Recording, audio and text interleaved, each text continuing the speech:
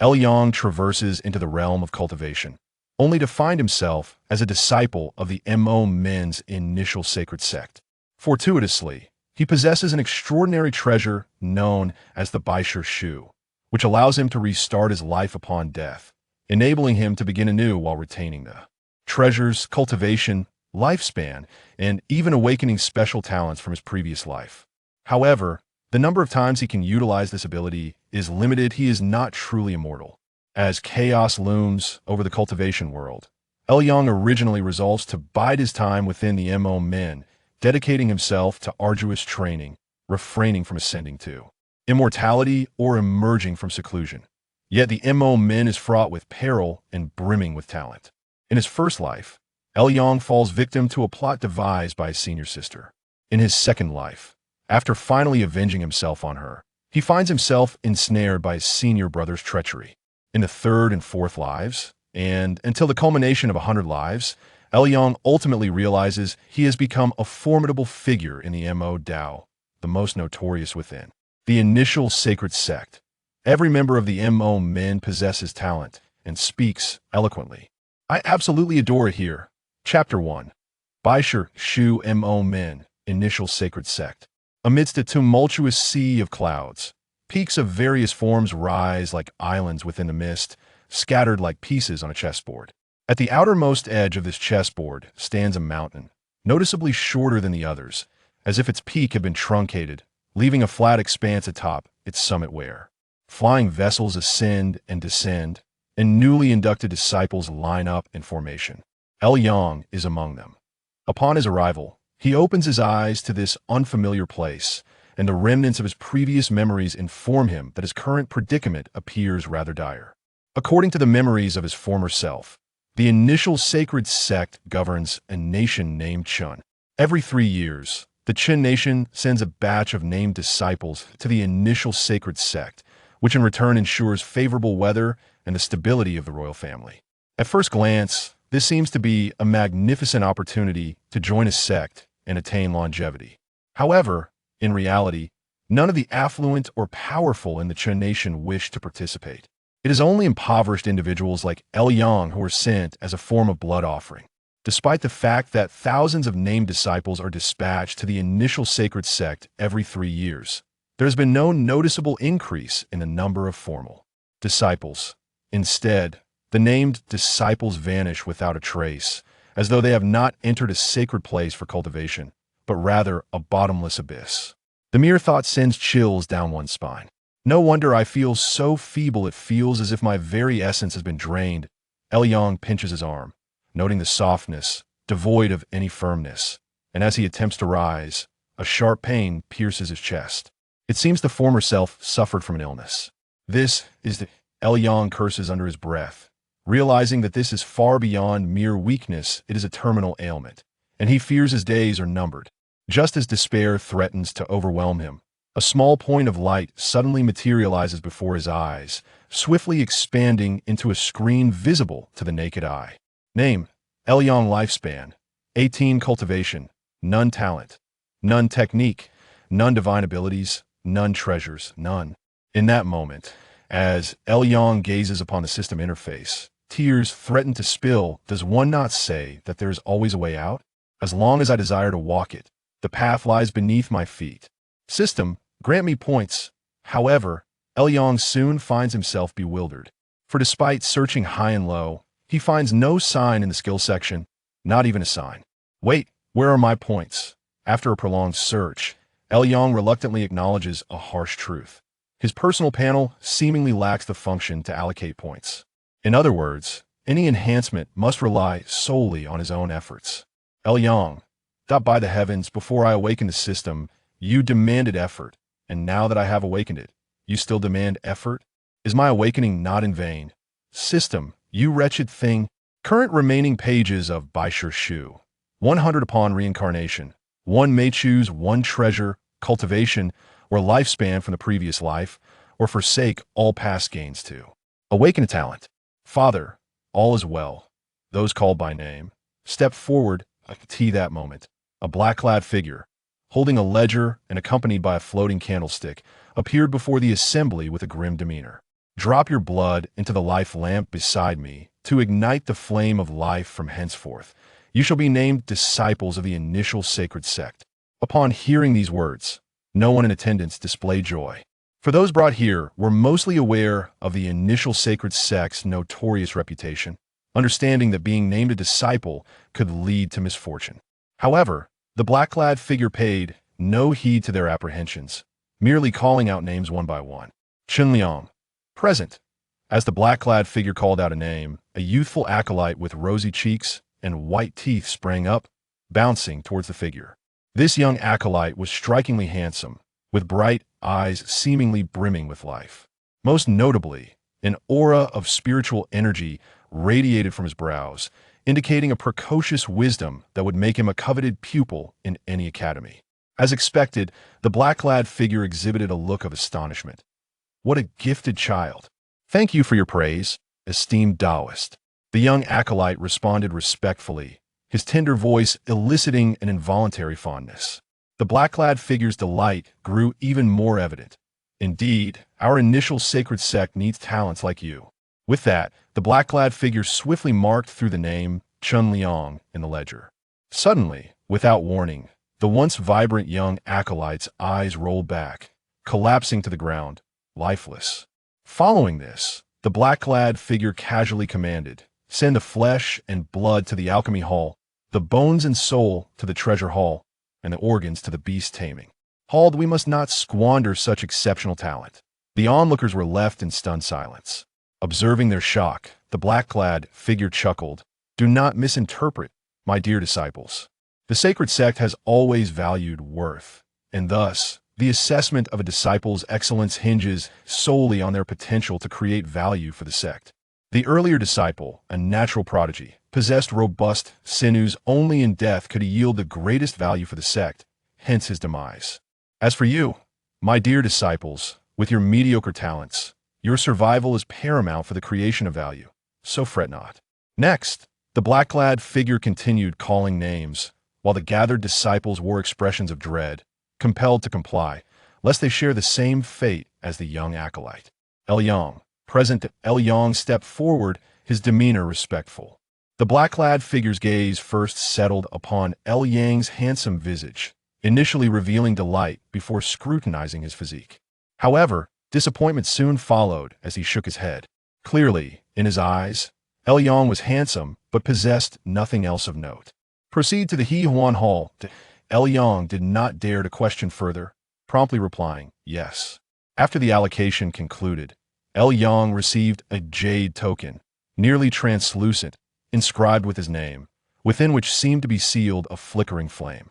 In addition, he was bestowed with a technique titled Yin Yang de Le Fu, the very cultivation method associated with the He Huan Hall, reputed to enable the cultivation of true qi. An entrance into the refining stage. The elder attendant leading the way casually remarked, "The life token contains your life flame. Remember to carry it with you." The sex formations and spirit plants and beasts recognize the token, not the individual. If you forget it when venturing out, do not blame me for your demise within the sect. Before long, a group of individuals was led before an imposing palace. Standing at the entrance was a voluptuous beauty clad in a long gown, the hem daringly slit to her thigh, exuding an alluring charm with every glance. "Glup!" El Yang clearly heard someone beside him swallow audibly. As the crowd gazed upon her, the beauty showed no signs of shyness. Instead, she covered her mouth with a soft laugh and playfully lifted the side of her skirt, revealing a jade pendant that swayed enticingly beneath the fabric. The inscription on the pendant read, "YSCHN. This is the hand din. I am YSCHN, and I could be considered a senior sister to all of you." In the next moment, El Yang felt the beauty's eyes brighten, her gaze fixating on him unabashedly. "This junior brother is quite handsome. He must be a disciple of the hand din." YSCHN chuckled lightly, then gracefully approached El Yang, her alluring figure captivating those around her. "I find you to be quite appealing. Come with me, and I shall introduce you to the affairs of the hand din." El Yang hastily clasped his hands in gratitude, saying, "Thank you, senior sister Y. Why be so formal?" YSCHN flashed him a playful glance before turning, her curvaceous figure swaying provocatively, igniting the fervor of those nearby. Elyong dared not gaze for long and silently followed A.S. disciples of the holy sect. There is a distinction between inner and outer sects. The outer sect consists of the four halls, Lianbao, Liandan, Yusho, and Han, which is where you, the registered disciples, will reside. Only by passing the trials of the four halls can one enter the inner sect, receive true teachings, and become an official disciple. You are fortunate to have entered my Han Din, for unlike the other three halls, the trials here are considerably less arduous. At this juncture, Chen suddenly leaned closer to Elyong. Do you wish to know what it entails? Please enlighten me, senior sister, Elyong replied, lifting his gaze. It is dual cultivation, her sweet voice whispered into his ear, akin to a lover's tender murmur. Before he could fully comprehend, a delicate hand had already rested upon his head. In an instant, Elyong gasped in astonishment. Chapter 2. Following heaven is easy. Defying heaven is difficult. To engage or not to engage, that is a perplexing dilemma. However, Elyong soon found himself free from such inner turmoil, for he had no power to refuse in broad daylight. Chen boldly laid her hands on him, stripping him of his garments in one swift motion. Hiss! Elyong's teeth chattered as he struggled. Senior sister, wait. At least find another place that no need. Right here will suffice. Elyong realized he could not refuse her. With the assurance of the 100 Lives book as a safeguard, he decided to yield and cease his resistance. In a fleeting moment, a fierce battle ensued. Point 1 was a true enchantress of the demonic sect, while the other was an unfortunate soul caught in a twist of fate. After a stick of incense burned away, Chen frowned in dissatisfaction. Is that all? What a waste. Seeing her displeasure, Chen scolded, with such a beautiful face, yet your essence is so lacking, how can you falter so quickly? Useless, utterly useless. Simultaneously, Elyong's complexion turned pale. He soon realized that the little remaining essence he possessed had completely flowed into Chen's body, leaving his already frail form even more emaciated. The YNWNGDLF. A sudden understanding dawned upon Elyong as he recalled the cultivation method assigned to him. It seemed the trial of the Han Din was, in fact, to have registered disciples engage in mutual essence absorption through the YNWNGDLF, akin to raising a spirit, with only the last one standing able to ascend to the status of an official disciple. Congratulations, senior sister Y. At that moment, several registered disciples approached, their faces brimming with flattery. By absorbing this last individual, senior sister should be able to cultivate Qi. Once you cultivate Qi, you will no longer be an ordinary person. Please take good care of us. In the future, we are willing to serve you. Witnessing this scene, Elyong suddenly smiled.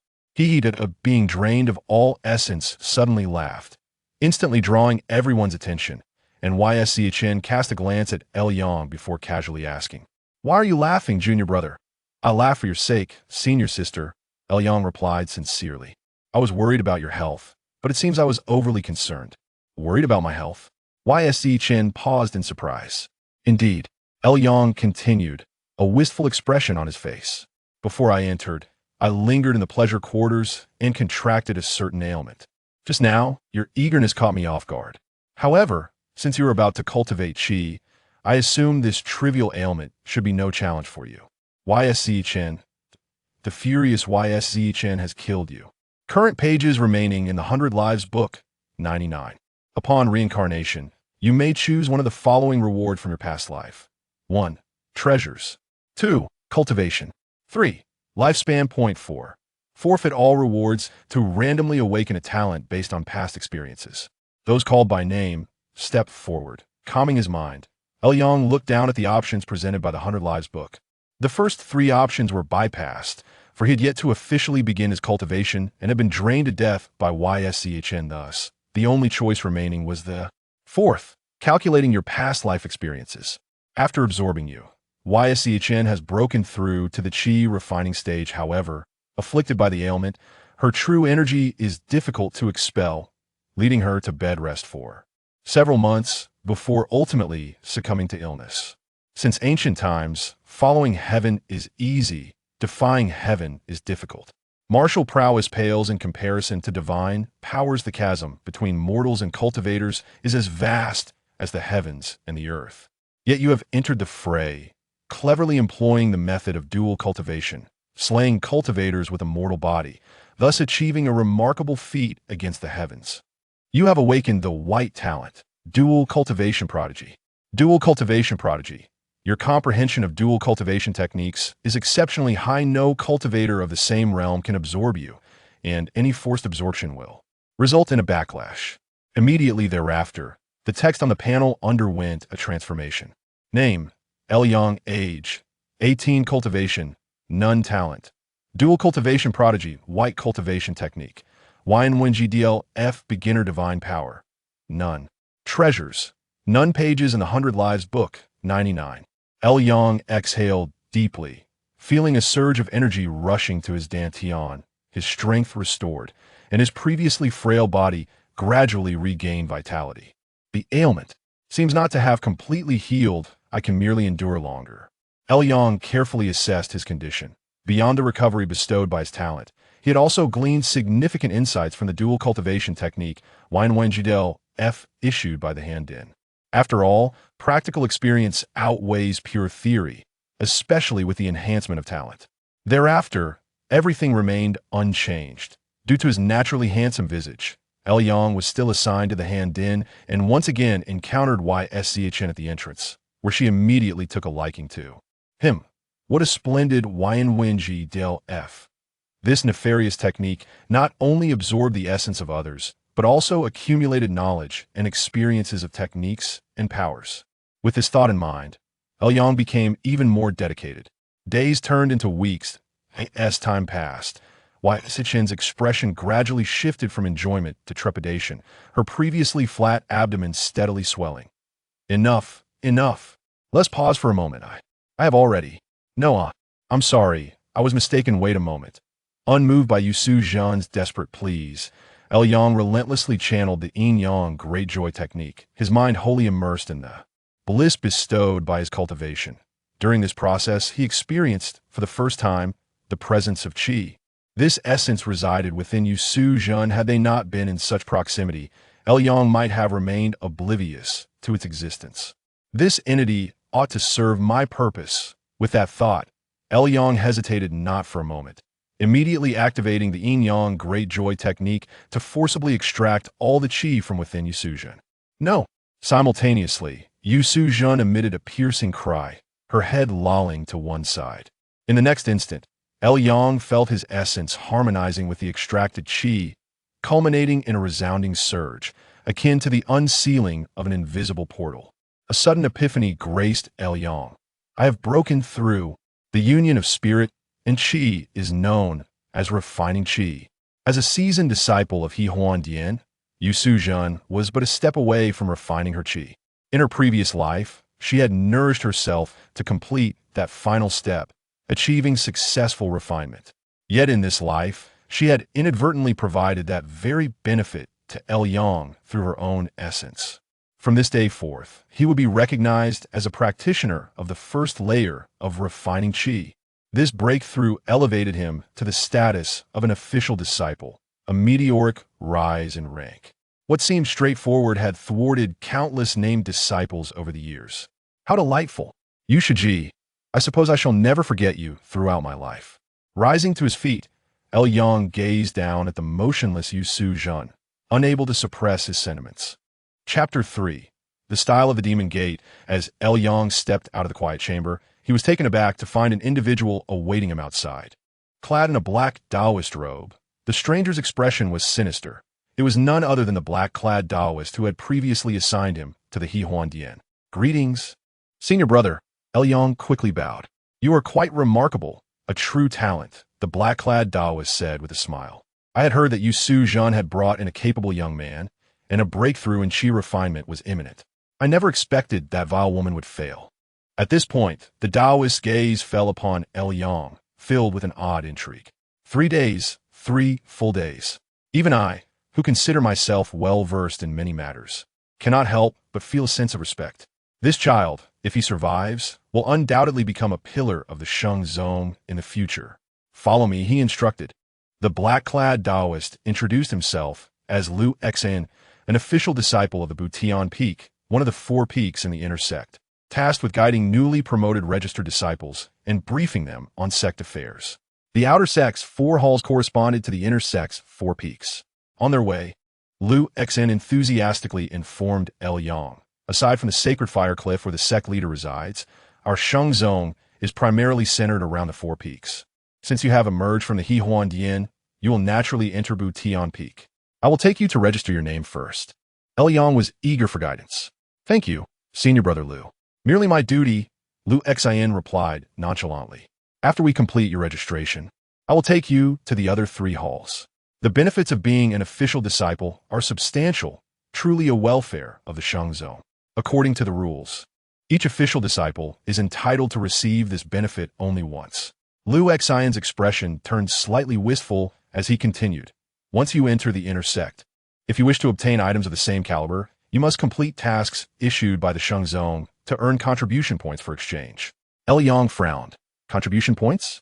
They are the currency issued by the Sheng Zone, Lu Xian explained. After you register, you should also be able to see them through your disciple token. Curiosity piqued. El Yang promptly followed Lu Xian to the registration area. The process was exceedingly simple. It involved merely relocating the life lamp he had ignited upon admission from the outer sect to the inner sect area. Subsequently, El Yang infused a wisp of true energy into the token at his waist, which immediately displayed the inscription, Official Disciple, El Yang. As an official disciple, the Sheng Zone graciously gifted him 50 contribution points, which could be utilized for the exchange of spirit stones, cultivation methods, magical tools, and training abodes. Upon entering the inner sect, he would need to pay 30 contribution points monthly to rent a training abode. Of course, he could also choose to purchase one. Newly promoted inner sect disciples could enjoy a 20% discount on the down payment within 10 years. Such introductions filled several pages. After thoroughly reading, El Yang concluded, the inner sect is merely a realm governed by wealth. With contribution points, one could traverse the world, acquiring techniques, elixirs, and magical treasures. In contrast, without contribution points, one would struggle to make progress, unable to even afford a dwelling. Simultaneously, El Yang understood the true nature of the benefits Lu Xian had mentioned. Each registered disciple, upon becoming an official disciple, could choose 1 magical tool, 1 elixir, 1 companion spirit beast, and 1 dual cultivation cauldron from the Li Nb Odn, Li Ndian Dien, Yshudn, and He Huan Dien, all without expending contribution points. From this perspective, it was indeed a privilege. El Yang, his thoughts racing, accessed the contribution point exchange list through his disciple token, revealing an array of options. Techniques, magical tools, elixirs, spirit beasts, and cauldrons. All the most affordable options required 100 contribution points.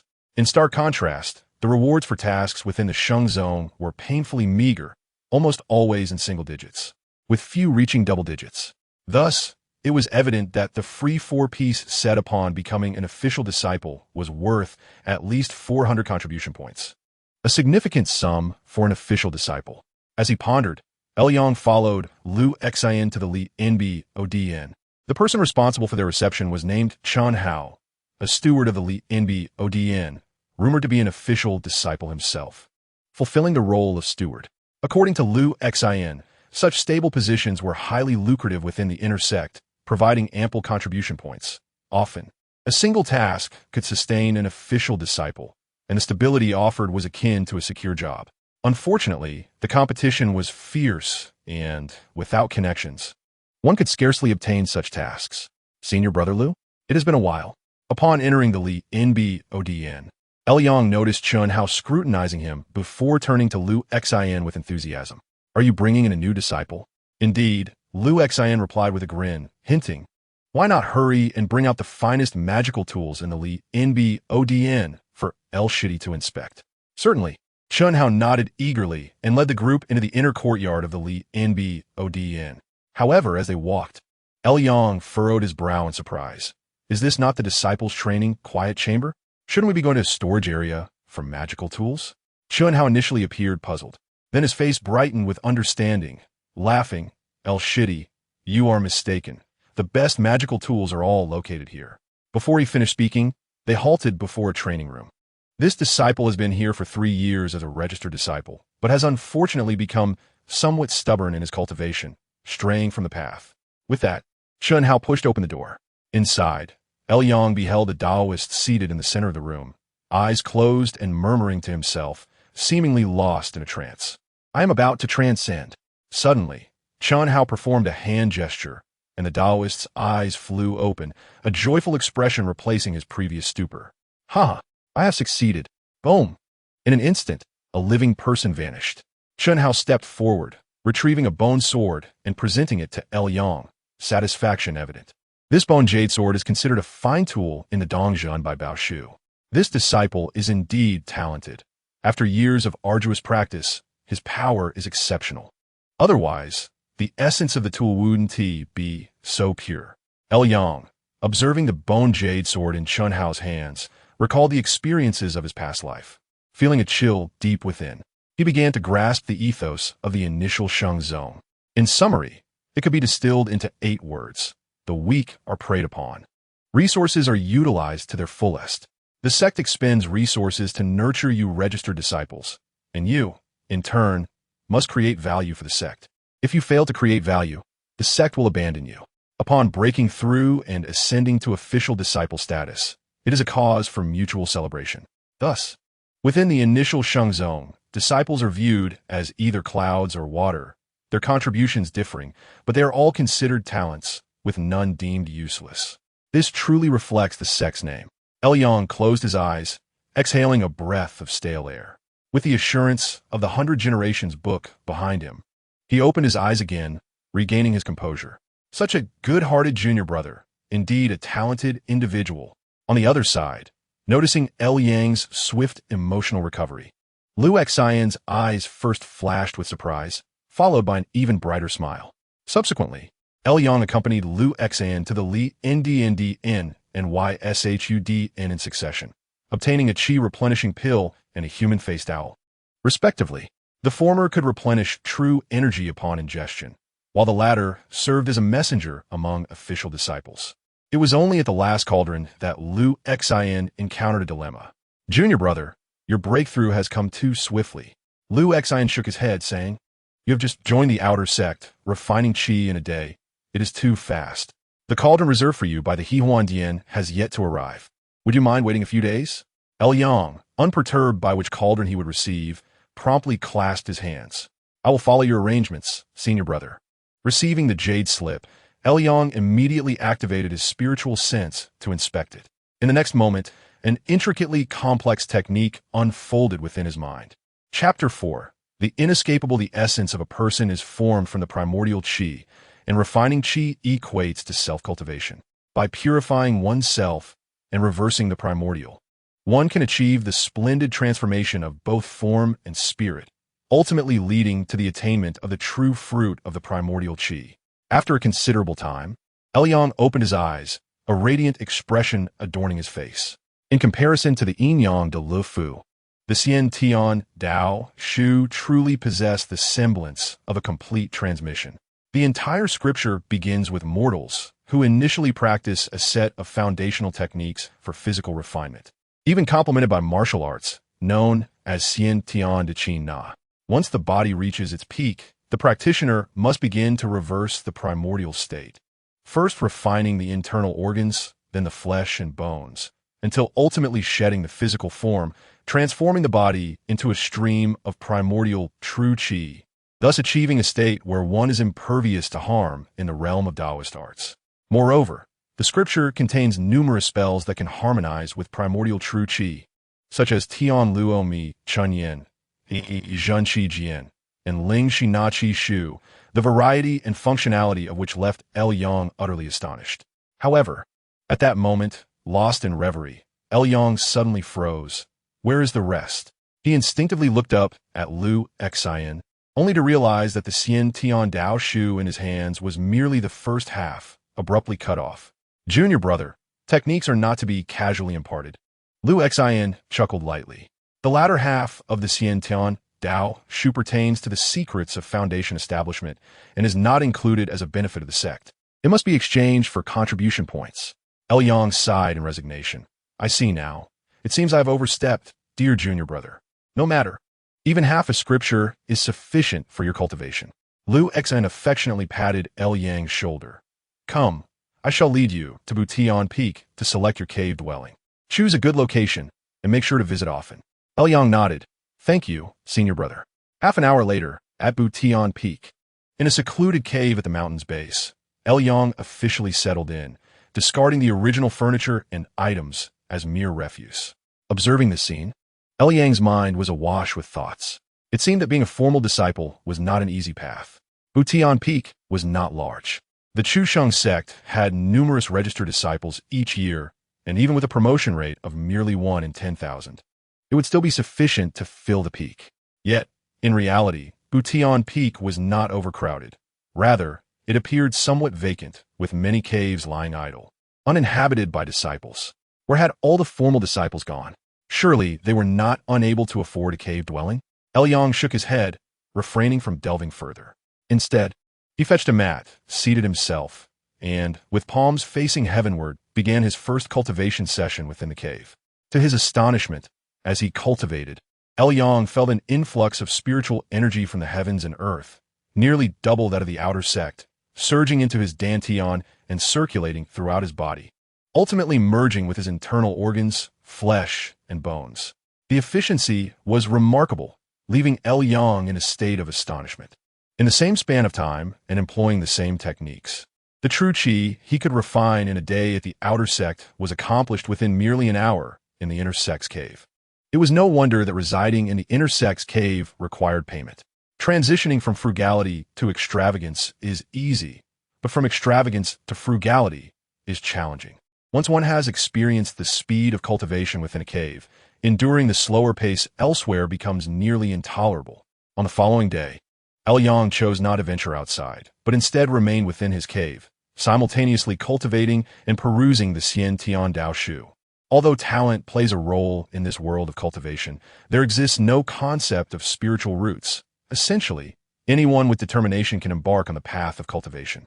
Nonetheless, this does not render the practice any less arduous. While mortals may pursue the Tao without the limitations of spiritual roots, the quality of the true qi they refine still determines the heights they may achieve in the future. This is the power of the techniques.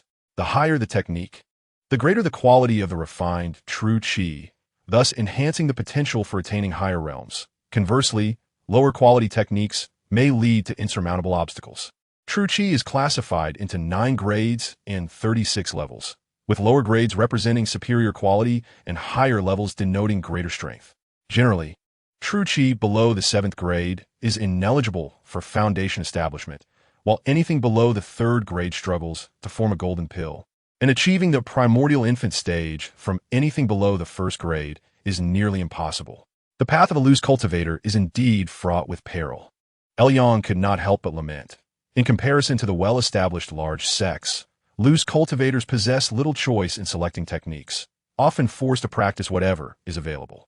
In such a predicament, even the most gifted and perceptive individuals find themselves at a disadvantage from the outset, ultimately left with lifelong regrets. The difficulties of cultivating immortality are thus laid bare. With this in mind, El Yang gradually furrowed his brow. The primordial true qi refined from the Xian Tian Dao Shu ranks as the 1st tier of the 6th grade, offering the practitioner hope for foundation establishment, which, strictly speaking, is not weak at all. However, it still falls short of his expectations. If he were merely an ordinary cultivator, it would suffice. Yet now, with the Baishu Shu, a remarkable treasure in his possession, promising a bright future, a technique that halts at foundation establishment can no longer satisfy his ambitions. If only he could acquire a supreme transmission of the 1st grade. El Yang envisioned this possibility, but then sighed. Alas, the path must be tread step by step. Taking too large a leap may lead to unforeseen consequences. He resolved to first practice the Xian Tian Dao Shu, achieving foundation establishment before considering further pursuits. Once the foundation is established, one could enjoy an extended lifespan of 300 years, akin to an entire dynasty for mortals, marking one as a significant figure in the realm of cultivation. With strength secured, he could then seek higher transmissions, and upon acquisition, commence anew. This cycle would inevitably lead to the realization of his dreams. As long as he maintained patience and refrained from recklessness, time would always remain a steadfast ally. a notion bestowed upon Yang by the Bai Shu. 10 days later, within Yang's cave, a white chi rose and coalesced, transforming into a billowing black smoke, then into an intangible chi sword, and finally into an ethereal figure reminiscent of a celestial being. I have succeeded. Though the Xian Tian Dao Shu is intricate, it is not overly difficult to practice. Within a mere 10 days, Yang had successfully shed his physical form, refining his body into a stream of true qi. Name, Yang. Lifespan, 18. Cultivation level, refining qi level 1. Talent, dual cultivation prodigy white. Technique, Yin Yang de Le Fu complete. Xian Tian Lian Qi 2A, Xing Ju complete. Divine powers, none. Treasures, none. By Shu Shu page count, 99. Gazing at the updated information within the Bai Shu, Yang felt as though he could walk on air, his state of being elevated to the utmost, even the affliction of his previous incarnation, the flower and willow disease, vanished without a trace. Suddenly, the overjoyed Yang's brow furrowed, abruptly halting his actions, and he turned his attention back to the Bai Shu, falling into a deep contemplation. Something seemed amiss. In the next moment, Yang finally discerned what he had overlooked. Yu Su Zhen, after supplementing you, has broken through to the refining qi realm. However, due to the deep-seated flower and willow disease, the true qi is difficult to expel, leading to months of bed rest, ultimately resulting in her demise. In his previous life, why did Sister Yu die? As a formal disciple, she must have also received the Xian Tian Dao Shu. If she succeeded in her cultivation and transformed her essence, how could she have perished from the flower and willow disease? Had she failed to cultivate? Impossible. Yang shook his head. The Xian Tian Dao Shu is not particularly difficult to practice, since Yu Su Zhen had the capability to break through to the refining qi realm, even with inferior aptitude. It would be inconceivable for her to not succeed within several months, unless she was practicing something other than the Xian Tian Dao Shu. In that instant, Yang felt as if plunged into an icy abyss. The sound of his heart racing had never been so clear, and his breath quickened. The excitement that had adorned Yang's face rapidly faded. The Xian Tian Dao Shu was specially prepared for me by Lu Xian. Yang recalled the scene he had witnessed in the refining treasure hall. That registered disciple had believed himself to be on the path to greatness, only to find himself on a path of self-destruction, failing to break through and inadvertently transforming himself into a magical artifact. Was this moment not eerily similar to that? Just then, a familiar and affectionate voice called out from outside the cave. Junior Brother L, are you there? Chapter 5. I will remember this grudge, Senior Brother Lu. He has come to visit. Junior Brother, I have once again fallen victim to experience, having foolishly harbored no doubts. The connection between HUNDN and BTI in F-ing is indeed profound, and it stands to reason that the content of the martial arts should pertain to dual cultivation.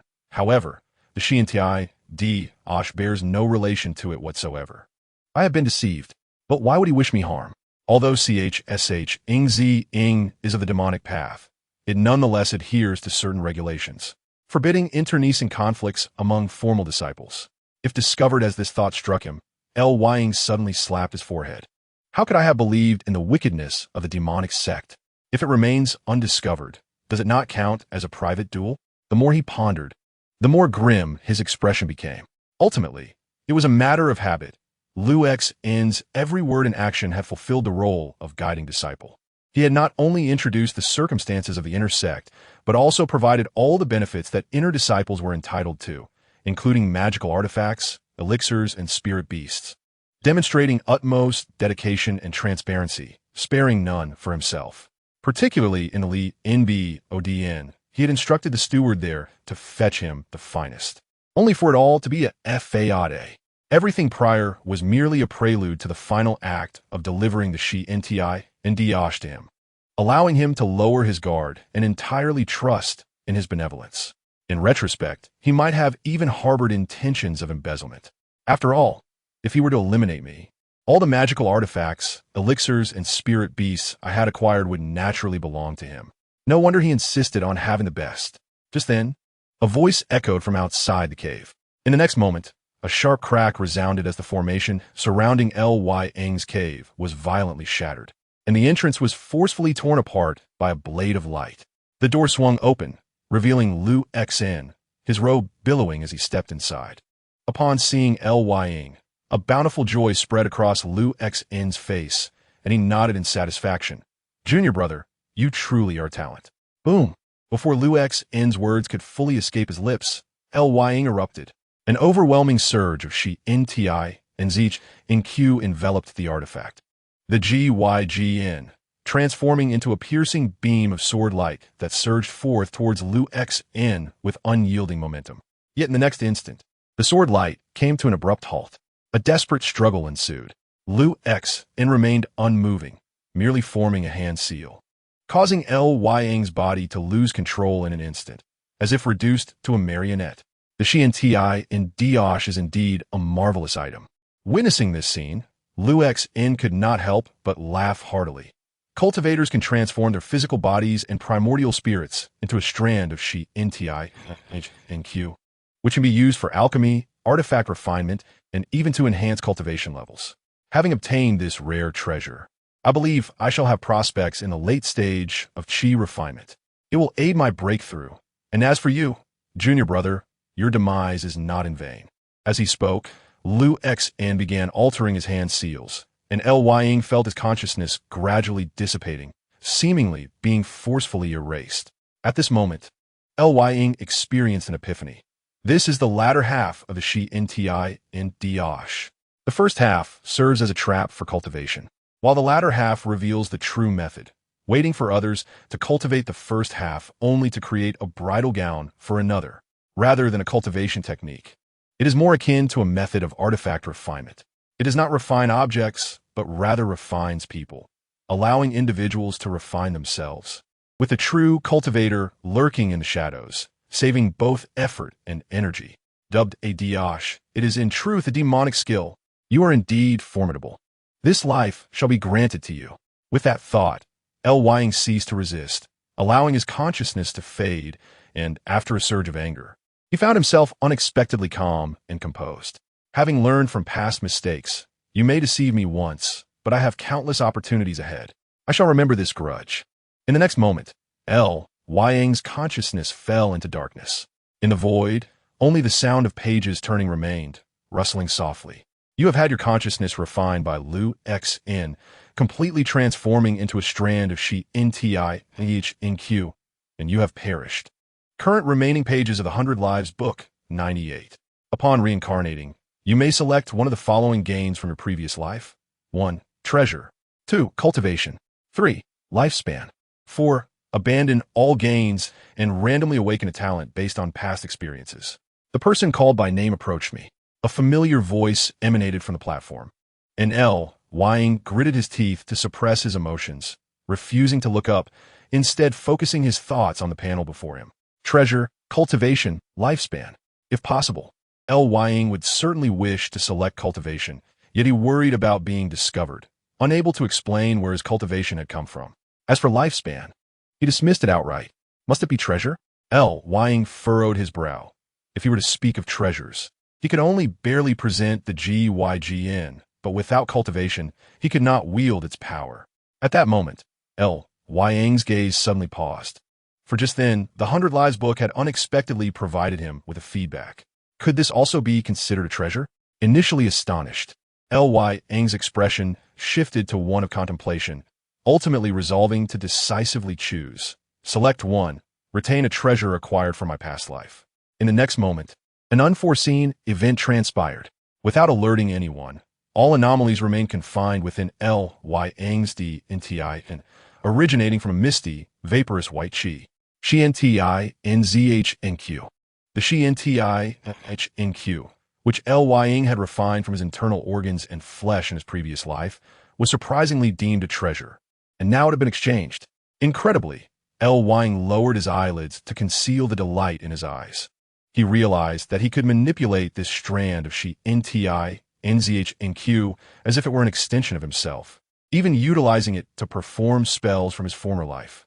Ordinarily, this should be impossible, as one must employ the secret techniques of the latter half to control Shi Nti NZH.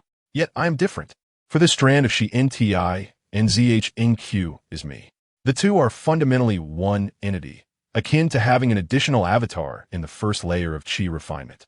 Moreover, just before my demise in the previous life, I heard Lu Xn mention that this Shi Nti Q, when used in elixirs, could assist in breakthroughs. This strand of true qi will prove invaluable in the future. Once he had organized his gains, Lying commenced his actions in this life. First, he was once again assigned to Chu Ndn.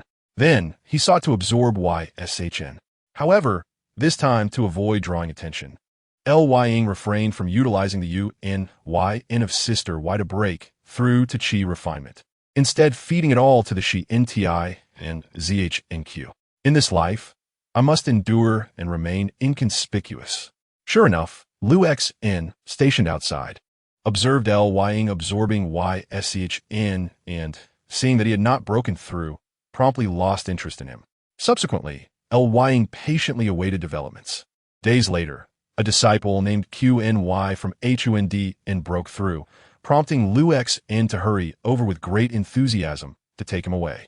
A few more days passed, and Lu Xn announced he was entering seclusion, with a different senior brother now responsible for guiding disciples. Yet Lying still did not reveal himself. Who knows what sort of person this new senior brother is? What if he is the same as Lu Xn? It is better to avoid being a standout. To be safe, I shall wait another month. Thus, another half-month elapsed, until yet another outer sect disciple successfully broke through to Qi refinement and remained unharmed, at which point Lying chose to advance. With the enhancement of Shi Nti and HNQ, Lying could indeed break through without dual cultivation. However, to remain inconspicuous, he casually sought out several outer sect disciples for absorption. This time, the formal disciple responsible for guiding him was notably more perfunctory, lacking the enthusiasm of Lu Xn, even displaying a hint of disdain. This is the library pavilion. After receiving his benefits, the other party led him to a tower, casually saying, "Take this token and go inside.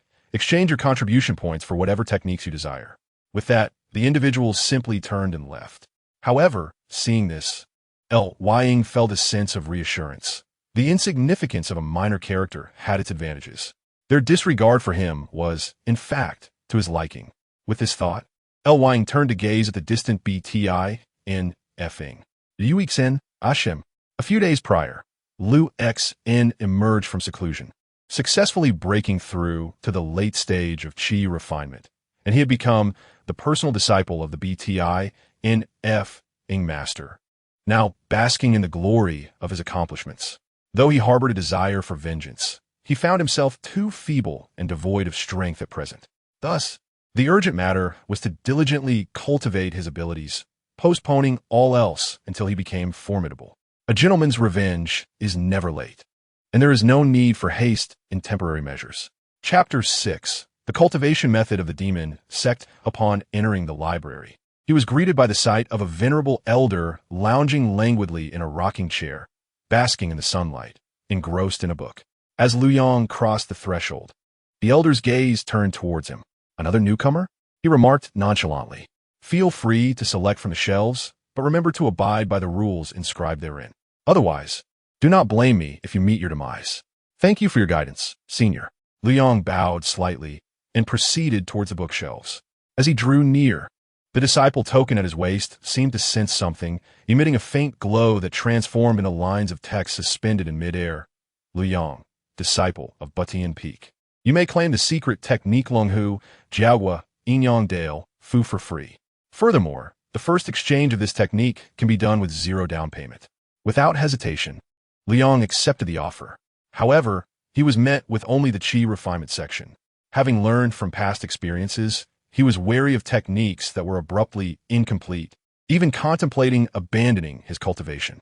Yet, after considerable reflection, he sighed, "I must practice. With practice, there may be hidden dangers in the future. Without it, there may not even be a future."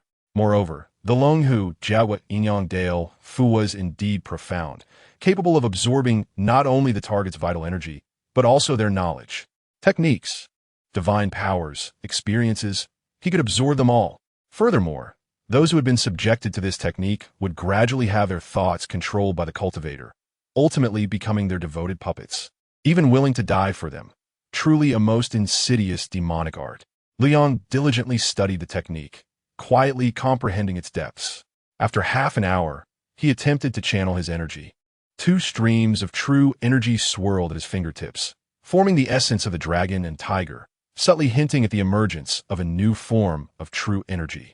However, the next moment, Liang's complexion paled as the true energy dissipated. Failure? He mused. That is to be expected. Although I have grasped the theory, I have yet to practice the dual cultivation method. After all, it is not meant for a single practitioner. Undeterred, Liang turned his attention to the dazzling array of books before him. According to the library's regulations, as a newly initiated disciple, he had one opportunity to exchange for a technique or divine power without a down payment. To his surprise, he discovered that the library contained not only demonic arts, but also numerous techniques from righteous sects, encompassing a vast array of fields, divination, sword techniques, 5-element methods, everything one could imagine. After much deliberation, he made his selection, Shunxiao Yujian Jinjue, priced at 1,000 contribution points. It has been detected that this is your first exchange. You may defer the down payment with an annual interest rate of 36, to be repaid over 10 years. Do you wish to proceed with the exchange? What? Liang nearly erupted in expletives. An annual interest rate of 36 meant he would owe 460 contribution points each year, totaling 600 points over 10 years. A loan of 1,000, and yet he had to repay 600? This was preposterous. But then, a spark of realization ignited in Liang's eyes. For others, such a high-interest loan might be a financial pitfall, but for him, it was of little consequence. Worst case, he could start anew. What did a previous life as loan mean to him? Hence, if he so desired, he could completely exploit the library's techniques without recompense. With no intention of repayment, Liang became considerably more composed, and with a grand gesture, he secured the Xinxiao Yujin without batting an eye. What transpired next was unexpected. The technique is currently being delivered and is expected to arrive at your cave within 3 days. Please be patient. Upon reading the message on his disciple token, Liang felt perplexed. What did it mean that the technique was being delivered? Was it a unique copy, not recorded elsewhere? Nevertheless, he trusted that the Chu Sheng Sect would not simply deprive him of his technique. Before departing, he approached the elder at the library's entrance once more. This senior, Liang began, but the elder interjected, I am not a senior, merely a disciple of the sect, just a bit older than you. Liang paused, then corrected himself, brother, do you know if there are any cauldrons available for us to cultivate dual techniques?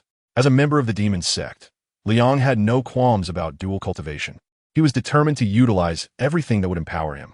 A cauldron, you say? The elder glanced at Liang and suddenly asked, did you take out a loan to purchase the technique? Liang was taken aback, but nodded. Then you need not worry about that matter. At this, the elder's face displayed a hint of enigmatic amusement.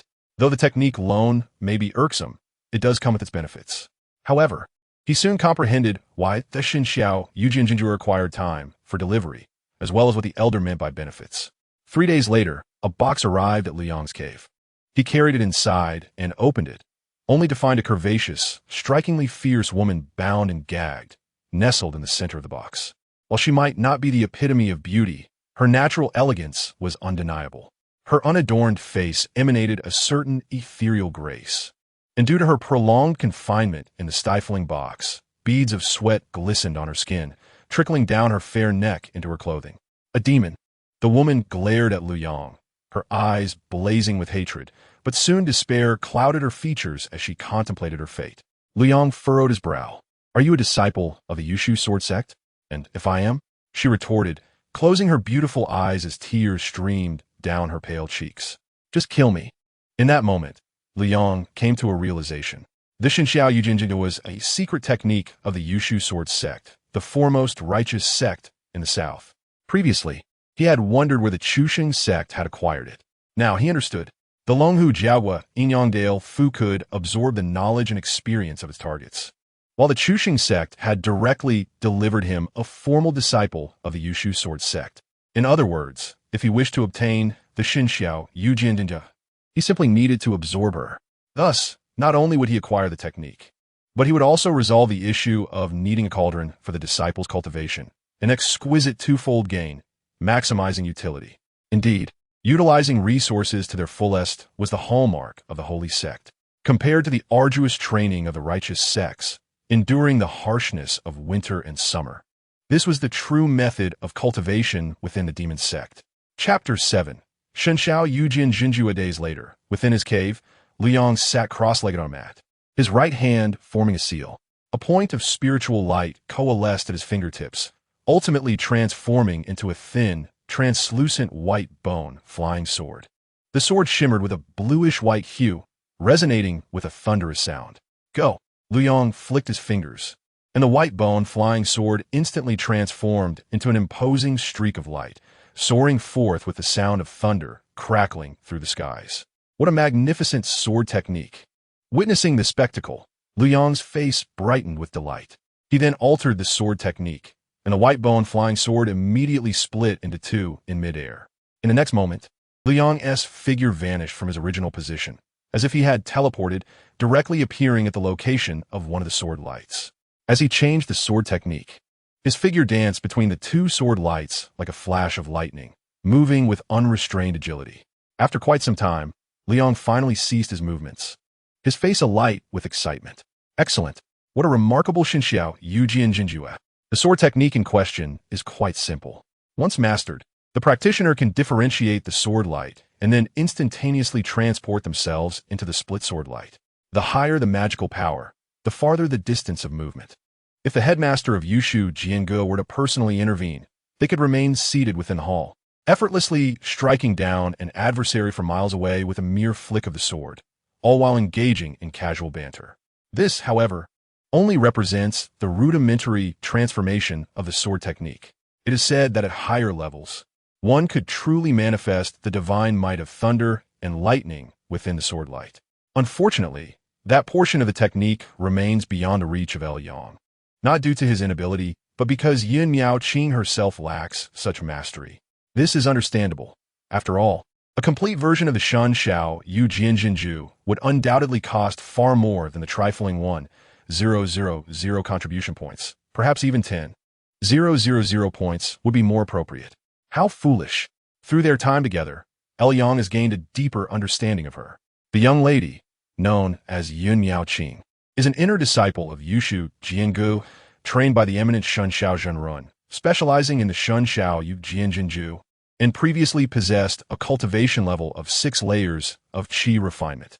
Yang gazes curiously at Yun Miao Qing, inquiring if he has misused the sword technique. She turns her head away, retorting, "Do you think I would reveal that to you? You fiend! Even if you have stolen my technique, it amounts to nothing more than imitation." Yang shakes his head, stepping closer to her with an expression of helplessness. "Are you truly unwilling to share? Or must I compel you to use that?"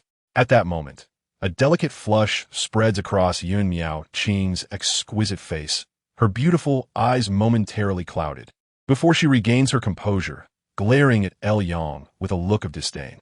"You think I would yield to such a demonic art? You are mistaken." Gazing at the mark upon her, Yun Miao Qing bites her lip in humiliation. That instance was merely you taking advantage of a fleeting opportunity. She tightens her grip on the pendant around her neck, an intricately crafted small white jade sword, a magical weapon exclusive to disciples of Yushu Jiange, serving a purpose akin to Yang's disciple token. "I am a disciple of Yushu Jiange, and I shall never ally with demonic paths. This conviction will not waver. Even if your dark arts are formidable, the hearts of men cannot be swayed by such malevolent temptations. My loyalty to the sword sect will remain steadfast. I swear this upon my magical sword." With that declaration, Yun Miao Qing grits her teeth, her gaze resolute as she regards Yang, resembling a pure lotus flower, emerging untainted from the mud. A day later, within the cave dwelling, Yang sits cross-legged on a mat, his heart aligned with the heavens. After a considerable time, he exhales a heavy breath, while Yun Miao Qing raises her swan-like neck, releasing a tranquil sigh.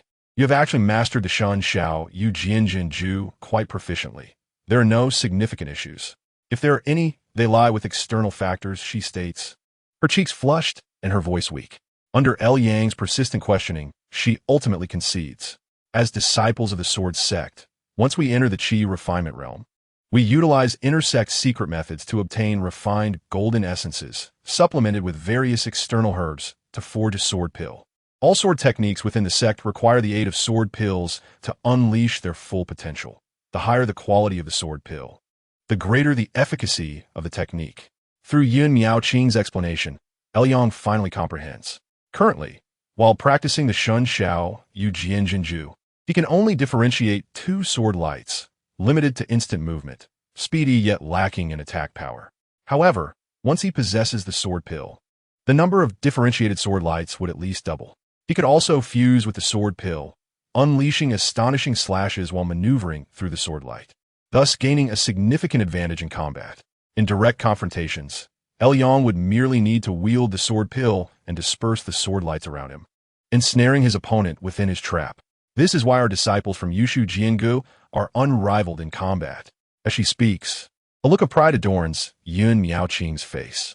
Yet, the next moment, asElyong makes a sudden movement, her expression of pride dissipates, replaced by a blush as she involuntarily lets out a soft sound. Yun Miaoqing, with her beautiful eyes shut, waits silently for a moment. But upon noticing Elyong's stillness, she shifts restlessly, then opens her eyes. "You fiend, you!" Elyong rises, changing into fresh garments. "So it was merely a matter of the sword pill. I understand the forging method now. You may rest." Yun Miaoqing suddenly separated. All that remains on Yun Miaoqing's face is confusion. Is this a joke? Is it really over? What about the harvesting? I need to earn some contribution points. As he exits the cave dwelling, Elyong begins to contemplate his future. Within the initial holy sect, there are numerous avenues to earn contribution points, including but not limited to holding various positions within the sect, selling personal items, rewards for completing bounties, and undertaking sect tasks. However, as a disciple lacking connections, assets, and strength, with no pathways to obtain a sect position, and most of his possessions being worthless, he finds himself unable to complete high-paying bounties. Thus, he is left with no choice but to accept sect tasks to barely scrape by. Elyong grows increasingly frustrated. I've embarked on the path of cultivation, and yet I must resort to manual labor. Chapter 8. The tale of cultivating like cattle or horses. Very well. If I must labor, so be it. Elyong quickly adjusts his emotions. Strictly speaking, I could simply choose to end my life and restart. However, the pages of the Baishir Shu are limited, and such a direct restart would be too wasteful. Although I have now become an official disciple, my understanding of the initial holy sect remains minimal, and my knowledge of the cultivation world is confined to what I have read in books. While I entertain thoughts of restarting, I should strive to survive longer in this lifetime to accumulate advantages for the next. Within the multitude of cave dwellings on Butian Peak, only two stand out prominently. One is the cave of the Peak Master, while the other is a tall building named Shangong. Most transactions among formal disciples, bounty postings, and the acceptance of sect tasks occur within Shangong, where protection from the holy sect is guaranteed. Elyong enters Shangong and approaches a counter. "Excuse me, is this where one can obtain sect tasks?" "What a question, you!" As the words leave his mouth, the young Taoist at the counter glances at Elyong with indifference. But upon noticing his handsome visage, his eyes brighten. In the next moment, a friendly smile graces the young man's face. "What do you mean by senior brother?" "My name is Zhao Su He, a disciple serving in Shangong. You must be a new entrant, as I have not seen you before." "I am Elyong. Pleased to meet you, senior brother." Elyong hastily bows and activates his disciple token to confirm his identity. Zhao Su He examines the token, his expression softening further, his smile broadening. Very good. Junior brother, you are quite the striking figure." He scrutinizes Elyong with an unsettling gaze, then suddenly states, Junior brother, since you seek a sect task, I happen to have a task, or rather, a path to wealth that I can offer you. If successful, it will surely pave the way for your future in cultivation." "Really?" Elyong feigns interest on the surface while remaining vigilant internally. "Absolutely. It couldn't be more genuine." Zhao Su He beams, gesturing toward the peak of Butian. "The current peak master is seeking a suitor for his daughter. And I see you possess the looks, Elyong. I came seeking a sect task to earn a living through my own efforts. And you propose that I become a kept man? What is this? What, are you unwilling?" Seeing Elyong's stiff expression, Zhao Su He becomes even more insistent. "This is a tremendous opportunity. If you can enter the Peak Master's Cave, you will become a foundation-building disciple with access to contribution points, techniques, and resources in abundance. If you take this step, you will save yourself 60 years of detours. Despite Zhao Su's extravagant claims, Yang remains unmoved. In truth, if living off others were a viable option, Yang would be quite indifferent. Yet, where's this place? The initial sacred sect, the orthodox path of the demonic way. With the cautionary tale of Lu Xian in mind, how could he possibly trust Zhao Shu's so-called proposal of marrying into the family? There must be an ulterior motive. Contemplating this, Yang let out a sigh and said, Zhao Shixiang, it is not that I am unwilling to become a son-in-law, but I truly have my own difficulties. Zhao Shuhe was momentarily taken aback. Difficulties? Yang, with a face full of reluctance to speak, confessed, I am afflicted with a certain ailment. Upon hearing this, Zhao Shu's eager demeanor swiftly turned cold. The ailment in question was not insurmountable. He had means to remedy it. The crux of the issue lay in why Yang had contracted such a malady. Regrettably, Zhao Shuhe shook his head, for no matter how handsome Yang might be, the Peak Master would never permit his daughter to unite with a man who had brought such affliction upon himself. Yang respectfully replied, Thank you for your concern, Shixiang. Given Yang's respectful attitude, Zhao Shu's expression softened somewhat. In that case, I shall assign you a suitable task. What sort of task do you desire? Yang responded, One that offers high contributions and is relatively safe. Zhao Shuhe maintained his smile, clearly having anticipated this, for new disciples usually sought such tasks. I happen to have one. He then handed Yang a jade slip. The yin-yang immortal flower requires the essence of blood and true qi from a refining qi realm cultivator to thrive. The Butian Peak purchases it at a premium, with each flower yielding 150 contribution points. Zhao Shuhe kindly remarked, this task was issued by the Peak Master himself. There is no limit to the quantity. You may harvest as many as you can grow, and you need not possess any particular skills in spirit plant cultivation. The yin-yang immortal flower is highly adaptable. As long as it is planted within a cave dwelling, it will not easily wither. Initially, Yang was somewhat tempted by this offer, but soon he shook his head. Noticing this, Zhao Shuhe frowned. What is the matter? Thank you for your guidance, but I must pay next month's cave dwelling rent and truly lack the means to purchase the flower seeds. Yang replied with a bitter expression. I see. Zhao Shuhe then extended his hand. Hand me your disciple token. Yang obediently complied, and moments later, he was astonished to find that 500 contribution points had mysteriously appeared on his token. Zhao Shuhe smiled slightly. This is your reserve contribution points from the Sana Society. You may use them as needed. Take them to buy the flower seeds. Yang furrowed his brows. Shixiang, isn't this akin to a loan? The Sana Society is a major force within the inner sect of the sacred sect. New disciples can enjoy 30 days of interest-free borrowing, making it far cheaper than the sacred sect's loan system. And you did wish to purchase the flower seeds, did you not? Zhao Shu's tone was amicable as he continued. We have a brother in the Sana Society who specializes in selling these. Since you borrowed from us, I can speak to him on your behalf to sell you the seeds at cost price. Such a good deal exists? Yang exclaimed with delight. It seems there is a mutual affinity between us. Zhao Shuhe laughed heartily. Otherwise, I wouldn't divulge this opportunity to just anyone. Afterward, Zhao Shuhe produced another jade slip and handed it to Yang. This is the communication slip for that brother. I wish you prosperity soon. Thank you, Shixiang. Yang expressed his gratitude profusely as he departed. Watching his retreating figure, Zhao Shu's lips curled into a cold smile, and he promptly began searching for his next target within the Shengong building. A loan of 500 contribution points could buy 10 flower seeds, with an annual interest rate matching that of other loans. With diligent care, watering with essence blood, and nurturing with spiritual energy, it would likely take a year for them to fully mature, yielding 1,500 contribution points. After paying the rent, he would only have 1140 contribution points left. With the principal and interest of the loan amounting to 460, he would have 680 contribution points remaining. And then the principal of 500 plus interest of 180 for the flower seeds would be due. What happened to my money? This is outrageous. They calculated everything, leaving me with nothing even for meals. Truly, this is the initial sacred sect. As a disciple of the sacred sect, I begin with debt, only to be stretched thin by the sect's financial demands, with the contribution points earned from tasks barely covering my expenses.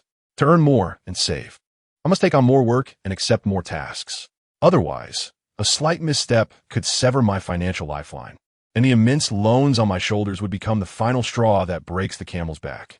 If one is willing to endure hardship, they shall have endless suffering. In essence, they leverage the dire needs of the lower-tier disciples, compelling them to toil relentlessly, thereby contributing to the glory of the initial sacred sect. Such a travesty. Reflecting on this, Yang could not help but curse vehemently, then reassured himself.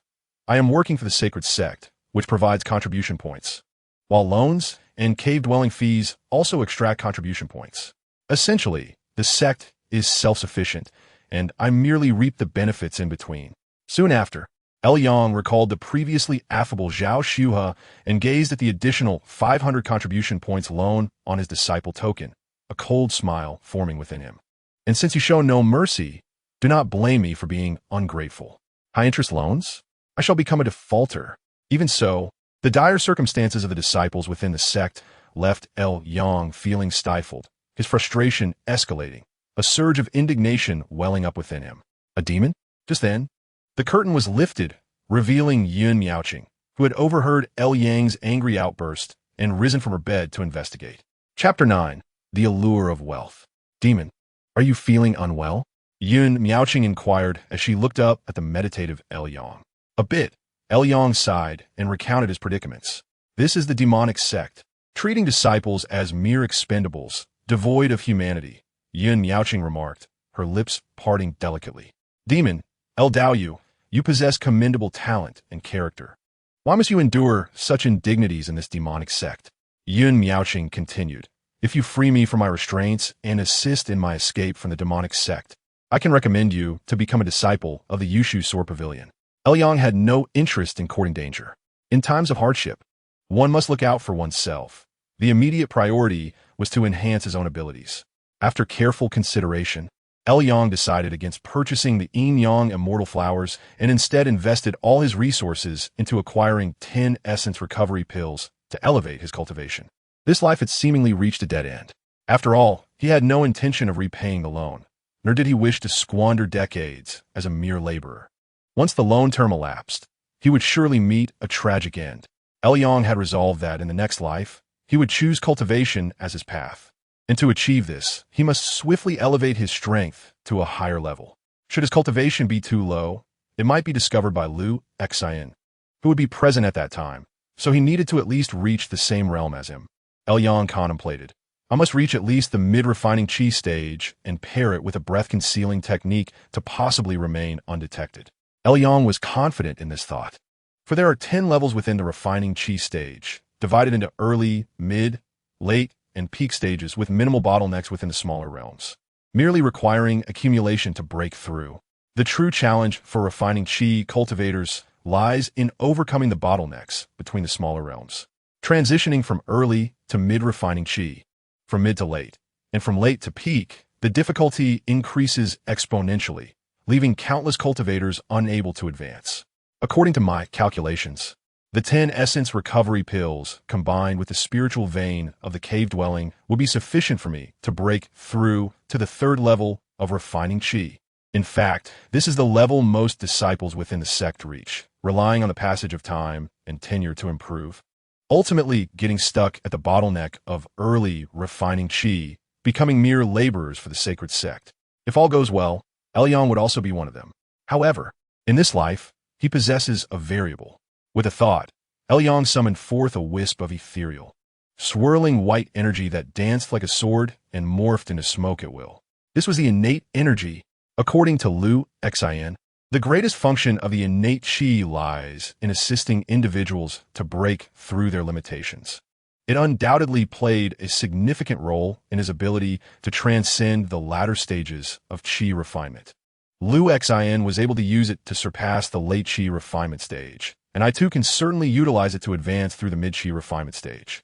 As long as I can surpass the mid-qi refinement stage, this lifetime will not have been in vain. If necessary, I can simply restart, and in my next life, my cultivation will be even higher, providing me with a superior starting point. After a brief moment, a voice echoed from outside the cave dwelling. The vitality pill he had ordered had arrived. Yang stepped outside, only to behold a woman clad in plain garments, whose beauty rivaled that of Yun Yaoqing, and whose figure was even more voluptuous. "I am Qing Chun. Honored to meet you, junior brother L." The woman offered a graceful bow, followed by a gentle smile that seemed to possess a captivating charm, evoking an instinctive fondness in those who beheld her. "I have been tasked with delivering the vitality pill you purchased. Please present your token for inspection." Yang was familiar with the procedure and complied without delay. During their exchange, the enchanting Qing Chun softly probed, "Junior brother, acquiring such a large quantity of pills, have you perhaps come into some fortune?" "Sister, you flatter me," Yang replied, shaking his head with a pained expression. "I merely borrowed several loans, contemplating an enhancement in my cultivation to undertake more lucrative tasks." "I see." Qing Chen nodded, her concern evident. "Junior brother, there is no need for self-deprecation. What formal disciple does not carry a few loans? However, if I may speak frankly, you still lack adaptability." "Oh." Noticing Yang's interest, Qing Chun smiled slightly. "The sect's tasks are limited. Relying solely on them will not suffice to clear such debts. In the Holy Sect, it is impossible to achieve wealth by merely treading the beaten path." Qing Chun continued softly. "I had initially assumed you stumbled upon a cave left by a senior brother, profiting from its bounty, which prompted my inquiry. I did not expect otherwise." Yang's gaze fell, his expression inscrutable, yet he feigned intrigue. "I am rather dim-witted. I would appreciate it if sister could elaborate." "Junior brother, do you know that the Holy Sect is established amidst the celestial cloud sea?" Qing Chen said lightly. "Within the sea of clouds, aside from the 4 inner peaks, there are many other mountains established by former true disciples and elders. However, the path of immortality is long, and over the years, many have perished. Yet when they fall, their peaks and caves are not dismantled but remain within the sea of clouds. While there is some risk, each cave presents an opportunity. Even a modest harvest can yield vast contribution points. If you're interested, I have recently discovered a relatively safe cave." "Is that truly the case?" "I find it hard to believe." Yang scoffed internally, for Qing Chen's coaxing demeanor was reminiscent of Lu Xin from his previous life, who had deceived him into cultivating the innate scripture. This was clearly a bait and switch. What cave opportunities merely allure? It seemed he had revealed his wealth, prompting this newcomer, seeing a fledgling disciple purchasing so many spiritual pills, to attempt to deceive him into a trap for personal gain. Upon this realization, Yang displayed a facade of contemplation. "I need to consider this." After a brief pause, he resolved, "No, I shall not proceed." Moments later, Qing Shen, having regained her composure, nearly ground her teeth in frustration, her beautiful countenance now marred by anger. "This Yang actually dared to play me." Turning away, Qing Chun swiftly made her way to another cave. Inside, a young man in splendid robes awaited her arrival, and upon perceiving Qing Chen's displeasure, he frowned in unison. "Did you fail?" Qing Chen shook her head. "This individual is excessively cautious. Moreover, Brother Zhao, he has borrowed money but chose to purchase pills instead of the yin-yang immortal blossoms. I suspect he never intended to repay. Wants to default? Perhaps in his next life." Zhao Suhi chuckled coldly. "Do you not know that each newly initiated disciple has a price set for them by the sect? If he wishes to enhance his cultivation, let him. As long as he remains, a higher cultivation will only increase his value."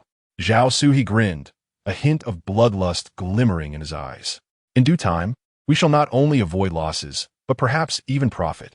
Furthermore, he has the means to purchase these pills, yet his life is not guaranteed.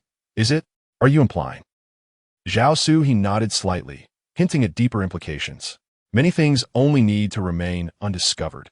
Upon hearing this, Qing Chen's eyes sparkled with renewed interest. Chapter 10.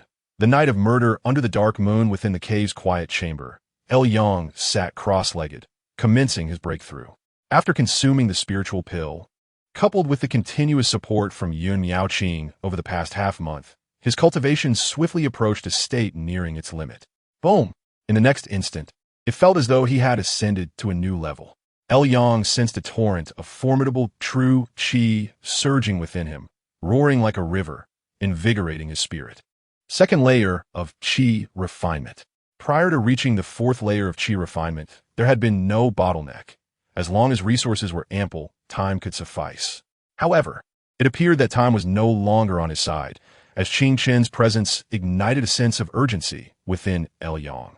He could not forget that in his past life, Liu Xan had brazenly invaded his cave. If Liu Xan could do it, could Qing Chun not also follow suit? The cave was not a reliable sanctuary. What remained truly dependable was his own cultivation and strength.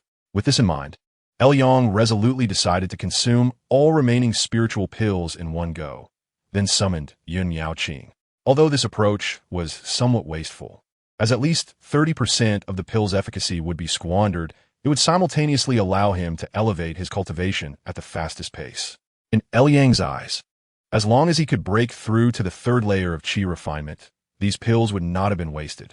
Time flew by, and in the blink of an eye, 3 days and nights had passed.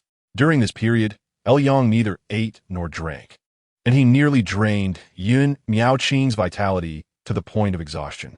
Finally, he sensed he had broken through a thin barrier. I did it. Yang's internal gaze surveyed his entire being, feeling a vast flow of true qi coursing through his meridians, akin to a mighty river. It seemed boundless, yet he could no longer attain any further progress. At first glance, it appeared that his cultivation had reached completion. This was the bottleneck. To advance further would mean reaching the fourth layer of qi refinement, transitioning from the early stage to the mid-stage, and he would be qualified to hold a position among the esteemed disciples of the holy sect.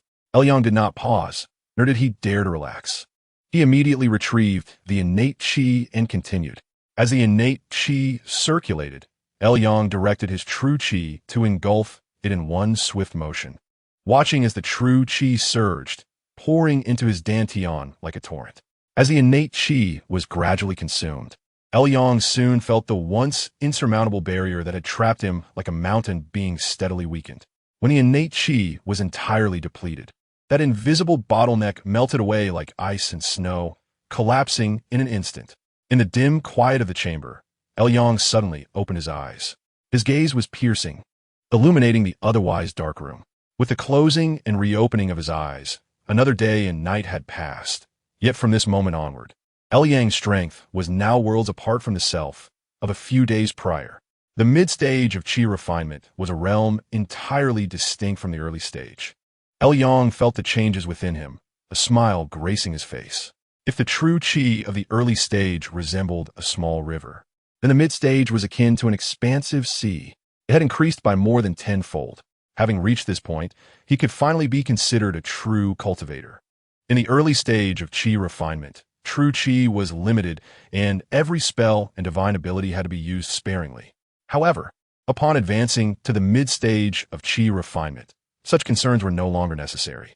Common spells could be executed effortlessly, and the true qi consumed could be replenished in mere breaths. Excellent, excellent. Yang exited the quiet chamber, retrieving a white bone flying sword. With a mere thought, the sword instantly split into 10 beams of sword light, enveloping the entire cave. With a whoosh, the sword light surged fiercely, and Yang performed the Shunshao sword control technique, merging himself with the sword light, feeling an unparalleled exhilaration. All thanks to Liu Xan. Had it not been for this innate essence that perfectly aligns with me, I would have been utterly incapable of breaking through. I would have been stalled at the third level of qi refinement for several years. No wonder Liu Xan abandoned the Yin Great Joy poem to cultivate that innate scripture. Unfortunately, his intentions were misguided, using others as tools. After obtaining it, Liu Xan wreaked havoc without knowing how many lives he shattered, all stemming from that innate scripture. Such a malevolent technique is indeed meant to be mine. A sudden wave of greed surged within Yang. No rush, patience is a virtue. There shall be another life to pursue this. As he pondered, his brow arched as he gazed towards the entrance of the cave. For a flicker of sword light he had projected had just been triggered by someone. Someone is here? A glint of cold light flashed in Yang's eyes, accompanied by a tinge of relief. He was fortunate to have acted decisively, preferring to waste time than to remain stagnant in his cultivation. Had he not done so, he would have been oblivious to the outside world during his seclusion, leading to his inevitable demise. A lesson learned. With that thought, Yang quickly reined in the energy he had just unleashed, while his murderous intent intensified, resembling a hunter patiently awaiting his prey. With a soft crack, the cave entrance was silently pried open, and soon after, 3 figures stealthily slipped inside. Clad in black and donning masks, their true aura remained concealed. Yang, hidden in the shadows, marveled at their skill. Had he not just broken through and elevated his cultivation, he would have scarcely discerned their true nature, mistaking them for ordinary individuals. Their ability to mask their presence was truly exquisite. The leader of the trio gestured silently, and without uttering a word. The others understood and swiftly dispersed, intent on searching the cave. In the next moment, the foremost black-clad figure felt a flicker before his eyes, followed by a radiant sword light that, with a piercing whistle, appeared before him. "This is bad." The black-clad man's expression shifted dramatically. He had no time to defend, only able to roll sideways in an attempt to evade. But how could a mere mortal's speed compare to that of a flying sword? Swish! The sword light flashed, and a column of blood erupted skyward, mid-stage of chi refinement. The leader, evidently perceptive, instantly recognized Yang's cultivation level from the sword's might and quality. Exclaiming in shock, simultaneously, he cursed inwardly. "Damn it, Ching Chun, is this a new disciple? A soft target?" And Yang, clearly mid-stage chi refinement, could easily overpower the three of them in their initial stages. Yet here he was, attempting to deceive and ambush them. What a joke! Seeing the sword light approaching, the black-clad man hastily formed a hand seal to conjure a protective barrier while shouting loudly, "Misunderstanding. This is all a misunderstanding." Boom! Yang, deaf to his pleas, swung the sword light, which instantly cleaved through the man's protective barrier, bringing it to the brink of shattering.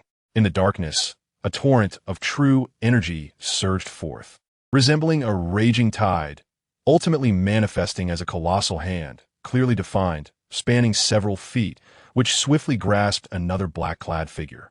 With a sickening crunch, the hand exerted force, crushing the second black-clad individual into a bloody pulp, bones shattered, red and white splattering everywhere. This brutal scene left the leader of the black-clad men wide-eyed with rage. Meanwhile, Yang wore a satisfait d'expression. The innate essence handprint truly proved effective. While it may not display much power against opponents of equal standing, it was devastatingly precise against those of lower realms. As he contemplated, the sword light continued unabated. Over a dozen sword lights whirled within the cave, the white bone flying sword weaving effortlessly through them, providing the leader of the black-clad men no respite. Within mere breaths, the leader was already exhausted. Seizing an opening, Yang commanded his sword to strike once more, sending another fountain of blood soaring into the air. Phew! This is indeed perilous. Strictly speaking, this was his first act of murder, although he had rehearsed that seamless series of ambush maneuvers countless times in private. It was still his first time applying it in actual combat. To be fair, his combat experience paled in comparison to these three individuals. Against opponents of equal rank, he might struggle to defeat even one. Yet, if he could manage a surprise attack and seize the initiative, compelling them to compete with him in strength, he could still dominate them with his superior cultivation level. Thus, it is not merely a battle of might, but a contest of techniques and the mastery of one's path. While Yang reflected on this invaluable experience of overcoming a challenge beyond his rank, he also contemplated areas for improvement, confident that these insights would be beneficial in his next life. The following day, Yang waited in the cave for an entire day. No one came. The three black-clad men seemed not to be disciples of the initial sacred sect at all, leaving not a trace of disturbance. Not even a soul arrived to check on the situation. Yang sighed. He had no doubt that the sacred sect, with its ability to monitor all disciples through their life lanterns, would have detected the demise of the three. It seemed that mutual slaughter among disciples was an unspoken rule. As long as it did not escalate to the point of notoriety, no one would delve deeper. After all, the machinations of the demonic sects are notoriously unpredictable. Dead men could signify silencing, greed, or perhaps knowledge of something forbidden. What if something were to be uncovered? It is perhaps best not to investigate. Truly, the sacred sect is wise. Once he had mused on this, Yang relaxed, commencing the collection of spoils. First, the disciples' tokens, to Yang's astonishment. The tokens of the three black-clad men contained a staggering 400 contribution points, an amount exceeding reason. So they were indeed habitual offenders.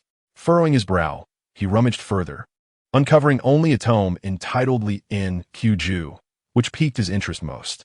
After all, Yang perceived the three black-clad men as exceptionally skilled in concealing their true energy.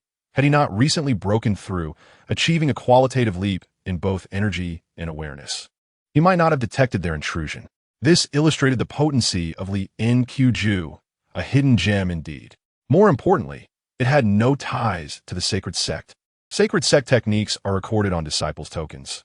Yet Li Nqju was a private tome, suggesting it was a personal boon of the three black-clad men.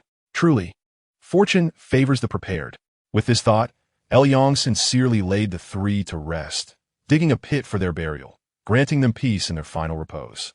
Suddenly, a thought struck him. This Li Nqju is so exquisite, yet not part of the sacred sect's teachings. Where did they acquire it? Could there be a greater opportunity lurking beneath? In an instant, Yang's mind raced with possibilities. But soon, he restrained his avarice, his gaze returning to steadiness. No rush. No rush. Perhaps in the next life, he could forge a friendship with these three. There will always be opportunities. After honoring the three with a proper burial, Yang retrieved the disciples' tokens and began reviewing the materials required for refining the sword pellet, as instructed by Yun Yaoqing. To refine the sword pellet, one must gather 3 taels of gold essence, 3 taels of jade marrow, 2 taels of Dan Sha, and 2 taels of sword energy, totaling 10 taels. Then, using true fire and divine water for smelting and cooling, impurities must be removed. Finally, with the secret method of the sword, one must slowly refine it to merge with the essence and spirit of the refiner to truly succeed. The more he read, the graver his expression became. Gold essence, jade marrow, Dan Sha, and sword energy all cost 100 contribution points per tael. Divine water costs 500 contribution points per bottle. True fire costs 500 contribution points per instance. A total of 2,000 contribution points? Yang clenched his teeth. He had heard from Yun Yaoqing that disciples of the Yushu Sword Pavilion received a sword pellet from their masters upon breaking through chi refinement.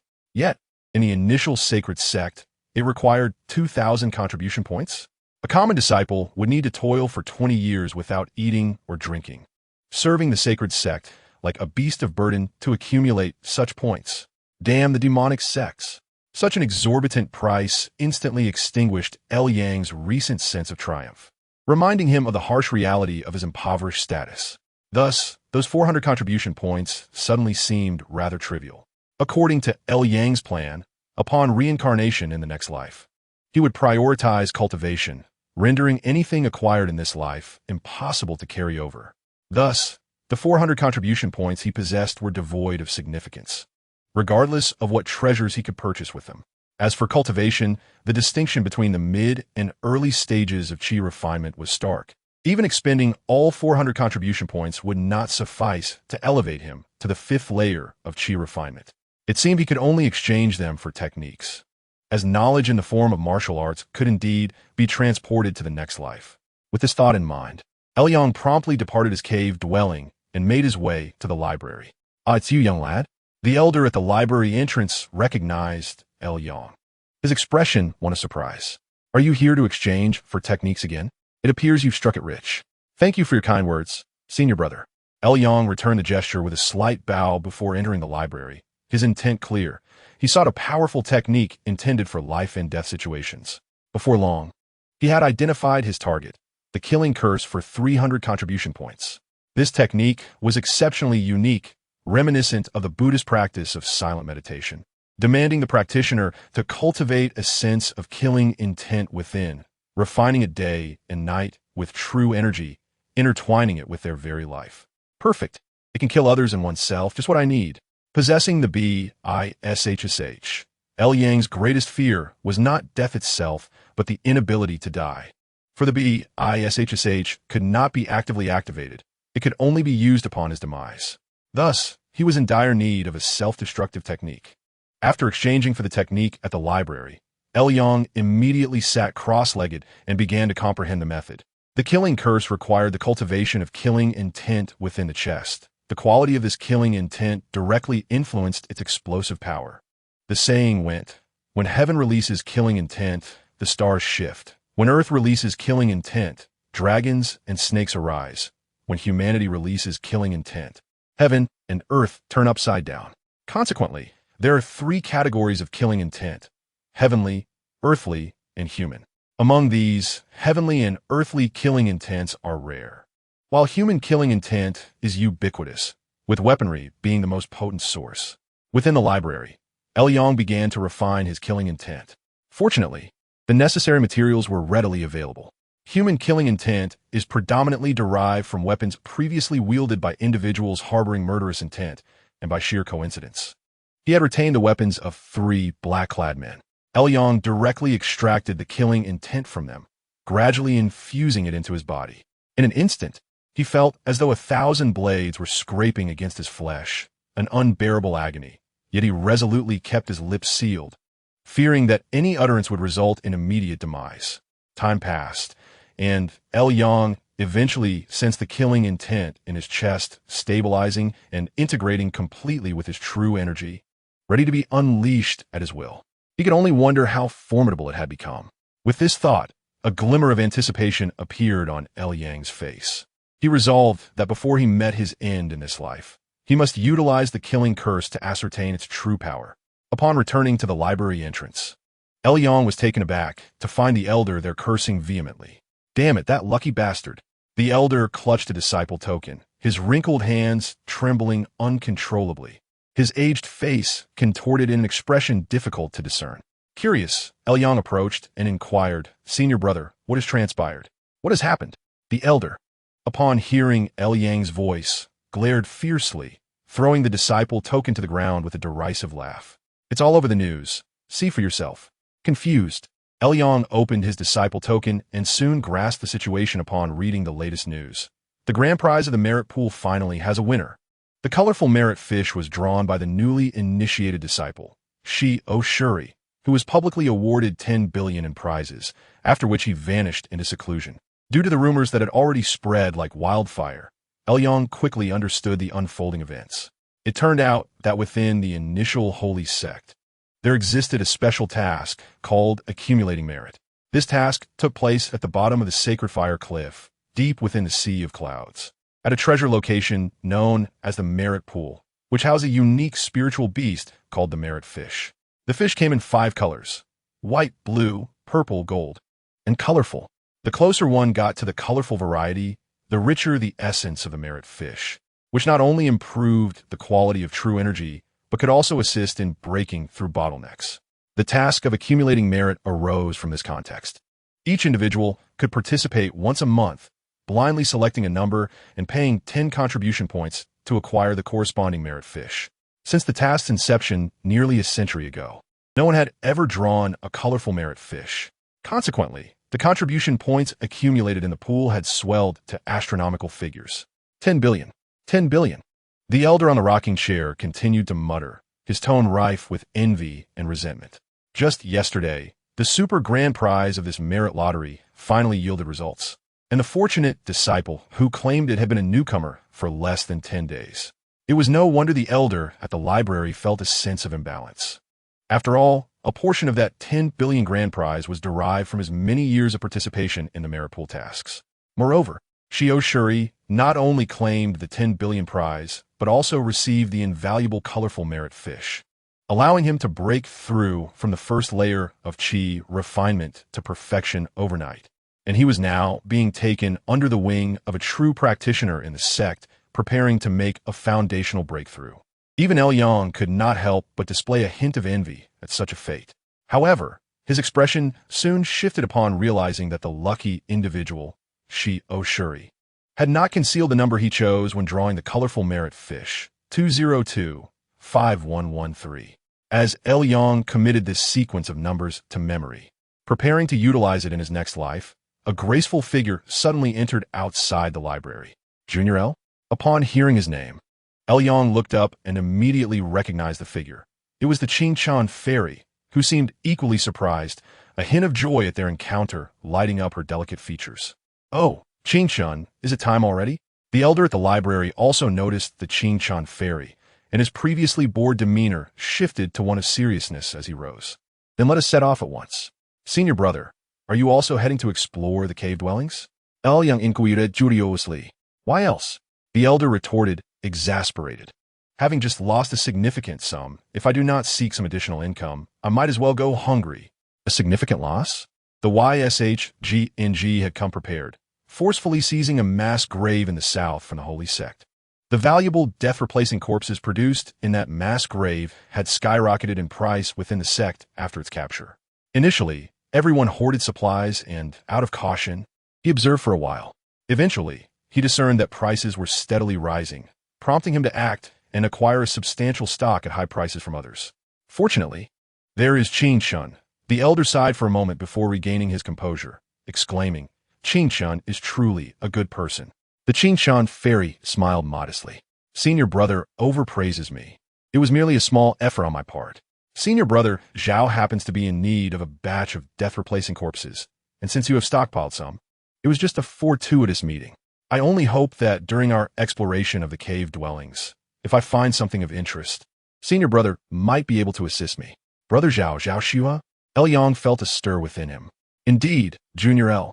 It seemed the Qingchuan fairy only then recalled El Yang, turning to look at him. "Are you truly not considering joining us in the exploration of the cave dwellings?" "Please do not mock me, senior sister," El Yang replied, shaking his head. "I have only recently entered the sect. My strength is limited, and I wish to focus on my cultivation. Exploring the cave dwellings is far too dangerous. I simply lack the capability." "Young man, I must say, I do not appreciate your words," the elder at the library interjected, shaking his head. "Focusing on cultivation, as ordinary disciples lacking wealth and influence, we understand that mere diligent practice will not lead us to the path of immortality. Cultivating immortality is inherently an act of defiance against the heavens, without taking risks. How can one expect to make rapid progress in their cultivation when fear grips everyone, and retreat seems the only option? It is precisely then that one must summon the courage to venture forth and seize opportunities. If others are fearful and you are consumed by greed, it is no wonder that you face ruin." Regardless of the elaborate rhetoric from the elder of the library, Liang tactfully declined, leaving the other party in frustration, muttering that a rotten wood cannot be carved.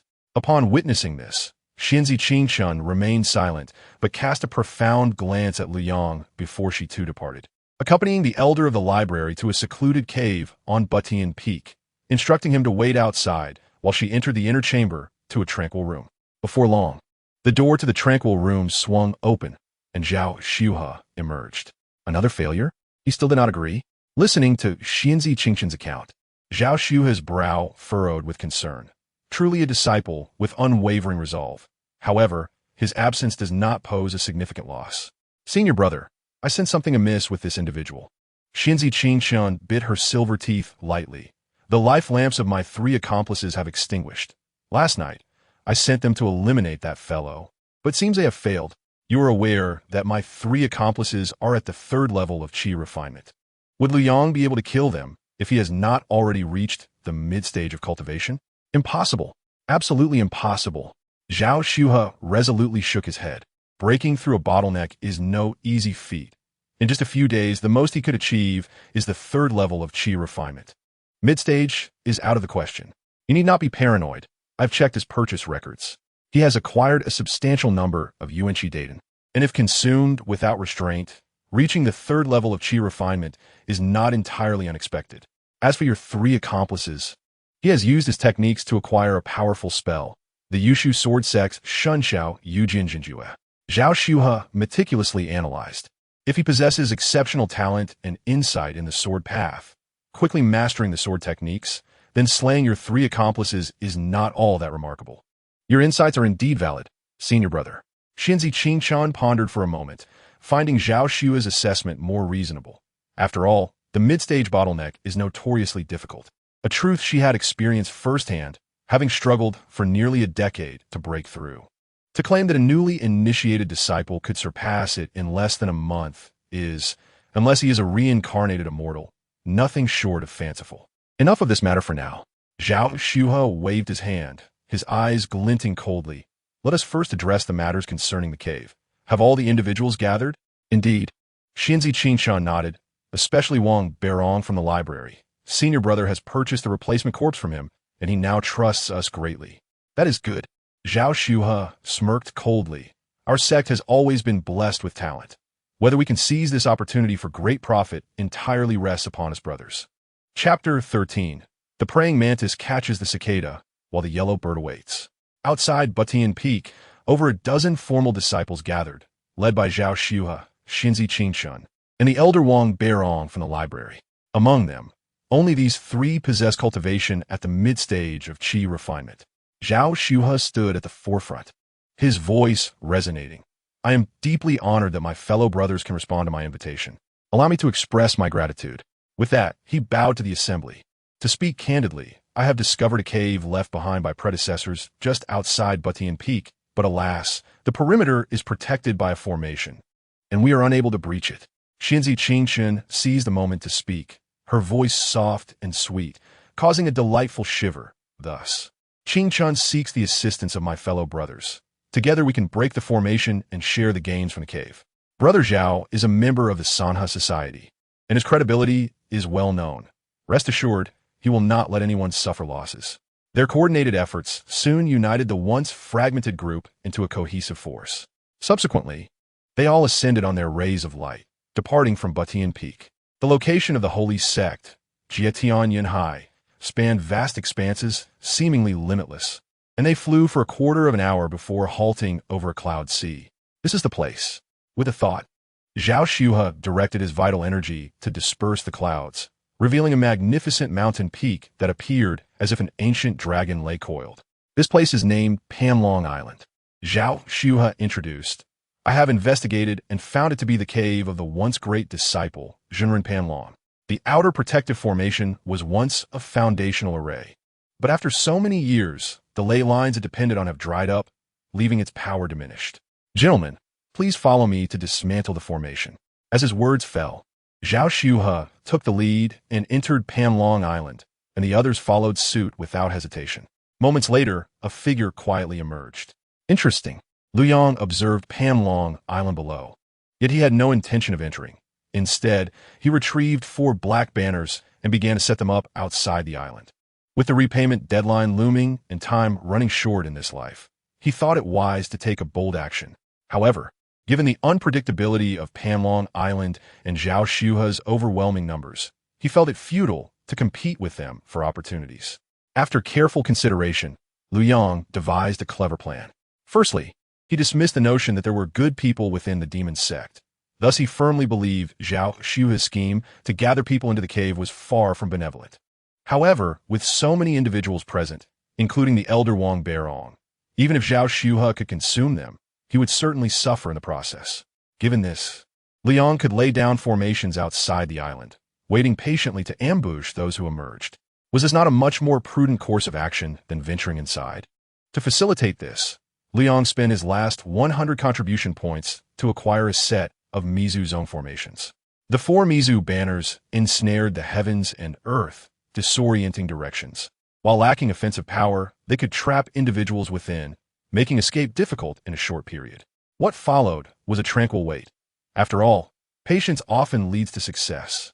Zhao Xiuhe, what is the meaning of this? You have slain us, and our life lamps have extinguished. The holy sect will not spare you. Within Panlong Island, blood flowed like a river. The once united formal disciples now fought for their lives, screams echoing as they fell one by one to a wave of bloody light. Meanwhile, at a distance from the chaos, Zhao Xiuhe and Xinzi Qingshun stood side by side, their expressions mocking and their demeanor exuding an ominous aura, a stark contrast to their earlier cordial invitations. In the face of the crowd's outrage, Zhao Xiuhe smiled coldly, his voice chilling. Do not struggle. This is my meticulously arranged trap. This blood demon soul slaughter knife has cost me a staggering 3,000 contribution points, and not a single one of you will escape from Panlong Island today. As he spoke, more lives were claimed. A flash of blood light swept through the air, consuming their very essence, revealing itself as a crimson flying knife. You scoundrel! Among the crowd, the only one still resisting was the elder Wang Beirong. Yet Zhao Xiuhe did not rush to end his life. Instead, he continued to wear him down. Amidst the depletion, Zhao Xiuhe taunted, Wang, do you truly believe that having received my money, you can still afford to spend your life? The reason I purchased the replacement corpse from you was precisely for today. Otherwise, if you had a stash of replacement corpses, Capturing you would have been child's play. Now that I have acquired your replacement corpses, I must thank you. Zhao Xua's heartless words nearly drove Wang Beirong to the brink of bloodshed. Seizing the opportunity, Zhao Xue struck, the flying knife slicing through and embedding itself in Wang Beirong's chest. With a thud, Wang Beirong's lips moved in silent protest. But he could utter not a single word before the flying knife drained him of his vitality, leaving him to fall lifelessly to the ground. With Wang Beirong resolved, the dust settled. Moments later, the wails gradually ceased. Congratulations, senior brother. At this moment, Chu Sheng Sect was equally drenched in fragrant sweat. The blood demon slaughtering soul blade consumed an immense amount of energy, and Zhao Xua's ability to slay so many foes naturally bore her contribution. I must also thank my junior sister, she remarked, surveying the scene for a moment, her delicate brows furrowing slightly. It seems we are still lacking just a bit. With a swift motion, the blade pierced in and out, leaving Chu Sheng Sect's charming face in a state of bewilderment. Her gaze vacantly fixed on the crimson flying knife that had embedded itself in her lower abdomen, which in the blink of an eye turned her into a dried corpse. Now it's sufficient. Zhao Xue looked at the blood demon, slaughtering soul blade in his hand, nodding in satisfaction, and then approached the entrance of a sealed, quiet room deep within Longpan Island. Without uttering a word, he raised his blade and struck. With a thunderous roar, the door of the quiet room shattered, revealing its interior, where a jade box was prominently displayed.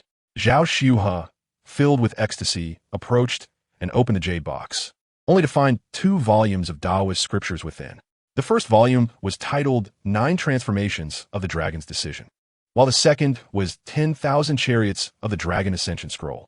Gazing at the 2 volumes of scriptures, Zhao Xue trembled with excitement. A 3rd-grade true skill. Indeed, it directly points to the path of the golden elixir. My master did not deceive me. His master had mentioned that after 3 lifetimes of arduous cultivation, he had accumulated merit for the Longpan Jinren, and at last, in this lifetime, his merit was fulfilled, making the inheritance of Longpan Jinren his opportunity. The more Zhao Xue contemplated, the more exhilarated he became, promptly stowing away the scriptures. Filled with anticipation for the future, he soared out of Longpan Island with swift light. However, in the next moment, Zhao Xue's expression suddenly changed dramatically. Who goes there? Boom! At that instant, Zhao Xue's eyes widened. But all he could see was a magnificent sword light, fierce as thunder, instantly slashing towards him. Chapter 14. Black Eats Black. The sword light flashed, and thunder resounded. In an instant, Zhao Xue's head was severed by the sword light. Yet before his head could hit the ground, his body suddenly exploded into a shower of bones. Which sect member lies in wait for Zhao? After the bones shattered, a wisp of sinister energy surged forth, eventually reforming Zhao Xue's figure 100 meters away, his face still bearing traces of panic. However, before he could utter a word, the sword light followed closely behind. Whoosh! In the next moment, Zhao Xue's head soared once more, only to be transformed into a sky full of bones, the sinister energy retreating 100 meters to reveal his figure. I boom! You crack! Enough! Countless sword lights filled the space, succeeding in slaying Zhao Xue over 10 times before he finally regrouped and seized an opportunity to evade the sword light. Although it was merely a fleeting moment, Zhao Xue grasped it with precision. Then, with a flourish of his grand sleeve, a billowing crimson mist erupted, enveloping him entirely. He quickly consumed several pills to restore his injuries and true energy, then focused his mind to survey his surroundings. Elian, it is you. Zhao Xue's gaze sharpened as he instantly recognized the sword light that had slain him repeatedly as the divine Xia sword technique, promptly exposing Eliang's identity. Nevertheless, even so, his heart was filled with unutterable shock. The power of that sword light was something he had experienced firsthand, far beyond what a cultivator at the initial stage of qi refinement could achieve. In just a few days, Eliang had somehow reached the mid-stage of qi refinement. This person must possess extraordinary fortune. With this thought, Zhao Xue managed to suppress his anger, his heart brimming with unexpected delight. Very well. Today is indeed a day of double happiness. I shall accept this opportunity. Outside the misty array, Eliang wore a grave expression. This is truly troublesome. He questioned whether he had been sufficiently ruthless, yet Zhao Xue still managed to grasp a sliver of hope and evade immediate death. He had even discerned Yang's identity. However, at this moment, with a misty array obscuring all directions, he concealed himself in the shadows, attacking remotely with his flying sword. In a true confrontation, his odds of victory were considerably greater. Meanwhile, Zhao Shuhe had also noticed the presence of the misty array. Although it was merely a rudimentary confinement array that he could easily break with a little time for deduction, Yang's interference, combined with his current true energy being only half of his peak state, rendered him helpless for the time being. With this in mind, Zhao Shuhe's eyes flickered, and he suddenly spoke. "Brother L, it seems that you and I actually bear no animosity. Go." Seizing the opportunity to strike while his opponent was weak, Yang certainly would not allow Zhao Shuhe the chance to heal and recover. He immediately executed his sword technique to continue attacking. "TSK, you refuse my hospitality and instead choose punishment." Zhao Shuhe's gaze turned cold at this turn of events, quickly abandoning his plan to stall for time. He instead formed a hand sign and summoned a golden iron seal to hover in the air. This item, known as the Yuan magnetic golden seal, could absorb all metal and iron in the world, specifically countering flying swords. It was Zhao Shuhe's ultimate treasure, originally reserved for the battlefield of the righteous and demonic conflict to deal with disciples of the Yushu sword pavilion. But he now brought it out early to counter Yang's sword light. Stay. Zhao Shuhe activated the treasure seal, successfully capturing a sword light that cleaved toward him. With a swift motion, he sealed it, rendering it immovable. Yang, however, remained unfazed. He was still in peak condition while Zhao Shuhe was at a low point. Such a war of attrition favored him immensely, so he remained calm. Thus, Yang resolved not to reveal himself. Flying sword? No need. After all, you won't be able to refine my flying sword in a short time, and you'll have to expend true energy to suppress it, which works to my advantage. Let us see how long you can endure. Thunder rumbled. Yang stood outside the array, channeling his true energy, and a wisp of ethereal, white energy floated from above, transforming into a massive handprint several feet in size, which he sent crashing into the array. Zhao Shuhe's expression darkened at this sight, realizing that his plans had been seen through by Yang. Damn it! Zhao Shuhe could not help but curse inwardly. Clearly, Yang was also at the mid-stage of qi refinement, yet he was so cautious, making it nearly impossible for Zhao Shuhe to turn the tables. Although he still had the strength to fight desperately, even if he killed Yang, he himself would scarcely survive, making it hard for Zhao Shuhe to accept the fortune he had finally obtained. As he saw his true energy depleting increasingly, Zhao Shuhe could no longer contain himself and called out loudly, "Brother L, do you know what opportunity one have obtained on Longpan Island? A third-grade true skill that directly points to the path of the golden elixir. If you cease hostilities now, I am willing to share this skill with you." Third-grade true skill? Outside the misty array, Yang suddenly stood up at these words, his true energy at the 9th tier, 36 stages, below the 7th tier. There was no path for foundation establishment, and below the 3rd grade, there was no door to the golden elixir. And now, Zhao Shuhe had thrown out a skill that could enable one to cultivate to the 3rd grade true energy, with a future promising a path to the golden elixir. What a tremendous opportunity. No, wait a moment. How?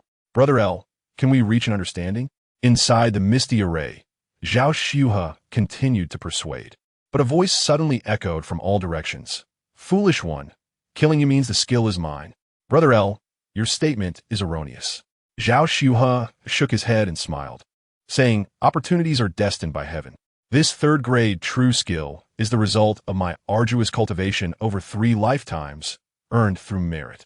It has no connection with you. Brother L, even if you kill me, the skill will simply fly away, not becoming yours." What? Yang was momentarily taken aback, and then his expression shifted between uncertainty and clarity. Opportunities destined by heaven, no connection to the skill, and even if obtained, it would simply fly away? However, Yang quickly regained his composure and sneered. "If that is so, then why should I reconcile with you for this skill?" Zhao Shuhe hastily explained, "Brother L, you have no connection to the skill, but if I voluntarily share it, then the lack of connection becomes a connection." All right. Yang remained silent for a moment before saying, "You can transcribe the skill for me, and I will let you go." Agreed. Zhao Shuhe promptly acquiesced, then took out the jade box, opening it to reveal the 2 volumes of Taoist scriptures contained within. The first volume, 9 Transformations of the Dragon's Decision, was a cultivation method for the Qi refinement stage, capable of refining a true dragon aura, making one a formidable force within the same realm. The second volume, 10,000 Chariots of the Dragon Ascension Scroll, was a foundation establishment method, promising the potential for the golden elixir in the future. After Zhao Shuhe elaborated on the martial arts technique, he abruptly shifted the conversation. However, Brother L, I find myself injured and my vital energy is weak. If I were to impart this technique to you, and you were to turn against me, what then? Yang's eyes glimmered with cunning as he proposed. You could first give me the WNCH, Ing Ling FISH, Ing B O Ju N, while retaining the Ji by N Hu Ling Ju for yourself. I am currently at the Qi refining stage, and even with foundational techniques, I cannot cultivate effectively. You need not worry about me betraying you or endangering your life. With sincerity etched upon his face, Yang continued, once I have facilitated your release, you may then provide me with the Ji by N Hu Ling Ju. What do you say? Zhao Shuhe pondered this for a moment and found Yang's reasoning quite sound. It is a deal, he affirmed. Zhao Shuhe retrieved the WNCH Ing Ling FISH Ing B O Ju N from the jade box, while Yang remained hidden, summoning a powerful hand of vital energy to grasp it from afar. Seeing this, Zhao Shuhe sighed inwardly, suppressing any lingering thoughts, and obediently handed over the technique. Yang memorized the contents word by word, then broke into a smile. Farewell. In the next instant, Yang concentrated his energy and activated the deadly self-detonation curse, exploding violently. The explosion echoed, and moments later, as the dust settled, Zhao Shuhe's face was left in a state of bewilderment. My technique is gone? Why resort to self-detonation? If one must self-destruct, why not do it sooner or later? Why wait until after I had acquired the technique, which I had not even had the chance to examine? As he stood in the wind, gazing at the ashes of the WNCH Ing Ling FISH Ing B O Ju N, he muttered Yang's name, his expression twisting with rage. You beast! Chapter 15. Fishing Who Said We Had a Deal? Perhaps in the next life, with the 100 Lives book in hand. There was no loss. In this life, I would merely claim the WNCH Ing Ling FISH Ing B O Ju N, and in the next, I would acquire the Ji by N Hu Ling Ju, and it would all belong to me. From the onset, Yang had never placed his trust in Zhao Shuhe. The talk of sharing the Taoist scripture was merely a temporary ploy. Yang was certain that if Zhao Shuhe escaped, he would seek to eliminate him. Unfortunately, Zhao Shuhe was stronger, and Yang had no absolute confidence in defeating him, risking his own life in the process.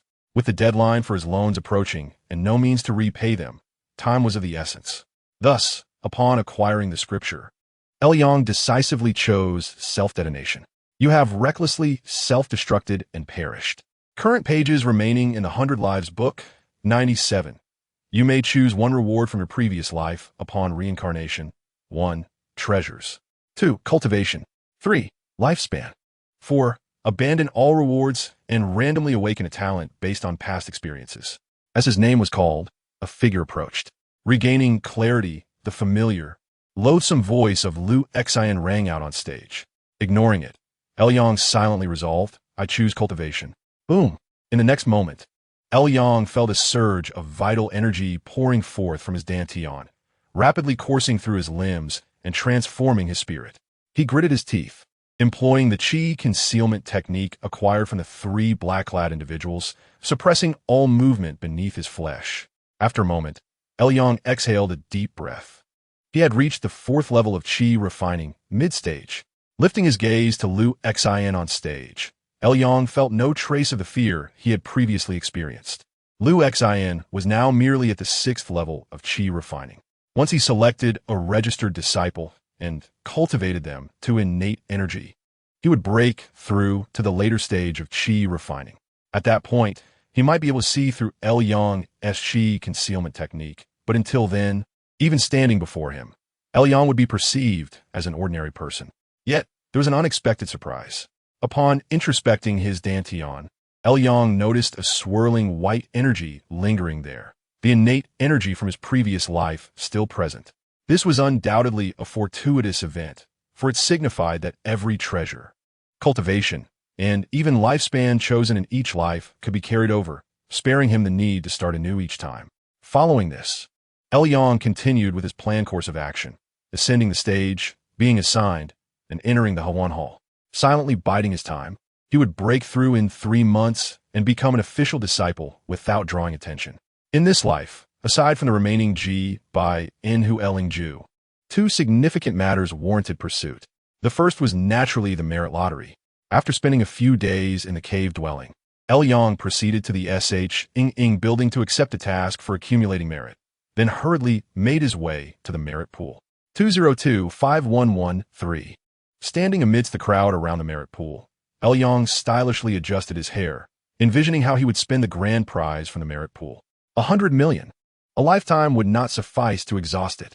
Farewell, poverty. I shall miss you. In the next moment, a commotion erupted in the crowd as numerous individuals turned their astonished gazes towards Yang and the merit fish he had drawn. Brother, you are quite fortunate, someone remarked, approaching Yang with envy. A purple merit fish, though only slightly better than white and blue, is still a rare find. What? Yang tilted his head, a question mark forming in his mind. A purple merit fish? Not a colorful one? He quickly examined the merit fish he had drawn, which indeed glimmered with a blue hue. Checking his chosen number, 202-5113, he found no error. Why did I not win? Is it possible that the lucky individual from my past life, Xiao Shurya, was lying? But how could he know someone could reincarnate? There was no reason for him to deceive. Thus, it dawned on him. There must be a hidden agenda. Yang's hands trembled in anger. His face flushed as he comprehended the truth. That so-called lucky individual, Xiao Shurya, was merely a predetermined pawn. Never mind, at least it is still a merit fish. Yang consoled himself. Purple is still rare, second only to gold and colorful. Although he may have missed the grand prize of 100 million, consuming the purple merit fish would likely allow him to swiftly reach the 5th level of qi refining. With this thought, Yang felt much better. Upon completing everything, he noticed several gazes upon him dissipate. As expected, the essence of the purple merit fish enabled him to successfully break through to the 5th level of qi refining, even bringing him to the threshold of the 6th level. This was merely purple. If it were colorful, Yang felt a rush of excitement, remembering how, in his previous life, after consuming a colorful merit fish, Xiao Shurya had ascended from the 1st level of qi refining to perfection overnight. Never mind, I shall not force it. Yang soon regained his composure. The first matter had come to naught, but the second still held promise, namely the pricing bubble incident involving the deathly shadow puppet. Wang Beirong, the elder from the library pavilion, had nearly lost everything due to this, subsequently being deceived by Zhao Xuhe and becoming cannon fodder on Panlong Island. Ultimately, this was largely due to Wang Beirong entering the market too late, whereas Yang was well aware of the timing surrounding this pricing bubble's fluctuations. In fact, an upward trend had already begun. Yang opened his disciple token to check the price of the deathly shadow puppet and confirmed that there had indeed been some fluctuations, indicating that someone with insider knowledge was manipulating the situation. To enter the fray, I now require sufficient capital. Yang thought for a moment and turned towards the Ing building. As anticipated, this new disciple was viewed as an easy target by the seasoned disciples. And it wasn't long before Zhao Xuhe approached him. Junior brother, you look a bit unwell. Have you encountered any difficulties? Yang looked up at the inquiry and managed a bitter smile. What difficulties could there be? I am merely short on funds. I wonder if senior brother has any tasks that could earn contribution points? So, you lack funds, Zhao Xuhe replied, understanding. Indeed, I too face similar challenges at your age, fretting over contribution points daily. My Dao companion even grew weary of me and ended our relationship. Each day was filled with endless tasks, leaving no hope in sight. Zhao Xuhe spoke with a tone of sympathy, appearing to share the same plight as Lu Yang. After finishing his words, he patted Lu Yang on the shoulder and said, My dear junior brother, after squandering half my life, I have finally distilled the universal truth. Money is inert. Thus, one must make money generate more money, utilizing contribution points to earn contribution points, lest one becomes a slave to the sacred sect, shackled to a fate akin to that of beasts. Upon hearing this, Lu Yang's face brightened with admiration. Your words are worth more than a decade of study. However, he soon lowered his head in disappointment, But, senior brother, I currently lack even a single contribution point. How can I earn them? Your perspective is too limited. Zhao Xua's expression softened, and he smiled warmly. While you may not possess funds at present, you can borrow them. You can repay later once you earn money. Yet, Lu Yang still appeared hesitant. Sensing the opportunity at hand, Zhao Xua quickly proposed, "How about this? I see that you and I share a connection. I shall lend you a sum." Lu Yang's eyes sparkled. Really? Observing his eager demeanor, Zhao Xua confidently concluded that he had hooked his fish. Indeed, Zhao Xua assured, patting his chest, before revealing the emblem of the Sanha society. He then inquired, "Junior brother, how much do you intend to borrow?" After a moment of silence, Lu Yang raised 2 fingers. 200? 2,000, Lu Yang declared resolutely. To be frank, my cultivation loan remains unused, equivalent to 1,000 contribution points. Additionally, I have my newcomer benefits, including the white bone flying sword, vitality pills, and the human-faced owl, which I can use as collateral. Brother Zhao, can you lend me 2,000 contribution points? Zhao Xua was taken aback. Are today's youth this audacious? I have only uttered a few persuasive words, and he is already all in? Before Zhao Xua could fully process this, Lu Yang stunned him further. Senior brother Zhao, I intend to invest everything in the death substitute shadow puppet. What? Zhao Xua was initially shocked, then seemed to recall something, lowering his voice hastily. Junior brother, you wouldn't happen to have insider information, would you? Brother, you must see clearly, Lu Yang replied in a hushed tone, while selecting techniques in the library. I overheard senior brother Wang Beirong at the entrance mentioning the unfavorable situation in the south, indicating that the mass grave producing the death substitute shadow puppet has fallen. However, the sacred sect has kept this information under wraps. Hiss. Upon hearing this, Zhao Xua gasped in astonishment, and his eyes gleamed with intense greed, as he sensed a lucrative opportunity. If this information holds true, a chance to amass wealth has indeed arrived. Watching the excited Zhao Xua, Lu Yang couldn't help but smirk inwardly. The fish had taken the bait. Chapter 16. The Frenzy of Bubbles with Zhao Xua's Guarantee. Lu Yang successfully borrowed 2,000 contribution points from the Sana Society, subsequently investing everything in the death substitute shadow puppet. Meanwhile, Zhao Xua paced excitedly within his cave abode. The news was indeed accurate. After receiving a message from his master, he was ecstatic. The mass grave in Jiangnan had truly fallen to the Yushu Sword Pavilion. The assailant was none other than the third elder of the Yushu Sword Pavilion, a legendary sword cultivator known as the demon-slaying True Man. With the mass grave lost, the price of the death substitute shadow puppet was bound to soar in the short term, presenting us with a golden opportunity to speculate and hoard. I am on the verge of wealth. Having secured the position of a servant disciple at the sacred sect, Zhao Xua certainly had no shortage of connections, insight, or greed. Thus, upon confirming Lu Yang's information, he immediately began gathering funds, pouring all his cash into purchasing the death substitute shadow puppet. As anticipated, events unfolded just as he had predicted. As news of the Jiangnan mass grave incident spread, more and more individuals recognized the opportunity, flocking to the market to buy the death substitute shadow puppet at elevated prices. Much like any speculative bubble, early entrants reaped substantial profits. However, as the situation intensified, it became evident that the price of the death substitute shadow puppet showed no signs of decline. It was high at purchase and even higher at sale. Suddenly, making profits seemed effortless. Simply buying and then selling could yield contribution points that previously required the completion of numerous sect tasks. Consequently, the frenzy intensified. An increasing number of individuals began to invest their savings, hoping to profit, and indeed, they did, further invigorating the market. From an initial price of 200 contribution points, it skyrocketed to 300 contribution points, a 50% increase that drove countless speculators into a frenzy. After all, the price was still on the rise.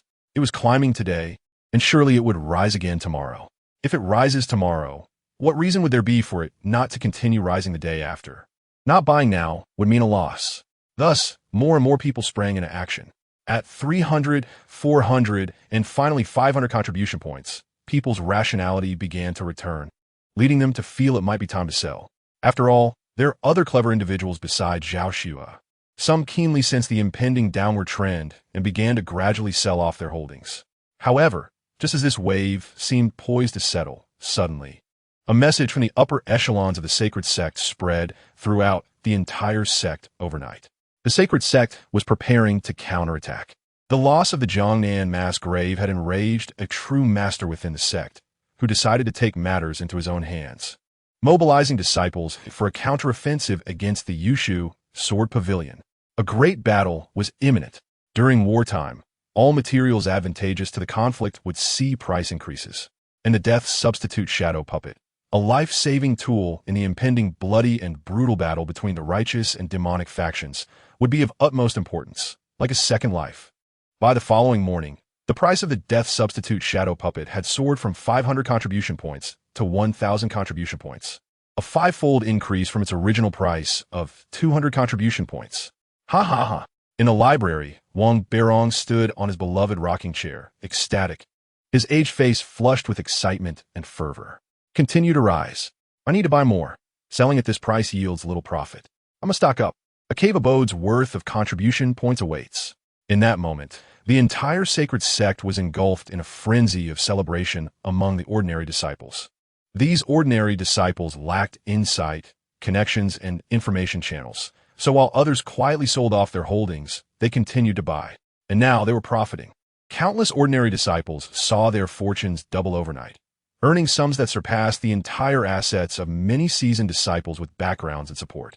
In no time, countless outrageous tales spread throughout the sacred sect. For instance, a destitute youth, publicly jilted by his fiancée, retaliated by severing ties with her after his wealth doubled, leaving behind the words, "Do not trifle with the young and poor." Or a little girl, forced to live under the roof of a stepfather after her father's death and her mother's remarriage, who had endured a life of abuse, now saw her worth double after buying the death substitute shadow puppet, allowing her to purchase a high-end cave abode outright. Do you have dreams? Do you wish to realize them? Come and buy the death substitute shadow puppet. This collective madness reached a peak when one disciple, having perfected his chi, suddenly broke through and successfully established his foundation, achieving the pinnacle of cultivation. This disciple publicly stated that his breakthrough was entirely due to the contribution points he earned from trading the death substitute shadow puppet, which allowed him to purchase a foundation-building pill outright. He expressed gratitude to the death substitute shadow puppet, asserting that without it, he could not have altered his fate. Complete madness ensued. The prices of the death substitute shadow puppet soared to 1,000, 2,000, and even 3,000 contribution points. As the prices skyrocketed, some rejoiced, while others were dismayed. Those who rejoiced included Lu Yang. He was not greedy and decisively chose to sell when the price reached 2,000. The sorrowful individual, known as Zhao Xue, finds himself on the verge of amassing a staggering 100,000 contribution points. It is one thing to miss out on such gains oneself, but the true anguish arises when Zhao observes Wang Beirong reveling in his own substantial earnings, a sight that deepens Zhao's own sense of loss. As he witnesses the relentless rise in the price of the Reaper's shadow puppet, his mind becomes a tumultuous sea of contemplation, leading him to deliberate for an entire night. Ultimately, he decides to re-enter the fray. Initially, he exercises caution, refraining from investing all his contribution points. However, as the price continues to ascend, each increment feels like a personal loss. Seizing the moment, he reflects on the missed opportunity and resolves not to let this second chance slip away. It is bound to rise further. Purchasing now is preferable to waiting. Many share Zhao's sentiments, and as early investors return to the market, their actions further fuel the price appreciation of the Reaper's shadow puppet, bolstering collective confidence. Chapter 17. While others fear. I accumulate. Zhao Xue is acutely aware that the Reaper's shadow puppet has transformed into a precarious bubble, teetering on the brink of explosion and total collapse. Nevertheless, he believes in his own acuity to exit the market in time. Thus, when Lu Yang contacts him, having already exited and wishing to repay a loan of 2,000 contribution points, Zhao feels a twinge of regret for his fellow disciple. Impulsive, my dear junior, far too impulsive. Can you not see that the price of the Reaper's shadow puppet continues to climb? The battle has not even begun. Once it does, demand will far exceed supply. Despite Zhao's impassioned counsel, Lu Yang remains steadfast in his rationality. Although he too covets the soaring value of the Reaper's shadow puppet and regrets his early sale, he recognizes Zhao's true intentions. He seeks to lure others back into the market. After all, the more participants there are, the greater Zhao's chance to cash out. Patience. I shall bide my time. I will assess the situation and identify the peak price, then replicate this strategy in the next cycle, when my opportunity for substantial profit will arise. With the presence of, by sure Shu, I shall only profit and never incur losses. With this thought, Liu Yang's spirits are considerably lifted. He promptly settles his loan with Zhao and retreats into seclusion, ignoring the outside world. Meanwhile, the price of the Reaper's shadow puppet continues its meteoric rise as the initial sacred sect prepares for battle. A significant number of disciples have received orders to depart the sect, their destinations unknown. Under such circumstances, a decline in the price of the Reaper's shadow puppet is utterly inconceivable, no matter how exorbitant the cost. Those heading into the impending conflict have no choice but to purchase, for money can be earned anew, but life is singular. As a result, an increasing number of individuals choose to enter the market, many of whom are not ordinary disciples, but rather scions of illustrious families. Unlike their common counterparts, these aristocratic disciples hail from esteemed lineages, with at least one foundational true person among their elders, granting them access to a far superior pool of contribution points. Consequently, upon their entry, the previously slowing price of the Reaper's shadow puppet soars once more, 3,000, 4,000, 5,000. It becomes evident that this price has strayed far from the true value of the Reaper's shadow puppet. Fear begins to drive some to exit the market. In this climate of apprehension, the price experiences a downturn. Yet, amidst this turmoil, many, especially those who have endured the initial decline, remain resolute in their confidence. Do not panic. This is merely a technical adjustment. Selling off? It is far too early for that. This time, Zhao Shuhe believes he has learned from past mistakes. Previously, he exited the market too soon, resulting in a second entry that yielded neither profit nor loss, and he refuses to suffer the same fate again.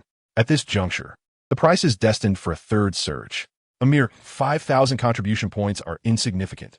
7,000 or even 10,000 is entirely possible. In a market devoid of buyers, where life is at stake, individuals will sacrifice everything to purchase. Zhao feels his analysis is flawless.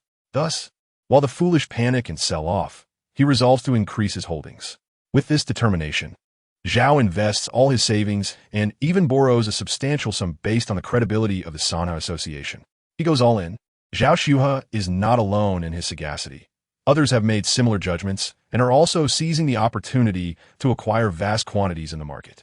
Witnessing this, Zhao feels an overwhelming surge of confidence, believing his all-in strategy to be remarkably astute. Then, the following morning, a voice echoes from the sacred fire cliff, swiftly reverberating throughout the initial sacred sect. Recently, the sect's leader, Zhenjuan, has personally organized the deployment of disciples, showcasing readiness for battle, while covertly orchestrating an ambush on the Jiangnan massacre pit. Thus, it is with great pleasure that an announcement is made to all disciples. It has been detonated. In a literal sense, at the moment the news spreads, an explosion resonates from within a cave, as though someone had succumbed to madness and self-detonated. Following this, an eerie silence envelopes the sect. Just yesterday, the initial sacred sect was vibrant and full of life. Today, it has descended into a suffocating stillness. Thus, it cannot possibly be a falsehood. The bubble known as the Reaper's shadow puppet bursts with a resounding crash, leading to a catastrophic plummet in its price from a peak of 7,000, cascading downwards, 5,000, 3,000, 1,200. Everyone wishes to sell, yet no one is willing to buy. Particularly those who hoarded substantial quantities of the Reaper's shadow puppet can only watch helplessly as their wealth evaporates with the plummeting prices. Boom, boom, boom. Inside the cave, Zhao Shuhe has long since lost consciousness. When he finally regains awareness, his expression is one of bewilderment, as though awakening from a dream. How terrifying! I dreamt that the price of the Reaper's shadow puppet had fallen. Ha! He glances once more at the price of the Reaper's shadow puppet. 100 contribution points each. Surely, he must have misread. After a moment of silence, Zhao shuts off his disciple token, takes a deep breath, and with trembling hands, reopens it to check the price of the Reaper's shadow puppet once more. 50 contribution points each. Zhao Shuhe immediately spews a mouthful of blood, his face turning a deep shade of purple. and his energy plummets alongside the price of the Reaper's shadow puppet. I hate this.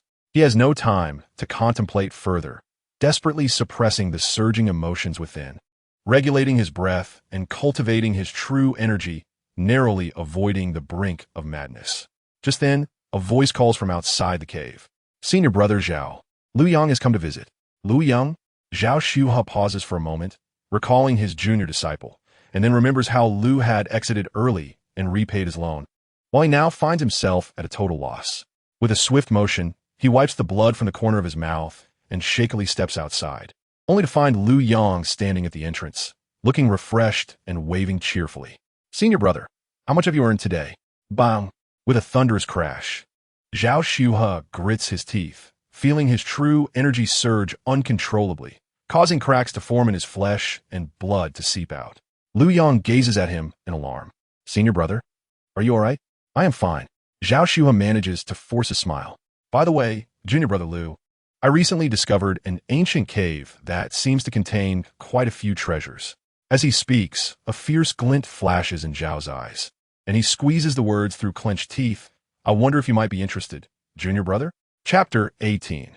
The correct use of external assistance in ancient cave? Upon hearing Zhao Shuhe's proposal, Lu Yang shakes his head. Senior brother, your invitation is heartfelt, but my abilities are lacking, and I wish to focus solely on my cultivation. Oh, Zhao Shuhe narrows his eyes at this response. Is it that you do not trust me, junior brother? Shi Xiao worries too much. It is merely that I, as a younger brother, have yet to master the divine arts and possess no capabilities for combat. Accompanying you would only serve to hinder your progress. Yang's rationale is both justifiable and reasonable. After all, he has only recently embarked on this path and has already begun trading the replacement death shadows, even mortgaging the techniques from the library. This is well understood by Zhoxh. Thus it is settled. Zhoxh shook his head, his expression turning cold. At this moment, a murderous intent had already taken root in his heart. After all, he had lost everything, while Yang could profit and exit early. How could he accept such a disparity? More importantly, the contribution points Yang earned were all borrowed from him. Rounding it off, that money ought to rightfully belong to him. Very well, I shall entrust it to you for now. Zhoxh sneered inwardly, only focused on cultivation, neglecting the art of combat, and yet believing he can cultivate peacefully like those righteous sects. Once I resolve the issues at PNL and GDO, I will find an opportunity to stealthily infiltrate his lair at night and eliminate him. Those contribution points will still be mine. Undoubtedly, the Zhao family must already be devising ways to deal with me. After departing from Zhoxh's cave, Yang strode confidently towards the library, already having guessed Zhoxh's intentions, yet remained entirely unperturbed. After all, his recent days had not been spent in vain. While others were fervently trading replacement death shadows, he had turned a deaf ear to external matters, purchasing a substantial quantity of spirit elixirs and directly entering seclusion to cultivate. Transitioning from the 4th to the 6th layer of chi refinement is considered mid-stage, with no bottleneck. A simple expenditure on elixirs suffices for a breakthrough. Naturally, Yang, having profited 1,000 contribution points, was not one to be stingy. Thus he had already broken through to the 6th layer of chi refinement, reaching the pinnacle of the mid-stage. Incidentally, the flower and willow disease that had plagued his original self was also cured with a cleansing elixir obtained through contribution points. In truth, it has been proven that the greatest affliction one faces in life is the disease of poverty. The first life of YSH and met its end due to this very ailment, fundamentally due to a lack of wealth. Regarding the mid-stage bottleneck, he initially contemplated whether he could break through using innate chi. Unfortunately, whether due to insufficient quantity or other reasons, the effect was negligible. This suggests that those whom Li XN had deceived likely number more than just him. As for the neglect of divine arts, it was merely a ruse to mislead Zhoxh. In his previous life, he relied on ambush tactics to barely suppress Zhoxh when he was exhausted. In this life, however, it would be far less complicated. Even in direct confrontation, he now possessed confidence in his ability to escape. Shi Xiang Wing, have you been well lately? Upon arriving at the library, Yang skillfully produced a gourd of wine and said with a smile, "This exquisite drunken flower brew is something I specially acquired for you." Yet again, It is you, young lad. At the entrance of the library, W. Ingb Ir Ing, appearing aged, twitched slightly at the corners of his eyes and then remarked, "A gourd costs 50 contribution points. You truly have struck it rich. In this life, Ly Ing has made a concerted effort to cultivate a good relationship with W. Ingb Ir Ing. Initially, W. Ingb Ir Ing paid him little heed. But after the incident with the replacement death shadows, the senior of the library's attitude toward him improved significantly. The reason is quite simple. Just before the incident, he had persuaded W. Ingb Ir Ing to sell part of his accumulated goods, thus avoiding a fate of ruin. Since then, W. Ingb Ir Ing has been immensely grateful. Alas, this old man has lived for decades without the clarity you possess. Were it not for your awakening, I might have already lost my way. Such words are unwarranted. Shi Xiang must not belittle himself. Ly Ing shook his head. As the saying goes, wise counsel is often lost on those destined for demise. On that day, I advised many, yet you alone truly heeded my words. Your willingness to reconsider was also a form of wisdom. Indeed, W. Ingb Ir Ing squinted at him, stroking his beard. Although he recognized Ly Ing was merely flattering him, the words became increasingly pleasing to his ears. The two then set up a table and chairs, engaging in a drinking session. W. Ingb Ir Ing was not modest, pouring himself a full cup of drunken flower brew, downing it in one gulp before slowly speaking. "What is it that you seek, young man?" At this moment, W. Ingb Ir Ing was consumed by this single question. "We share no familial bond. Do you truly believe the rumors outside that I, as an elder of a library, am waiting for a fated person?" "Not at all." As Ly Ing poured wine for W. Ingb Ir Ing, he replied with a smile. As the saying goes, an elder in the family is like a treasure. I merely believe that Shi Xiang, having lived to such an age in the holy sect, must possess some degree of skill, and, as you serve in the library, perhaps you could offer guidance on techniques and divine arts. Ly Ing spoke with utmost sincerity. W. Ingb Ir Ing, upon hearing this, did not dismiss it but continued to pour wine, and as they drank, he began to lament the shameless conduct of the holy sect in exploiting its disciples. Truly despicable. How fortuitous that they chose to strike when prices peaked. Clearly a premeditated scheme. There are villains among the higher-ups of the holy sect. Ly Ing echoed his sentiments while pouring wine, and once W. Ingb Ir Ing had consumed enough to become tipsy, he whispered, "Shi Xiang, I have come to seek recommendations for techniques and divine arts. The more powerful, the better. I knew you had a request." W. Ingb Ir Ing chuckled while feeling quite pleased. "However, you are indeed asking the right person." Ly Ing quickly clasped his hands. "I humbly seek your guidance. First and foremost, do not harbor hopes for truly superior divine arts. Our library is merely a branch of BTI and Fing, and the capabilities of techniques and divine arts are limited. The truly formidable divine arts reside atop SH and GY, only to be learned through authentic transmission. This is only natural. We, as disciples in the early and mid stages of Qi refinement, are akin to cattle and horses for the holy sect.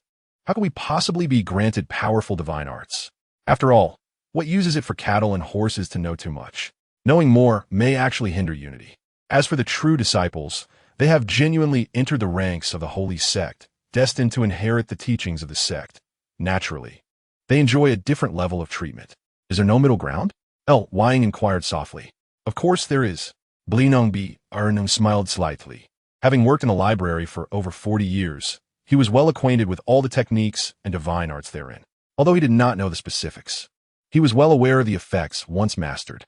In this library, to truly speak of techniques that wield considerable power after completion, there are only 3, each possessing severe side effects. Side effects? At this juncture, W. Ingb Ir Ing's expression grew exceedingly solemn as he stated, "For instance, I am aware of a divine art named TNM Husu Sh Nguing, which enhances the power of treasures through self-sacrifice. However, upon successful mastery, not only does it shorten one's lifespan, but it also renders further cultivation impossible, effectively severing one's path to immortality. What do you think? Are the side effects not significant?" W. Ingb Ir Ing initially intended to dissuade Ly Ing, but to his astonishment, Ly Ing, upon hearing his advice, not only showed no signs of disappointment, but instead grew increasingly enthusiastic. "Such a divine art must rightfully be mine. Although the side effects are indeed severe, they are confined to this lifetime. What concern is it to my next life? It seems he has discovered the correct application for the B-ish-sh. Chapter 19. Skinning. Do you truly wish to learn these divine arts? Witnessing l'yng es igueur expression. Wing bir, Ing was somewhat taken aback and could not help but say, Shitty, the path of immortality is fundamentally predicated on attaining higher realms. You must discern the primary from a secondary. In his view, Ling, having amassed such contribution points at a young age, has prospects for at least reaching the pinnacle of chi refinement. So why practice those divine arts with such grave side effects?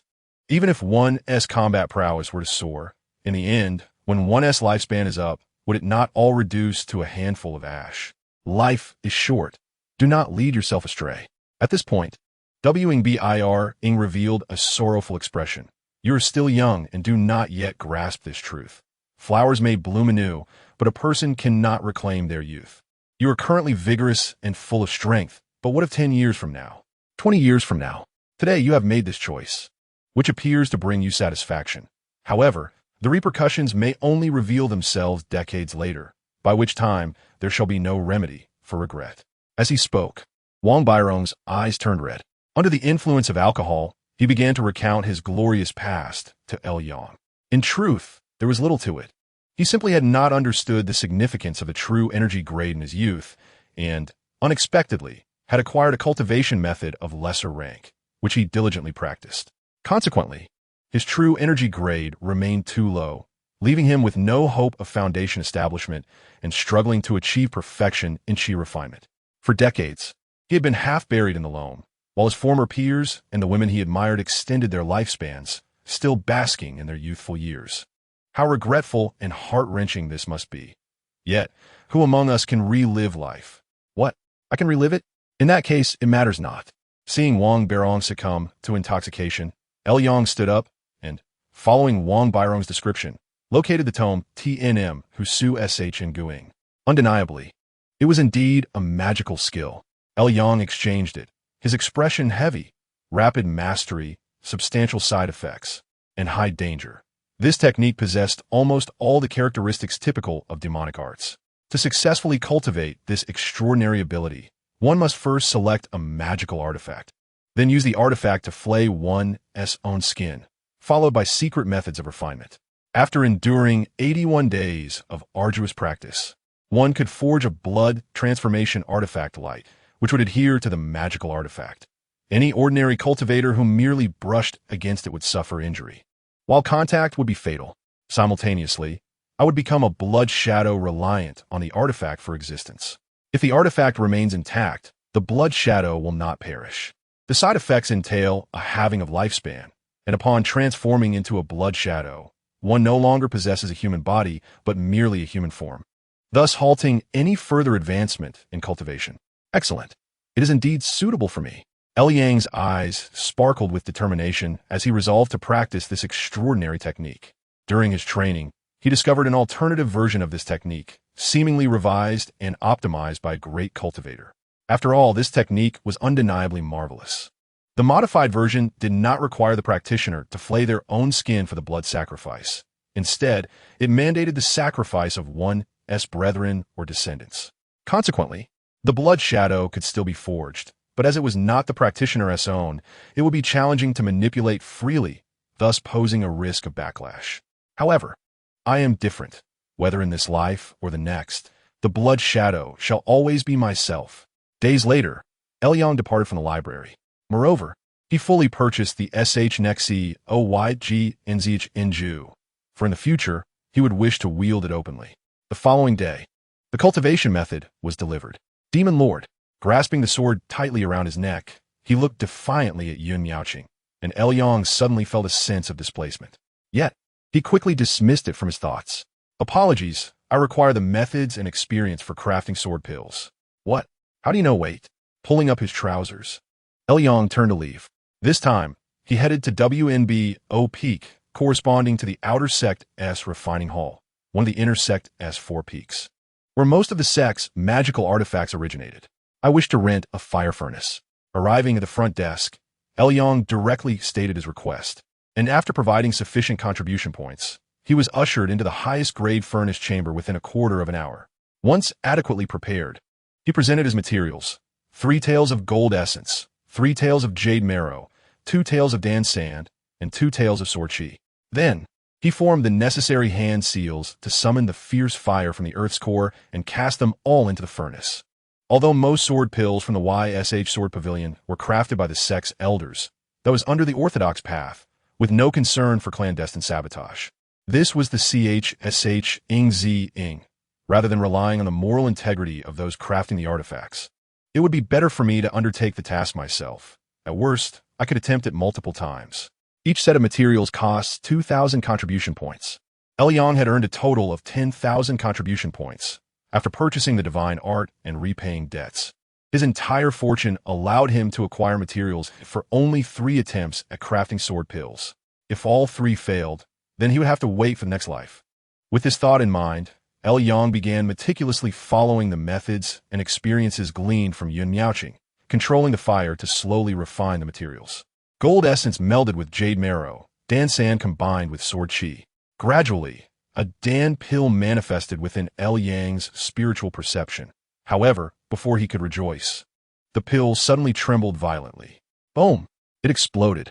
1 set of materials was wasted, and Yang calmly waved his sleeve to sweep away the debris. Silently reflecting on the lessons learned, my steps should be sound. The issue lay in the final step. Crafting sword pills requires the sword and heart to unite. And since my time practicing the SH Nexi OYG in Zich in Ju has been brief, my mastery of the sword path is evidently lacking. Ordinarily, this is a rigid requirement that can only be gradually honed. Yet the demonic path does not adhere to such constraints. The union of sword and heart ultimately pertains to control over the sword pill. Thus, if I concurrently cultivate the TNM Husu SH Nguing, the effects should be equivalent, perhaps even superior. After all, the TNM Husu SH Nguing is a body-sacrificing treasure. Once perfected, it nearly merges with a magical artifact, ensuring a compatibility far surpassing that of the so-called union of sword and heart. However, to achieve this, the previously prepared must be discarded. Crafting sword pills is a meticulous endeavor. If I were to consume a substance that dulls my pain, causing my reactions during the crafting process to lag, it could very well result in failure. Therefore, I must remain fully alert throughout. In the demonic path, one must be resolute against oneself. Otherwise, how can one be deemed talented? Contemplating this, a fierce glint appeared in Yang's eyes. Moments latte. He sat before the fire furnace, stuffing a piece of rag into his mouth, and, as the sword pill began to take shape once more, he directed the sword chi toward himself. Chapter 20. Shi Oshy. After nearly 3 months in the fire furnace chamber, Yang trembled as he slowly rose. Rather than standing, it would be more fitting to say he floated, for at that moment he had shed all flesh, bones, and sinew, becoming a crimson blood shadow. I have succeeded. The blood shadow had no face, only a shimmering aura that trembled and emitted a slightly distorted voice. After 81 days, I have finally perfected it. In the next instant, the blood shadow gradually coalesced, and the flayed skin on the ground flew back. Enveloping the blood shadow, its pallid skin gradually suffused with crimson, and the gaunt flesh slowly regained its fullness. Before long, the unblemished Yang reappeared within the furnace chamber. At first glance, he appeared no different from an ordinary person. In fact, compared to 3 months prior, Yang's aura was even more formidable. His robust, true energy faintly coalesced into a seed of qi. Refining qi at the 7th level. Late stage. Perhaps the arduous process of cultivating the divine art proved too torturous, presenting an unimaginable trial for his essence, spirit, and energy, which inadvertently allowed him to break through the bottleneck in his cultivation. More fortuitously, this occurred before he officially mastered the divine art. Had it transpired afterward, even if he had broken through the bottleneck, it would have been futile. For instance, his cultivation would now be permanently halted at the 7th level of refining qi. Nevertheless, it suffices. Yang murmured softly. Possessing the BISHSH, he never fixated on the achievements of a single lifetime. How to thrive in the next life was his true objective. Let's test the power. As Yang's thoughts stirred, a resplendent sword pill materialized at his brow, and his figure transformed into a streak of bloodlight, merging with the sword pill. Boom! Outside WNBO peak, the ground trembled violently, causing the once bustling crowd to sway. Several individuals toppled to the earth. The earth dragon could not possibly be stirring, with several revered masters suppressing the earth veins. How could such a thing occur? The disciples exchanged glances, and among them, a more accomplished disciple suddenly sensed something, instinctively glancing in a particular direction, his eyes gradually widening in astonishment. Look, that is, the gazes of the crowd followed suit. Soon, everyone witnessed a radiant arc soaring from a furnace chamber, in the blink of an eye leaping into the heavens, causing the clouds to churn in its wake. Clang, clang. The crisp sound of swords ringing reverberated through the skies, while a vivid crimson light bathed Wanbao Peak in a sanguine hue, stirring the spiritual energy of the heavens and earth into a surging tide. Within such a torrent of spiritual energy, most disciples found themselves unable to breathe, nearly suffocating. Such formidable momentum. Was this the late stage of chi refinement? Some disciples gazed on with envy, recognizing that this signified the formation of an energy seed, merely awaiting the final step of refinement to achieve perfection, thus paving the way for foundational establishment. Who could this senior brother be, who had achieved such a breakthrough? I had previously encountered late-stage chi refinement seniors, yet none possessed such overwhelming spiritual pressure. That sword light, reminiscent of a long rainbow, must surely be an extraordinary treasure. Meanwhile, above the sea of clouds, Yang transformed into a shadow of blood, harmonizing with the sword light, his spiritual consciousness extending outward in all directions, revealing every detail within a radius of several miles. As if observing the intricacies of palm, in the late stage of chi refinement, true energy descended into the dantian, transforming into an energy seed, instigating a metamorphosis of essence, energy, and spirit. If I still had a corporeal form, my physique would surely experience a qualitative leap at this moment. Blades and spears would be of no concern, and my true energy would multiply several-fold. Yet alas, I am left with only spiritual consciousness. As Yang pondered, his brows suddenly arched. Who goes there? Before Yang could finish his thought, his sword moved with intent, the blood-red sword light tearing through the clouds, revealing a young and handsome figure. Senior brother, do not strike. Do not strike. The figure called out loudly. Yet, Yang paid no heed. The sword light surged forward. The young man, seeing this, hastily produced a small flag and raised it into the air. In the next moment, the flag billowed, transforming into a pair of gate-like banners. The young man slipped into one side of the gate, and once Yang's sword light followed suit, he emerged from the opposite gate, swiftly gesturing with his hand. The gate vanished, reverting to a small flag. Yang raised an eyebrow, realizing that his sword light had been ensnared in an inexplicable place, evaded by his opponent. How intriguing. Yang smiled broadly, his sword core vibrating violently. In an instant, dozens, even hundreds of sword lights erupted like a peacock fanning its tail. Upon witnessing this scene, the once proud young man turned pale, hastily retrieving his small flag treasure to defend himself, and called out loudly, "This senior brother. I am Chu Sheng Sect. I have come merely to make your acquaintance, harboring no ill intentions. I implore you to retract your divine powers." Chu Sheng Sect? Yang paused at this name, and the sword light that was about to explode suddenly halted mid-air, illuminating a face drenched in cold sweat. The designated dog-in-waiting? In the next moment, Yang withdrew the sword light, transforming into human form before Chu Sheng Sect, bursting into hearty laughter. "Junior brother, do not misunderstand. I was merely jesting." Chu Sheng Sect wiped the sweat from his forehead, inwardly grumbling that Yang had clearly intended to act seriously. Yet his face bore a radiant smile as he said warmly, "Senior brother, your abilities are vast and your magical powers boundless. I am in awe. A modest gift I hope you will not refuse." With that, he casually handed over the small flag. "How can I accept this?" Yang shook his head while accepting the small flag. And only then did he notice the two characters embroidered on its surface, Dun Kong, crafted from golden threads. This treasure was named the Dun Kong flag. Chu Sheng Sect explained, "I purchased this before entering the sect from an antique shop. Initially, it seemed unremarkable, but after entering the sect, I discovered it to be a wondrous treasure. The flag has two sides. When activated, it can transform into the gates of life and death. Within the same realm, if one enters through the death gate and exits through the life gate, No matter how great the danger, one can escape unscathed. Yang could not help but twitch at this revelation. Such a marvelous treasure was casually acquired by Xiao from a mundane antique shop before he even entered the holy sect? At this thought, Yang's mind suddenly stirred, concentrating his spiritual consciousness in his eyes.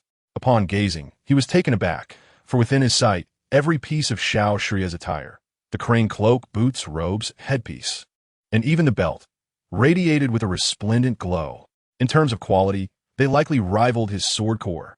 Even Yang, with his current temperament, felt a twinge of imbalance. After all, he had invested months and substantial resources to forge his treasure, while Xiao Shi had seemingly gathered such opulence without effort, inevitably provoking jealousy. What immense fortune this individual possesses! If Yang had previously suspected that Xiao Shi's win in the merit pool was due to some hidden manipulation, he now found himself reconsidering. Could it truly be that he was merely lucky? With this thought, Yang's expression grew increasingly peculiar.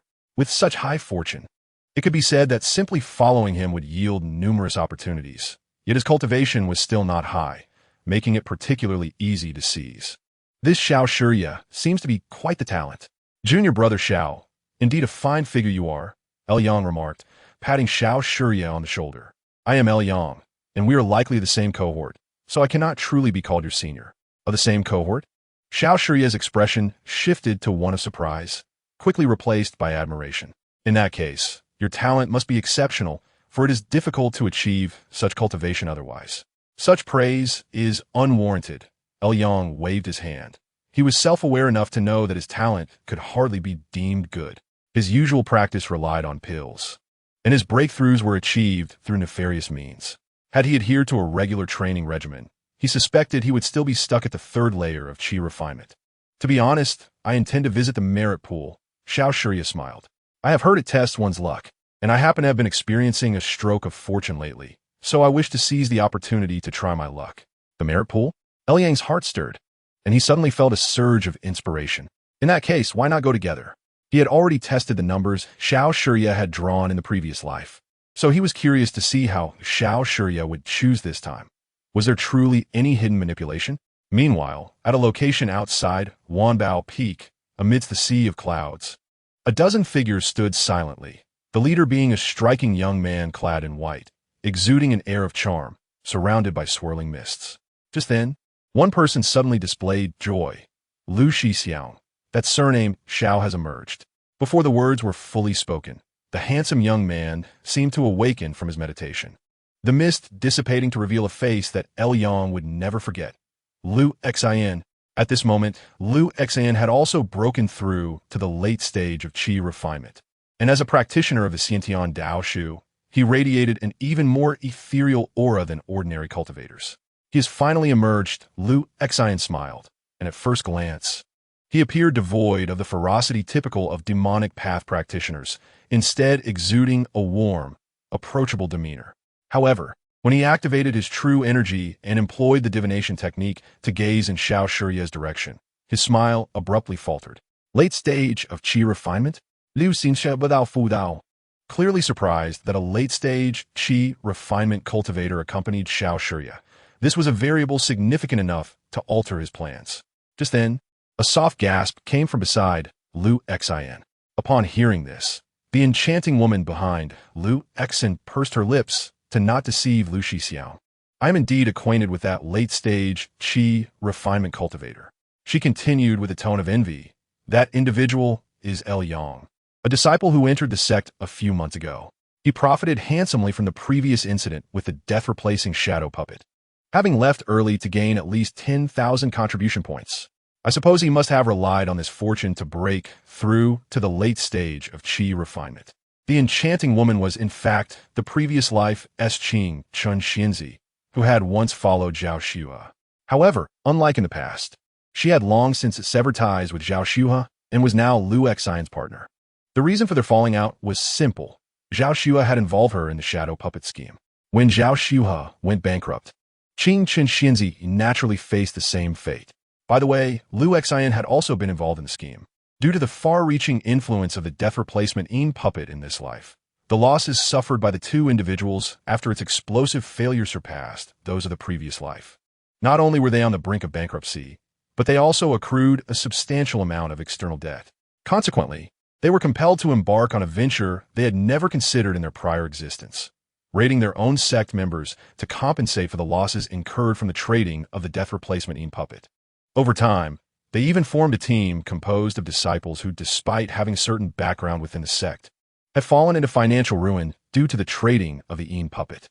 Their targets were primarily ordinary disciples who had left early with considerable profits due to their modest initial investments.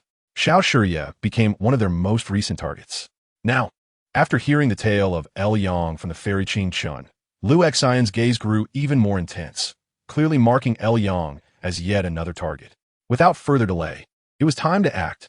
With Liu Xian's command, the assembled individuals erupted into sinister laughter before each taking to the skies, heading towards El Yang and Xiao Shiye. Following the warning of the sword talisman, El Yang's brow furrowed deeper. He observed, to his dismay, that surrounding him and Xiao Shiye, streams of light were converging, resembling a vast net tightening around them. Before long, a voice called from behind, "Fellow Taoist, please wait." Upon hearing this, El Yang's expression darkened. Such words indicated that the speaker bore ill intent. However, the adversaries had evidently prepared well, as El Yang had barely fled a short distance when he halted, scanning his surroundings only to find that the once dense sea of clouds had inexplicably thinned, replaced by an expansive mirage that ensnared both him and Xiao Shiye. This unforeseen calamity left El Yang with a grim countenance. Utilizing his qi observation technique, he assessed the situation and grimly concluded that against a late-stage qi refinement practitioner and 7 mid-stage qi refinement practitioners, his odds were a mere 30%. What to do? Just as El Yang contemplated a strategy, Xiao Shiye unexpectedly spoke. "Brother El, if all goes as anticipated, these individuals are likely after me." With a look of regret, Xiao Shiye continued, "I was negligent. They must be after my treasures and contribution points. I had thought that after several months, they would have given up. Yet here they are, relentless as ever. We should escape separately." Escape separately? El Yang shook his head. The enemy has already covered this entire sea of clouds, seemingly employing some formidable treasure. I fear we cannot simply flee. "It matters not. I have a solution," Xiao Shiye whispered. "I possess 2 broken treasure spikes. If I invoke one, it can carve out a path for survival. I'm willing to offer one to you, Brother El. You should go first. I will hold them off." With that, he directly handed one of the spikes to El Yang.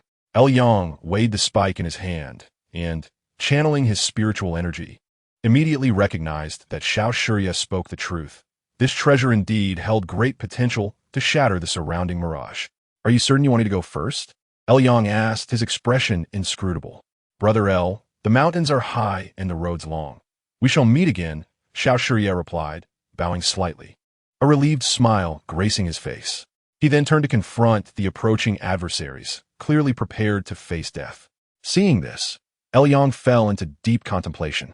He had secluded himself for 3 months without making any enemies. The attackers could not possibly be targeting him. Moreover, compared to him, Xiao Shiye was evidently the larger prize. Thus, Xiao Shiye's assertion was indeed accurate. If he abandoned Xiao Shiye, his chances of escape would be significantly heightened. But should he proceed in such a manner?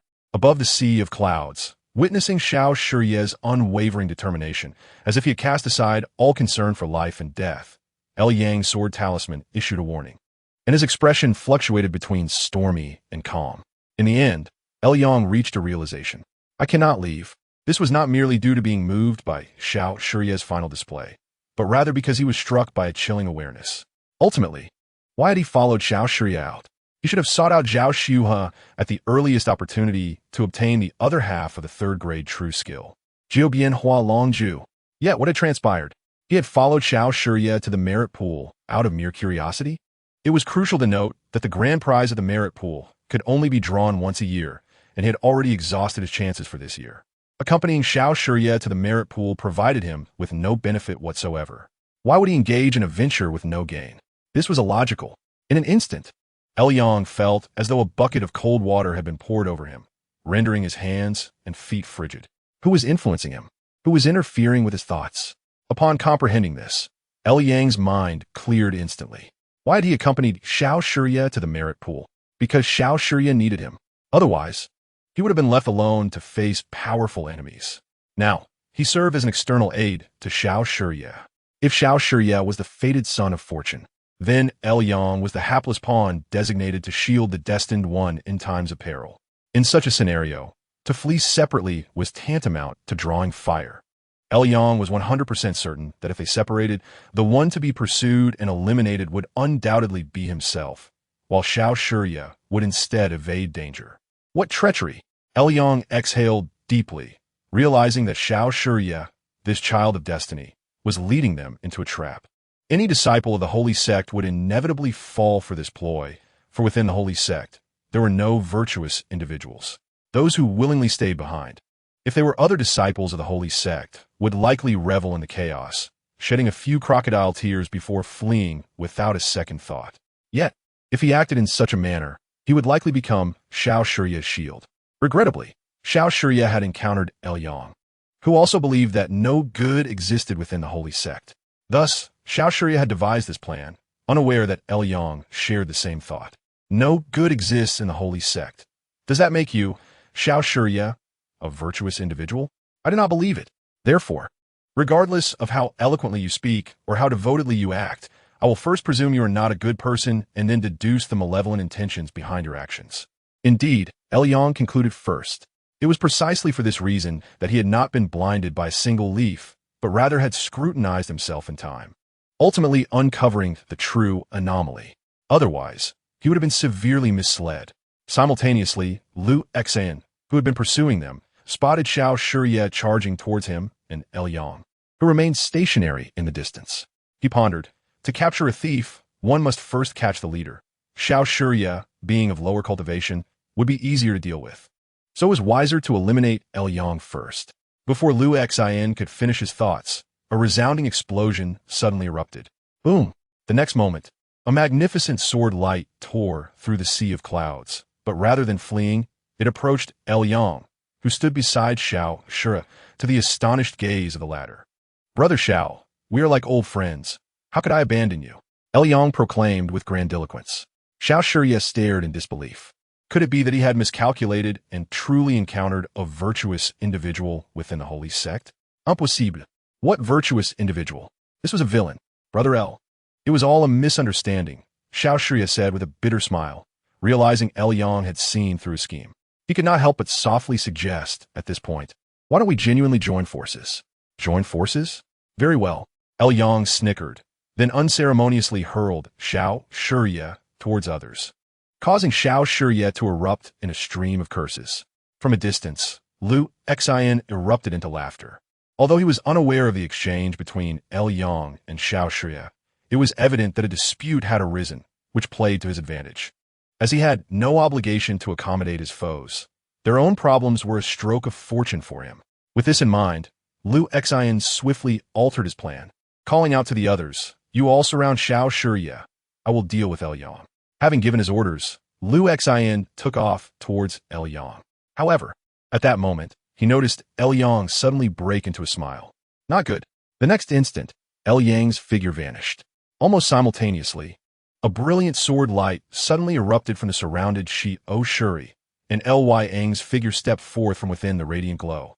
The true art of Nexi Oygen, where the sword light shone, thought manifested instantly.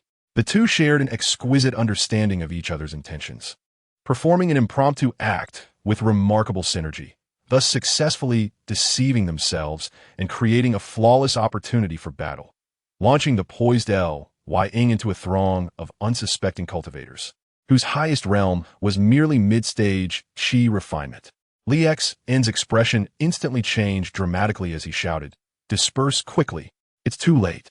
Ying let out a sinister laugh, and the sword pellet blossomed like a peacock unfurling its feathers. However, in stark contrast to earlier, this time the erupting sword light was tainted with a deep crimson hue. In an instant, Ying exhaled, transforming into a blood shadow, merging with the sword pellet, and thereafter conjured a flaming crimson light screen.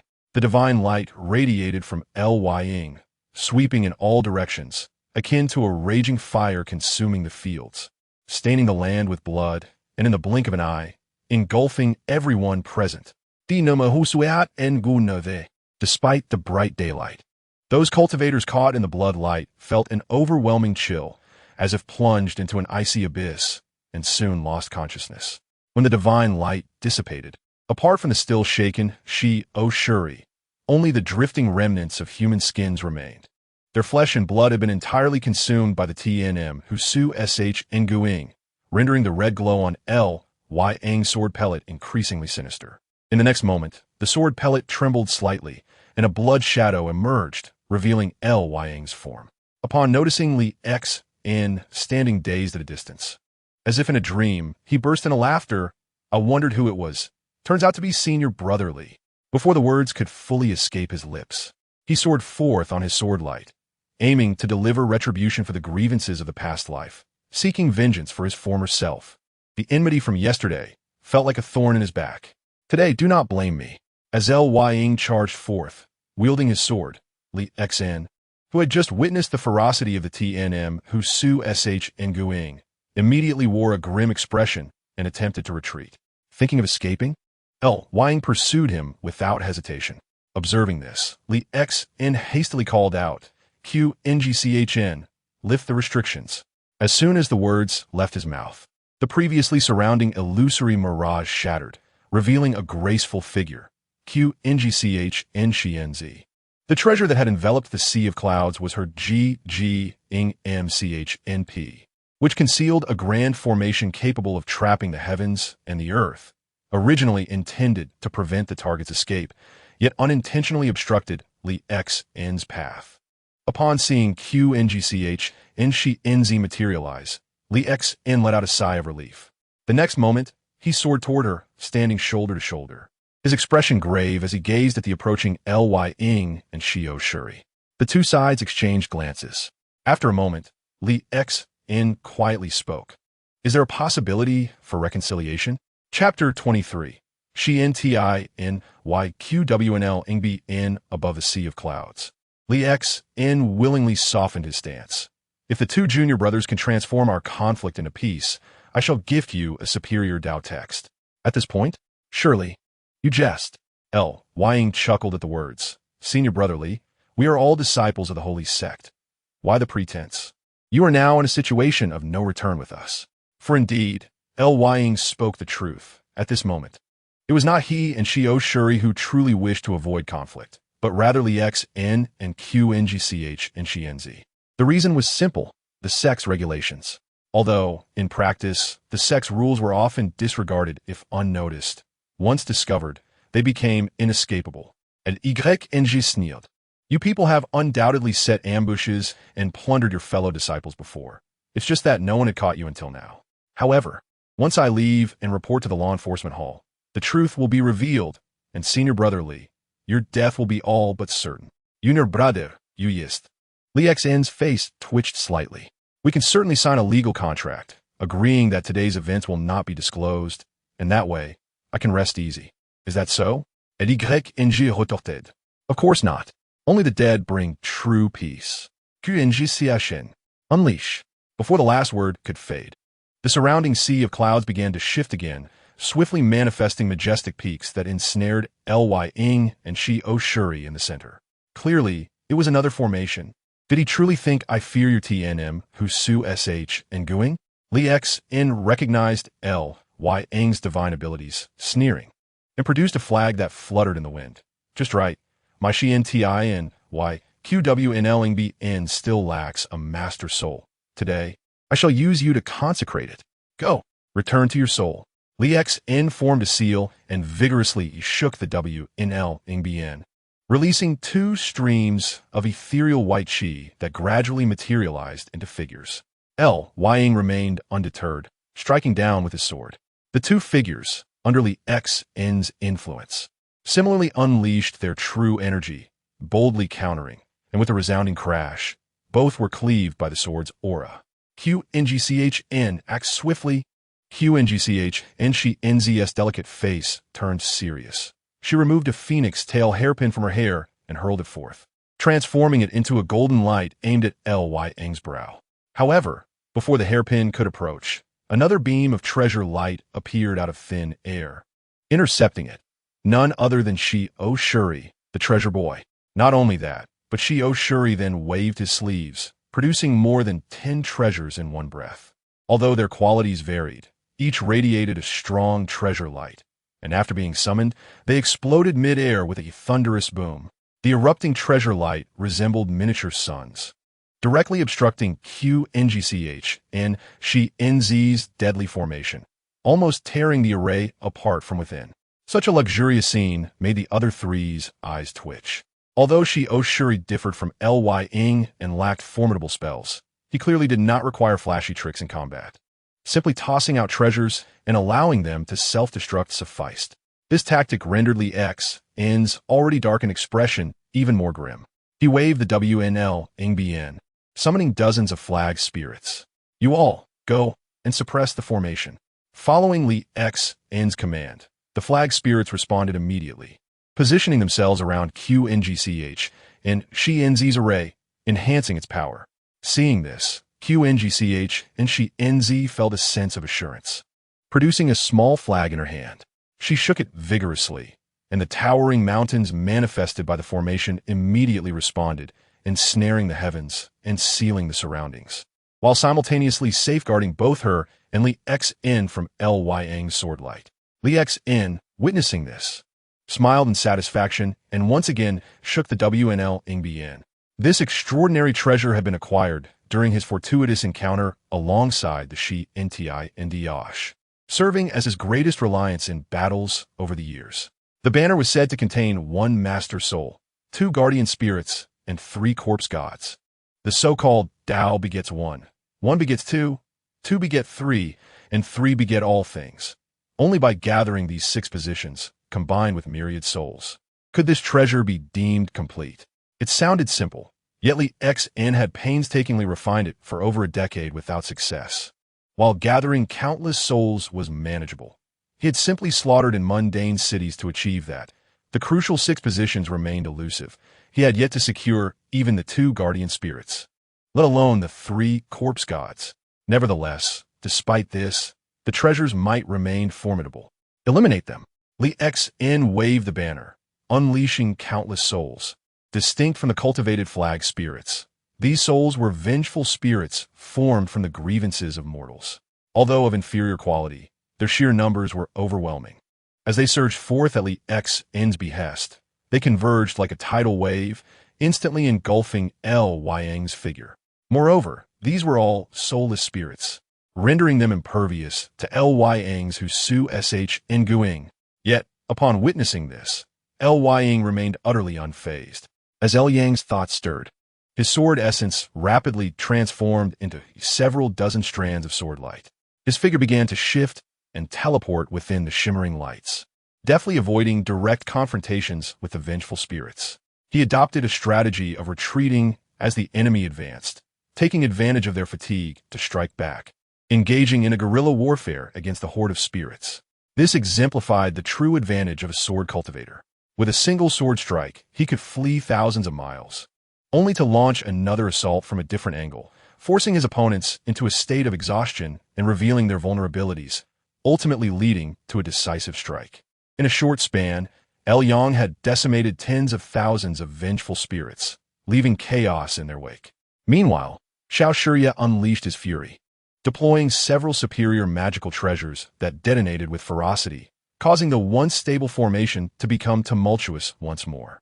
Observing the increasingly unfavorable situation, Qinchan Xinzi could not help but glance at Lu Xin. Senior brother, do not rush. I am not anxious, so why should you be? Lu Xin remained composed, believing that while Shuri might falter, he was unconvinced that Lyang's sword evasion technique could be executed without any depletion of his true energy and magical power. This was his tactical approach to combat. Initially, he intended to exhaust the less significant spirits to wear down his adversary. Once the enemy's true energy had been sufficiently drained, he would then reveal his trump card to secure victory. In truth, he was reluctant to employ his ultimate move unless absolutely necessary, for that spirit was exceedingly precious and its past identity was profoundly sensitive. If discovered, there could be no survivors, as even the slightest whisper could lead him to utter ruin. Nevertheless, one must risk losing the child to catch the wolf. After a moment of contemplation, Liu Xian ultimately raised the flag in his hand, bowing respectfully. With formidable foes approaching, I beseech my senior brother to lend his assistance to resolve this predicament. Chapter 24. Self-Detonation. Once, Liu Xian was merely an ordinary disciple of the initial sacred sect, leading a mundane life filled with tasks, cultivation, and repaying debts. That was until a fortuitous encounter irrevocably altered his destiny. The catalyst was a bounty task released by a true disciple, who sought to explore a cave dwelling left by predecessors, fortuitously in need of several expendable scouts. Unaware of the dangers that lay ahead, Liu Xian was lured by the rewards of the task and joined the exploration team. By the time he realized his role as cannon fodder, it was too late. He was compelled by the true disciple to enter the cave. However, he discovered that all the restrictions within the cave were ineffective against him. He navigated through unhindered and obtained an opportunity, a golden box containing the Xiantian Dao Shu and the Xiantian Ichi W and Ling Bien, alongside a note left by the master of the cave. The note proclaimed the master as a Xiantian Sanren. The treasures were meant for a fated individual, calculated to be a true disciple of the sacred sect, with the character Xin in their name. Yet he was indignant. The Xiantian Sanren lambasted the shamelessness of the initial sacred sect in the note, accusing them of claiming fate without cause and forcibly binding their inheritance to a true disciple of the sect. Thus, he intentionally obscured the causal relationship, bestowing the inheritance upon Liu Xian. In the original causal narrative, the false Xian was not the true Xian. Hence, Liu Xian had been relegated to the role of someone else's pawn, merely a treasure bearer. However, under the deliberate machinations of the Xiantian Sanren, the outcome favored Liu Xian, allowing him to seize the opportunity and even turn the tables on the true disciple. It was a night filled with suspense. By dawn, only Liu Xian emerged from the cave of the Xiantian Sanren, reborn in essence, while the true disciple of the sacred sect had vanished without a trace. Yet, Liu Xian did not completely eliminate his adversary. Instead, with the aid of the contingencies left by the Xiantian Sanren, he refined the true disciple into the most formidable spirit under his command. As the flag fluttered, a figure cloaked in black emerged, not immediately turning to Yang, but instead surveying the surroundings with a nostalgic expression. The survival of the fittest, disciples contending against one another. Indeed, the sacred sect was as familiar as ever. "Senior brother, how have you been?" Liu Xian greeted with a respectful nod. An incapable individual, once again faced with insurmountable foes? The figure in black scoffed disdainfully. "The Xiantian Dao Shu was granted to you. What a waste it is. You cannot compare to your senior brother." Liu Xian remained unfazed, maintaining his courteous demeanor. "This individual is a sword cultivator and has mastered the Tianma Huaxue Shengguang. Indeed, I am not his match." "Tianma Huaxue Shengguang?" The figure in black paused, his expression growing more solemn, yet he shook his head.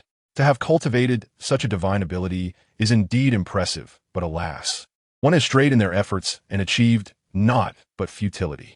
According to our agreement, this marks the third time I have intervened. Senior brother, please be discerning. Very well. The figure in black then turned to Yang. Observing this exchange, Yang and Xiao Shiye remained unperturbed, while Qingchan Xianzi's eyes widened in astonishment as she gazed intently at the figure in black. She was no novice disciple. Initially, she felt a sense of familiarity with the figure, but when he truly unleashed his aura, she suddenly recognized him. "It is Chun Xian, Brother Chun, the son of the master of Butian Peak, one of the 4 peaks of the inner sect, the missing true disciple." After Chun Xian's disappearance, the master of Butian Peak had been infuriated, personally attempting to deduce the causality, yet yielding no results, causing quite the uproar. She never anticipated he would be in Liu Xian's company. At once, Qingchan Xianzi's expression shifted slightly, as if a realization struck her, and instinctively, she took a few steps back, distancing herself from Liu Xian. Suddenly, with a swift motion, a blade pierced through, and Qingchan Xianzi's delicate face turned blank as she stared in shock at the hand that had plunged in her abdomen. With a slight tilt of her head, she fell silent. She was dead once more. Regrettably, having seen too much, she could not be spared. With Qingchan Xianzi's demise, the surrounding formation immediately trembled. However, as Liu Xian activated the W in Ling Bien, Her corpse was swiftly absorbed into the flag. Moments later, the unscathed Chu Sheng Sect emerged from the flag, transformed into a spirit. Although her capabilities were limited in this new form, she could still preside over the formation and quickly stabilize the quaking array. Simultaneously, the black-robed true disciple Chu Sheng approached Yang. Upon seeing Chu Sheng, Yang's gaze sharpened, though the latter's cultivation was not particularly high. Matching his own at the 7th level of Qi refinement, the aura he exuded felt distinctly different. Chu Sheng glanced at Yang and remarked, "The Yin-Yang DLF is a dual cultivation technique, emphasizing the mastery of myriad women. Yet your true energy is disjointed and chaotic, clearly not derived from dual cultivation. The 5th grade Yin-Yang Longhu Qi in your possession can hardly surpass the 6th grade." As these words echoed, an alarm rang in Yang's mind. "May I inquire who you are?" Before he could finish his question, Chu Sheng had already made his move. He raised a hand, and instantly, his aura fused with that of the heavens and the earth. An overwhelming torrent of true energy surged forth, summoning the surrounding spiritual energy to resonate with it. At that moment, Yang's pupils constricted. It was not due to the display of Chu Sheng's prowess, but because he felt acutely aware of the deficiencies and flaws within his own true energy. In an instant, Yang understood. His Yin-Yang Longhu DLF was not the limit. Batian Peak possessed superior techniques. This individual must be a true disciple of Batian Peak. Yang's conjecture was indeed correct. As the son of the master of Batian Peak, Chu Sheng practiced a technique known as Batian Jinjing, an upgraded version of the Yin-Yang Longhu DLF. While ordinary dual cultivation focuses on partnerships between individuals, the Batian Jinjing emphasizes a union with the heavens and earth, cultivating a refined Batian true energy that ranks among the 3rd grade. Hence, when Chu Sheng struck, even without employing any divine abilities, the substantial foundation of his 3rd grade true energy was sufficient to put Yang at a disadvantage. Lu Xien observed this with a confident smile. After all, no one understood Chu Sheng's strength better than he did. In his eyes, even if Yang were 10 times stronger, he could never match Chu Sheng. Victory was assured. Lu Xien decisively made his judgment, but failed to notice that in the distance, Xiao Shiya was casting a dark and brooding gaze upon him, seemingly deep in thought. With Xiao Shiya's astuteness, he naturally discerned that the situation was unfavorable for him. "I originally did not wish to resort to this, but you have forced my hand." Xiao Shiya was acutely aware that his strength was the weakest, relying solely on his treasures to hold his ground. However, it was becoming evident that mere artifacts would no longer suffice. With this thought, Xiao Shiya took a deep breath and opened his storage bag, whereupon a torrent of overwhelming spiritual energy burst forth from the opening, capturing Lu Xian's attention. Even Qin Sinan and Yang, who were engaged in fierce battle, paused to glance over. Soon after, a small tower emerged from Xiao Shiya's storage bag.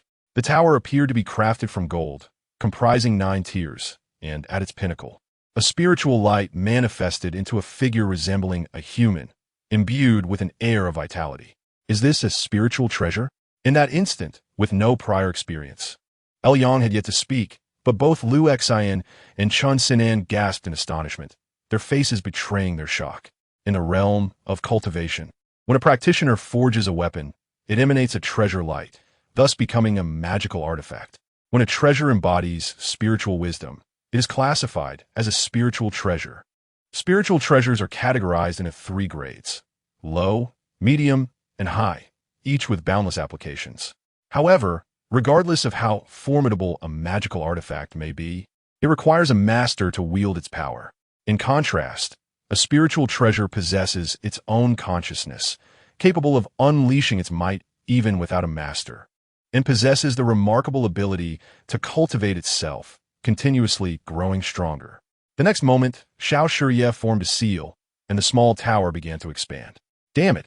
Qin Sinan was the first to curse, losing all semblance of composure, for he realized that Xiao Shiya intended to self-destruct the spiritual treasure. Meanwhile, Lu Xien nearly spat blood. Such a treasure, forged from the very essence of the heavens, was typically reserved for those at the foundation establishment stage. That Xiao Shiya possessed one was already remarkable, but to use it for self-destruction? It was nothing short of squandering a divine gift. Even more outrageous was the fact that the spiritual treasure showed no signs of resistance. Willingly cooperating, its speed so swift that Lu Xian could scarcely intervene. Boom! In the next instant, the explosive flames engulfed everything.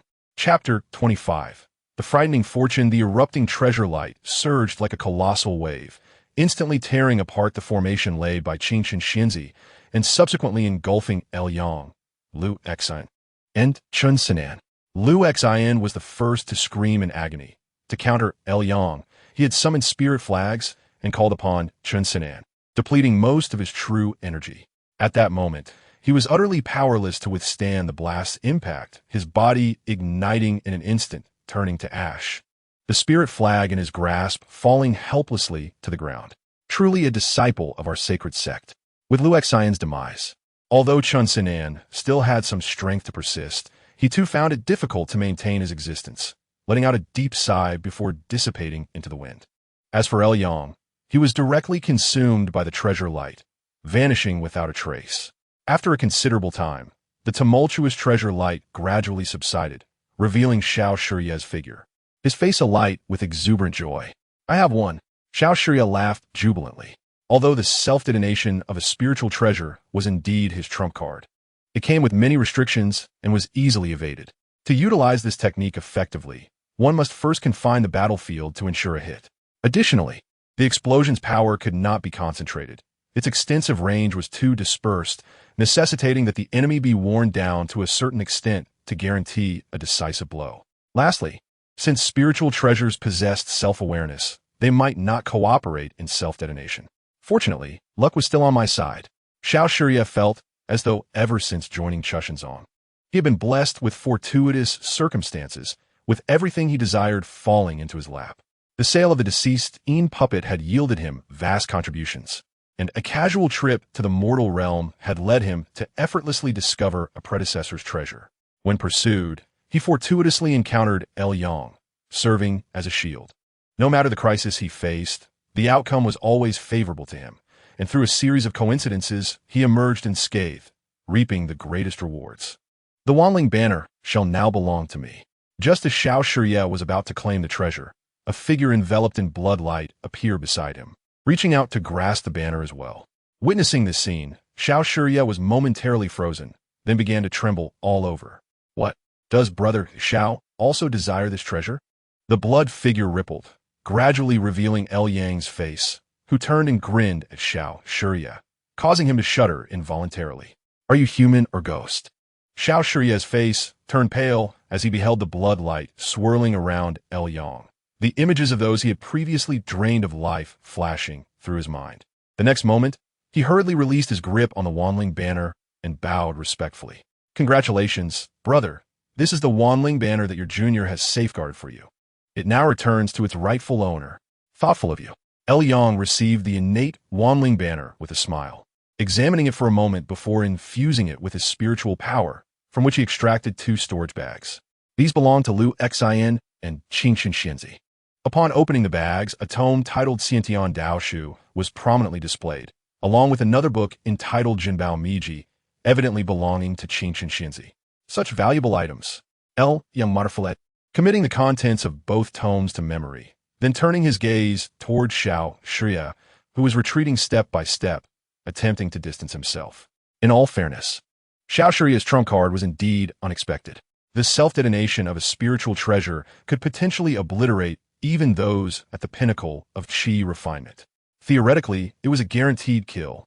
Yet Yang was an exception to this rule, having cultivated the Tianma Huaxue Xingguang. The blood figure he had transformed into was now merely a semblance of a human form, devoid of substance, with his true spirit entirely reliant on the sword pellet. As long as the sword pellet remained intact, he would not perish.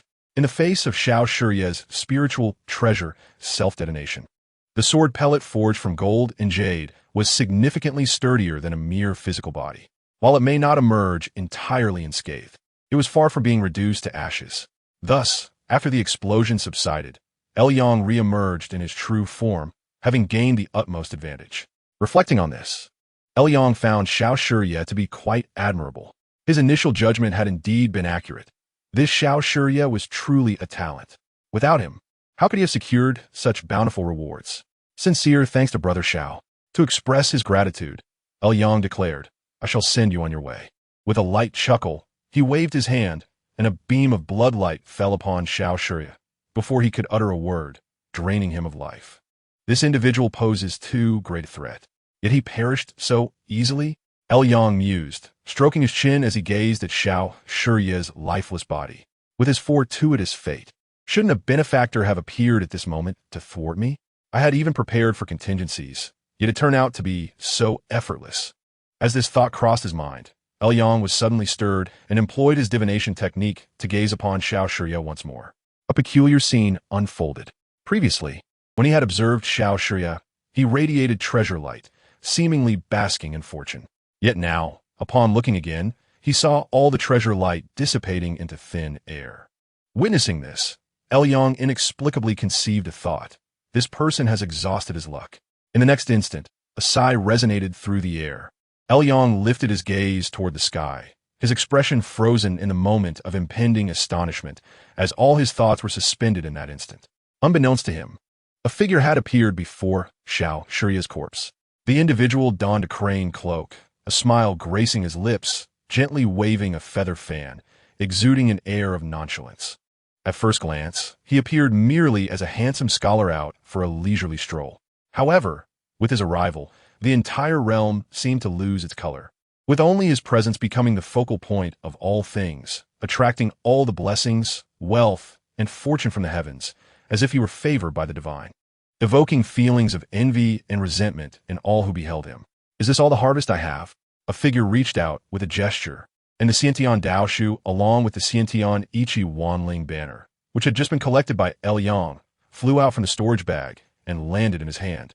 At that moment, a sudden voice interrupted. Hong Yun, have you emerged from your seclusion?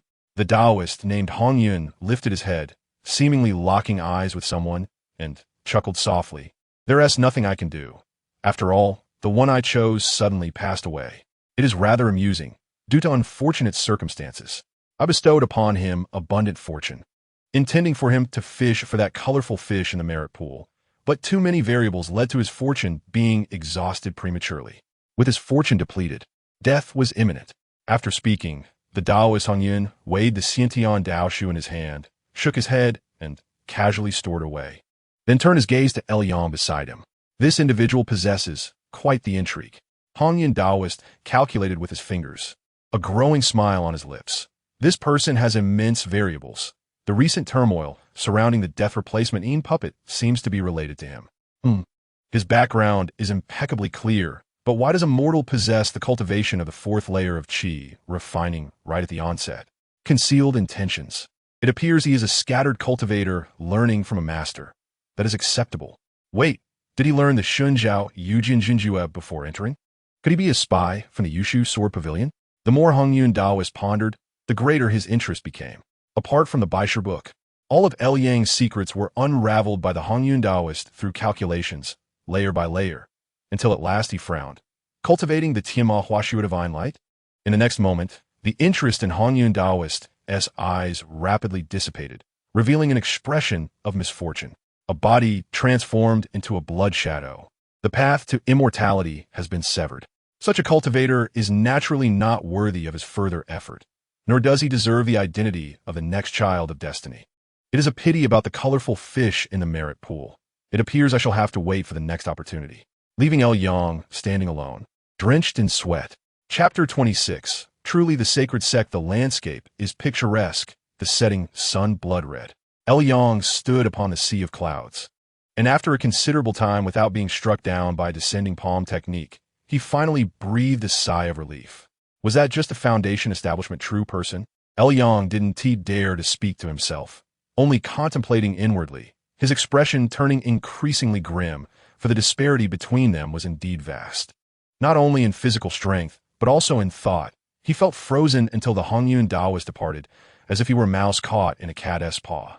It was no longer merely a difference in power, but a distinction in realms, instantly extinguishing all pride within Yang. I'm still too weak. I lack power. Initially, after defeating Lu Xian and others with a few against many, Yang had cast aside the shadows of his past life, feeling invigorated. Yet now he returned to a composed mindset. The path of immortality is long and requires relentless perseverance.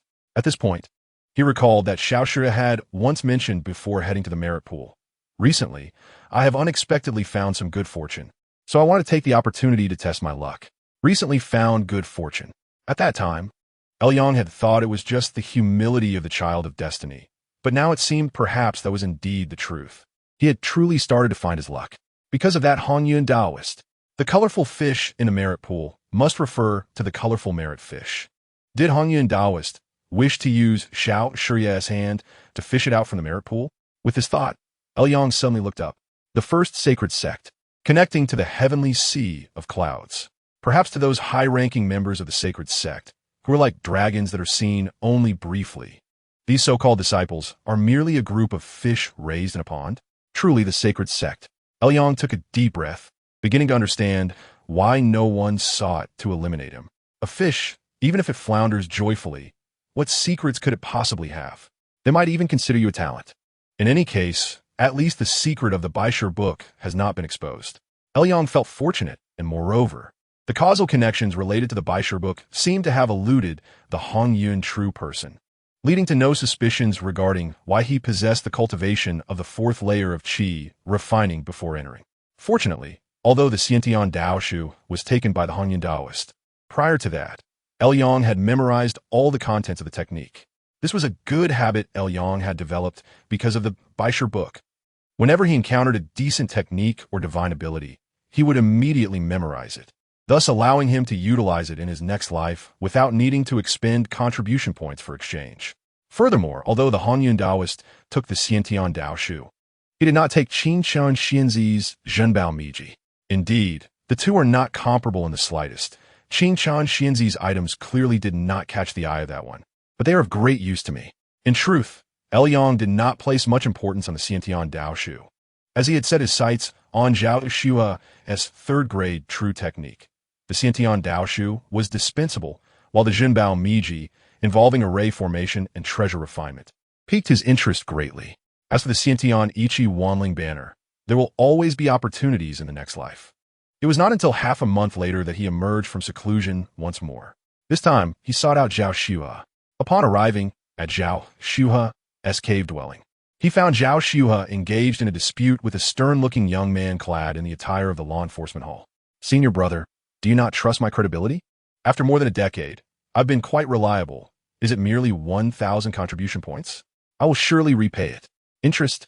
Please, senior brother, grant me a few more days, and I will repay both the principal and interest. After a brief entanglement, the law enforcement hall disciple coldly scoffed and departed. Zhao Shua stood there, his expression darkened, his aura fluctuating. Yang saw this as a good opportunity and immediately stepped forward. Senior brother Zhao, it has been a long time. Zhao Shua looked up in response and instantly noticed Yang's unabashed aura, his pupils contracting. Junior brother L, have you broken through to the late stage of qi refining? It was sheer luck, sheer luck. Yang smiled faintly. I am but a dull-witted person. After several months of seclusion and expending considerable contribution points, I was fortunate to break through. I hope senior brother does not find it laughable. Upon hearing this, Zhao Shua's expression grew increasingly rigid, even showing hints of distortion. After all, in the same endeavor of trading the death replacement puppet, he had lost everything. Even his lover had left him for another. Meanwhile, Yang had reaped bountiful rewards and had even utilized the contributions earned to break through to the late stage of qi refining. What infuriated him further was that he might not even be Yang's opponent now. Although he had obtained the chance from Panlong Jinren, he lacked sufficient fortune and merit, resulting in only receiving half of that third-grade true technique. He even specifically consulted their master. Their master deduced the causal connections and concluded that it was due to his trading of the death replacement puppet that he had prematurely exhausted the merits accumulated over 3 lifetimes, leading to his failure. Reflecting on this, Zhao Shua felt as though he could grind his teeth to dust. Half of a third-grade true technique. Only the qi refining realm's Jubian Huanlong Ju, lacking the foundation establishment realm's technique, was utterly useless to him. Not to mention he was still in debt. and he did not even dare to disperse his cultivation for fear that during the transition, creditors would come knocking, seeing him defenseless after dispersing his power, transforming into robbers, robbing him clean and silencing him. That would indeed be suffering beyond words. Junior brother, do you seek me for something? It's a long story. Yang sighed. To not conceal from senior brother, I have come to seek your guidance, as I have encountered some troubles recently. Troubles? Zhao Xuhe's eyes brightened. Yang sighed as he said, I was wholly focused on cultivation, and it was only after breaking through to the late stage of qi refining that I realized the issue of true qi grades. I am filled with regret. Upon hearing Yang's words, Zhao Xuhe suddenly felt much better. So it was about the true qi grades. Zhao Xuhe feigned sympathy and offered a few hollow words of consolation. Most disciples of the sacred sect are actually unaware of this, so it is quite normal for junior brother to be uninformed. The world is unpredictable. Yang helplessly shook his head and said thus, I have come to seek my senior brother, hoping to inquire about methods to elevate my true qi grade. If there are superior techniques available, that would be even better. As for the price, senior brother need not worry. I can afford 1,000 or 2,000 contribution points. Oh! Upon hearing Yang's words, Zhao Xuhe's mind immediately became lively. 1,000 or 2,000 contribution points was just the sum he urgently needed at that moment. In the blink of an eye, Zhao Xuhe's thoughts raced, and he suddenly said, Shidi, since you mention this, I indeed have a technique suitable for you. As long as you cultivate it, it will undoubtedly enhance your true qi grade. Really? Yang's face lit up with anticipation. What technique is it?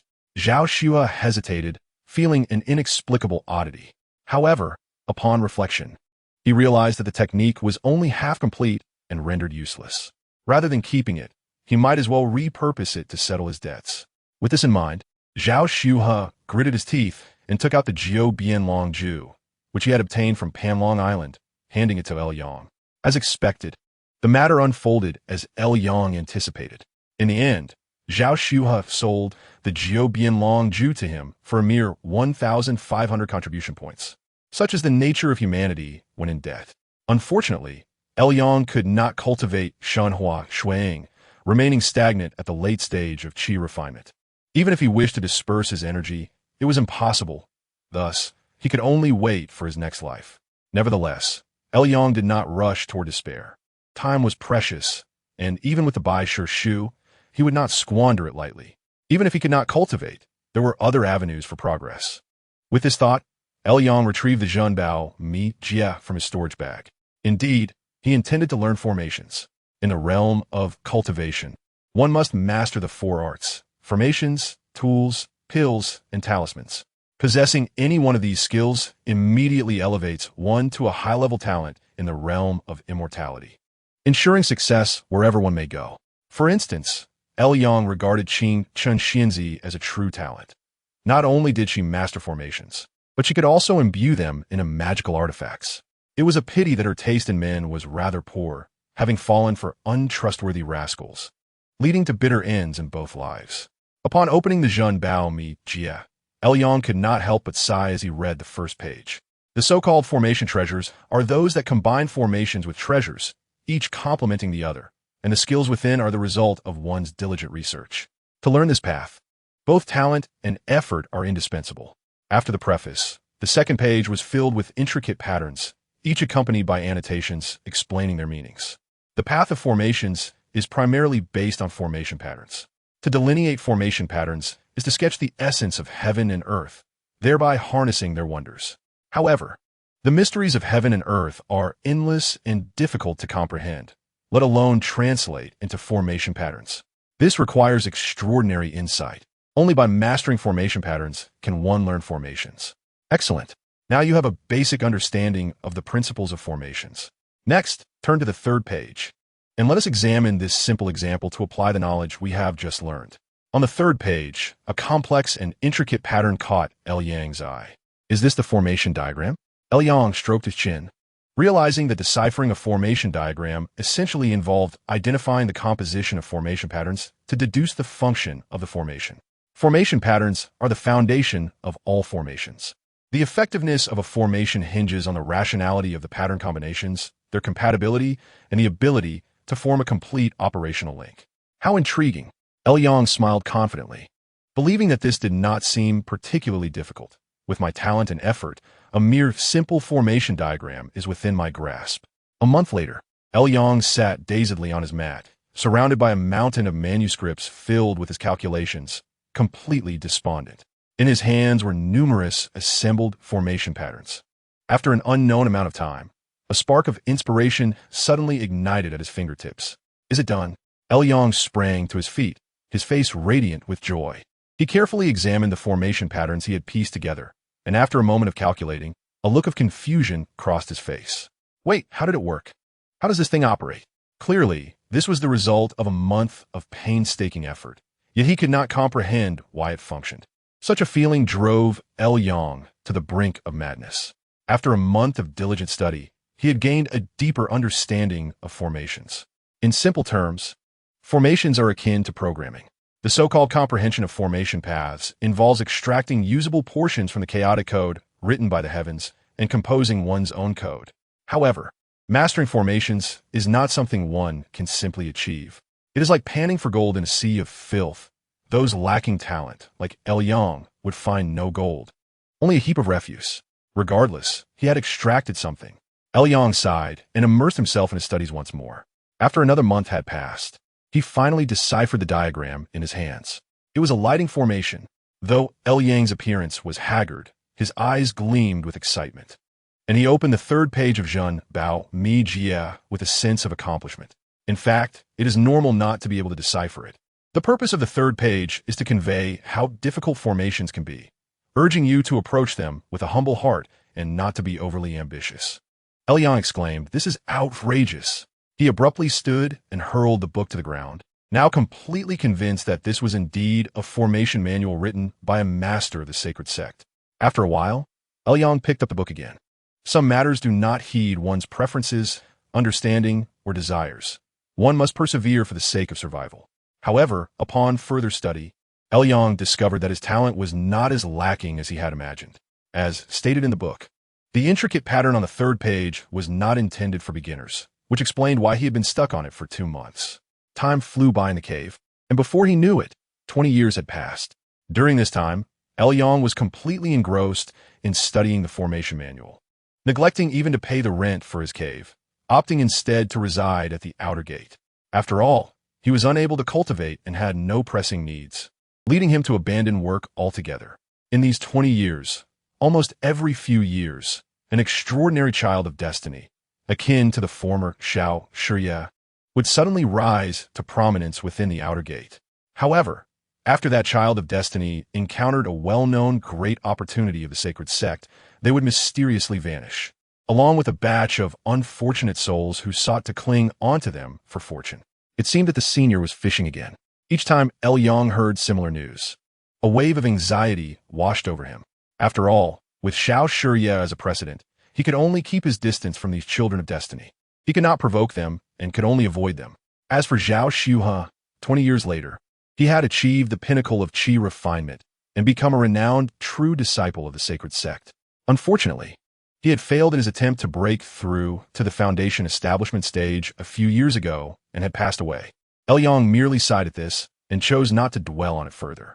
What truly brought Yang joy was that through 20 years of diligent study, he had finally thoroughly mastered the knowledge within Zhen Bao Mi Jia.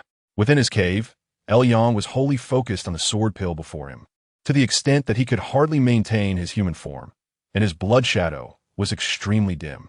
This was a sign that his end was near. The side effects of cultivating the Qianma Hua Shui Shengguang had ultimately caught up with him, resulting in his lifespan being depleted by the age of 40. He was now exhausted and worn out. I understand. Wait, no, that S wrong O, right? Correct or not? Oh, still not right, but correct.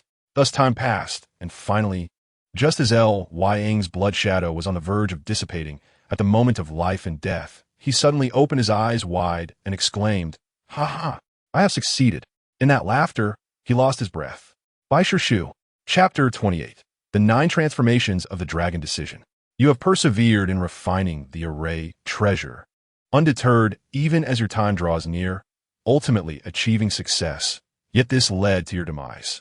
Current remaining pages of Bai Shu, 96. In your new life, You may choose one reward from your previous life. 1. Treasure. 2. Cultivation. 3. Lifespan. 4. Abandon all rewards and randomly awaken a talent based on your past life experiences. The one called by name stepped forward. Wine opened his eyes, took a deep breath after a long while, and awakened from the dream of his past life. I choose the magical artifact. The next moment, a stirring occurred in his dantian. A sword pill, adorned with intricate array patterns and shining like the stars in the sky, appeared within his dantian, emitting a clear sword cry. Edienge wo a satisfait d'expression. This sword pill was the culmination of over 20 years of his previous life's efforts, crafted from superior materials and enhanced by the divine light of blood magic.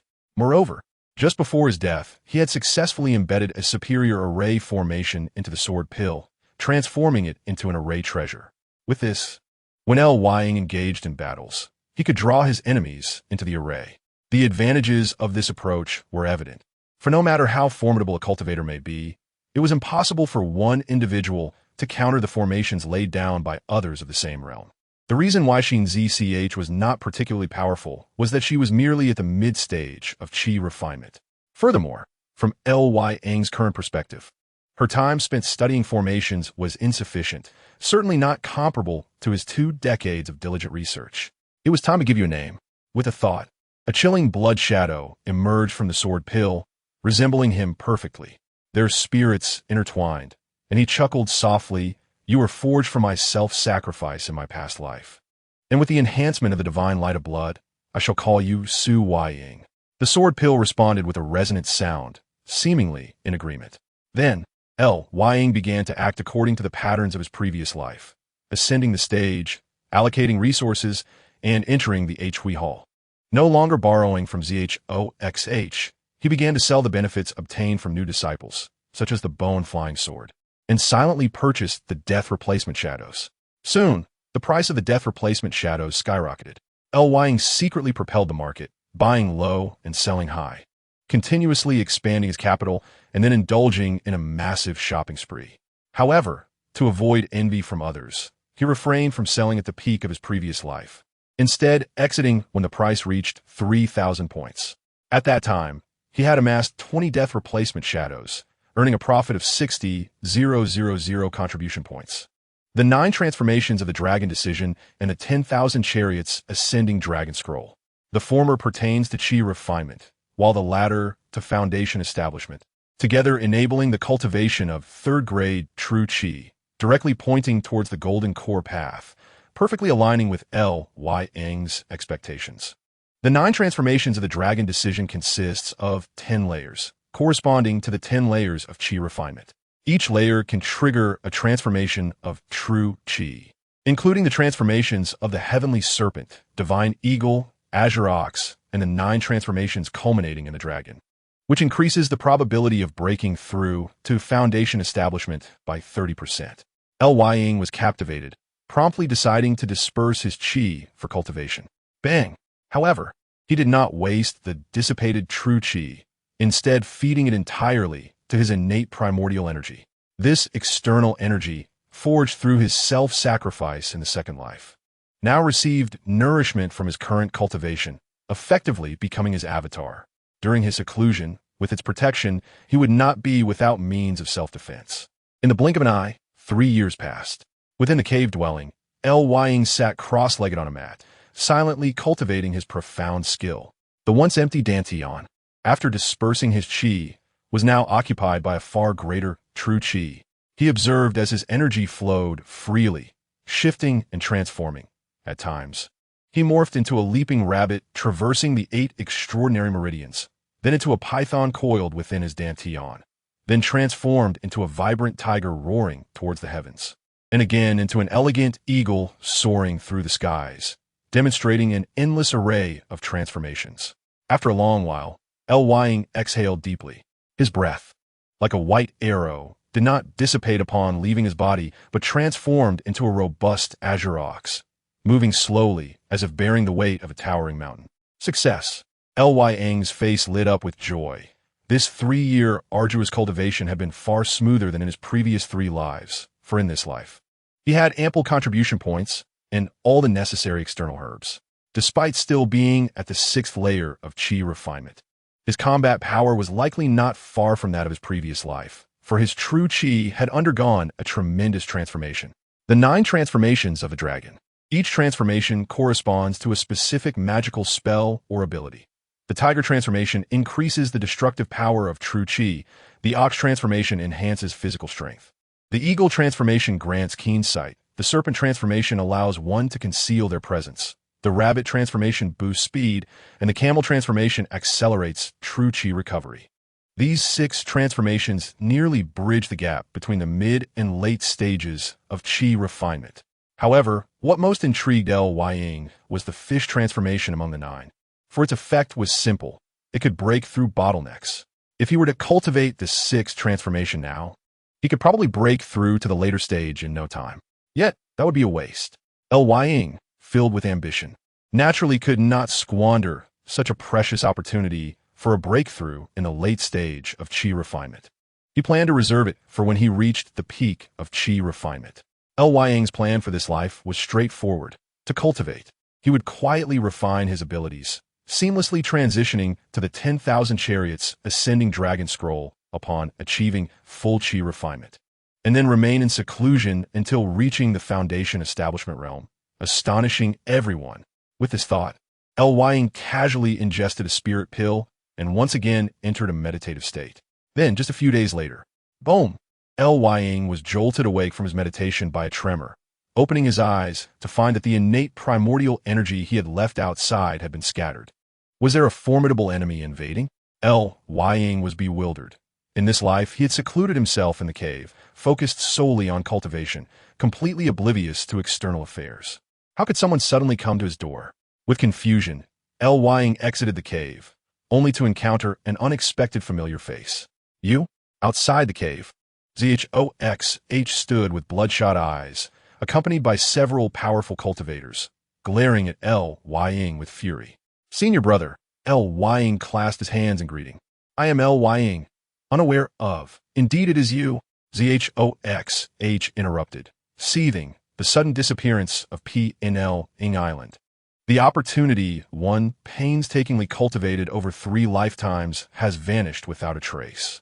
I expended great effort to summon my master to calculate the cause and effect, and he informed me that the opportunity was seized by a disciple of the Saint Sect with the surname L. Speak. Is the inheritance of the perilous genre in your possession?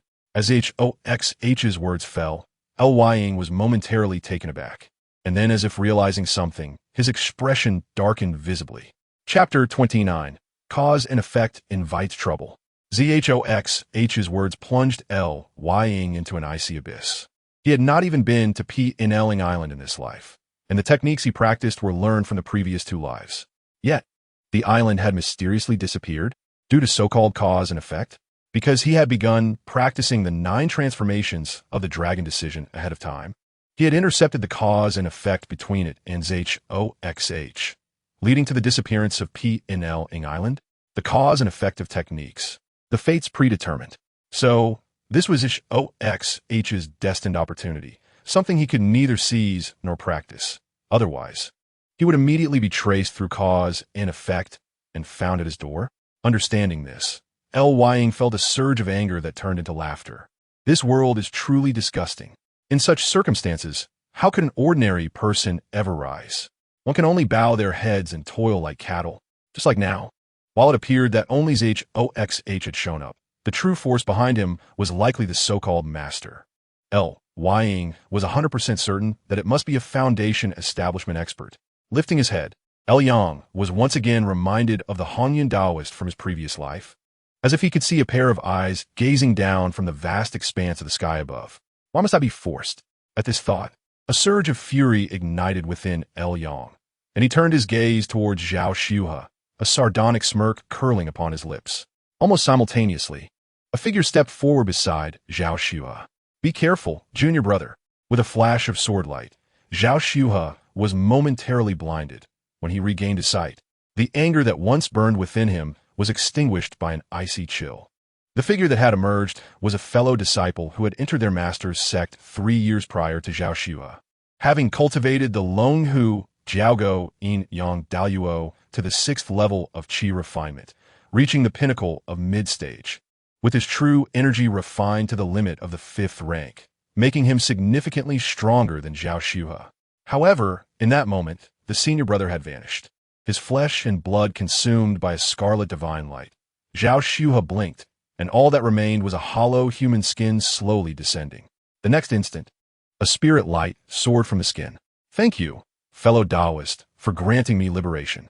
Within the spirit light, a spectral figure appeared, bearing no trace of anger for being slain by Yang's sword, but rather a sense of relief and joy. He then turned his attention to Zhao Shuhe.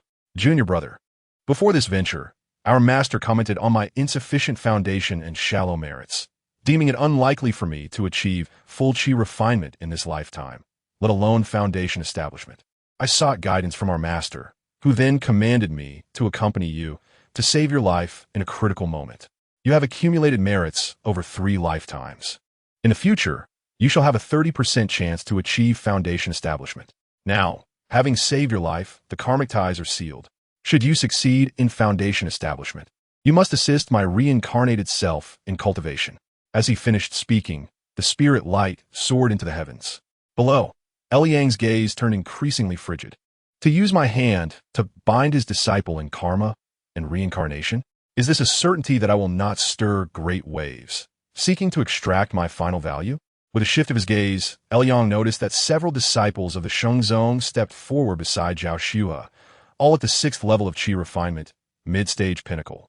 Upon hearing this, the crowd nodded in agreement.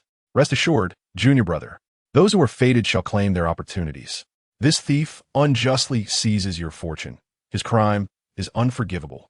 With our master above, we shall surely aid you in capturing this scoundrel." Upon hearing this, Yang laughed heartily. "You can speak 1,000 words, yet it all boils down to forceful seizure, stubborn and unyielding." The leading Shengzong disciple shook his head and sneered. "I am Lu Yuanshan.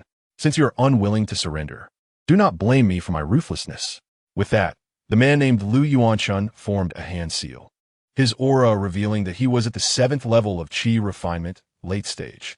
He then summoned a golden mirror that floated high in the air, replacing the sun, and in an instant, countless golden rays cascaded down like a torrential rain, overwhelming Yang. Seeing this, Yang's brow furrowed, and his figure vanished in an instant. Soon after, a beam of sword light soared into the air, splitting into myriad forms, darting left and right, yet never escaping the grasp of the golden rays. Forced to withstand the onslaught, their master had long predicted this thief's proficiency in swordsmanship. How could he not provide a countermeasure?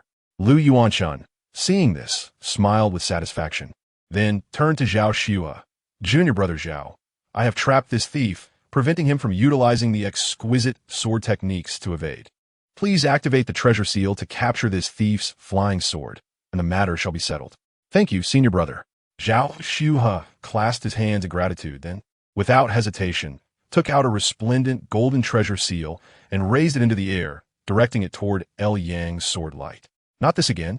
Yang's gaze shifted as he recognized this as the Yuan magnetic golden seal used by Zhao Shuhe in his second life, a treasure specifically designed to restrain flying swords.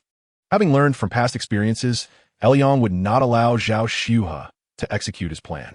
With a thought, the Blood Sun sword pill moved at his will, deliberately avoiding contact with the Yuan magnetic golden seal, swiftly redirecting the sword light into a myriad of transforming blood divine light, cascading toward Zhao Shuhe.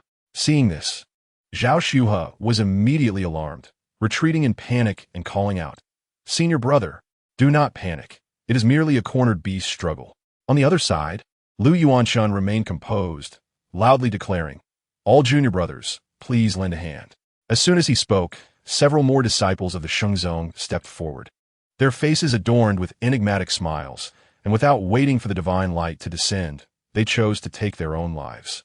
In an instant, bloodlight erupted from their corpses. Both Zhao Shuhe and Lu Yuanshan had clearly come prepared. They had strategized before the duel, first limiting Yang's speed to ensure he could not escape. Then Zhao Shuhe would suppress the sword pill, and finally, the accompanying junior brothers would work together to restrain the transforming blood divine light. No matter how high Yang's prowess, he would be akin to a lamb awaiting slaughter. With their plan set, Lu Yuanshan scoffed, feeling his chances of victory greatly increased. He then waved the golden mirror, and an avalanche of golden rays surged forth, ready to refine Yang alive. Yang, witnessing this, could only sigh. This is the benefit of having a background. With his current strength, even facing multiple opponents, Lu Yuanshun and Zhao Shuhe were not his match. However, the extent of their preparations was simply overwhelming. Every strike targeted his vulnerabilities. All of this was orchestrated by Zhao Shuhe's mysterious master, who calculated karma and destiny, leading to such a targeted arrangement. Thankfully, I possess a trump card.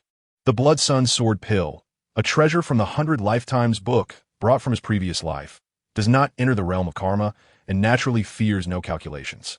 Even if Zhao Shuhe's mysterious master could foresee his mastery of swordsmanship and the transforming blood divine light, it was impossible to ascertain the true nature of the Blood Sun Sword Pill. In the next moment, with a thought, Yang channeled his true energy. Clang, clang.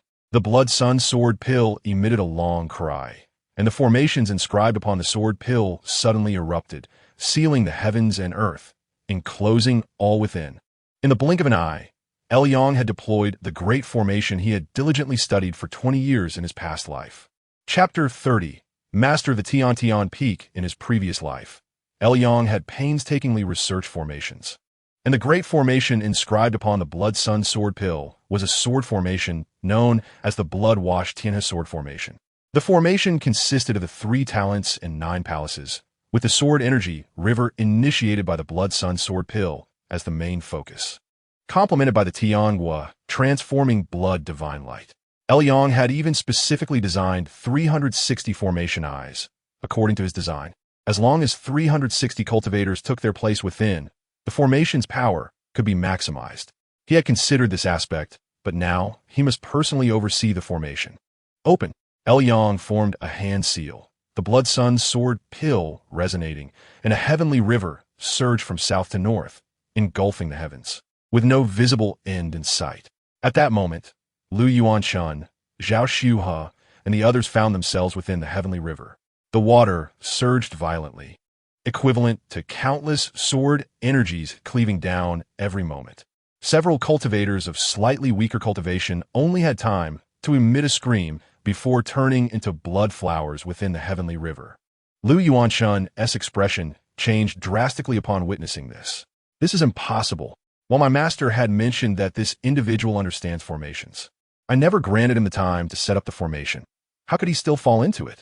Lu Yuanshun could not comprehend this. For the Blood Sun Sword Pill was not an ordinary treasure, but a formation treasure.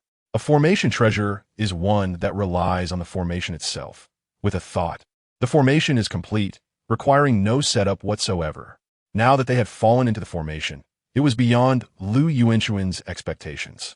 After all, formations harness the wonders of heaven and earth, leveraging the power of the cosmos and claiming to be invincible within the same realm.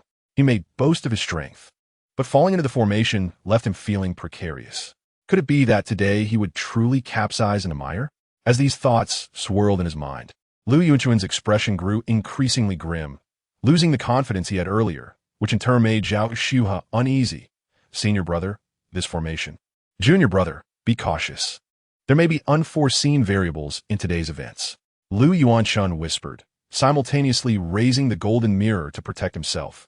At this moment, Lunch harbored a sense of unwarranted hope.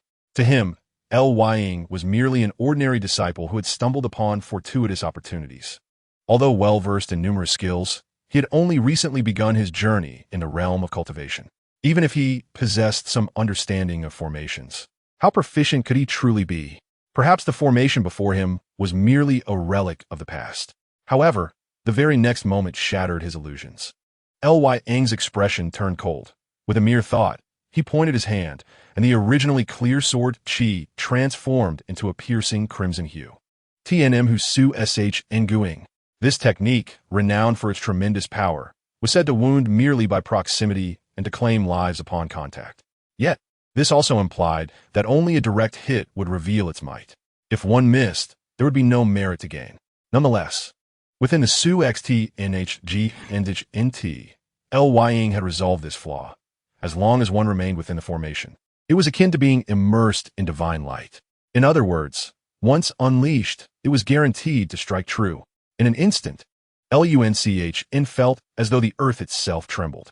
His remaining junior brothers screamed in succession, only to be reduced to mere human skins in an instant. This was dire. Lunch nes expression shifted dramatically. Gritting his teeth, he altered his hand seals, and the golden light emanating from the mirror above his head became tumultuous and chaotic.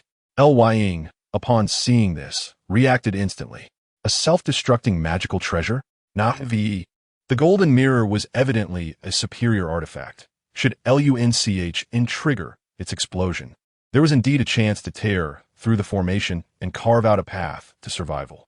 However, this was contingent upon Lying's ignorance of formations. Ordinary formations, even under a host's control, could only operate according to predetermined rules, rendering them static. Yet, the presence of a formation master changed everything. A competent formation master could adapt the formation in real time according to the evolving battlefield, transforming a static formation into a dynamic one, thus vastly enhancing its potency. Not to mention, the Su Xt NHGNZHNT was crafted by Lying himself, making its manipulation second nature to him. Therefore, at the moment Lunch attempted to detonate the artifact, Lying made his move, with one hand forming calculations and the other adjusting the formation's runes. He swiftly dispersed the explosive force that was originally concentrated in one point throughout the formation. As the explosion was diffused, its power diminished severalfold. The formation, which would have been breached, remained intact, even seizing the opportunity from the shattering golden mirror to engulf both Lunch and Oxh. Zhoxh didn't he even have time to scream before he was instantaneously turned to a desiccated corpse. Impossible. This scoundrel is actually a formation master. Lunch's face turned ashen, feeling his blood and flesh surge forth like a breached dam. Realizing he was on the verge of meeting the same fate as Zhoxh, the Husu Sh Nguing was a matter of life and death. Overwhelming fear extinguished his anger rapidly. Lunchn, his eyes wide with despair, reluctantly bowed his head in resignation. Boom! In the next moment, a jade pendant at Lunch's waist shattered silently, erupting into boundless radiance that, in an instant, tore through Lying's grand formation. Upon witnessing this, Lying's pupils constricted as he gazed skyward. His eyes were met with the sight of radiant light forming a colossal, serene visage above him, one that exuded an imposing presence without the need for anger. The face bore no discernible emotion, its eyes gleaming like the sun and moon. Even a fleeting glance at it caused Lying's eyes to sting, tears welling up as his vital energy was inexplicably diminished by 70 to 80%, nearly causing him to lose his footing in the air and plummet. The face looked down, its voice resonating like thunder. Impudent. The voice, though not loud, seemed to carry the weight of heavenly decree, rendering Lying an object of disdain to the very fabric of existence, causing the surrounding spiritual energy to recoil in fear. An invisible gaze pressed down upon Lying, feeling akin to the weight of Mount Tai. The ground around him cracked inch by inch. Such a spectacle undoubtedly stirred the entirety of BTI in Peak. In an instant, numerous disciples who were in seclusion awoke, emerging from their abodes, their faces etched with terror as they beheld the immense visage in the sky. It's the Peak Master. It's the Peak Master. An elder disciple of BTI in Peak recognized the countenance, and, feeling a chill run down his spine, knelt without hesitation, repeatedly bowing in reverence. Peak Master of BTIN. Lying finally grasped the identity of the mysterious master behind Zhoxh, the Peak Master of BTIN, a foundational figure of the inner sect. AZJZHNRN. Boom. As the realization struck, the formation that Lying had painstakingly crafted in his previous life began to collapse catastrophically, with large swathes of runes detonating in place. Witnessing this scene, Lying could not help but reveal a trace of helplessness. The chasm between Qi refinement and foundation establishment far exceeded his expectations. The culmination of his 20 years of effort was utterly eclipsed by the mere mention of foundation establishment. Such a light rebuke could lead to this? Chapter 31. A sword cuts through the heavens not long ago. atop Btin Peak, within the secluded cave at its summit. In stark contrast to the bustling activity below, where human affairs unfolded in myriad forms, the summit was a realm of drifting clouds, transcending the mundane world, as if it had stepped beyond the tumult of mortal existence. At the edge of a precipice, two figures gazed down at the sea of clouds below. One, with hair like white silk yet a youthful visage, donned a black and white Taoist robe, holding a whisk resembling the benevolent old sage often depicted in earthly tales. The other appeared middle-aged with a sly grin, remarking, "Btin, I hear you are recently seeking a suitor for your daughter. What are you interested?" The peak master of BTI turned to regard the middle-aged man. If it were one of your disciples, he might indeed be a fitting match for Chien, but perhaps not. The middle-aged man shook his head. "I know my disciples well. They are all flashy on the surface but lack substance. Your daughter would not tolerate them. It's best to seek elsewhere." "Then so be it," the peak master of BTI replied, shaking his head. "I have already set my sights on someone. He has diligently cultivated for 3 lifetimes, possesses boundless merit, and has a 30% chance of establishing a Tao foundation. Furthermore, after mastering PNL Ngzh or Nsg by Nhulong Ju, he also possesses the might of a true dragon in bed. BNL Nhe Sheta Nrn. That can't be right." The middle-aged man calculated with his fingers and then shook his head. PNL Ing Island has vanished without a trace. The opportunity has been seized by another, not one of your disciples. "It won't be long," the peak master of BTI remarked indifferently. "I have already deduced who seized the opportunity, and I have sent LUNCHN and others to address it. The situation will soon return to normal." "You truly show no mercy," the middle-aged man said, shaking his head. "The path to immortality is difficult to tread. Why be overly harsh on the younger generation? Occasionally, they must be given a glimmer of hope. After all, the sacred sect also requires fresh blood. You need not instruct me." The peak master of BTI scoffed. "If it were merely that, I might not intervene. However, I have calculated that the individual who took PNLingZHN or N's opportunity is rather extraordinary." Here, the peak master's tone shifted to one of genuine surprise. This person has only been in the sect for a few years, yet not only profited immensely during the recent incident involving the death puppet, but has also cultivated Hu Su Sh Nguing, refined his sword pill, and mastered the sword techniques of YSHGNG, achieving the 6th layer of Qi refinement. "Oh, such remarkable talent!" the middle-aged man exclaimed in astonishment, then fell silent for a moment, finally exclaiming, "I never imagined our sacred sect would produce such a talent." After saying this, the middle-aged man clearly became intrigued. "Come now, guide me to his location and let us see what his potential is. If he possesses good quality, perhaps we can refine a superior treasure pill. That's simple enough. It's right over there." The peak master of BTI originally bore a smile, yet as he pointed out the direction and gazed into the distance, his smile gradually faded. Boom! As the peak master's gaze landed, BTI Peak trembled as though a dragon had risen from the depths, with rocks tumbling from the clouds at its periphery. Within a certain cave inside BTI Peak, Li Xin lay prostrate on the ground, paralyzed by fear, daring not to even breathe, lest he attract the peak master's attention. "It's not looking for me. It's not looking for me." Li Xin fervently reassured himself, suppressing his trepidation and anxiety. After all, that was a true practitioner of the foundational stage. Even a mere gaze from him could annihilate those in the Qi refinement realm, and within my Wanling fan lies his son. If discovered, it would spell my utter doom. There is no need for fear. I am protected by divine talismans, and he cannot predict my movements. Lu Xin trembled, gripping tightly the talisman he carried with him. Yuan Chun respectfully bowed to his master. As Lu Yuan Chun coughed up blood, he prostrated before the celestial visage, seeking forgiveness, yet devoid of any joy at having survived. His heart felt cold as ice. Now it was all gone. Punished for multiple transgressions, his path to immortality in this life was already hopeless. The disciple was incompetent. Lu Yuan Chun dared not speak, nor could he explain. He could only choose to bow down and wait until his master dealt with Lu Yang to determine his own fate. Clang! At that moment, Lu Yuan Chun suddenly heard a sound of a sword's resonance. The sound was not loud, yet it was extraordinarily clear, penetrating the heart and impossible to ignore. Instinctively, Lu Yuan Chun raised his head. He then beheld a figure standing boldly in mid-air, under the watchful gaze of the true practitioner, standing tall and unafraid. Locking eyes with him, beneath his feet lay a flowing river of sword energy. What does he intend to do? Lu Yuanchun swallowed hard. He had already guessed. Yet he dared not believe that there existed a person so audacious, oblivious to fate. Simultaneously, the celestial visage seemed to sense something, his brows furrowing. Do you intend to strike at me? Liu Yang's expression was indifferent, his sword pellet consuming the river of blood. Its edge aimed directly at the heavens. Please, senior, bestow your guidance.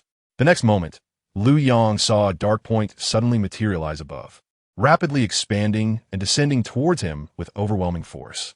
As the dark point approached, Liu Yang could barely discern its full form, a finger descending from an unknown height, its skin's texture vividly apparent. Ants, how could they comprehend the vastness of the sky? In an instant, an overwhelming sense of crisis engulfed Liu Yang, nearly freezing his thoughts, as if an ant emerging from its burrow had suddenly encountered the bright sky. You wish to crush me with a single finger? Liu Yang exhaled deeply, and then his entire being ignited with intense vitality. The killing curse he had acquired in his second life was now fully unleashed. In this moment, life and death were cast aside. Only a torrent of rage remained within Liu Yang's heart. In this life, I neither compete nor covet. I dedicate myself to cultivation. Yet you have predetermined my fate, sending someone to seize my opportunities, and when thwarted, you dare to personally strike me down. What are the karmic consequences of techniques? What predetermined opportunities? Am I destined to be a mere beast of burden while you remain exalted? Kill. Liu Yang opened his mouth, the true energy within him transforming into a long howl, his pent-up fury coalescing into a beam of sword light, striking true across the heavens. A silent collision occurred, akin to a candle flickering out. After a brief brilliance, darkness engulfed Liu Yang's vision, obliterating his consciousness. Chapter 32. Target Liu Xin. You were crushed to death by a finger from a master of Batian Peak. Current remaining pages of the 100 Lifetimes book, 95. Upon restarting your life, you may choose one of the following rewards from your previous existence. 1. Treasures. 2. Cultivation. 3. Lifespan. 4. Forfeit all rewards and randomly awaken a talent based on your past experiences. The one called by name stepped before me. An ant shaking a great tree is not far from the truth.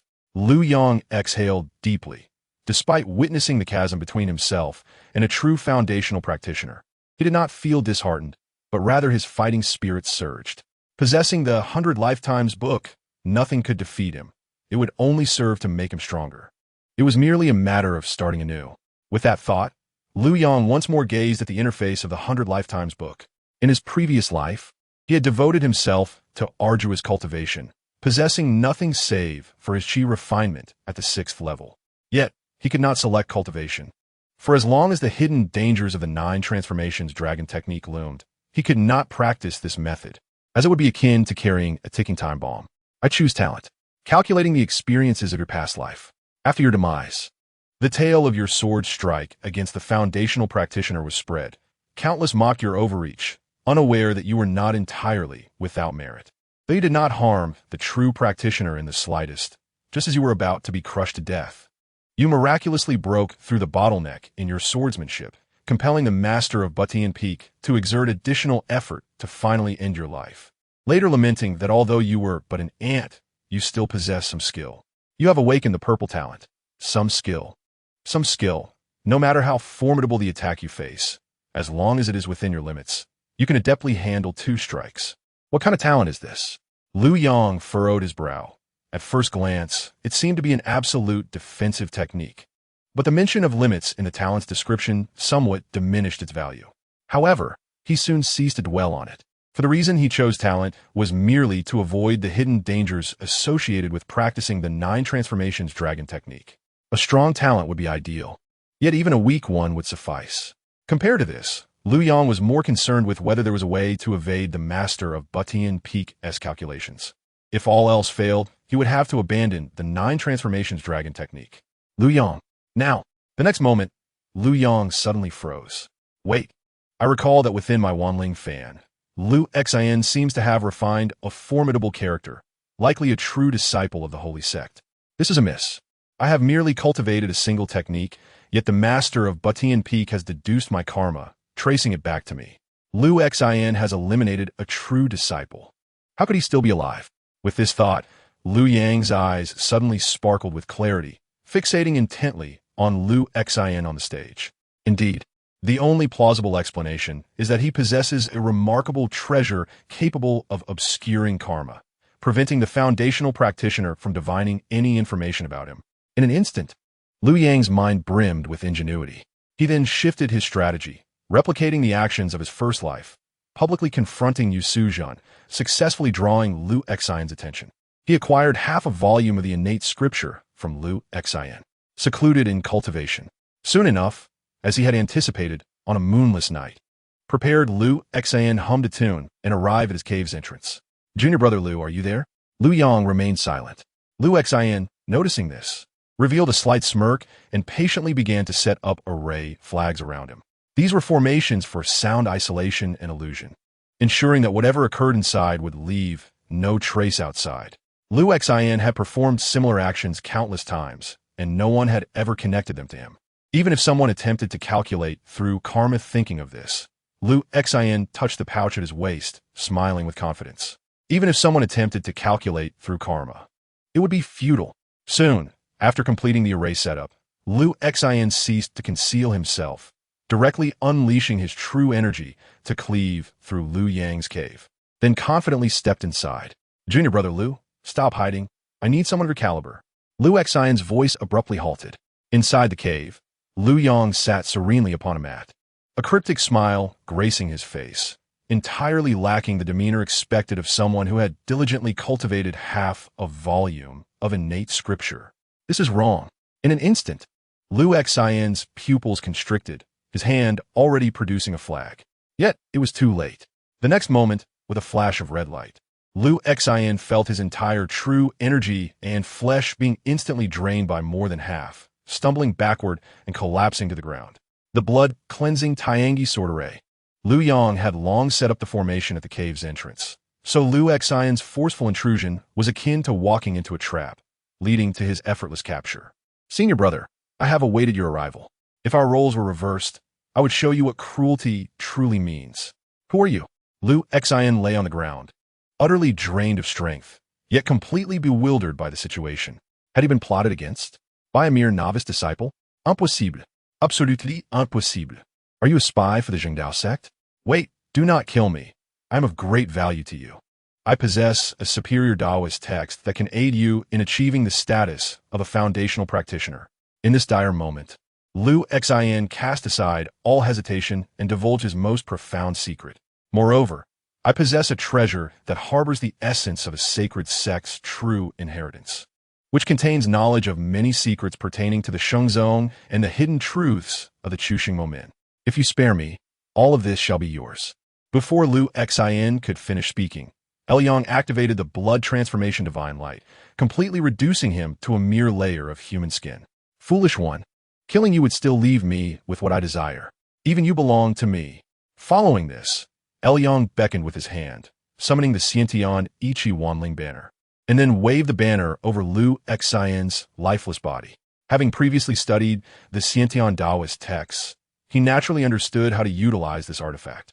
As Liu Xin's corpse was drawn into the banner, it immediately began to transform, and after a considerable time, Yang shook the banner, revealing Liu Xin once more.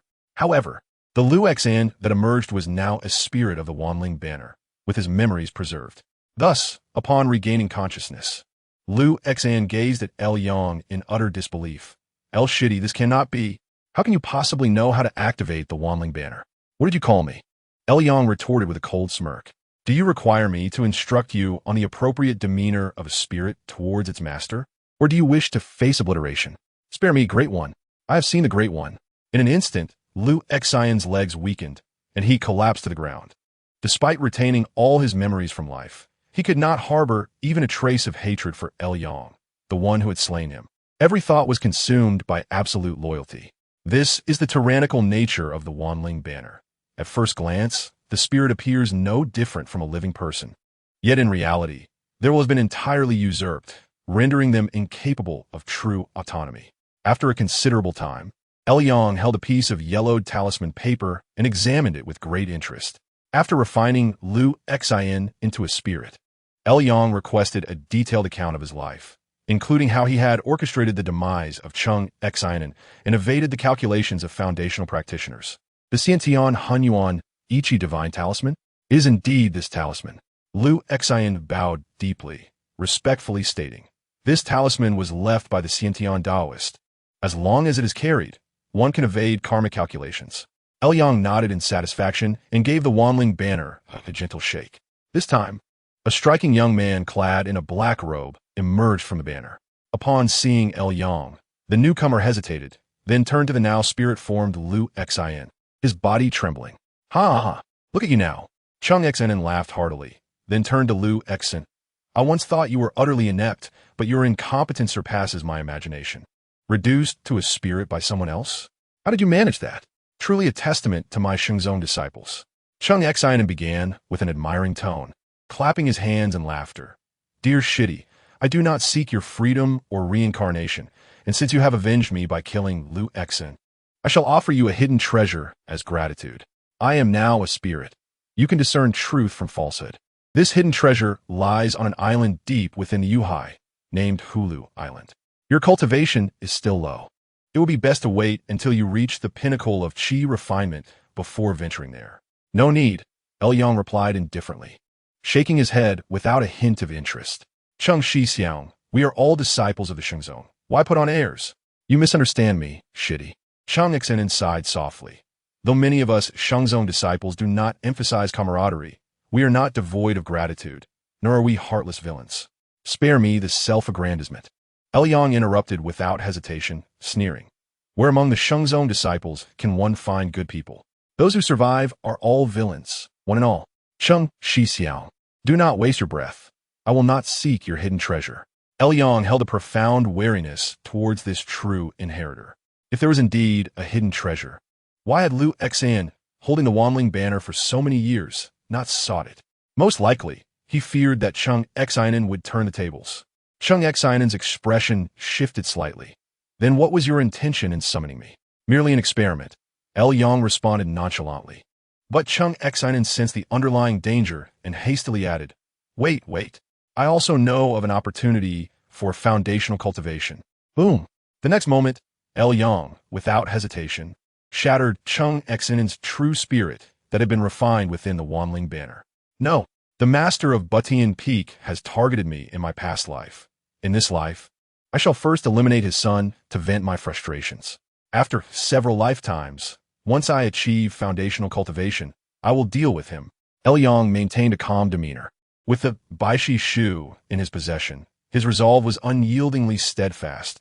Regardless of the strength of his opponents, he held firm confidence that he would ultimately prevail.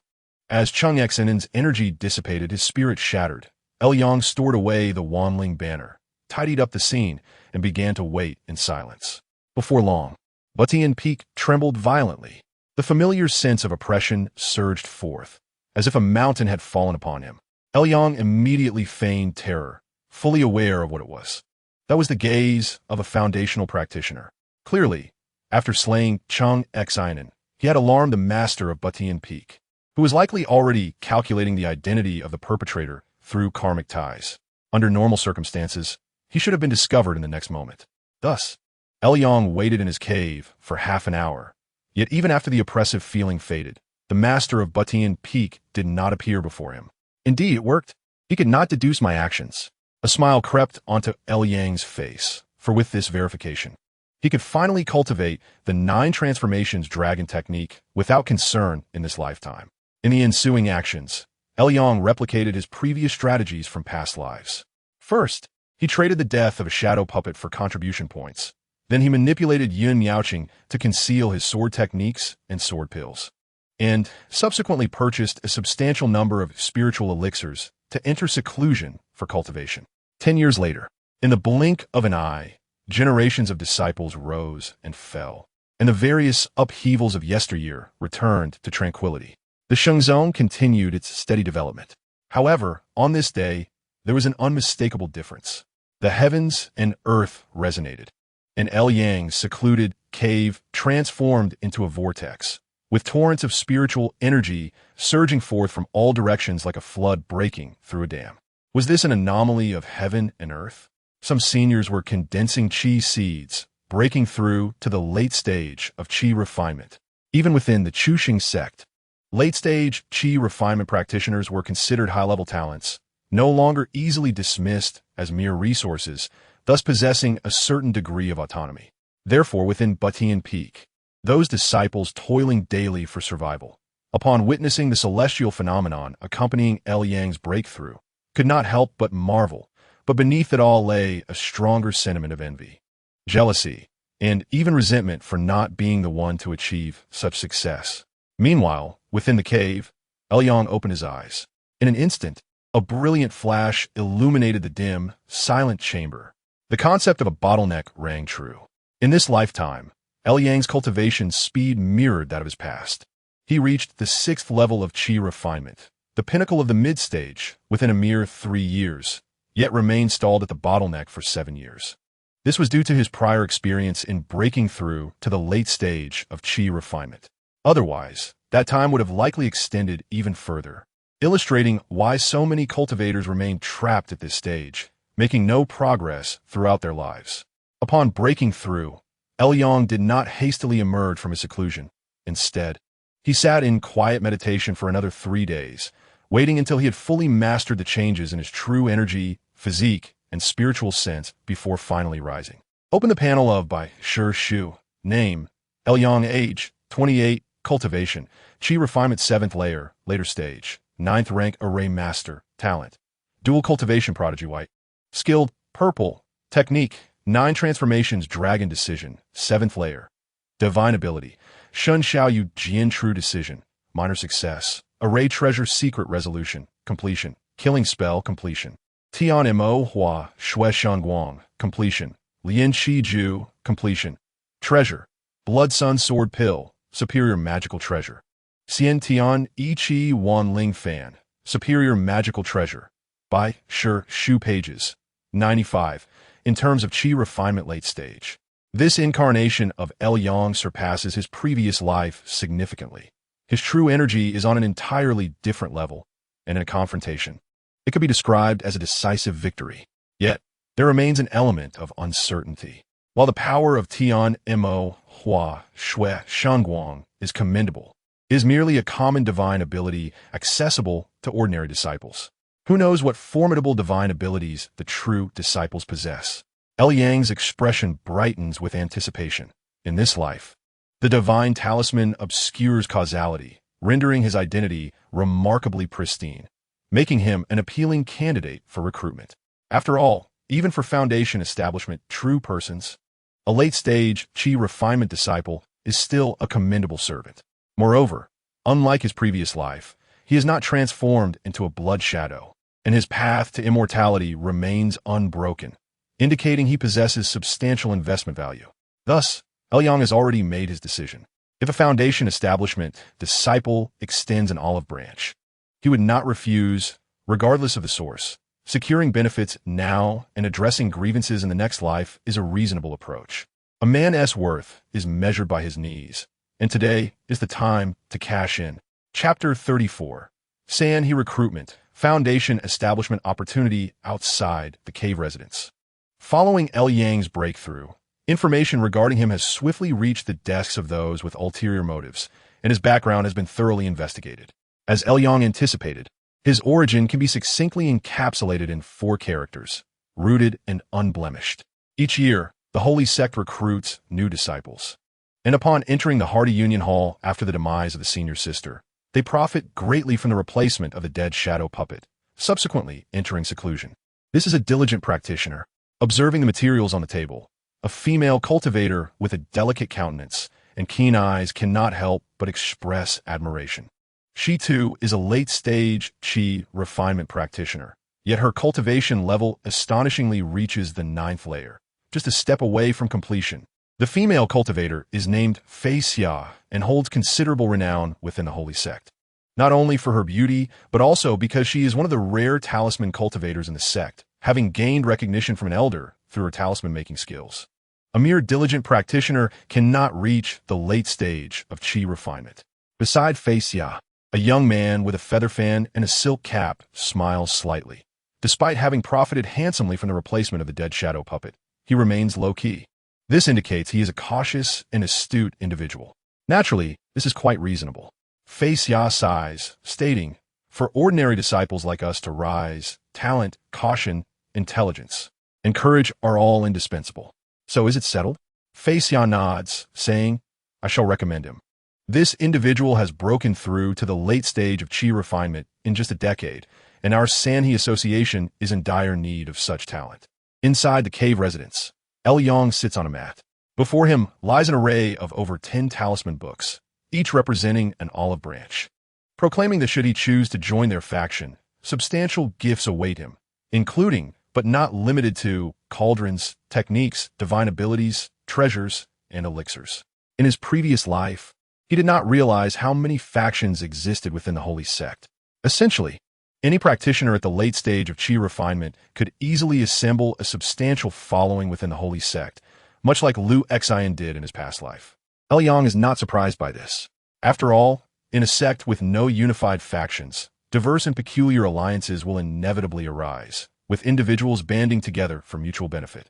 However, those factions are like floating weeds, lacking a solid foundation. The only ones with the genuine authority to recruit him are certain elders of the Holy Sect or factions established by true disciples, whose offered conditions are relatively credible. Yet even so, Yong realizes he may be overestimating his own worth. He shakes his head, acknowledging that while the conditions presented by the larger factions are indeed appealing, often amounting to thousands of contribution points, he does not lack for money. After all, he has yet to exhaust the contribution points earned from the replacement of the dead shadow puppet. Rather than monetary wealth, he yearns for the authority to access the mid-level of the Holy Sect, to purchase items that are ordinarily unobtainable.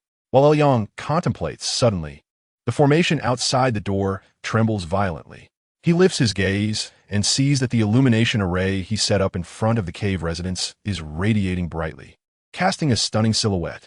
It is none other than Fei Xia. "Junior brother L, you also understand formations?" Fei Xia gazes around at the emerging array patterns, her delicate face revealing unexpected delight. Yong bows slightly. "Sister, may I ask what brings you here?" "Oh," Fei Xia responds, and Yong hastily welcomes her. Swiftly recalling that the Sanhe Association is the faction behind Zhao Suhe, it is surprising they have come to recruit him. Yong has not had much understanding of the Sanhe Association, but he knows Zhao Suhe is a member, and more importantly, as a disciple of the Peak Master, Zhao Suhe seems to occupy a relatively low position within the Sanhe Association, which speaks volumes about its significance. "I hope sister will excuse my ignorance. I am not familiar with the Sanhe Association," Yong cautiously inquires, to which Fei Xia responds with a knowing smile. The Sanhe Association was established by 3 true disciples. The eldest brother has already reached foundation establishment, having opened a peak within the Yunhai. Although the second and third brothers have yet to establish their foundation, they have cultivated their true energy to the 3rd tier, reaching the peak of qi refinement, and are on the verge of foundation establishment at any moment. I have heard that junior brother L also hails from an ordinary disciple background. You should be aware of the hardships faced by ordinary disciples in the early stages. The 3 brothers, like us ordinary disciples, come from humble beginnings, and thus, after achieving mastery, they established the Sanhe Association with the aim of assisting ordinary disciples in overcoming their initial challenges. Indeed, Yong expresses his admiration. The merits of the 3 brothers are boundless. Bah! If it weren't for having borrowed from your Sanhe Association in previous lives and witnessing your exorbitant 36 annual interest rate, I might have almost believed such nonsense. Yong silently derides in his heart.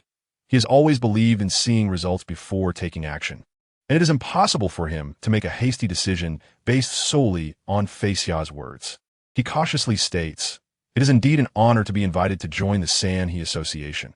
I just wish to know what the benefits of the association entail." "Rest assured, junior brother," Fei Xia replies with assurance. "As long as you are willing to join, I can immediately grant you a true transmission-level divine ability secret technique. Upon joining, you will receive an annual contribution point offering. Moreover, if you have the means, you can utilize the true transmission privileges within the association to purchase items of interest and even seek guidance from the 3 brothers. Of course, there are requirements." At this, Fei Xia produces a jade slip and places it before Yang. All members are required to sign a contract and leave a drop of blood. This is simple. Yang glances at the contract, which merely contains standard clauses regarding confidentiality and other obligations typical of such factions. While some may feel that such agreements restrict their freedom and autonomy, Yang remains unconcerned and boldly signs his name. It is merely a matter of one lifetime, and it will not affect the next. In fact, Yang even hopes for the constraints to be somewhat stricter, as that would enhance the likelihood of being treated as one of their own, thereby ensuring better resources. Seeing Yang's prompt agreement, Fei Xia nods in satisfaction. Next, you only need to present your disciple token from the Holy Sect, and I will establish a restriction for you. From now on, the token will be valid within the association. Thank you for your trouble, sister. Yang retrieved the token, only to behold Fairy Fei Xia skillfully forming a seal with a single hand, which immediately manifested a brand new panel. The art of talisman crafting. The light in Yang's eyes brightened. As a 9th grade formation master, although he did not fully grasp the intricacies of talisman crafting, he could discern its essence. To him, a talisman resembled a simplified, temporary formation. What a marvelous skill! I yearn to learn it. In the next moment, as he observed her talisman crafting, Yang recalled who this Fairy Fei Xia was. He had heard of her in his past life. She was the Tao companion of Zhao Xue. Yang pondered. In my previous incarnation, I learned that she and Zhao Xue had become Tao partners, both achieving the pinnacle of qi refinement and shone brightly on the battlefield of righteousness and evil, even attempting to break through to foundation establishment together. Unfortunately, they both perished after their failure.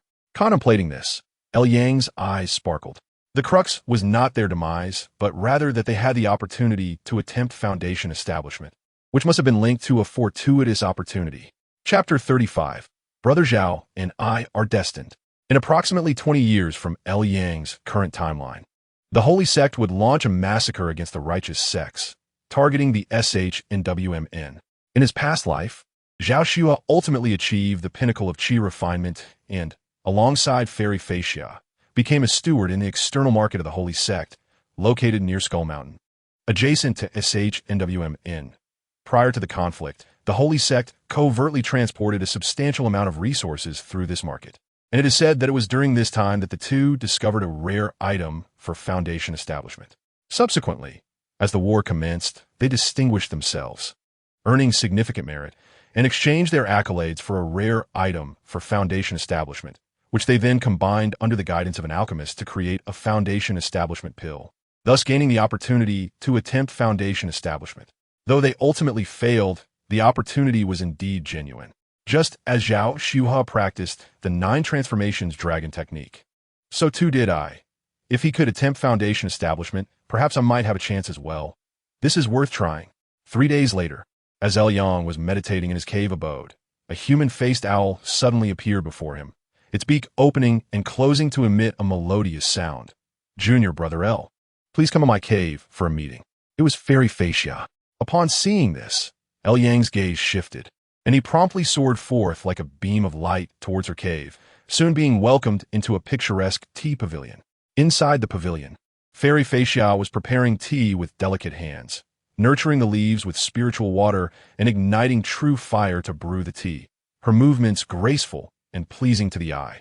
Yang was fortunate to arrive at this moment, as a fragrant tea aroma wafted through the air, refreshing his spirit and invigorating his consciousness. Junior brother, please take a seat. Oh, Yang feigned an expression of excitement. Has my divine ability arrived? Indeed, Fairy Fei Xia replied with a slight smile. Senior brother has already sent the list of divine abilities, and you may now select one to practice from it. Thank you, senior sister. Yang cupped his hands in gratitude, accepting the jade slip containing the list. Upon opening it, he was momentarily dazzled by the multitude of divine abilities listed. After a careful examination, he could not help but curse inwardly. The majority of these divine abilities he had encountered in the library of the Butian Peak. But those were mere truncated versions, significantly weaker than the complete forms presented in this list. Though they appeared similar, the disparity was akin to that between heaven and earth, illustrating the extent of the Holy Sect's resource control. It was utterly outrageous. Had it not been for joining the Sanhe Association and signing a servitude contract, Giving him a genuine inheritance background, he would likely never have had access to these complete divine abilities in his lifetime. Moments later, Yang's eyes suddenly lit up. He had spotted a familiar term within a list. TNM Hu Su Sh Nguing, or more accurately, the complete version of TNM Hu Su Sh Nguing. Tai Y in refines the body. Surpassing the 9 turns pill. The form is dignified and austere, the complexion resembling spiritual clouds, ascending to the Taiji pavilion, receiving the scriptures to become a true person. This was a grand divine ability. TNM Hu Su Sh Nguing was merely its first step. Once fully mastered, it transcended the 5 elements. Impervious to blades and weapons, earning the title of the Immortal of Corpse Disintegration. This is the one. Yang decisively recorded the contents of Tai Y in SHG2X in F, then turned to Fairy Facia, solemnly cupping his hands and asking, "Having settled this matter, does senior sister have any further instructions?" "To be honest, junior brother," Fairy Facia replied with a light laugh, "I am planning to apply for an external assignment to oversee the market at Skull Mountain and require several capable assistants." As expected, Yang was not surprised by Fairy Facia's invitation. After all, sweet dates paired with heavy sticks, having provided benefits, how could the Sanhee Association not expect him to contribute? "If senior sister does not mind, I would be willing to accompany you." Yang nodded without hesitation. After all, this concerned the opportunity for Foundation establishment. Even if Fairy Facia had not extended an invitation, he had intended to undertake a task at the Ing Tower to head to the Skull Mountain Market. Seeing Yang's decisiveness, Fairy Facia's eyes brimmed with satisfaction. "Junior brother, you truly are as I envisioned, steadfast in your resolve. If we, ordinary disciples, resign ourselves to complacency and remain within the holy sect, we are destined to remain obscure. Only by venturing out in search of opportunities can we hope for a spark of chance. To burn bridges and cast aside fear of death is the only way to aspire for Foundation establishment."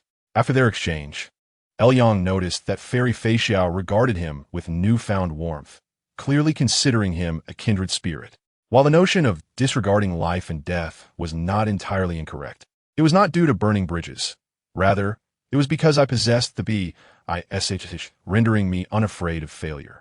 If I were to perish, so be it. I could simply restart.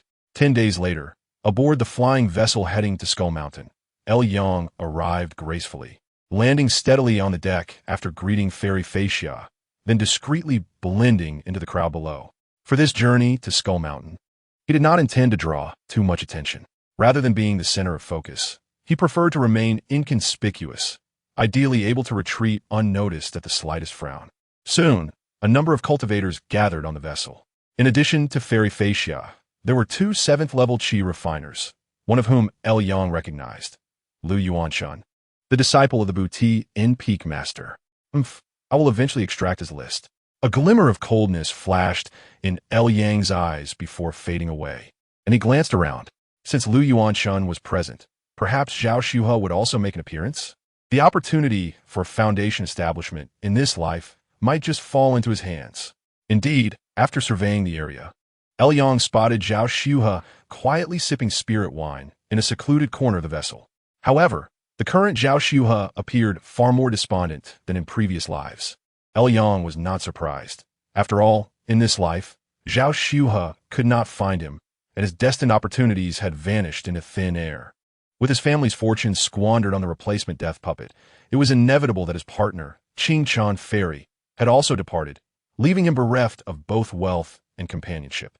Yang was already quite impressed that he had not leaped from the Butian peak. "Brother Zhao, is it you?" Yang took the initiative to approach, deliberately displaying a surprised demeanor. "I never expected to encounter you here. It seems we are destined." "Huh? Who are you?" Zhao Shuhe stared blankly for a long moment before his memory as a cultivator kicked in, recognizing Yang, and he was instantly dumbfounded. "Junior brother L? You are already in mid-Qi refinement?" Zhao Shuhe was indeed downcast and could not see through Yang's concealed aura, thus unaware of his true realm. Nevertheless, even so, the fact that Yang had reached mid-Qi refinement was enough to astonish him, considering that just 10 years ago, Yang had been merely an inconsequential figure in his eyes. Upon realizing this, Zhao Shuhe became even more despondent. Huh, are you here to mock me? Get lost. Why would you say that, brother? Yang feigned confusion, then quickly added, I have always remembered your kindness from the past.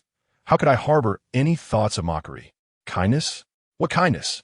Zhao Shuhe was momentarily taken aback, before recalling that he had indeed once lent a sum of money to Yang, which could be considered a form of kindness.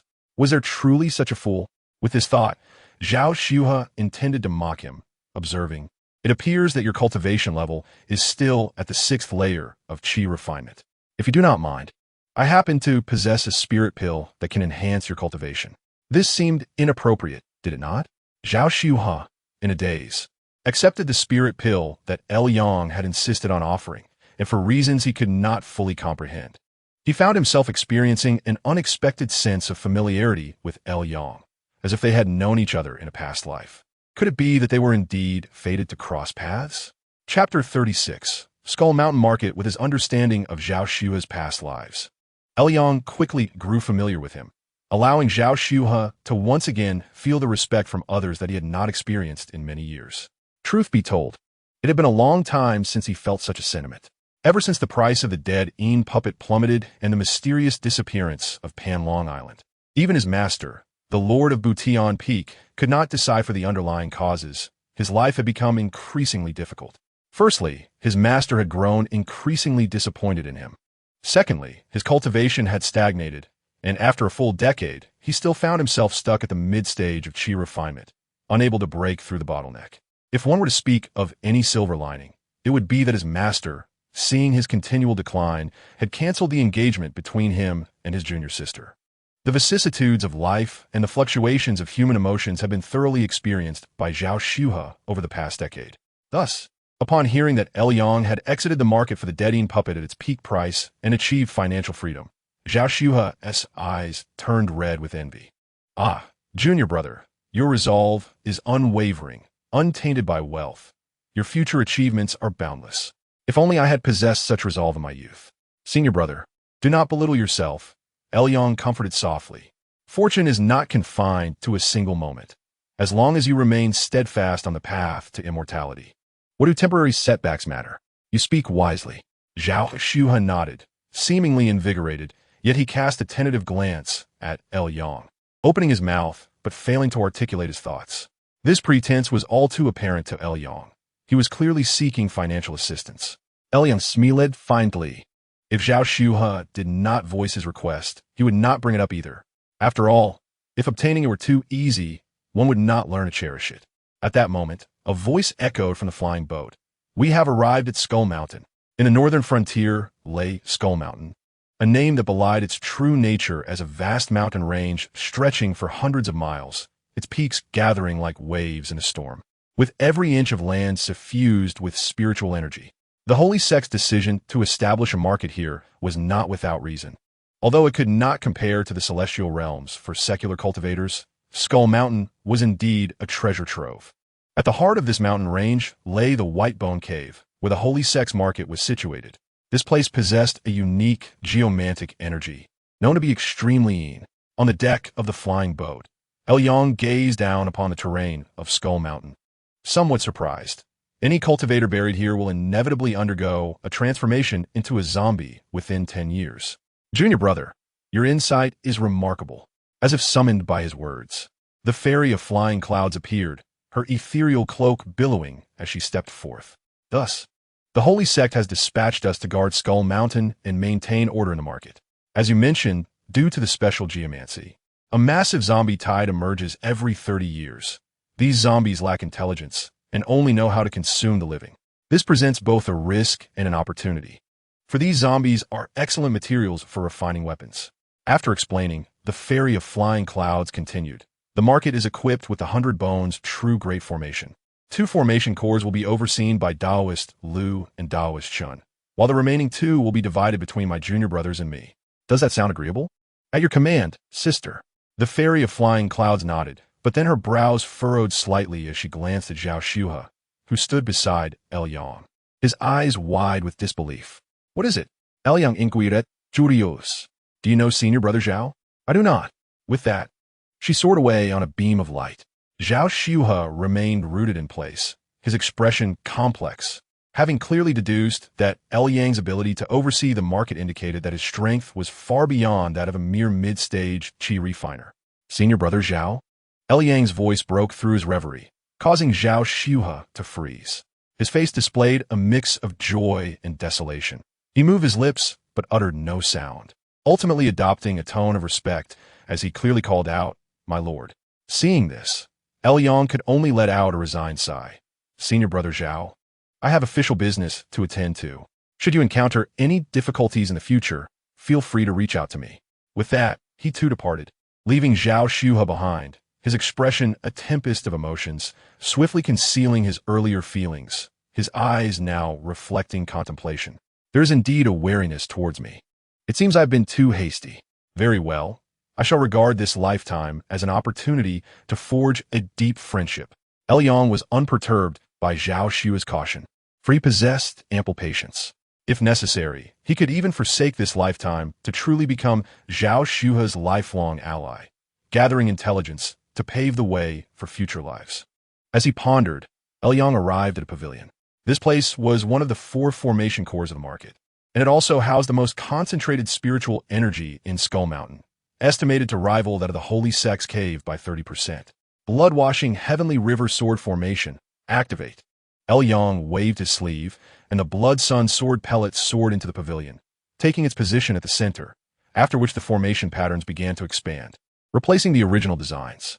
Although the 100 Bones true great formation of the market was indeed more sophisticated than the blood-washing Heavenly River Sword Formation, Yang only occupied one formation core, and, as a formation master, he preferred not to entrust his life and secrets to an array laid out by others.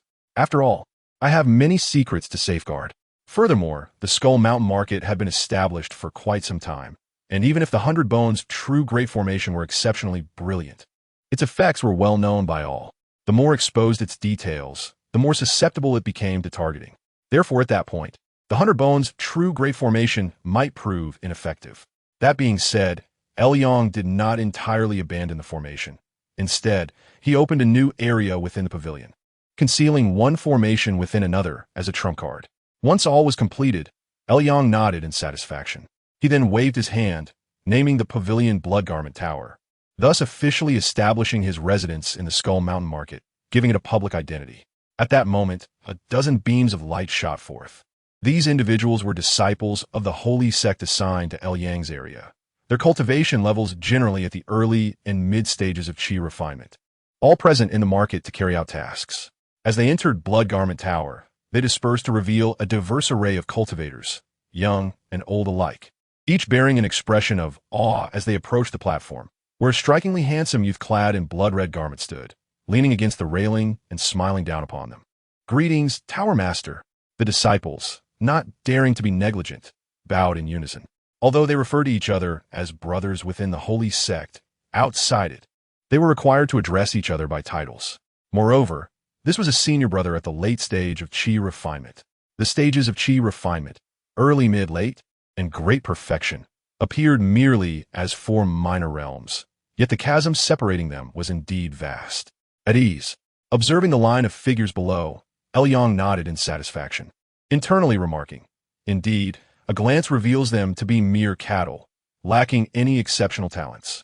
The Holy Sect, to its credit, provided a top-tier cultivation environment. Thus, cultivators chosen for external assignments were either like Yang and the Fairy of Flying Clouds, aspiring to foundational cultivation, or like those before him, possessing poor aptitude, advanced age, and meager resources, unable to survive within the Holy Sect any longer. As long as I wish it, I could eliminate them all with a single sword. Those with ambitions to build power might find such circumstances unsatisfactory. However, Yang felt quite at ease in the company of the weak. "Disperse now. Trivial matters can be decided on your own without seeking me out." Yang casually issued his orders before announcing the dismissal of his guests, subsequently sealing off the Shui building, preparing to focus on his cultivation in seclusion until the opportunity for foundation establishment arose. Chapter 37. Tying Transformation Corpse Dissolution True Method. This method, the Tying Transformation Corpse Dissolution True Method, posed a significant challenge. After a night of seclusion, Elyong gazed at the secret tome of divine abilities before him, his brow furrowed. Great divine abilities are not meant for mere mortals. They represent the pinnacle of spiritual prowess. The so-called great divine ability is not merely a classification, but rather a method of application. In essence, it involves the combination of several high-level divine abilities that harmonize with one another, unleashing immense power exponentially greater than the sum of their parts. The Taiyin Transformation Corpse Dissolution True method is a prime example. To master this great divine ability, one must first learn the Tianma Blood Transformation Divine Light, the Xian Yin Shape Capture Great Method, and the Tai Wei Edict Treasure Talisman, 3 superior divine abilities. Each of these divine abilities is exceedingly difficult to cultivate, attainable only through extraordinary fortune. This is a commonality among all great divine abilities. It is not merely a matter of desire or ambition. One's comprehension, fortune, and merit are equally crucial. Lack any one of these elements, and all efforts will be in vain. Take, for instance, the first divine ability, Tianma Blood Transformation Divine Light.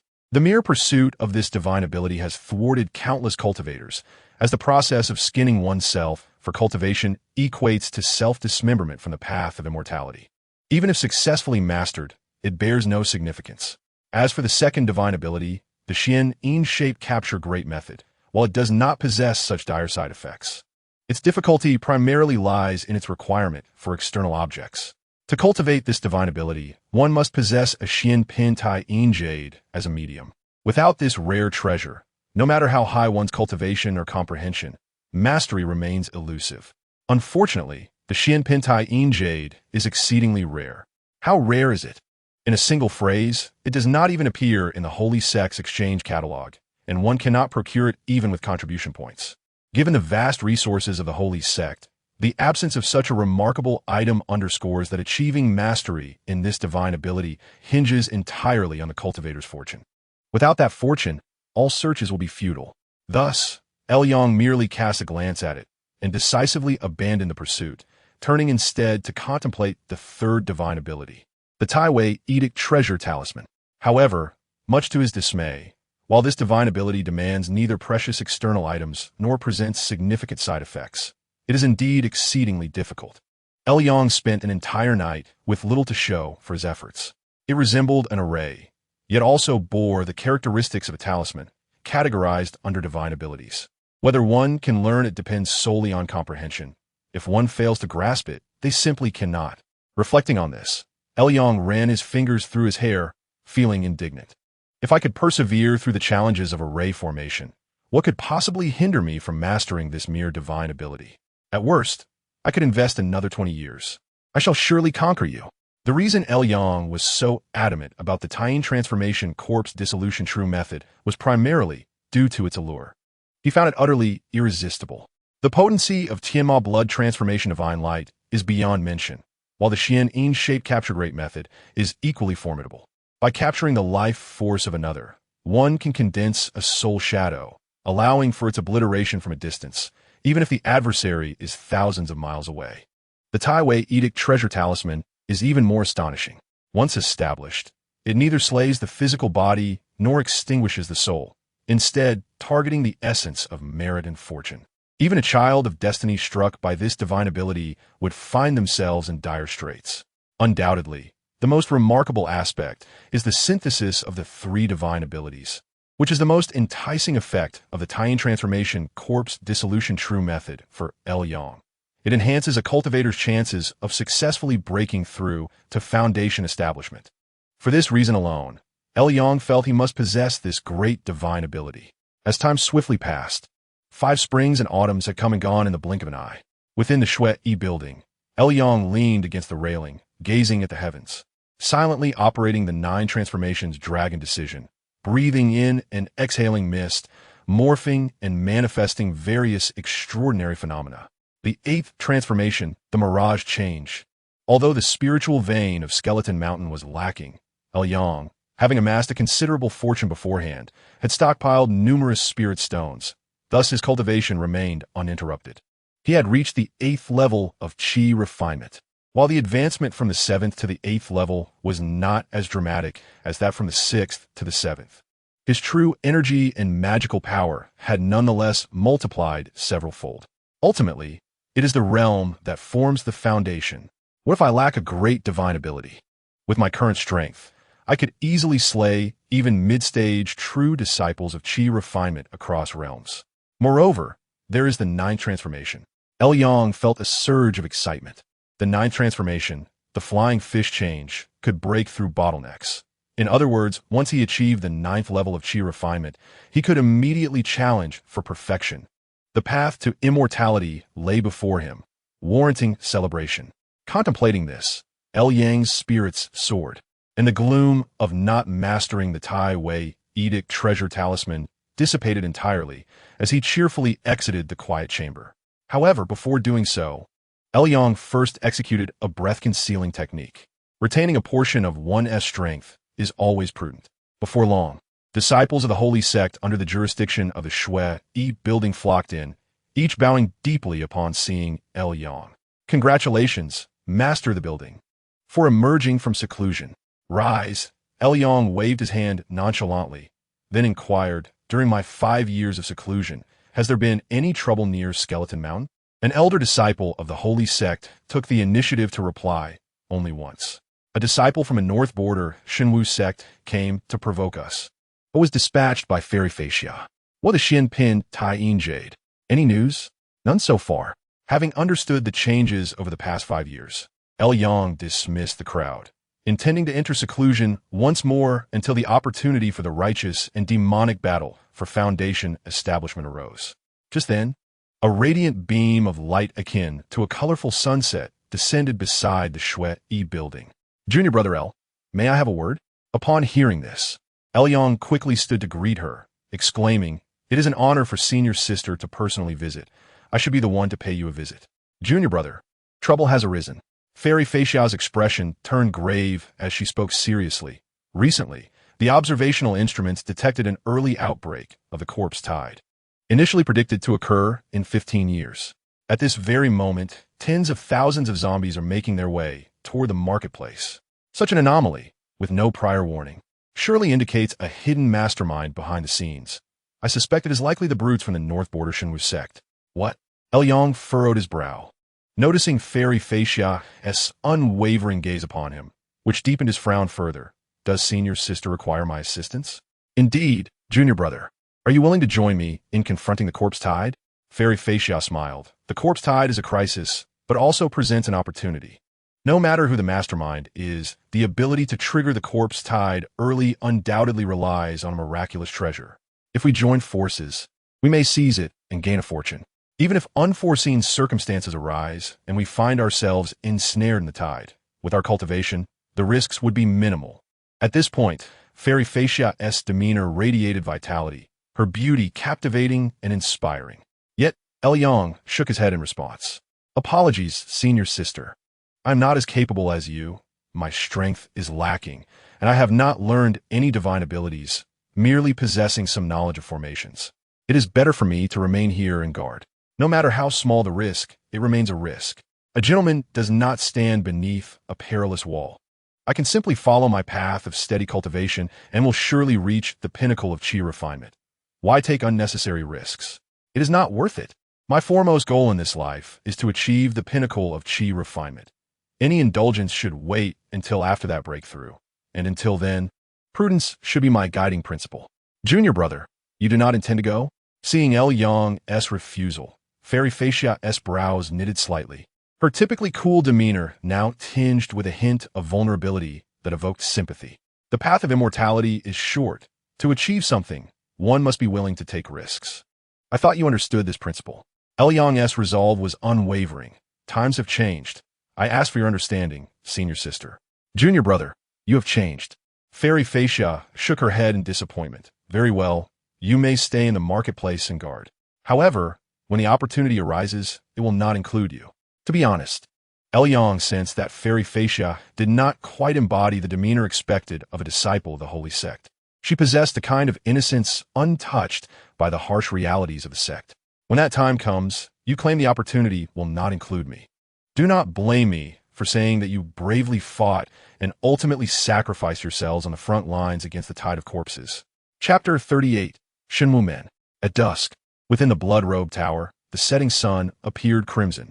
As another cycle of cultivation concluded, Elyong gradually refined the celestial and earthly spiritual energies into his dantian, transforming them into true qi that coursed through his limbs and bones. The qi flowed through his meridians, akin to a dragon returning to the sea. Soon he thought, once he mastered the final transformation of the flying fish and unified the 9 transformations, he would be able to entirely refine the third-grade true qi, true dragon sha, of the Jiubian Hualong Ju. Once I achieve true dragon sha, it will nearly coincide with the onset of the battle between the righteous and demonic, perfectly positioning me to contend for the foundational opportunity at Skull Mountain. Only the foundational opportunity is worth my risk and effort. Everything else is mere illusion. Having concluded today's cultivation, Elyong stepped out of the quiet chamber. Outside, a woman of striking stature and sharp features had been waiting for some time. Upon seeing Elyong, she immediately approached and presented him with a jade slip. Dao brother, the movements of the tide of corpses today have been delivered. Elyong accepted the jade slip and smiled gently. Thank you, Dao friend Yin. This woman was none other than Yin Miaoqing, originally a disciple of the Yushu Sword Pavilion. Although Elyong had already mastered the Shunshao Yu Jianjinju, he still decided to take her under his wing, considering their past connection. To be fair, he felt that since they had shared a dual cultivation in the past, he did not mind doing a good deed to assist Yin Miaoqing, as following him was surely better than being taken by other disciples of the holy sect and reduced to a mere tool for their gains. However, he did not expect this decision would yield unexpected delight, perhaps due to the fact that in this life he had not engaged in dual cultivation with Yin Miaoqing. They treated each other with mutual respect, solely focused on arduous training, which led to her growing fond of him. Dao brother, you are a good person. Why remain in the initial sacred demonic sect?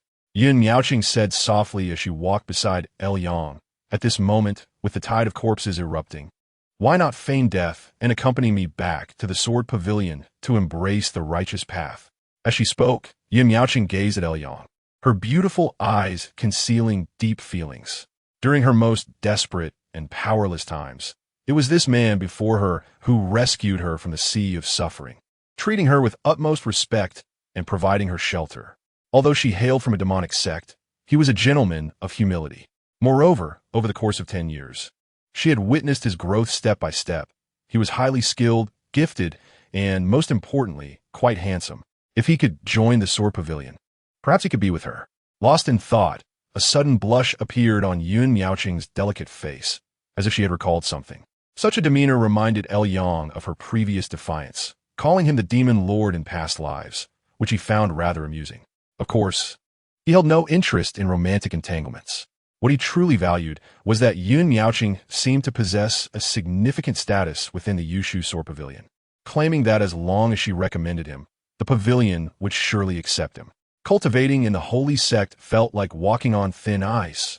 If possible, he preferred to join a sect with a better reputation. Yin Miaoqing might just be the stepping stone for his future transition to the righteous path. What of senior sister Feixia and the others? Those few demonic cultivators were recently at Jian Ridge, where they successfully repelled the tide of corpses, and a mysterious powerful figure intervened, but was subsequently driven back. They pursued thereafter. Yin Miaoqing handed him another jade slip. Elyong took the slip, and with a sweep of his spiritual sense, the events of that day immediately flashed before his mind. So, it was... The tide of corpses had indeed erupted prematurely due to a hidden hand, a disciple of Shenwu Men, and they had employed a miraculous treasure to catalyze the tide of corpses. Upon reaching this point, Elyong was suddenly taken aback and then sprang to his feet. Xianpin Tying Baoyu. Indeed, the information indicated that the mastermind behind the tide of corpses possessed a thumb-sized Xianpin Tying Baoyu. If I could obtain this treasure, I would immediately master the Xianin Shixing Dafa. Given time, even the Tying Tue Xing Shiji Jinfa would not be a dream. Considering the rarity of the treasure, this might be my only opportunity in this life. If I let it slip away, I may never have another chance. However, if not in this life, then perhaps in the next. Missing it would mean missing it. He felt a bone-chilling coldness and his heart filled with vigilance. What I desire is delivered right to my doorstep. Is there such luck in this world? After all, I am not someone like Xiao Shiya, the child of destiny. Furthermore, Xiao Shiya's fortune was granted by others. Could it be that the fortunate Taoist is involved again? Contemplating that this might once again be a scheme orchestrated by a foundational cultivator manipulating fate from the shadows, Yang immediately made up his mind. I shall not go out. The situation at Skull Mountain was treacherous. It was safer to remain within the market and oversee the formations. As long as the foundational cultivator did not intervene, he would be as steady as Mount Tai. Moreover, staying put did not mean he had no chance of obtaining the treasure. After all, there was still Fairy Facia and the others. With this thought, Yang couldn't help but root for Fairy Facia from the bottom of his heart. Time flew by. Another day passed in the Blood Robe Tower. Yang was in meditation refining qi when suddenly he felt a sensation and propelled himself outside, casting his gaze towards the edge of the market. Thunderous rumblings erupted. In the distance, a series of explosive sounds accompanied by expanding clouds of detonation rushed towards the market from the horizon, revealing a chase of fleeing light. With Fairy Facia's distinctly recognizable colorful aura at the forefront. What is missing? Yang raised an eyebrow. In the Skull Mountain market, there were 4 of them in the late stage of qi refinement. Fairy Facia, Lu Yuanshun, and another unnamed senior brother. Yet at this moment, he could only see Fairy Facia and Lu Yuanshun. Activate the formation, Yang commanded calmly, and the disciples of the holy sect within the market immediately arranged themselves. Flags waving, and in an instant, a magnificent formation was erected. The 100 Bones Formation. This formation ranked among the 7th tier, a pinnacle formation of the qi refinement level. With Yang presiding over the formation, even a perfected qi refinement cultivator could be challenged. However, in the next moment, an anomaly occurred. Lu Yuanshun suddenly produced a token, gestured to activate it, and directly opened the previously sealed formation, creating a breach. Now, almost simultaneously, an excited shout erupted from outside the market, followed by several beams of spiritual light shooting out, transforming into formation flags scattered in all directions. Shortly thereafter, a miniature formation appeared at the breach opened by Lu Yuanshun, securing it so that Yang could not close it. Shenwu Men. Yang furrowed his brow, instantly recognizing the party that had struck. Clearly, Shenwu Men had been lying in wait outside the market for a long time, awaiting such an opportunity. Now that the formation had been forcibly opened, Shenwu Men could easily invade the market. The root cause of all this, Lu Yuanshun, merely cast a cold glance at the market before soaring away in the opposite direction. He evidently understood what he had done. However, he did not care, and it seemed he had intentionally done so, treating the market as a sacrificial piece to escape. 4 Shenwu Men, rather than continuing to hunt him down, found it more advantageous to seize this golden opportunity to obliterate the Skull Mountain market. As for the holy sect disciples within the market, they were simply out of luck. Chapter 39, Enemy Attack. Lu Yuanshun, you scoundrel. Upon seeing the breach in the market's grand formation, Fairy Facia's eyes widened in fury, but she quickly made a move entirely opposite to Lu Yuanshun's. Junior brother, let's join forces. In a flash, Fairy Facia descended into the market, then turned to fiercely guard the breach of the grand formation. We absolutely cannot allow Shenwu Men to breach the market. Hearing her words, Yang cast a glance at Fairy Facia. His perception of her notably improved. After all, judging by her appearance, her lips stained with blood and her aura waning, she had evidently sustained considerable injuries. If she had fled with Lu Yuanshun, perhaps there would have been hope for escape.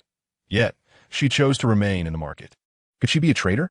Embracing the notion that the Holy Ancestor harbors no good individuals, Yang immediately cast his suspicions upon the Fairy Facia, but also noticed the wariness in his gaze.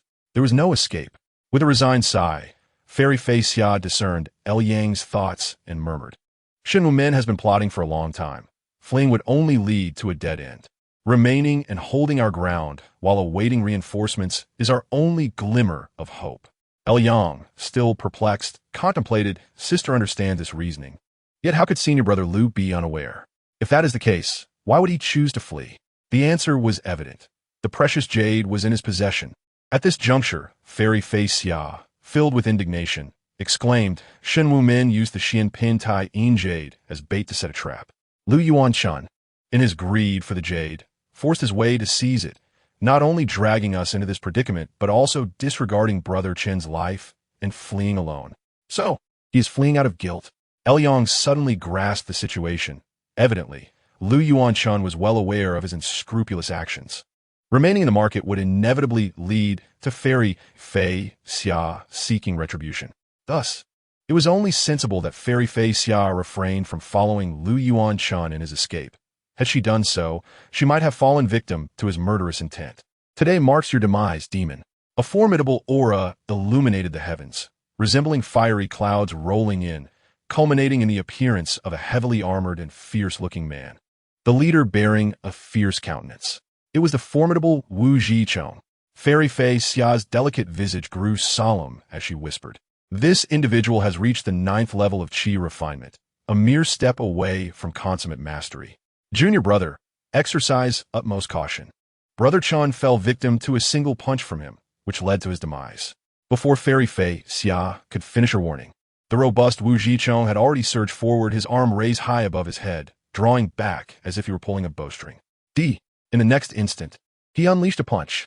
The deafening explosion echoed across the expanse, and Yang felt as if a mountain was crashing down upon him. Boom! At this critical moment, Fairy Fei Xia stepped forward, her cloud-like sleeves billowing, and a swirl of pure energy enveloped her as she expelled a torrent of ethereal clouds to intercept Wu Zhicheng's punch. In an instant, vibrant clouds exploded, successfully halting Wu Zhicheng outside the market, though the colorful clouds consequently lost much of their luster. Witnessing this, Fairy Fei Xia's eyes flashed with regret. The colorful clouds were a treasured artifact of hers, known as the Qi Xia Yin Luo Jia, painstakingly refined over many years, now suffering significant damage. Simultaneously, another streak of light descended from the sky, revealing the recently escaped Lu Yuanchun, whose expression was notably grim, accompanied by another cultivator. It was the mountain-moving Taoist, Duan Mu Yuan. Fairy Fei Xia furrowed her brow, recognizing the individual who had intercepted Lu Yuanchun as another late-stage qi refinement cultivator, whose strength was not to be underestimated. Fairy Fei Xia spoke solemnly.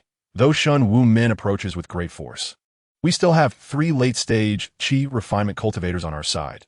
We are not without hope. Even if Yang is an ordinary disciple without much divine ability, he can still manage against late and mid-stage qi refinement opponents. If both Lu Yuanchun and I can hold off Wu Zhicheng and Duan Mu Yuan, perhaps Yang can deal with the other disciples from Shun Wu Min, giving us a chance to defend the market. Good. Let us fight with all our might to buy time. Upon uttering these words, Lu Yuanchun took a deep breath, igniting his essence. Bloodlight erupting from his crown as his aura surged exponentially.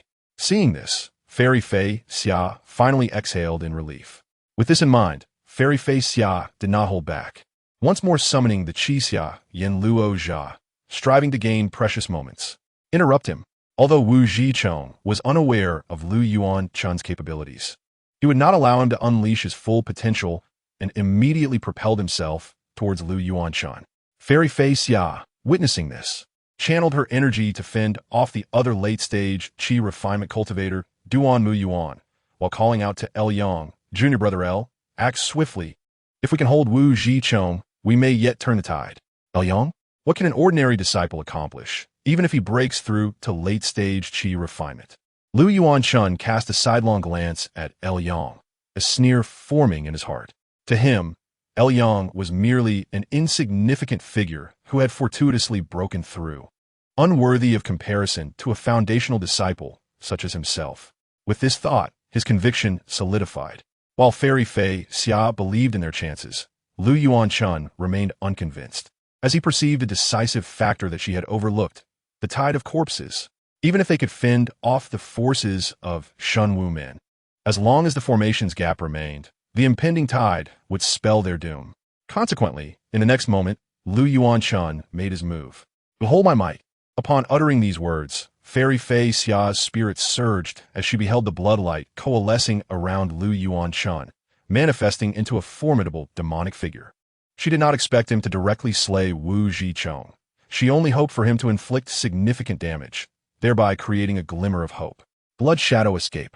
In a flash, Lu Yuanchun's figure vanished, transformed into a streak of bloodlight racing hundreds of meters away, speeding toward the outskirts of Skull Mountain. For a moment, Fairy Face Ya was left astonished. She had clearly underestimated Lu Yuanchun's audacity, failing to foresee that he was using her as a shield while feigning cooperation. However, at that moment, the skies beyond Skull Mountain suddenly darkened. Want to flee? You shall remain. A cold chuckle echoed as Lu Yuanchun's bloodlight was abruptly severed, forcing him back to Skull Mountain, where his terrified voice rang out, late-stage chi refinement. He had burned a considerable portion of his essence to execute the blood escape. No one in the late-stage chi refinement could stop him. Only someone at the pinnacle could. Heaven seeks to extinguish me. Lu Yuanchun's heart brimmed with resentment. He had painstakingly acquired the Xian Pin Taiyin Jade, and if he could escape, he would surely earn the favor of the master of Butian Peak. Especially now that Zhao Su he had been abandoned by the master. This was his opportunity. Yet now all was in vain. At this juncture, what good was it? In the next moment, El Yang, who had remained silent until now, stepped forward, his sleeves billowing as he flicked his fingers, swiftly conjuring dozens of array symbols that fell around the market, mending the tiny gaps in the formation set by Shun Wu Min. He then manipulated the formation to close seamlessly. Boom! In an instant, a dense array of symbols emerged, forming a luminous barrier enveloping the market, thereby restoring the formation's integrity. What? Chapter 40. The True Transmission of Arrays. Array, activate. Above the market of Skull Mountain, the fully restored by Haijian array roared into motion, instantly forcing Wu Zhichong and Duan Mu Yuan to retreat. Seizing this opportunity, Lu Yuanchun transformed into a streak of bloodlight and sped past. The array's symbols parted, allowing Lu Yuanchun to pass through, only to swiftly close again, executing the maneuver without affording outsiders a moment's chance. Thank you, Brother L, for your assistance. As he fell into the array, the bloodlight dissipated, revealing Lu Yuanchun's disheveled appearance, his pale face betraying a mix of astonishment and uncertainty. Brother L is actually an array master? How could anyone but an array master restore the formation and resolve an otherwise fatal predicament? Do not make light of me. I am merely at the 9th grade. Elyang Smiled Leaked Li.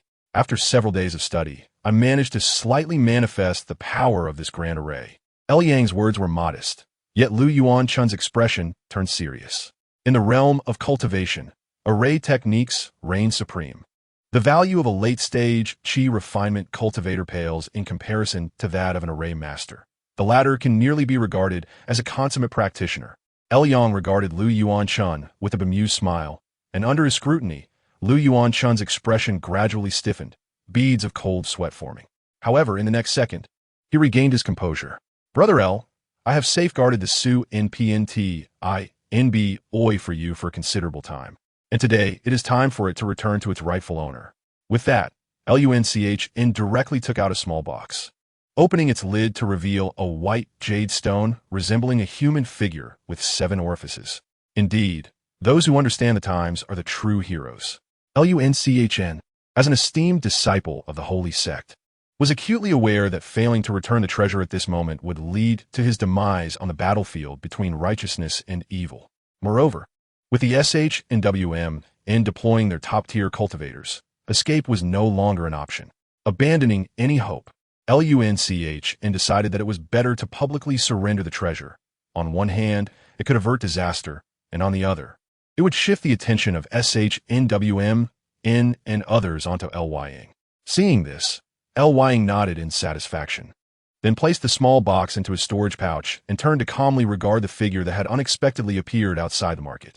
It was a handsome young man wielding a spear, adorned with a martial crown and clad in scale armor. The long spear in his hand was engraved with dragon patterns, resembling a general from a mortal realm more than a cultivator. A 9th rank array master? The young man's gaze was sharp as a blade, seemingly capable of piercing through the barriers to directly perceive Lying at the heart of the formation. I did not expect such unforeseen variables.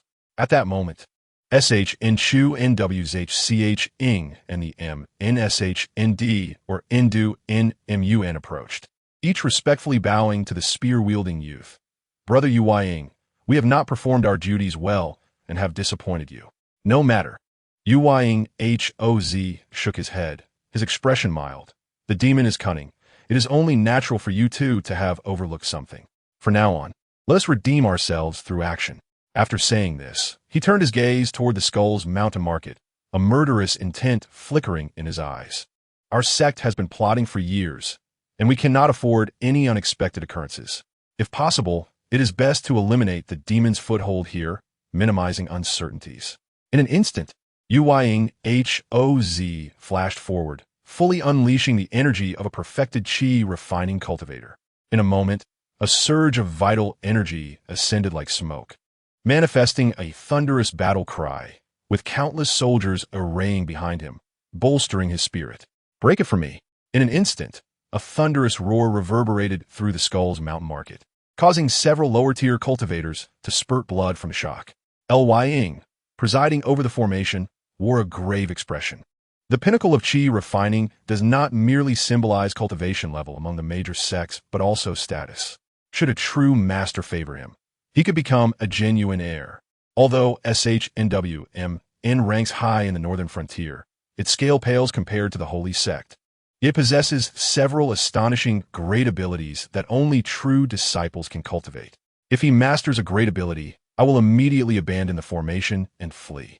While preparing for escape, Ying approached the edge of the array, confronting Yueying Hoz across the formation. "I am Ying. May I ask your name?"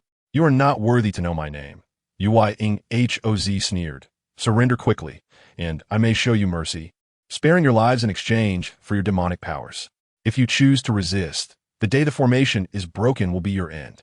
"When will this cycle of vengeance end?" Ying maintained a smile, his tone gentle. "Although we are on opposing sides, we have always kept to ourselves. Why not grant me a favor?" "Grant you a favor?" Yueying Hoz burst into laughter, mocking such arrogance. "A mere 8th layer of qi refining. Today I shall not show you any favor. What can you do about it? Why bother?" Ying shook his head. "Since it is so, please come and break the formation." Seeking death. A flash of killing intent sparked in Yueying Hoz's eyes as he gathered the energy around him, his fist striking out, appearing deceptively simple like a mortal's martial arts. However, upon witnessing this, Ying's expression tightened. He dared not show any negligence and immediately summoned the Su Ying GNWN, merging with its light to strike at Yueying Hoz. In an instant, their fists and sword clashed, unleashing unmatched sharp energy and force that scattered like sparks in the air. Yueying Hoz moved like lightning, unleashing hundreds of punches in the blink of an eye. SHNWMN, unlike other cultivation sects, emphasizes physical cultivation, and its techniques primarily involve fists and feet, making close-quarters combat faster than that of sword cultivators. Rain of arrows. Yueying Hoz extended his arms as if drawing a great bow, his fists raining down like arrows, overwhelming Ying's position in an instant. With a thunderous roar, Ying felt as though all his spiritual energy had been drained, replaced by an unending barrage of punches aimed to pulverize him. A flurry of blows came in an instant, leaving no room for retaliation, resembling an exceptional divine ability. Though Yueying Hoz boasted arrogantly, dismissing Ying, he did not let his guard down when engaging in combat, putting forth his full strength. In a heartbeat, the explosive waves surged. Under the onslaught of his punches, Ying could withstand less than 10 seconds before being utterly obliterated, the sword light dissipating and transforming into a sky full of skeletal remnants. As the punches ceased, Yueying Hoz hovered in the air, his brows slightly furrowed. Meanwhile, above the market, the BIX was in motion, and a figure materialized, revealing Ying, and scathed. "Your fists are formidable, my friend. I am in awe."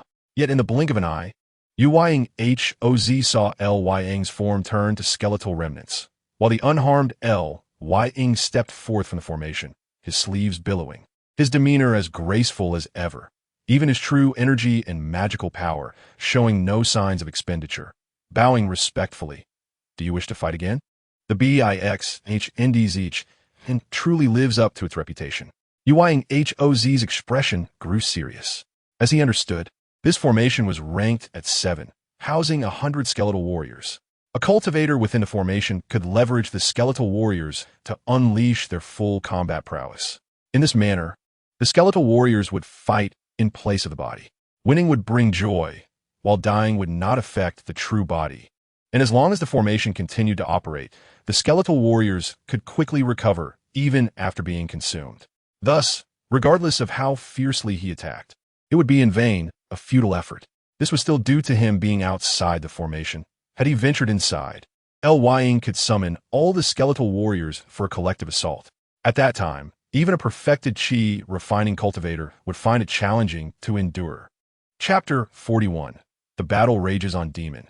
Do you truly believe that relying on a 7-rank formation grants you invulnerability? Lying, HOZ, from beyond the formation's barrier, coldly gazed at Lying. Ultimately, formations are inanimate. For us cultivators, cultivation level is paramount. Lying's heart raced with alarm, yet his face remained impassive. If you are confident, feel free to enter the formation for a duel. Otherwise, it would be wise to withdraw. Seeking death. Lying HOZ smiled ominously, then truly stepped forward, exhaling deeply, producing a thunderous sound that erupted from his throat. This was a superior divine ability of SHNWMN, known as the Chi NL, Su K ing SHNYN, which employed secret methods to inhale and exhale the world's spiritual energy, enhancing the unique 3-rank true energy of the SHNWMN, and then unleashing it in a single roar. All within 1,000 miles, regardless of friend or foe, would be shaken to dust by the sound wave. In an instant, the potent divine sound surged into the formation. The array pattern shattered, revealing numerous skeletal warriors of various appearances, and the vast formation was forcibly breached. Following this, Lying HOZ produced a round mirror. Please, come forth, TIXI-OGing.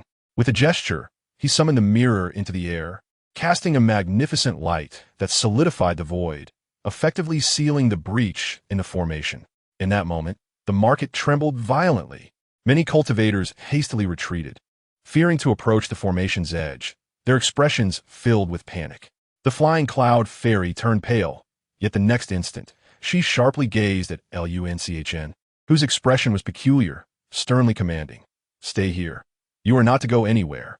Having been deceived in the past, Fei Xia Xianzi naturally harbored no trust for Lu Yuanshan. At this moment, a hint of ferocity marred her otherwise exquisite visage. If it weren't for junior brother LV, you would be dead outside the market by now. If you dare to flee amidst this chaos again, I will spare no effort to slay you. Fei Xia Shimi misjudged the situation. Lu Yuanshan, with an awkward smile, felt a twinge of fear at her ravenous expression, compelling him to suppress the many sinister thoughts that had recently emerged.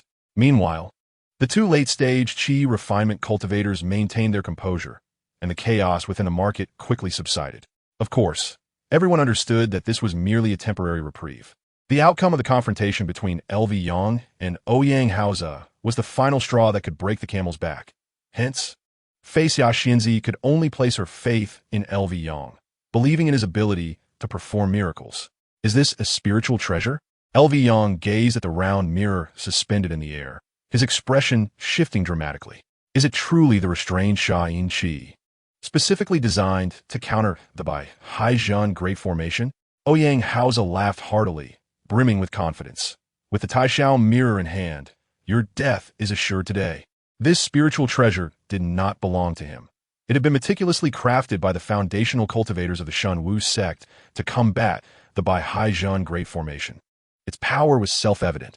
Above the market, LV Yang's face darkened as he turned and fled without a moment's hesitation.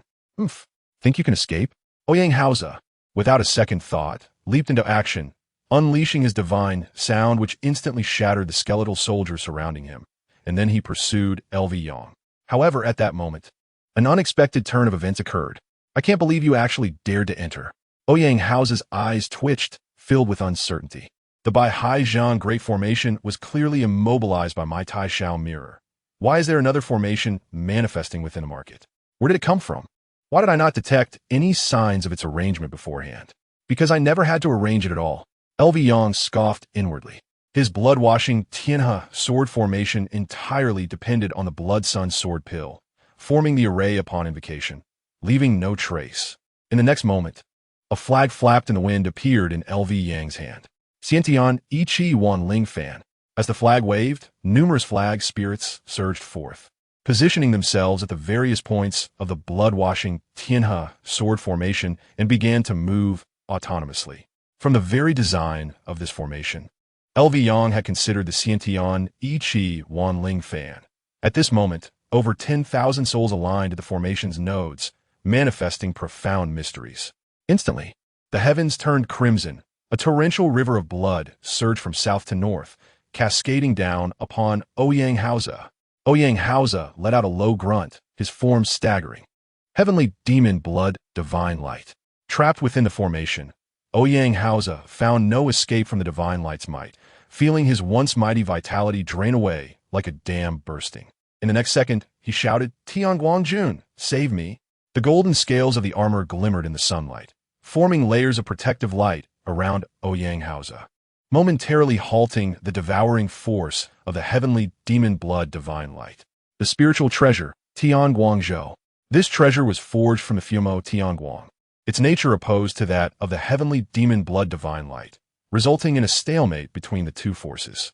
It was only at this moment that Ouyang Haoze could finally breathe a sigh of relief, for he had not anticipated that with his cultivation paired with the Taishao mirror and the Tianguang Zhou, so meticulously prepared, he would still nearly face ruin. At this juncture, escape was not an option. Ouyang Haoze's eyes turned crimson. Rather than fleeing, he directed his gaze toward the depths of the formation where LV Yang stood, a chilling murderous intent rising within him. Only a counterattack could save him. As a direct disciple, his resolve was unyielding, and he understood the principle that in a narrow encounter, the brave would prevail. He knew that if he focused solely on fleeing now, he would be toyed with by LV Yang. To break the formation, he must seek life within death and find a way to kill LV Yang. Once LV Yang fell, the formation would dissolve. Boom! In the next moment, under the protection of the Tianguang Zhou, Ouyang Haoze charged at LV Yang. His unmatched spear aimed directly at the Xiantian Yi Qi Wan Ling Fan in LV Yang's grasp. That flag seemed to be the core of the formation. If he couldn't kill LV Yang, destroying it might provide a path to survival. LV Yang brandished the flag, and a figure emerged. Lu Exin, his face etched with confusion, seemingly not yet fully aware of his surroundings. In the next instant, an explosion erupted with a deafening roar. Lu Exin involuntarily opened his mouth and shouted a word of death, a curse intended for mutual destruction. To LV Yang, Lu Xin's understanding of the Xiantian Yi Qi Wan Ling Fan was woefully inadequate. After all, the flag spirits were immortal, even if destroyed momentarily. As long as their true spirits remained intact, they could be summoned again through the expenditure of spiritual power. Therefore, why should they engage in conventional combat? They should be taught the art of mutual destruction. After all, they could resurrect. Let them unleash that devastating technique upon emergence, inflicting 1,000-fold damage upon the enemy while self-destructing. This was the correct approach. In an instant, a tide of spiritual energy surged forth. When the dust settled, Lu Exin had vanished without a trace, while Ouyang Haoze found himself forcibly halted midair, his expression darkened to the extreme. The combination of divine abilities, spiritual treasures, and cultivation suppression should have easily dealt with a late-stage Qi refinement cultivator, yet the outcome had yielded no success. Instead, his spiritual power had been greatly depleted. If this continued, he might truly perish here. Reflecting on this, a fierce glint crossed Ouyang Haoze's face. He formed a hand seal, and the Tianguang Zhou on his body suddenly emitted a mournful wail. This was dire. Upon witnessing this, LV Yang's expression changed dramatically. He swiftly maneuvered behind the Blood Sun sword pill, summoning its blood shadow to shield himself. Boom! The Tianguang Zhou, a spiritual treasure, self-destructed. The explosion of spiritual light mirrored the scenes created by Xiao Shiye in the past, engulfing all in its wake, instantly shattering LV Yang's sword formation and revealing the clear blue sky. Despite LV Yang's rapid response in closing the formation, Ouyang Haoze was even quicker. At the critical moment, he burst forth from the encirclement of the formation. LV Yang managed to invoke the heavenly demon blood divine light, which drained another 30% of his vitality, leaving him appearing as nothing but skin and bones. You destroy my treasure, and I will not rest until I have your corpse in pieces. Ouyang Haoze stood outside the market, his expression twisted, infusing his remaining spiritual power into another spiritual treasure, the Tai Shao mirror, which began to emit a mournful cry. So be it. Today, I shall sacrifice all my treasures to see if you can conjure a third great formation. Chapter 42. Xian capturing form, Nail of Destiny. Boom! A violent wail, accompanied by intensifying waves of spiritual energy, surged from the sky. Ouyang Hao's eyes turned blood red, clearly having lost his temper. Seeing this scene, the other two late-stage qi refinement cultivators of the Sheng Sect, Wu Zhicheng and Duanwu Yuan, could no longer remain idle. Senior brother Ouyang, Wu Zhicheng stepped forward first. Observing Ouyang Hao's current disheveled state, his heart racing with trepidation, he whispered, "The Tai Shao mirror is of utmost importance. I understand. If we can slay a foundational seed of the demon sect, sacrificing a Tai Shao mirror is worth it." Buzz. In midair, the Tai Shao mirror vibrated violently, seemingly expressing dissent. However, Ouyang Hao's remained unfazed. It was merely a spiritual treasure. When useful, he would call upon its name. When not, it was inconsequential. Witnessing Ouyang Hao's resolute demeanor, Wu Zhicheng could only sigh, ceasing further persuasion. After all, the fully realized Ouyang Hao's was the one in charge of this operation for the Sheng Sect. Since he had made a decision, he must bear the consequences, and Wu Zhicheng had done his part in advising him. Meanwhile, within the market, LV Yang retracted the Blood Sun Sword pill, which had suffered considerable damage. Holding the Xiantian Yiqi Wanling fan, gazing with an inscrutable expression at Ouyang Hao's outside the market. Junior brother LV, you are unharmed? Fei Xia Xianzi and Lu Yuanchun approached, one wearing a face of surprise, while the other, relieved to have survived, regarded LV Yang with trepidation. Indeed, brother LV conceals his prowess well. Lu Yuanchun exclaimed with admiration. Having repelled Ouyang Hao's, the market can rest easy. Enough to hold out until Shengzong receives news and sends reinforcements. Repelled? It is still too early. Lu Yang shook his head. Indeed, looking at Ouyang Hao's current state, his vitality is greatly diminished. It is not merely a repulsion, but clearly a severe injury, serving as a profound lesson for him. Fairy Feixia clapped her hands and laughed. Hearing this, Lu Yuanchun quickly chimed in. However, Lu Yang, witnessing their reaction, sneered coldly and astoundingly declared, to merely repel him is insufficient for a permanent solution. I have never been one to leave behind future troubles. It is better to eliminate him, simply and decisively. Eliminate whom? Ouyang Hao's? In an instant, Fairy Feixia and Lu Yuanchun were left stunned, for even in their most optimistic imaginations had they never envisioned such a scene. He was a master of the qi refinement realm, a true disciple of the righteous path. Who could kill him? How could he be killed? The next moment, Lu Yang produced the Xianpin Tying Baoyu that Lu Yuanchun had previously given him, formed a hand seal, and began to channel it in his palm. Soon, the precious jade gradually melted under Lu Yang's manipulation, ultimately transforming into a circular light, resembling a pristine, translucent mirror. Under the illumination of this circular light, figures swiftly emerged in Lu Yang's eyes, each corresponding to a lingering trace of vitality. From the reactions of others, it appeared that only he could see them. Fairy Feixia, Lu Yuanchun, Ouyang Hao's, Wu Zhicheng, and Duanwu Yuan, all who had fought in this place left behind their residual energies.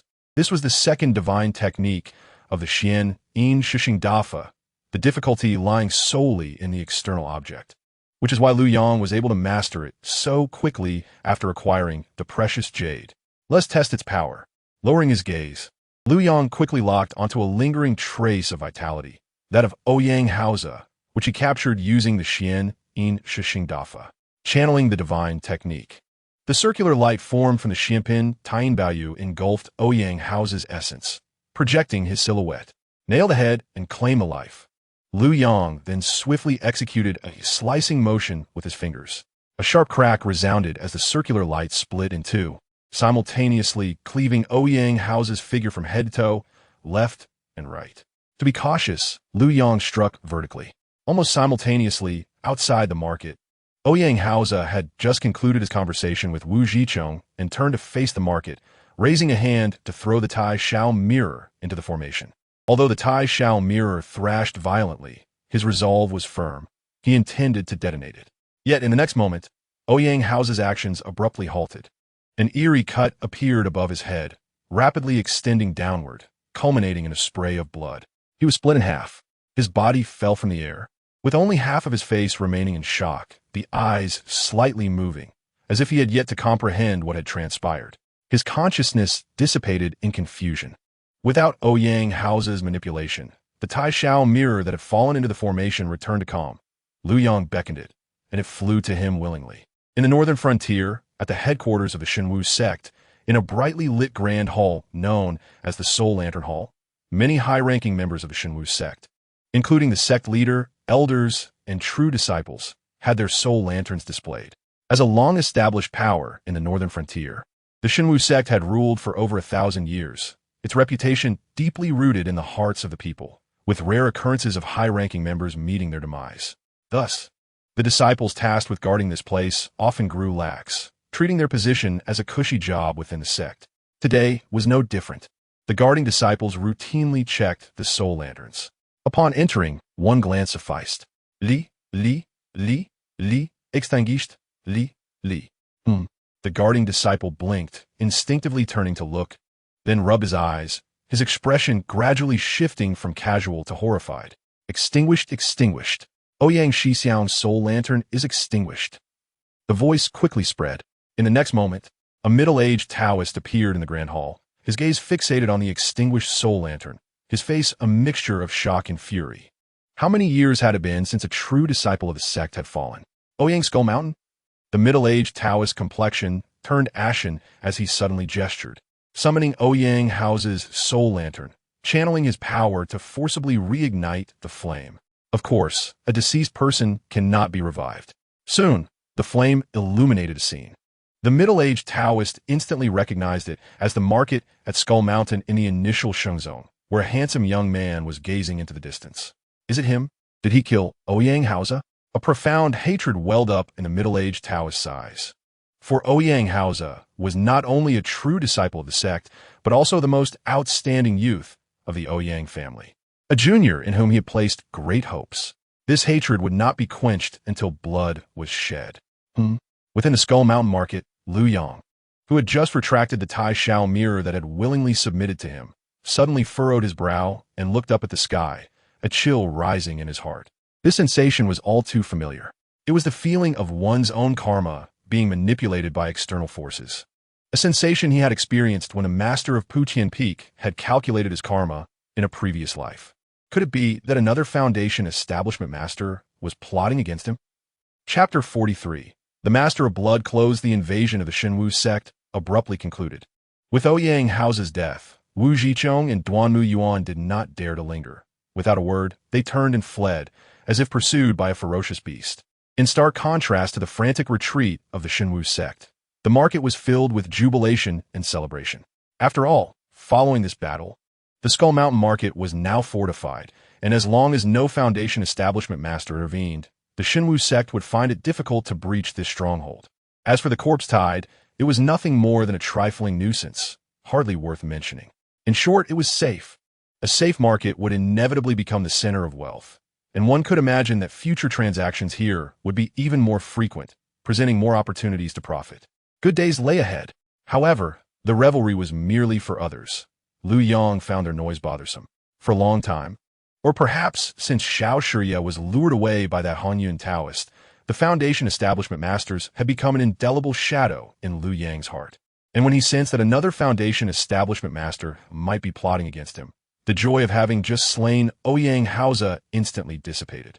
He instinctively grasped the innate mixed yuan energy talisman around his neck, ensuring it continued to function before his heart could settle slightly. The talisman was still operational, indicating that his adversary could not yet calculate his fate. That said, the efficacy of the innate mixed yuan energy talisman was not without limits. For strictly speaking, it did not sever karma, but obscured it, wrapping a layer of false karmic threads around Lu Yong to provide protection. After all, completely severing karma would be too conspicuous. Thus, when a Foundation establishment master attempted to calculate him, they would not arrive at a result devoid of consequence, but rather at a flawless yet entirely false outcome. The advantage of this approach was its greater subtlety. The drawback was that it could not entirely shield against the influence of a Foundation establishment master. With this in mind, Lu Yong had already deduced the answer. It seemed that his adversary was not specifically targeting him, but had inadvertently drawn him into their scheme. This also clarified the matter of the Xianpin Tying Baoyu. It was not that fortune had favored him, but that someone had deliberately placed this object in his hands to achieve some undisclosed objective through him. What could that objective be? Liu Yang's gaze shifted to Ouyang Hao's corpse, and he waved the Wanling banner in his hand, drawing the bisected body closer. Perhaps he could glean some clues from this person. Moreover, as a true disciple of the Shenwu sect, Ouyang Hao's collection must be quite substantial. Soon, the corpse of Ouyang Hao was refined into the Wanling banner. However, the body had been severed in two, resulting in an incomplete extraction of its true spirit.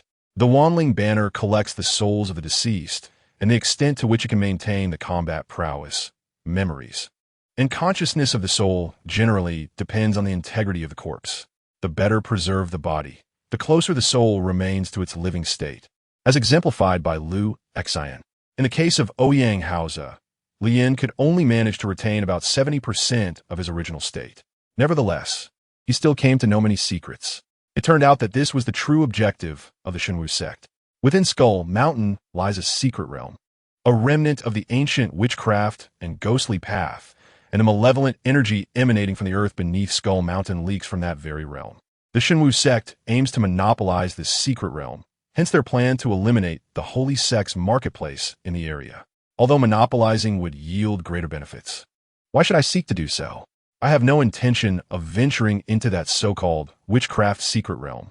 It would be wiser to leave it to the Holy Sect and earn some contribution points by watching others engage in conflict. With this thought, Lien felt a sense of relief, having learned that there were Foundation establishment experts secretly plotting in Skull Mountain. He became even more resolute in his decision to remain hidden within the marketplace and refrain from venturing outside.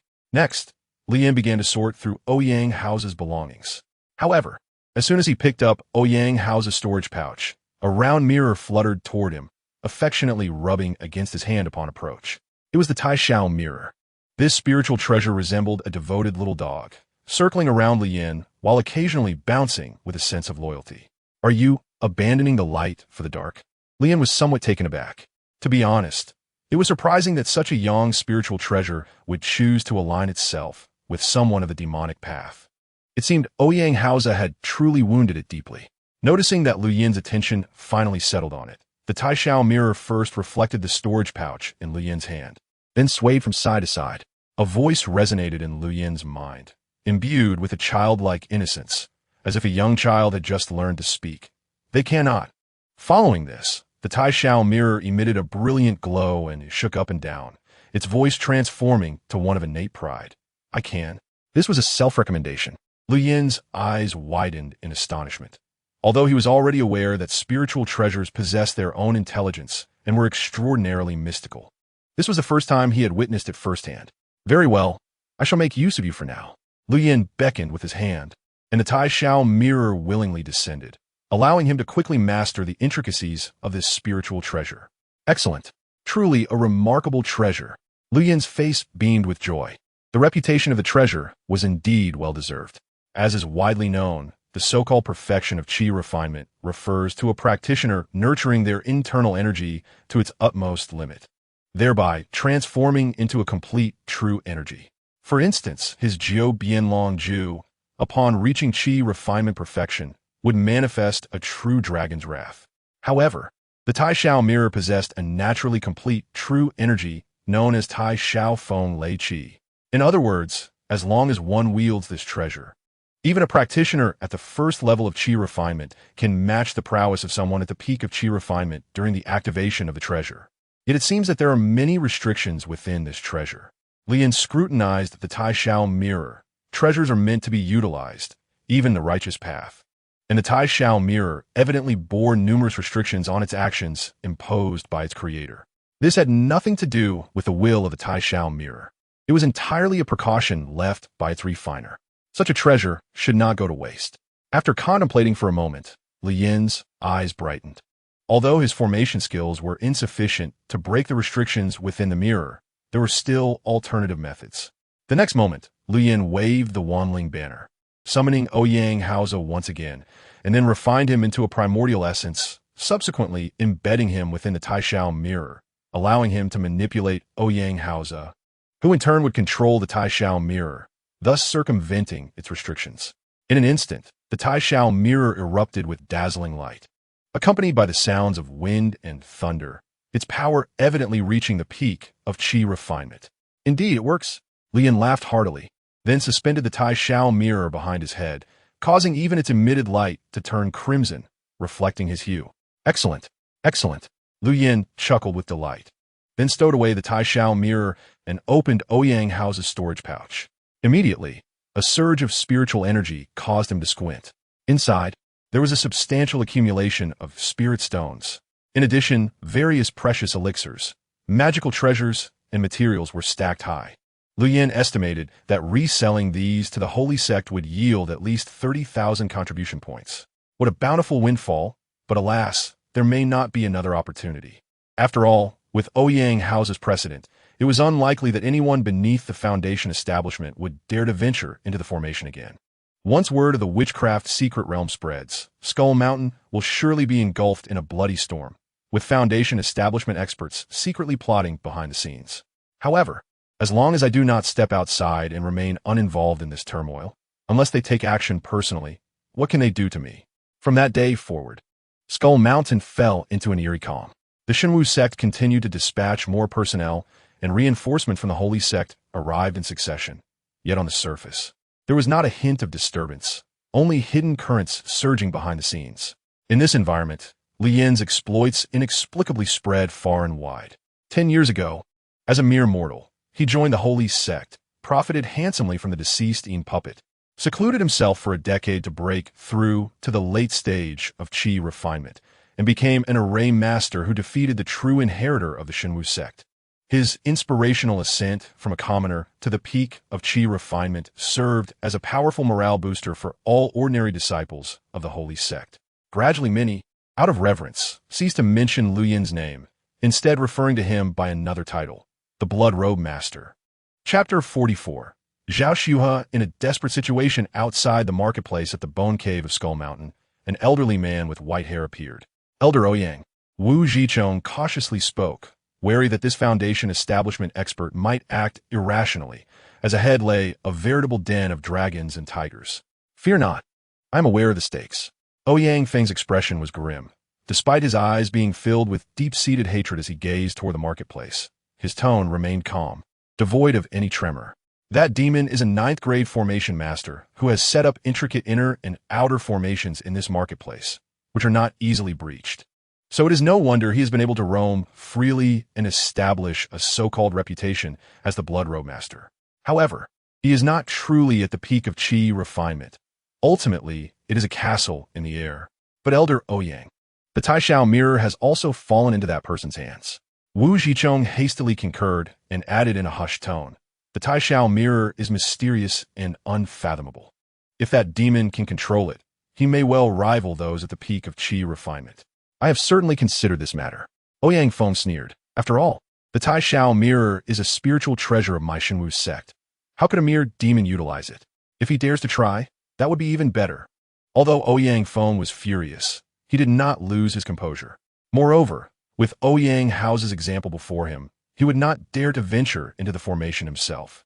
After much contemplation, he decided it would be wiser to lure Lu Yin out from within the formation. When does this person typically leave the marketplace?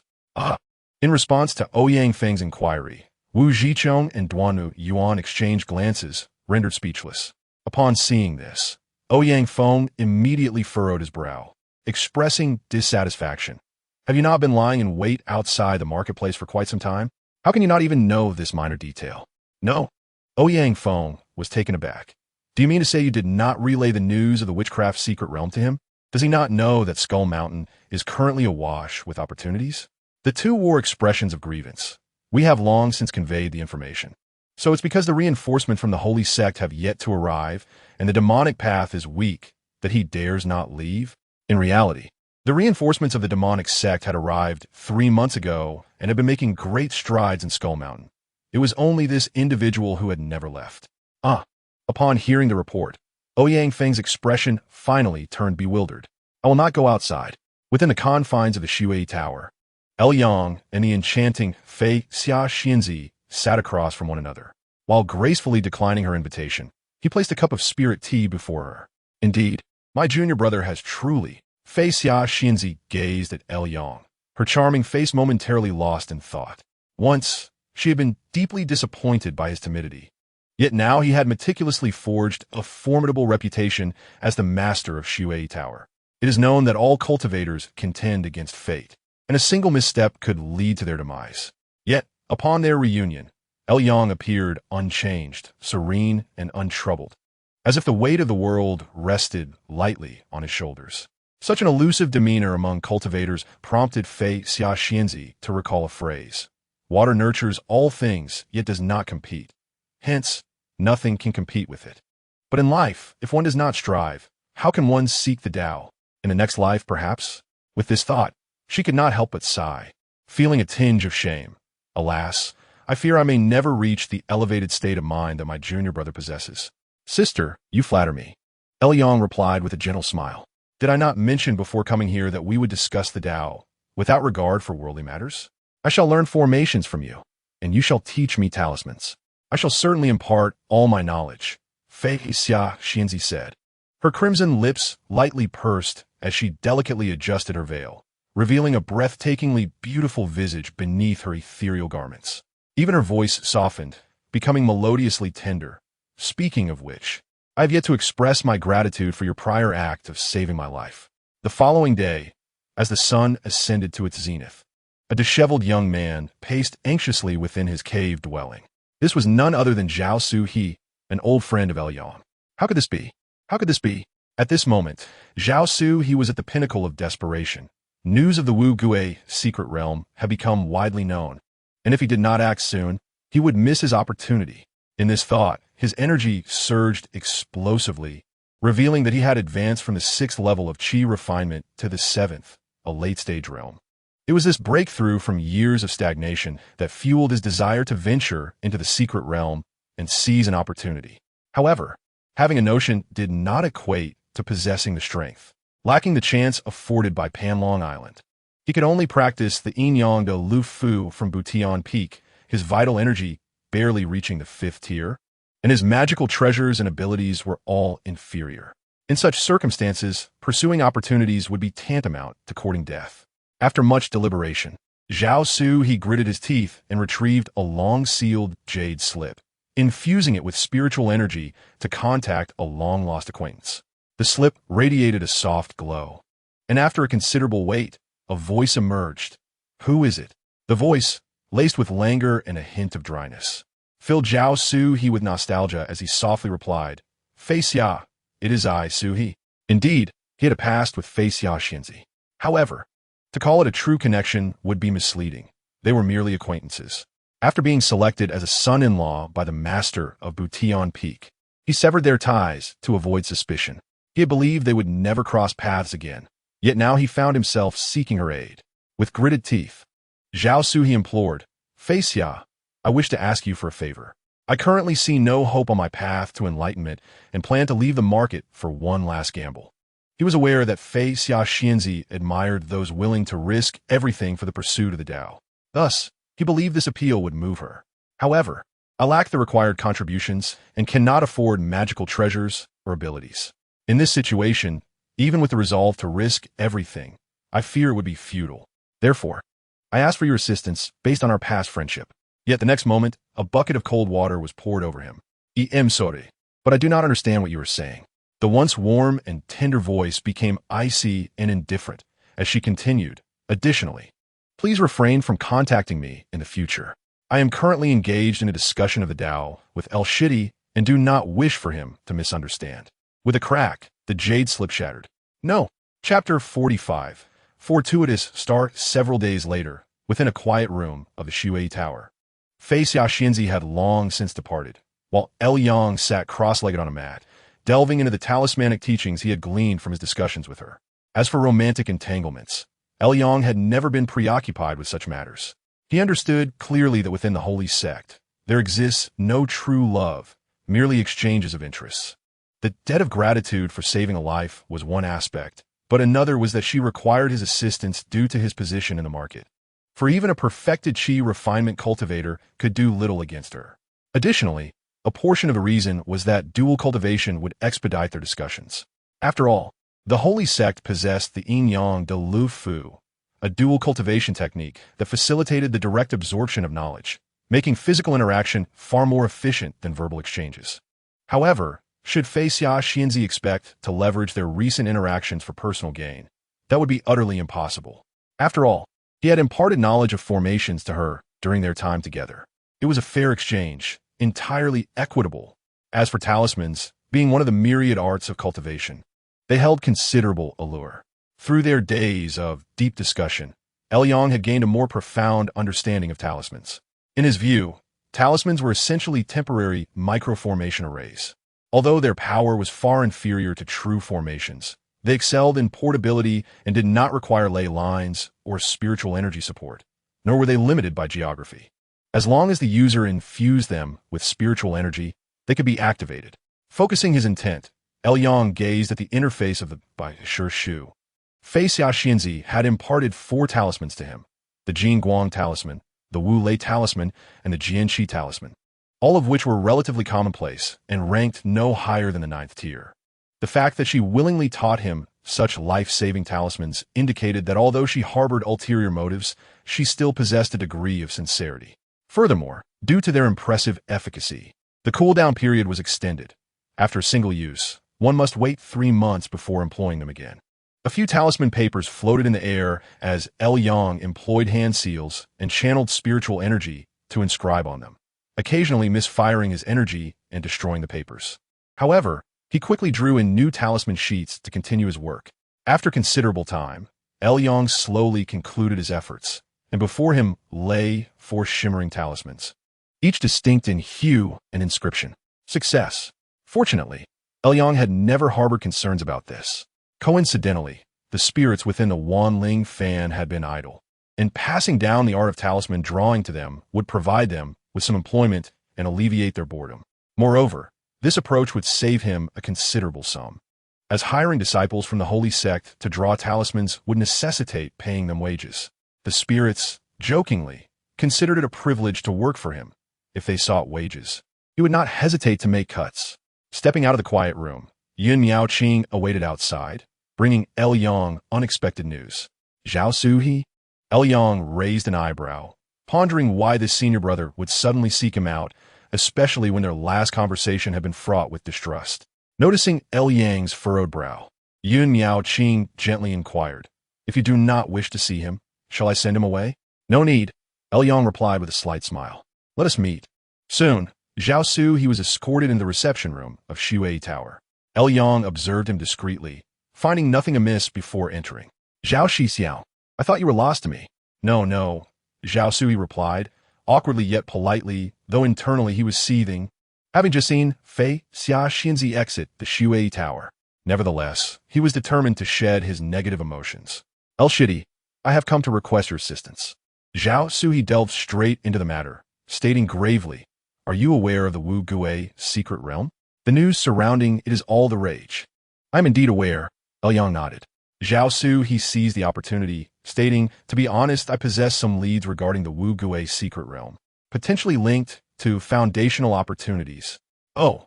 Yang's calm reaction caused Zhao Su he to momentarily falter. This was not how he expected it to unfold. Unbeknownst to him, Yang's mindset remained remarkably stable. To understand the origins of the Wu Gui secret realm, one must recognize that it was unearthed only after Ouyang Haoze was transformed into a fanling, a secret that was undoubtedly obscure.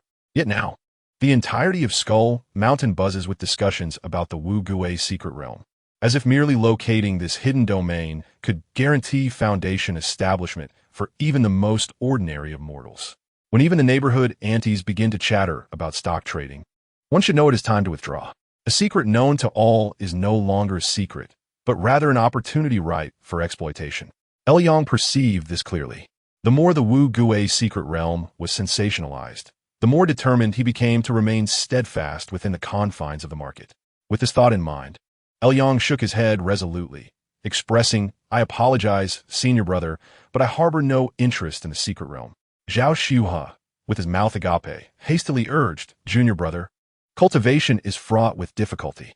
Life is fleeting, and one cannot afford to hesitate in pivotal moments. The ancient Wu Gui Dao was a formidable sect within the demonic path. Though ultimately destroyed by the Yushu Sword Pavilion, a dying insect still possesses its venom. There must be valuable treasures within. Might you not be tempted? One must understand that opportunities of a lifetime are rare. Miss this, and it may never return. Opportunities of a lifetime may be for you, but I am different. If this lifetime does not suffice, there is always the next. Elyong silently scoffed while maintaining a firm shake of his head, declaring, "My decision is resolute. Fate has its course. What is not meant to be cannot be forced." Zhao Shuhe stood speechless, realizing that with Elyong's steadfastness, he was left with no recourse but to curse the wretched old tortoise in his heart. So be it. However, I have another proposal I wish to discuss with you. Junior brother. Zhao Shuhe clenched his teeth, reluctantly shifting to his second plan, and said with a pained expression, "I possess a secret technique that can enhance the success rate of foundation establishment. I would like to use it as collateral to borrow 30,000 contribution points from you." A technique for foundation establishment? Upon hearing this, Elyong, who had initially intended to dismiss him, suddenly brightened, regarding Zhao Shuhe with newfound admiration. Indeed, this man was his fortuitous star. The exchange of the deceased Een puppet, the 9 transformations dragon decision, and now an additional technique for foundation establishment. Up to this point, every opportunity he had relied upon was inextricably linked to the esteemed Zhao Shuhe. His current standing was largely due to Zhao Shuhe's invaluable contributions. Chapter 46. Stealing the Heavenly Mechanism. This technique is known as stealing the heavenly mechanism. With Elyong's consent, Zhao Shuhe produced a jade slip, infused it with his consciousness, and handed it to Elyong, containing a brief introduction to the effects of the foundation establishment technique. As Elyong scanned the slip with his spiritual sense, his amazement became evident. He recognized that this technique, stealing the heavenly mechanism, was created by a master of the holy sect, as it bore the unique style and flair characteristic of that sect. The essence of stealing the heavenly mechanism is, as the name suggests, to first identify an opponent of the opposite sex whose age, talent, and cultivation level are comparable to one's own. One then forms a partnership with that individual, and through continuous dual cultivation, gradually infuses their own vital energy into the partner's body, ultimately replacing the partner's original energy. Once successful, the partner will no longer cultivate their own energy, but will instead cultivate the energy of the practitioner. At that point, regardless of the fortunes or breakthroughs the partner experiences, all will ultimately be siphoned away by the practitioner, rendering the partner's efforts as mere adornments. Insidious and ruthless, turning talent into mere resources is a classic approach. No wonder there were dual casualties following the failed foundation establishment. Reflecting on this, it seems likely that Zhao Shuhe first eliminated Fei Xiaoxianzi before ultimately failing in his own foundation establishment, resulting in a scheme that culminated in naught. While Elyong ruminated on this, he couldn't help but feel a chill. From his perspective, Zhao Shuhe's preparations in the previous life were undeniably meticulous. He had seemingly exploited every available resource. In that life, after forming a partnership with Fei Xiaoxianzi, Zhao Shuhe had soared within Skull Mountain, not only achieving the pinnacle of qi refinement, but also acquiring 2 extraordinary treasures for foundation establishment. If one considers the implications of the stealing the heavenly mechanism technique, Fei Xiaoxianzi's share was effectively Zhao Shuhe's as well. Yet, what was the outcome? It was still a failure. Foundation establishment is notoriously challenging. It is akin to scaling the heavens. Elyong sighed, turning his attention back to the jade slip. "What say you, junior brother?" Zhao Shuhe asked eagerly. "Using this as collateral, I implore you to lend me 30,000 contribution points, with a repayment period of 3 months. I assure you that I will return the money in full. Should I fail to repay, the technique shall be yours as compensation. Even if I do repay, I shall still gift you the technique as gratitude for your timely assistance in my hour of need." Zhao Shuhe spoke with grandiosity, yet Elyong could only chuckle derisively within. The crux of the matter was not the technique nor the borrowed funds, but rather the 3-month deadline. This loan was not merely a financial transaction. It was an entrapment of the person. Zhao Shuhe was clearly attempting to bind Elyong with this foundation establishment technique. compelling him to bear the consequences of Zhao Xuhe's reckless pursuits. In essence, it was a candy-coated bullet. Yet, given the significance of Foundation establishment, Yang found himself at a loss for refusal. How could I desire the technique while evading responsibility? The success rate is too low. After a moment of contemplation, Yang suddenly declared, "Very well, I can agree to the loan, but I have one condition. If you cannot accept this condition, I would rather forego the technique." Zhao Xuhe, upon hearing this, was overjoyed. "Please, junior brother, share your condition. It is quite simple," Yang replied softly. "You must hand over the true manuscript of the technique to me.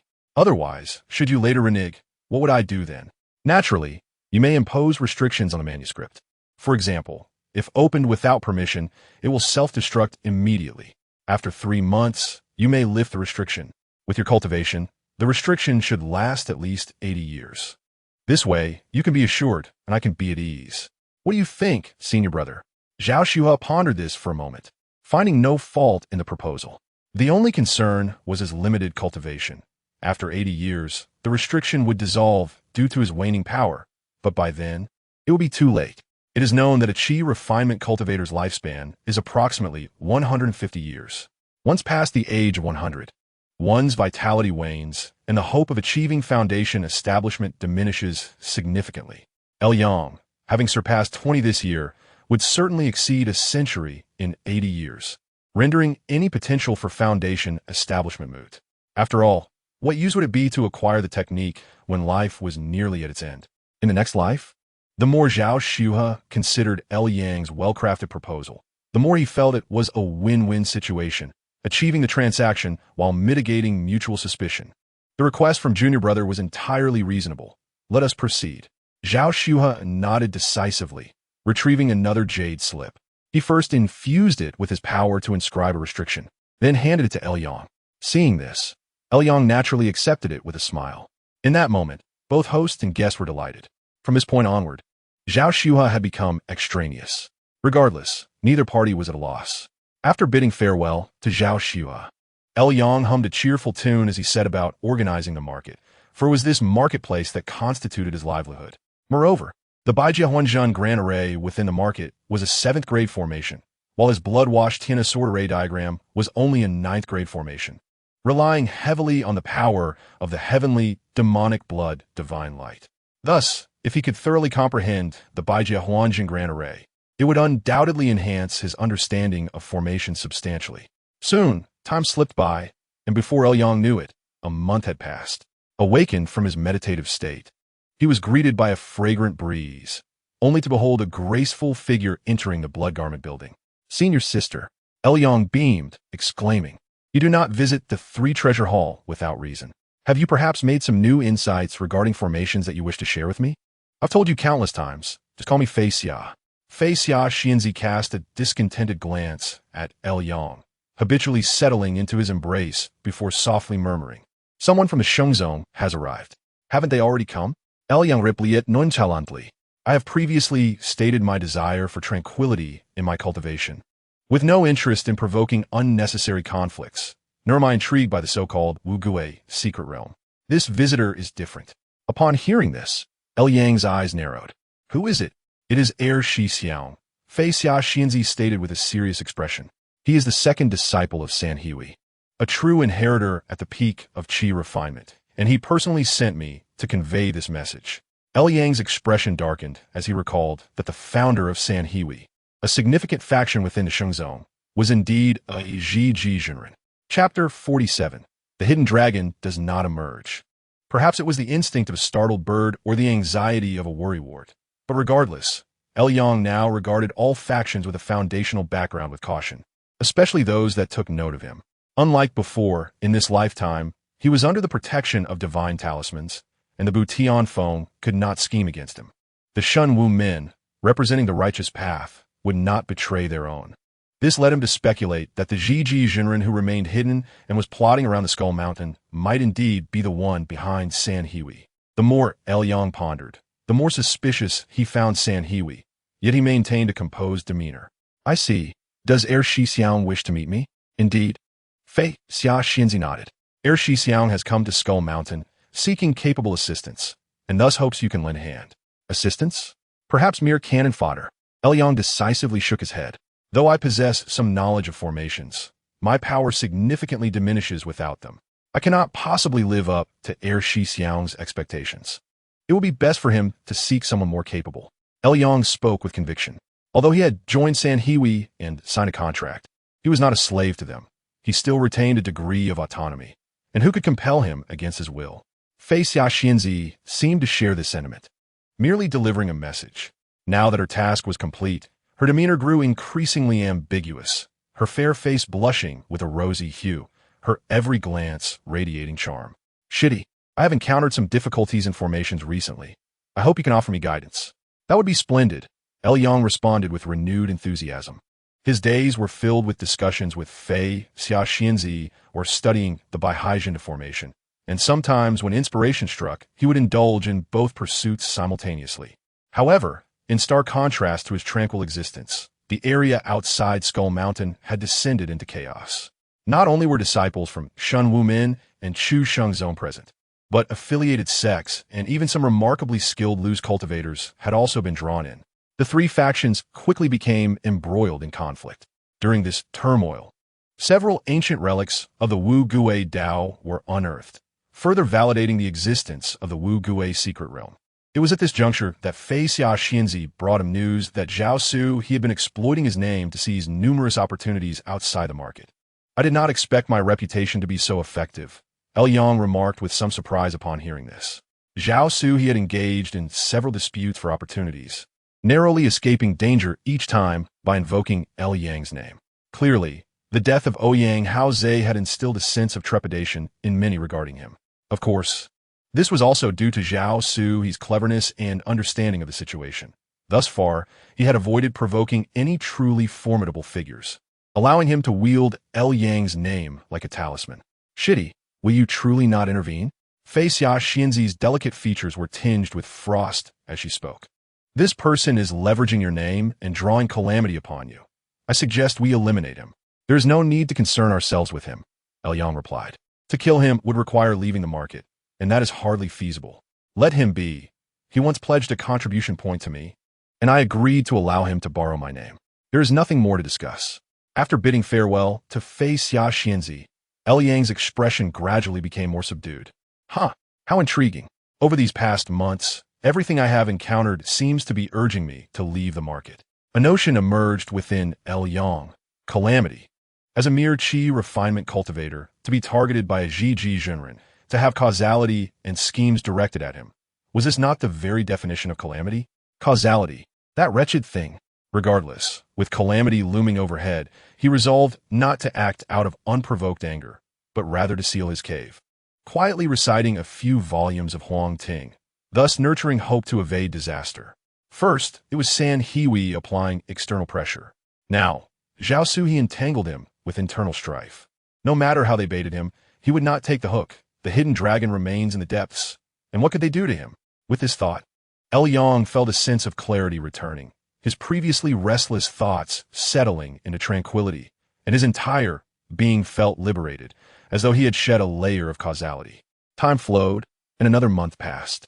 Outside the Skull Mountain Market, over 1,000 miles to the east, Zhao Su-he, what do you think you're running? The pursuers, clad in armor and wielding weapons, were clearly disciples of Shen Wumin, with most at the late stage of qi refinement, lacking the pinnacle mastery. Had it been otherwise, Zhao Su he would have struggled to escape. Nevertheless, even so, having fled to this point was nearing his limit, and he remained conscious solely due to a flicker of hope. I still have a chance. I sent Yang a message. If I can just reach that place near the market, he will surely come to my aid. Zhao Su he raced desperately onward, fervently convincing himself. The Tianji technique still bears my seal. As long as he wishes to break through to Zhiji, rather than waiting 80 years to grow old. He must come to rescue me. He will come. He must. At that moment, Zhao Su he was elated to see a brilliant escape light rising from the direction of the market, as though it had detected his perilous plight. He's coming. I knew he wouldn't abandon me. Upon witnessing this scene, Zhao Su he's spirits soared, while his pursuers hesitated and slowed their pace, seemingly waiting for something. However, as time passed, it became apparent something was amiss. That radiant escape light, though still en route, seemed unable to reach him. Ultimately, Zhao Sui could run no further, and the reluctant pursuers managed to corner him, leading to a fierce battle between the two sides. This skirmish lasted the better part of a day. In the end, the pursuers from Shen Wu Min hesitated to strike too hard, fearing a single blow might end Zhao Sui's life, frequently casting glances toward the direction of the escape light. Upon closer inspection, did that light not seem to be growing more distant? Eventually, Zhao Sui completely broke down. No. Why? He suddenly spat out a mouthful of blood, collapsing to the ground, utterly depleted of strength, and his vitality began to fade rapidly. In his final moments, only one thought remained in his mind. Does Liang no longer wish for the Tianji secret technique? Why won't he save me? Unbeknownst to him, this was also the intent of the mastermind behind the orchestrated chase. In the shadows, Shen Wumin elder Ouyang Feng was equally perplexed, gazing toward the distant Skull Mountain market, his eyes betraying a hint of reluctance and helplessness. Why not save him? Only a fool would. As he retracted the escape light, Liang glanced at yet another plea for help sent by Zhao Sui, casually discarding it. Does he truly believe he can coerce me with secret techniques? Is it not merely 80 years? I can afford to wait. Once your seal naturally dissipates, the technique will still belong to me. If it cannot be done in this life, I can always wait for the next. With this thought, Liang could not help but lament Zhao Sui's unfortunate fate. Had he truly managed to escape into the market, Liang would not have minded offering assistance. But outside the market, it could only be deemed a matter of fate. Zhao Shixiang, you may rest easy. You have sacrificed yourself for the Shengzhou. In the future, I shall petition the master of Butian Feng to grant you a grand burial. As for your debts, let it be for this life. I shall come to reclaim them in the next. Chapter 48. Establishing Foundations and Determining Fate. On yet another clear morning at Shui Tower, Fairy Feixia leaned against the balcony, sunlight filtering through the gossamer fabric of her flowing garments, casting a mesmerizing silhouette that stirred the imagination. The two had just concluded a night of profound exchange, and after receiving the utmost teachings from Liang, Fairy Feixia had reached her limits, finding it difficult to make further progress in the near term. Today, I intend to depart from the market. Turning back, Fairy Feixia gazed intently at Liang. My state of mind is not as profound as that of my junior, and my talents fall short, yet I refuse to resign myself to a mundane existence. With my departure, it may be a long time before I see my junior again. Fairy Feixia raised her eyes, her expression evoking sympathy, and suddenly sighed softly. Perhaps the path to enlightenment lies ahead. Or perhaps I shall find my resting place in a foreign land. The road of immortality is solitary, especially within the holy sect. All I hope for is that I may meet old friends once more when the time comes. Upon finishing her words, Fairy Feixia smiled sweetly at Liang. Her stunning visage and graceful smile seemed to open her heart for the first time. Would you be willing to be that old friend of mine, my junior? Liang remained silent for a long while. A breathtaking woman gazed at him with deep affection, ensnaring him like an intricate web, enough to bewilder any man. Yet, Liang resisted. Please leave. In an instant, the light in Fairy Feixia's eyes dimmed, her expression shifting to one of disappointment or resignation, and she withdrew her smile, returning to her previous cool demeanor. I take my leave. With those words, a beam of light resembling colorful clouds soared into the air, dissipating at the horizon. Finally, he managed to still his trembling body. Damn it, this must be the scheming of the Foundation establishment true person. Liang had always approached Fairy Feixia with a mindset of mere physical engagement, their interactions purely for the sake of learning, and dual cultivation merely a method of study. However, just now, he found himself stirred by emotions. He was momentarily captivated by Fairy Feixia, nearly uttering his willingness. Such feelings were evidently amiss and contradicted his true nature. I need to enter seclusion.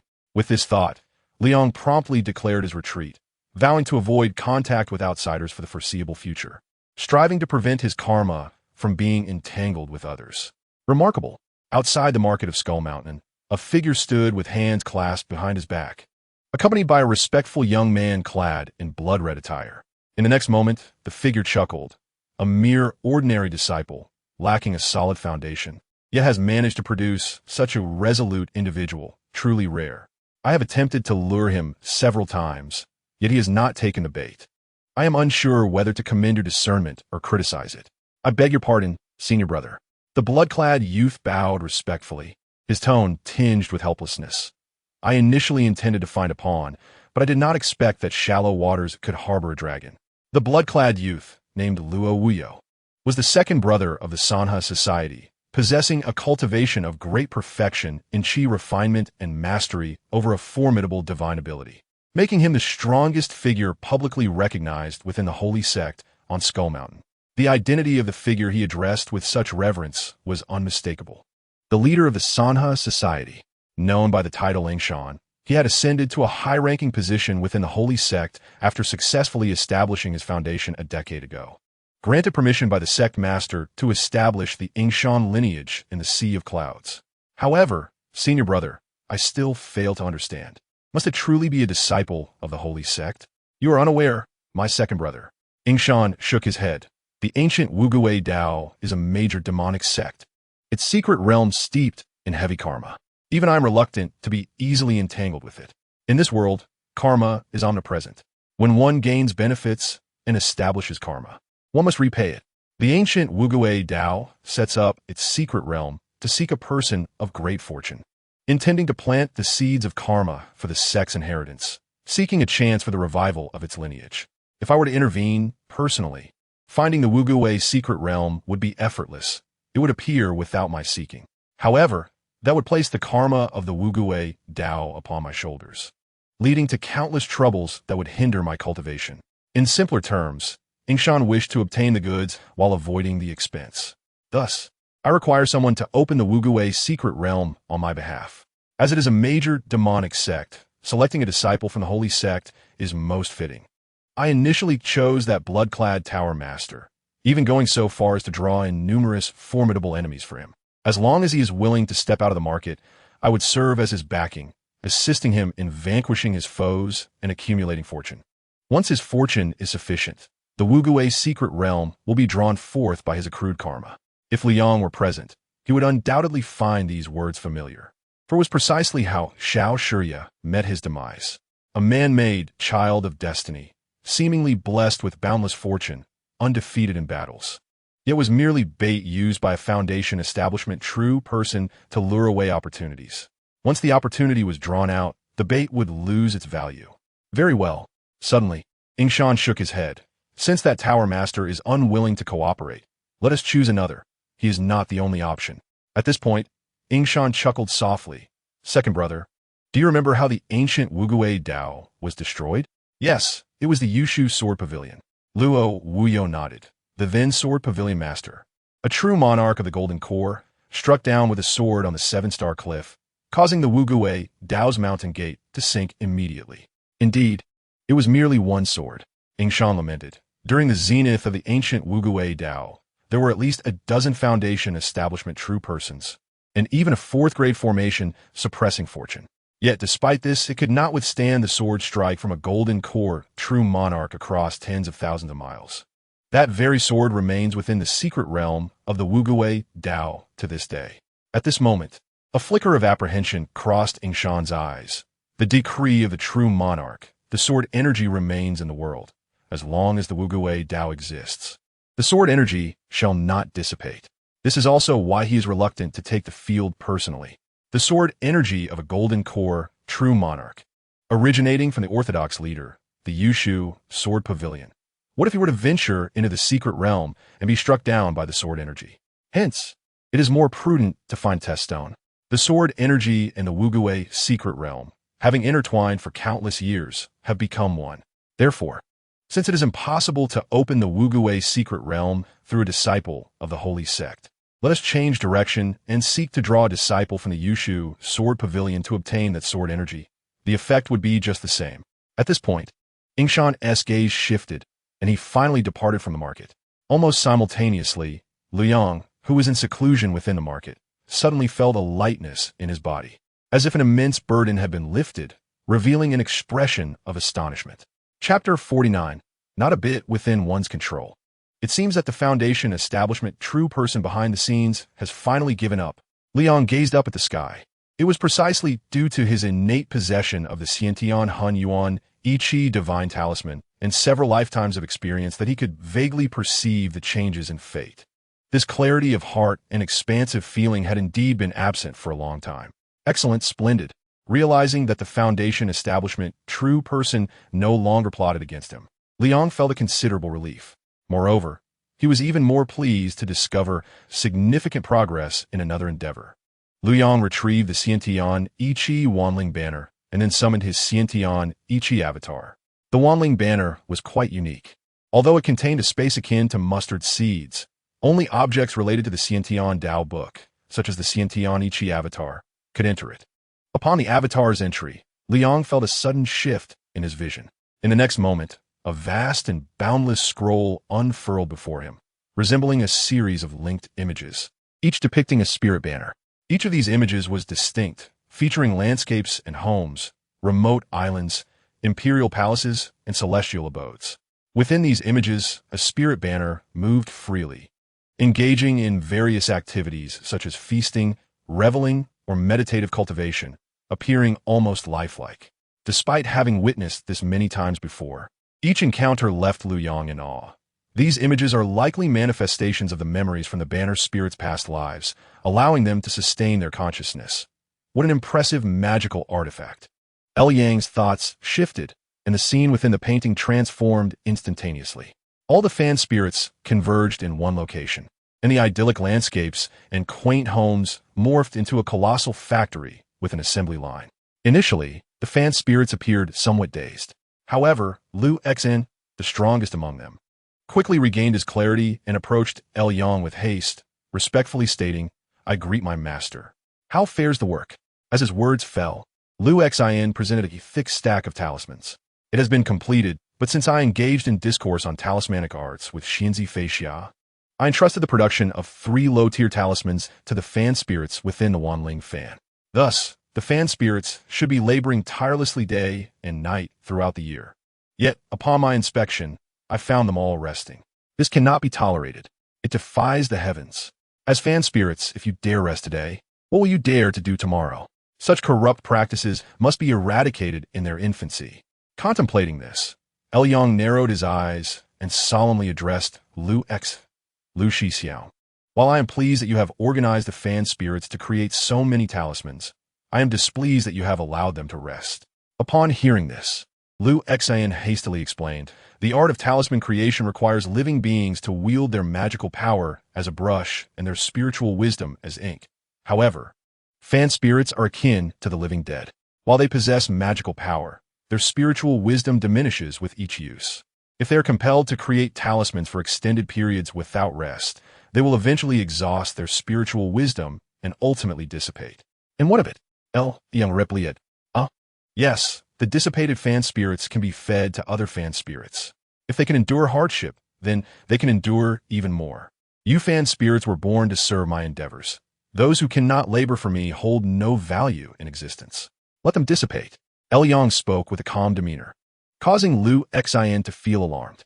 Such a beast, Lu Xen thought as he observed Yang's manipulation of the Wanling fan. Feeling as though he had been a paragon of virtue, having previously only summoned the fan spirits during battles. Yang, perceptive to Lu Xen's emotions, smiled gently. "Lu Shixiao, I trust you understand the fierce competition among fan spirits. Frankly, had it not been for our ties as fellow disciples, I would not have entrusted you with this matter entirely. You should learn to be grateful. Otherwise, consider this, whether I employ this fan spirit or that one. Why should I rely on you? It is precisely because of our brotherhood that I am where I am today, largely due to your trust. Rest assured, as long as you work diligently, I will not treat you unfairly." Meanwhile, in a hidden chamber of the Shui building, Yin Miaoqing found herself embroiled in an internal struggle. How could this be? Her expression was a mixture of joy and astonishment as she noticed the emblem around her neck, a token symbolizing her identity as a disciple of the Yushu Sword Pavilion, radiating light. This was a communication spirit light. By channeling her magical power to make contact, she could communicate with someone on the other side of the light.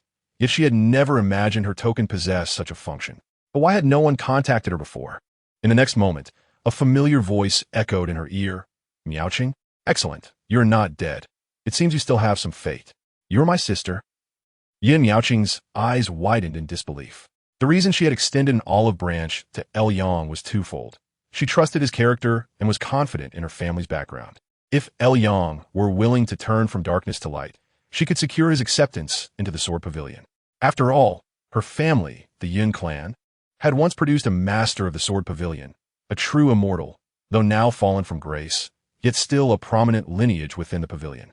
However, she herself was not highly regarded by the family. Her sister, Yin Miaojin, was the true prodigy, dedicated to the arduous cultivation of the Tai Golden Blossom Dan, refusing to take shortcuts or rely on elixirs, a rare talent who had achieved great powers even in the late stages of qi refinement. To describe her as a favored daughter of heaven would not be an exaggeration. Yin Miaoqing and Yin Miaojin. Though their names differed by only a single character and were indeed sisters, their gifts and talents were worlds apart. Where are you now? The spirit light shimmered as a cool voice emerged. Your fate is insufficient. This is why you have fallen into the perils of the demon sect. Now that you are complete, you shall transcend your tribulations. Yin Miaoqing paused momentarily before an overwhelming joy surged within her. I am in the Shui building at the Skeleton Mountain Market. Are you coming to rescue me? The Shui building? Yin Miaojin hesitated slightly before responding. You have been exploited by the master of that building? Very well. I shall slay him on your behalf. It will count as your merit. Upon hearing this, Yin Miaoqing was taken aback and hurriedly retorted, Sister, you misunderstand. Although Daosheng hails from the demon sect, he is not a villain. On the contrary, he is inclined towards the righteous path and possesses exceptional talent. I believe it would be better to persuade him to reform rather than to slay him, which could also aid the righteous cause. Before Yin Miaoqing could finish, she was interrupted by a light rebuke. Absurd. The next moment, outside the Skeleton Mountain Market, a tall woman clad in a white robe and crane cloak, with sword light glimmering in her beautiful eyes, abruptly crushed the jade talisman in her hand. Beside her, a middle-aged man frowned and asked, What is wrong? Miaoqing is beyond saving. Yin Miaojin shook her head, sighing deeply. She is pleading for the demon's mercy. I fear she has already fallen into calamity and cannot escape. What does Shimmy intend to do? To the demon sect market. As those words left her lips, an inexplicable fury surged within Yin Miaojin. Yin Miaoqing was her sister, possessing a resemblance to her, yet now she had fallen victim to a demon's exploitation. The thought alone made her feel unwell, and she instinctively drew her legs together. Shortly thereafter, a sudden glimmer of murderous intent flashed across her delicate features. The demon has ensnared my sister. If I do not slay him with my own hands, my thoughts will remain unfulfilled. In the Shui building at the Skeleton Mountain Market, Yang had just withdrawn his focus from the Wanling fan when he suddenly felt darkness envelop his vision. His mind clouded. Furrowing his brows, he gazed into the distant sky. In the next moment, he summoned his escape light and arrived at the edge of the market. There, a radiant light shot from the horizon, swift as lightning, arriving at the market's entrance where a poised and elegant woman emerged. It was a comrade from the Sword Pavilion.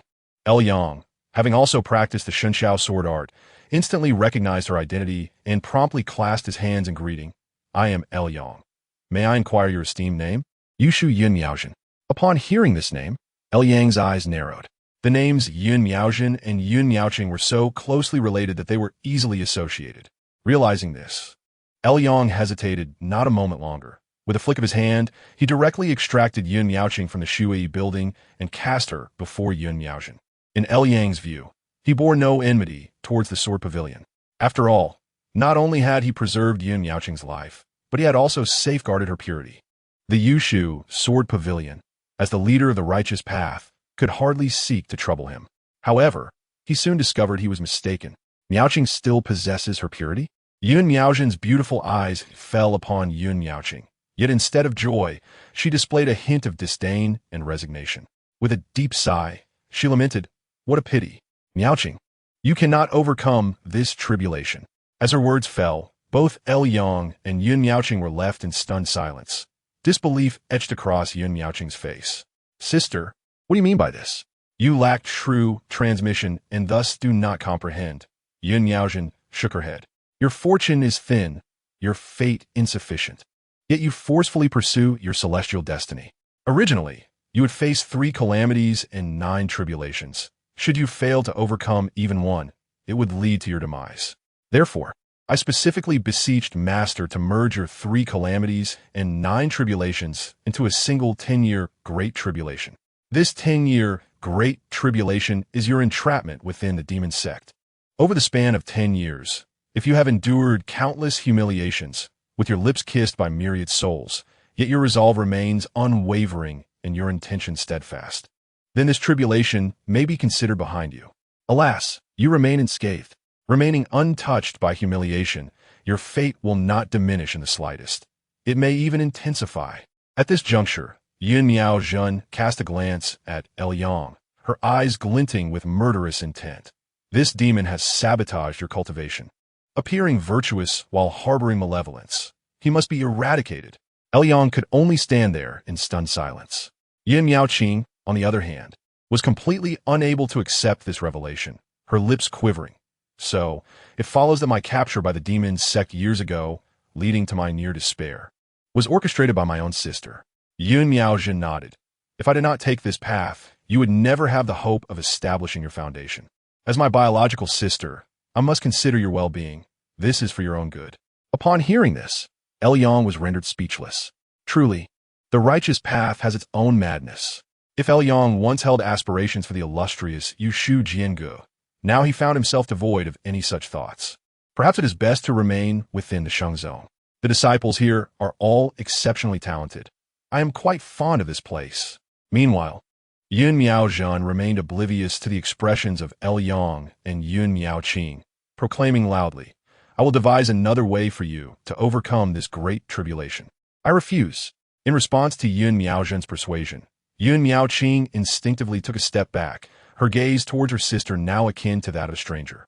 After all, she could never have imagined that the traumatic experience of falling into the clutches of the demon sect 10 years ago was the result of her own sister's machinations. Had she not encountered El Yang and preserved her life in purity, she might have already been reduced to mere medicinal dregs, perishing in some forgotten corner. Obey. Witnessing Yun Miaoqing's demeanor, Yun Miaozhen's brows furrowed slightly. You do not practice great powers, nor do you comprehend cause and effect. Thus it is difficult for you to understand my intentions. Intentions? Yun Miaoqing retreated another step, her tone filled with resentment. Is this your idea of concern, casting me into the demon sect to be humiliated and exploited? I am merely acting in accordance with cause and effect, executing heavenly will. When your path to immortality is fulfilled, you will naturally thank me. Yun Miaozhen spoke in a calm tone, believing her actions to be entirely justified, a matter of fate and cosmic order. Noting that Yun Miaoqing was still inclined to argue, she waved her hand dismissively, enveloping Yun Miaoqing in a radiant light, rendering her unconscious before casually discarding her to the side. There is no point in further discourse. I will not argue this with you now. After completing these actions, she turned her attention back to El Yang. Fellow Taoist Yun, what do you seek from me? El Yang raised an eyebrow. Yun Miaozhen's beautiful eyes regarded him coldly, and she merely stated, You have schemed to undermine Miaoqing's cultivation. I desire to borrow something from you in recompense. Upon hearing this, El Yang let out a hearty laugh. You do not mean to borrow this fine head of mine, do you? His words dripped with sarcasm. Yun Miaozhen nodded slightly, unfazed, her narrowed eyes revealing a chilling intent. If you are unwilling, do not blame me for purging evil in the name of righteousness. With that, she gracefully raised her hand. In an instant, a brilliant light illuminated a radius of 10 miles, revealing a law sword, crystal clear and resembling glass, its blade reflecting the landscape of mountains and rivers. Do you truly think I fear you? El Yang laughed proudly, then turned and leapt, instantly transforming into a streak of light and diving into the marketplace, activating the Bai Haijian Grand Formation and the Xue Shi Tian He Sword Formation diagram. A dragon concealed in the abyss, who can slay me? However, Yun Miaozhen merely smiled coldly at this sight, showing no hesitation as a streak of light shot up, directly breaking through the Grand Formation and entering the marketplace. In that moment, countless gazes turned towards the marketplace. After all, with Ouyang House's previous encounter as a warning, everyone understood that the Master of the Blood Robe Tower was a 9th grade formation master, possessing a grand array that was virtually invincible. Under such circumstances, where did Yun Miaozhen's confidence in daring to venture into the marketplace stem from? Almost simultaneously, several figures appeared outside the marketplace, including Elder Ouyang Feng of the Shun Wu Min and the second senior brother of the San He Hui, Luo Wuya. Both of these perfected Qi refinement practitioners wore solemn expressions. Their gazes, however, were focused on another direction within the marketplace, where a seemingly ordinary middle-aged man had come along with Yun Miaozhen. Tai Yi Jian Yun Jiqiu. Luo Wuya's face turned serious. Clearly familiar with the middle-aged man, Skull Mountain is not in your Jiangnan. The Yushu Jiangu is overstepping its bounds. Yun Jiqiu chuckled lightly. Our Yushu Jiangu only seeks to protect the righteous path, and righteousness knows no regional boundaries. Such audacity! Luo Wuya was both amused and enraged by this remark. You should first pray that your little junior sister survives this ordeal. Yet, how could the unorthodox paths contend with my righteous divine powers? As soon as the words left his mouth within the marketplace, Yun Miaozhen formed a seal with her fingers, causing the glass law sword she had summoned to burst forth with a dazzling radiance. Upon witnessing the scene, Luo Wuya and Ouyang Feng seemed to grasp something, their expressions shifting drastically. The Tian Dun sword? This woman possesses such a treasure? In the next moment, the sword light enveloped the surrounding area. Yang activated the formation. However, regardless of the Baihaijian Grand Formation or the Shui Shi Tian He Sword Formation diagram, they were effortlessly traversed by that sword light, as if they were non-existent. With a thunderous boom, when the sword light dissipated, the marketplace was left with only the two operational grand formations, yet they were entirely empty, save for the glass law sword that hung high in the sky. Chapter 15. Tai Yinhua Danshu. Inside the Skull Mountain marketplace, having witnessed Yang and Yun Miaozhen vanish simultaneously, everyone understood that it was the power of the glass law sword that hung in the air. Upon seeing this, Luo Wuya wore a heavy expression, yet felt a secret delight within. A foundation establishment true person is indeed unfathomable. My senior brother has truly lured in a big fish. The Tian Dun sword has emerged once more. This treasure ranks 37th among the 108 swords of the Yushu Jiangu, placing it at the apex of the earthly fiend category. Although it is not a spiritual treasure, it surpasses one in worth, containing a mustard seed cave. When contending with foes, one need only shine the sword light. It can transport adversaries into the cave, thus gaining the advantage of time and terrain. Within the cave, the sword sect's practitioners' powers are replenished, allowing them to cast spells without depleting their energy. In contrast, non-sword sect practitioners who fall into the cave first lose 30% of their true energy, followed by a further 30% reduction in their divine powers, ultimately diminishing the potency of their spiritual treasures by another 30%. With this exchange, the outcome is determined. This is precisely why Yun Miaozhen, well aware of Yang's dual-layered protective formations, remained confident. She understood that the dual formations could not withstand the Tian Dun sword's capture. In truth, most five-element substances are incapable of obstructing the Tian Dun sword. To block the Tian Dun sword with formations, the only method would be to employ formations that also involve spatial transformations, yet such formations are exceedingly rare. Moreover, even if they existed, they would not be within the capabilities of a ninth-grade formation master to arrange. Thus, it seems certain that this demon will meet his end. Meanwhile, Elder Ouyang Feng of the Shun Wu Min clapped his hands in laughter. Although he could not take revenge personally, Yang's demise would alleviate his deep-seated hatred. Luo Wuya could only shake his head in response, refraining from rebuttal, as he secretly shared the same sentiment. If Yang possessed dual-layered formations, the outcome of their confrontation might have been evenly matched. However, falling into the Tian Dun sword truly meant certain death, and even he would likely face peril in such a scenario. Nonetheless, this aligned perfectly with his senior brother's intentions. Yang, ungrateful and repeatedly defying the causal connections tied to his senior brother, was likely lured here by Yun Miaozhen for the purpose of using her as a weapon. With this thought, Luo Wuya remained unperturbed. Although they were both disciples of the Sheng Zone, he harbored no intentions of aiding Yang, merely awaiting his demise so that Yun Miaozhen could seize his fortune and unlock the secret realm of the witch and ghost. Simultaneously, within the Tian Dun sword, the view was filled solely with rampant sword energy. As the sword energy descended, Yang felt his true energy diminish by 30%, and the exertion of his divine powers became fraught with obstacles, realizing this was the suppression within the cave. In the next moment, a brilliant light appeared above. And Yin Miao, Zhan, stepped forth. Initial holy demon, today you are meant to encounter this calamity. Perish. The melodious sound descended from the heavens, akin to the celestial utterance of a fairy, and with a single word, Liang felt as though the very cosmos conspired against him, intent on shattering him to pieces. Upon finishing her words, Yin Miaozhen pushed aside her crown of celestial glory, revealing an effulgent golden radiance that illuminated the sky. This brilliance then split into 3 streams, transforming into golden, silver, and jade lights that coiled around her like a celestial dragon, intertwining seamlessly, enhancing her regal presence. Observing this, Liang's expression grew increasingly grave. After many lifetimes of cultivation, he was no longer a stranger to the Yushu Sword Pavilion, and with a moment's contemplation, he recognized the divine power that Yun Miaozhen was manifesting. This was none other than the Tai Jinhua Dan Shu, the supreme spell of the Yushu Sword Pavilion. Realizing this, alarms rang in Liang's mind. The Taiyin Te Xing Shi Jiezhen Fa in his hands was also a formidable technique, which was precisely why he dared not underestimate the might of her divine power.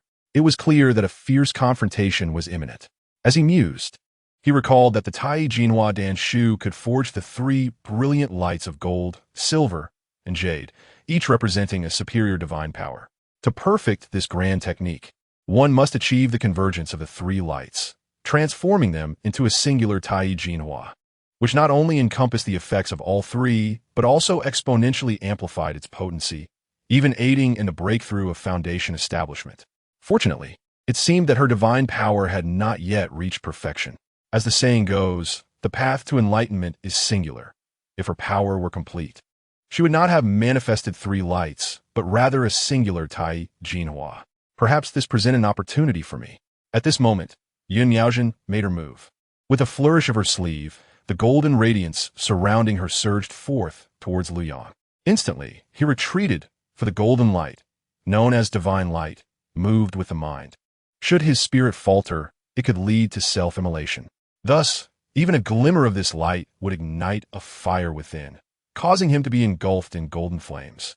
And without a method of suppression, he would surely be reduced to ashes in mere moments. Go! Liang's thoughts surged as the Tianma Huaxue divine light roared upwards. The torrent of blood-red radiance clashing against the descending golden light, holding them at a stalemate in the air. Yin Miaozhen, witnessing this, lightly pressed her brow. In the next moment, a sword pellet materialized, darting like a shooting star, vanishing only to reappear above Liang's head, poised to strike down. Clang! The sword energy howled down. Yet Liang's blood-sun sword pellet was isolated outside the cave realm, forcing him to sigh and summon a foam lake gouging behind him. The Tai Shao mirror shimmered, and in an instant, winds and thunder followed suit.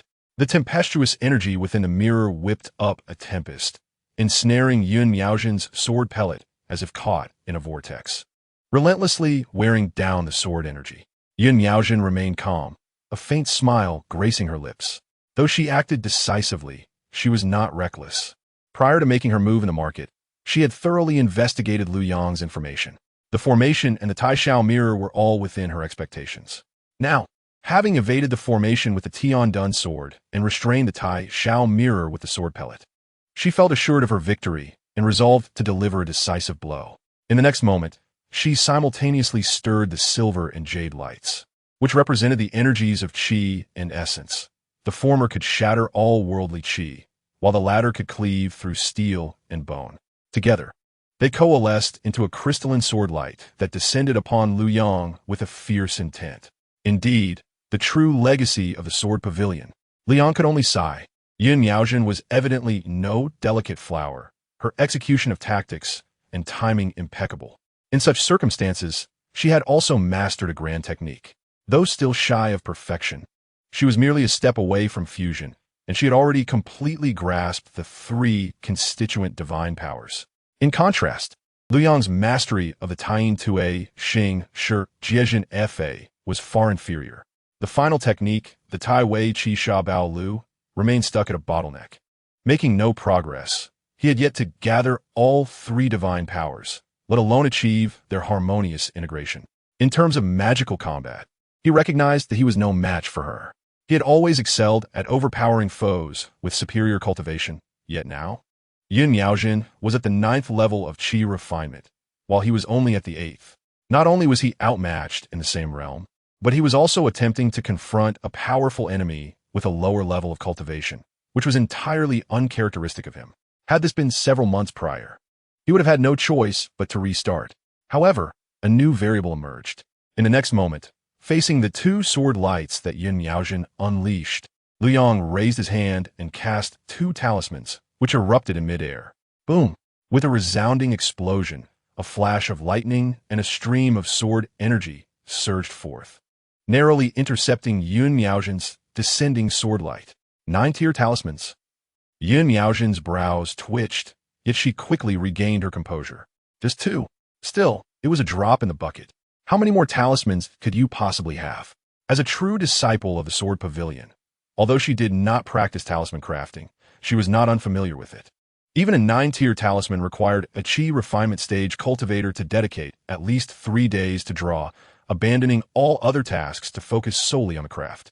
Thus, she was certain that Liang's talismans did not exceed 10 in number. In the next moment, Liang waved his hand again. What unfolded left Yun Yaojin utterly dumbfounded. The 2nd, 3rd, 4th, and dozens more talismans spread across the sky. Following this deluge of talismans, Liu Yang shook the Wanling banner, and a multitude of spirits within were tirelessly producing more. How many do you have? Do not compare your meager output to my industrial production line. As the words left his mouth, the swarm of talismans activated. In an instant, sword energy and lightning intertwined, illuminating the entire cave realm. Alongside this illumination was Yun Yaojin's face, contorted in astonishment. Chapter 52. The Relentless Destruction of Beauty. A 9-tier formation could grant Liu Yang the upper hand in magical combat. A single 9-tier talisman, while not as formidable as a 9-tier formation, was sufficient to compel Yun Yaojin to take it seriously, not something to be dismissed lightly. Moreover, Liu Yang had unleashed nearly 500 talismans, all activated simultaneously, their might truly causing the heavens to tremble. Boom! In that moment, sword energy crossed the skies, thunder roared, and countless talisman lights rushed forward, enveloping Yun Yaojin in a tempest of blades. The next instant, the qi lights surged, transforming into a silver canopy that firmly shielded Yun Yaojin beneath it, blocking all the talismans from penetrating. However, this was merely a temporary reprieve, for the talismans did not deplete Liu Yang's spiritual energy, while Yun Yaojin's use of the Tai Jinhua Dan Shu was immensely draining. As this balance shifted, the qi light surrounding her was soon shredded by the multitude of talismans, forcing her to conjure a flickering essence light to barely protect herself. Strike! Liu Yang, devoid of any sentimentality, unleashed the sword energy talismans and 5 thunder talismans, instantly shattering the protective aura surrounding Yun Yaojin. In an instant, her protective garments disintegrated, scattering like rain, revealing a vast expanse of pristine skin. Yun Yaojin's face flushed with rage, her jade-like body trembling violently. Instinctively, she attempted to shield herself, but found herself too occupied to do so. Demon, you seek death. Yun Yaojin's expression contorted. Having reached the 9th level of qi refinement at such a young age and mastering the grand technique of the Yushu Sword Pavilion, she was a seed of foundation establishment for her sect, always standing high and proud. When had she ever found herself in such a humiliating predicament? Liu Yang, however, merely smirked. My friend, you truly possess a celestial beauty, large, fair, and radiant. Though Yun Yaojin endeavored to conceal herself, it was a futile effort. He saw all that should be seen, leaving nothing to the imagination. Yun Yaojin was acutely sensitive to gazes, which drove her into a frenzy. Her fury escalated further when Liu Yang displayed an expression of disdain. In broad daylight, what decorum is this? Is this how a disciple of the righteous path behaves? Indeed, being humiliated by Liu Yang, coupled with the fact that she had previously held the upper hand, yet was now reduced to a state of disarray by his extravagant antics, ignited a fire within Yun Yaojin, revealing a slight crack in her resolve. Now was the moment. Liu Yang, Efer Astuta, seized the fleeting opportunity when Yun Yaojin's heart wavered, swiftly executing a spell, causing a radiant circle to materialize behind his head. The light illuminated the surroundings, and Liu Yang's perspective transformed. The very location where he had just battled with Yun Miaozhen was suddenly filled with an abundance of her aura, remnants of her presence in this realm. With his thoughts ignited, Liu Yang directed the circle of light toward a cluster of Yun Miaozhen's essence, capturing it, and reflecting her graceful silhouette. Without hesitation, Liu Yang made a decisive gesture, cleaving through the air once more. The circle of light split asunder, and Yun Miaozhen's image was similarly divided, as an invisible force swiftly affected her true form.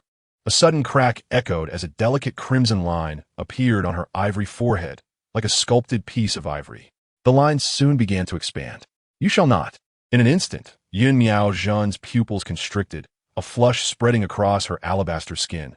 Her brows furrowed, and a sudden brilliance flared in her beautiful eyes. The convergence of three lights, Tai Yi Jin Hua. In that moment, Liu Yang perceived that Yun Miaozhen had ascended, not in a physical sense, but in a dimensional aspect. This was the manifestation of supreme powers.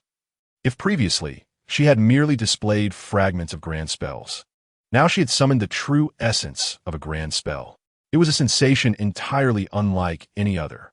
Empowered by Tai Yi Jin Hua, Yun Miaozhen seemed to transcend the mundane world, gradually elevating to a height distinct from Liu Yang's. The disparity was all too familiar to Liu Yang. Though it lacked the terror of their first encounter with Hong Yun Dao Run, it still evoked a sense of dread. At that moment, Yun Miaozhen made her move.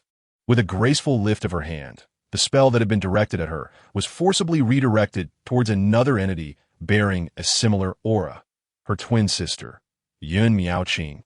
In the next heartbeat, the wound on Yun Miaozhen's forehead healed rapidly, while Yun Miaoqing, still unconscious beyond the cave, suddenly ruptured. A display of ruthlessness and decisiveness. Witnessing this, Liu Yang could not help but mock. "Your swiftness is commendable, to protect oneself by sacrificing kin at the first sign of danger. Is this the righteous path of the Sword Pavilion? This is Miao Qing's fate. Do not distort the truth," Yun Miaozhen replied, her tone reverting to a cold indifference. "You have hindered her cultivation, leaving her unprepared for calamity, which has led to today's misfortune. You are the true villain." Liu Yang burst into laughter. "Your tenacity is remarkable. You are too talented for the Sword Pavilion.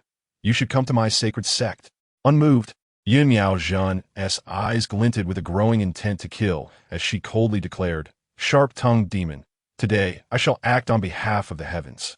In the next instant, the Tai Yi Jin Hua she had conjured collapsed, crashing down upon Liu Yang and all the talismans he had summoned, sweeping them away as if they were mere dust before a tempest.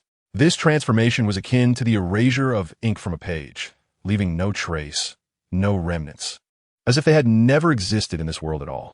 Subsequently, as Tai Yi Jin Hua dissipated, Yun Miaozhen's staggering form emerged.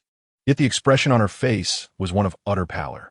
With a sudden gasp, she expelled a mouthful of blood upon landing, and her radiant aura collapsed entirely, unable to coalesce even the slightest shimmer of light.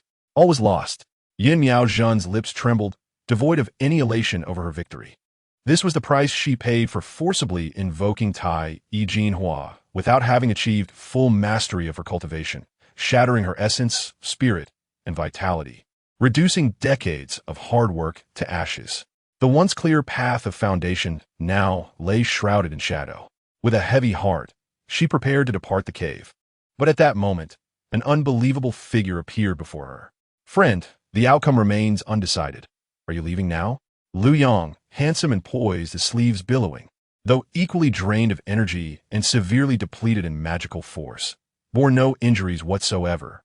"This is impossible." Yun Miaozhen's beauty faded, her typically melodious voice turning sharp. "That was Tai Yi Jin Hua. How could you possibly withstand it?" Liu Yang naturally would not divulge the truth. Indeed, if relying solely on his own powers, he could not have withstood that strike of Tai Yi Jin Hua, which had already begun to manifest the might of foundation-level spells. What had halted it was his innate talent. Purple talent is formidable, no matter how fearsome the attack, as long as it is within your limits. You can effortlessly handle it. In his previous life, he had slain the master of Butian Feng in a fit of rage, and upon reincarnation, he had acquired this talent. Had Yun Miaozhen been able to wield Tai Jin Huang multiple times, she would undoubtedly have sealed his fate. Yet she could only unleash it once, so she had no one to blame for her misfortune. Though it was but a fleeting advantage, it was indeed formidable.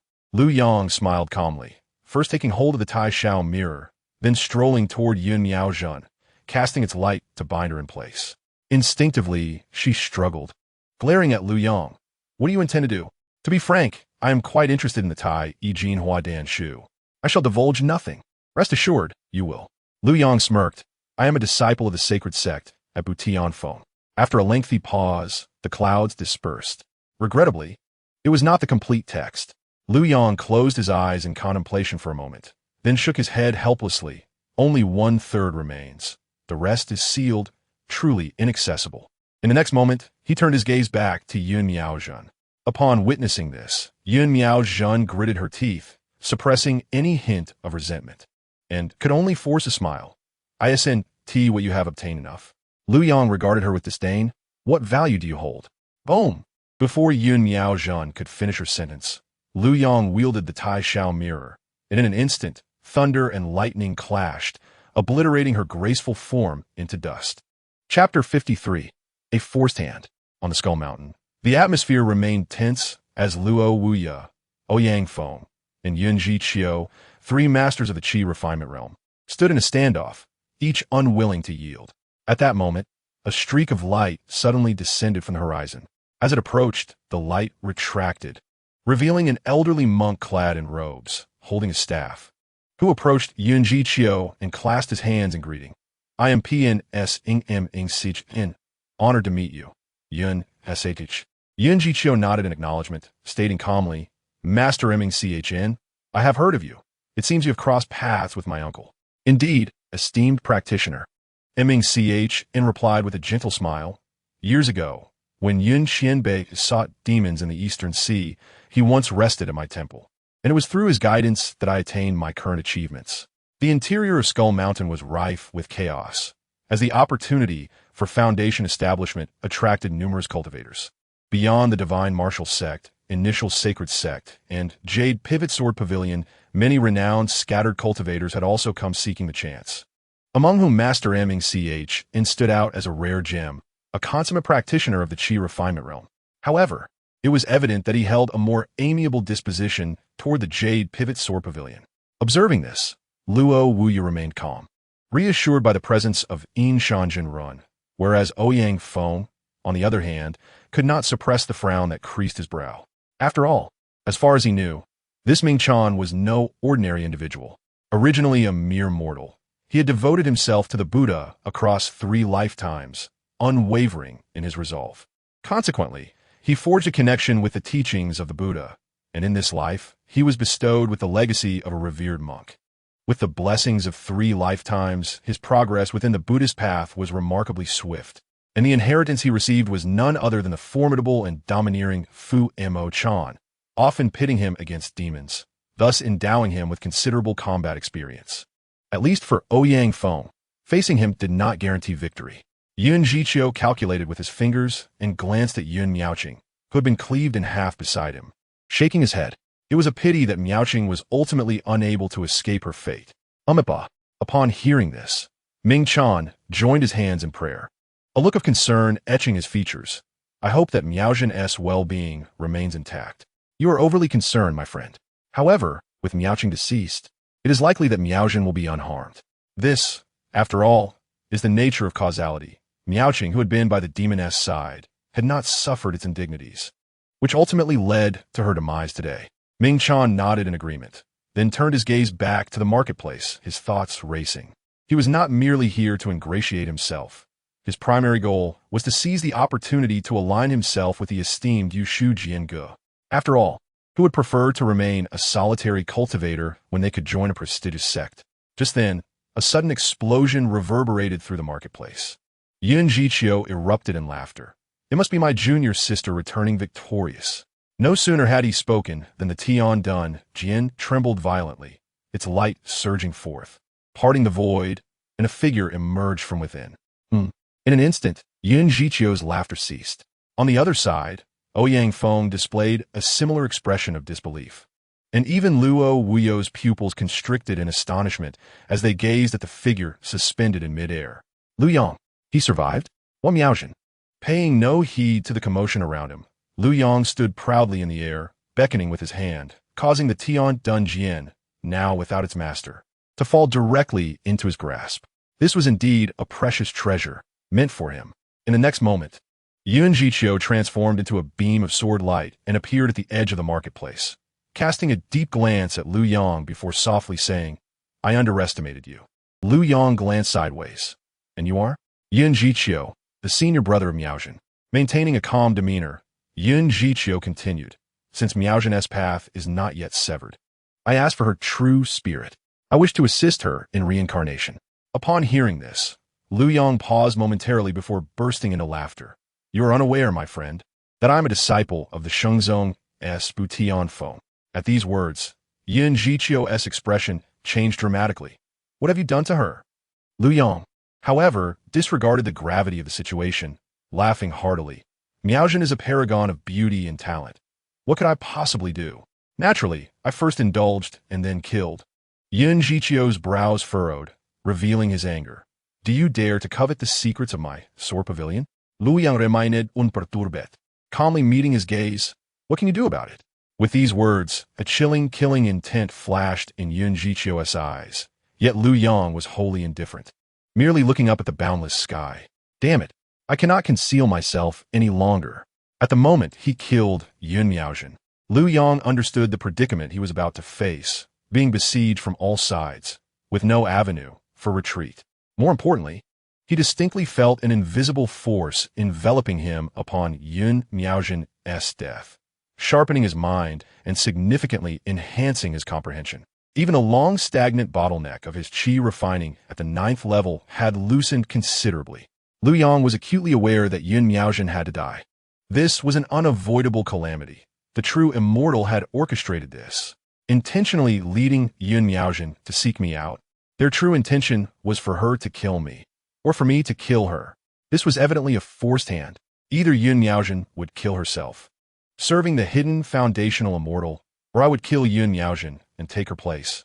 There was no other path. The foundational immortal. How tyrannical. Having come to this realization, Lu Yang found little interest in Yun Jiqiu's threats, for he knew that, regardless of what transpired next, he could not escape. The immortal likely desired a grand battle, a life-or-death struggle. Given this, it would be better to embrace the thrill. With a sigh, Lu Yang shifted his focus back to Yun Jiqiu, adjusting his mindset toward a more positive outlook, for at least this indicated that the immortal valued him. Do not fear weakness, fear the lack of value.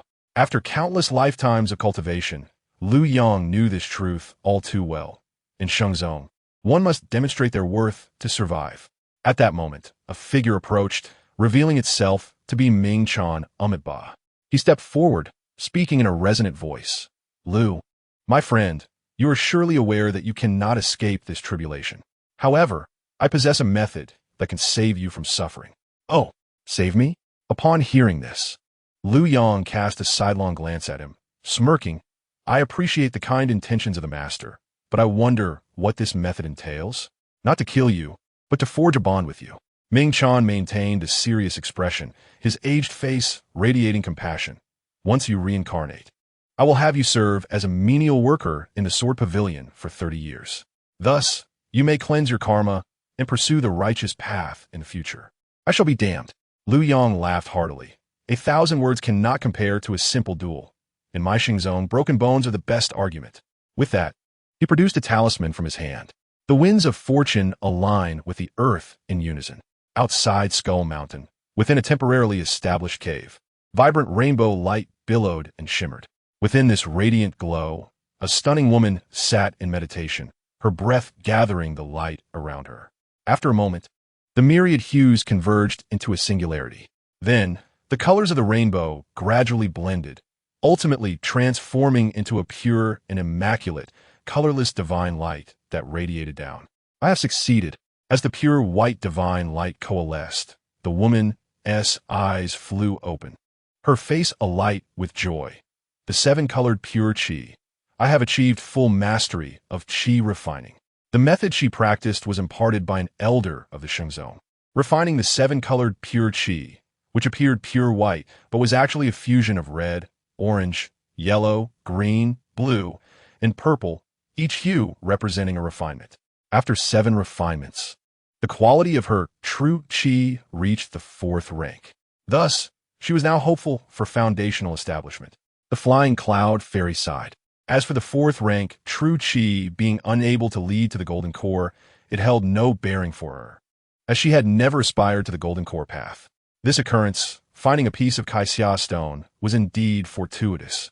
It was just a pity for junior brother Lu, for cultivation is a path that defies nature.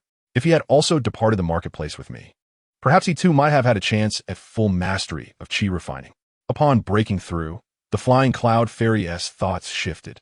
Previously, she had submitted to Lu Yang because he held dominion over the marketplace, comparable to a master of qi refining. Yet now that she had advanced, Lu Yang seemed less significant. After all, being comparable was still not equivalent. Without the array, Lu Yang's strength appeared insufficient in her eyes. Furthermore, she harbored dissatisfaction with Lu Yang's overly cautious demeanor, feeling it was merely an excuse for his inadequate strength. Boom! At that moment, the ground quaked violently, and the spiritual tide surged above, a torrent of spiritual energy rushing forth, nearly causing the flying cloud fairy to stumble. She hastily ascended into the air, gazing toward the center of the upheaval, and her expression suddenly changed. Is it the marketplace? Boom! A second resounding explosion echoed, another wave of spiritual tide. As if someone had detonated a spiritual bomb, the flying cloud fairy quickly shielded herself with the 7-colored pure qi. However, compared to the overwhelming might of heaven and earth, her 7-colored pure qi ultimately fell short at a critical juncture. The 4th rank true qi could hardly hold its ground, rocking like a fragile boat amidst a storm. And the once pure white divine light began to reveal a spectrum of colors. Is this the aftermath of a duel? Fei Xia Xianzi, while invoking the Qi Xia Yin Luo to stabilize her form, displayed a look of horror. Could such a phenomenon be triggered by someone engaging in a fierce battle of the Fengshi? Could Lu Shidi have met his demise?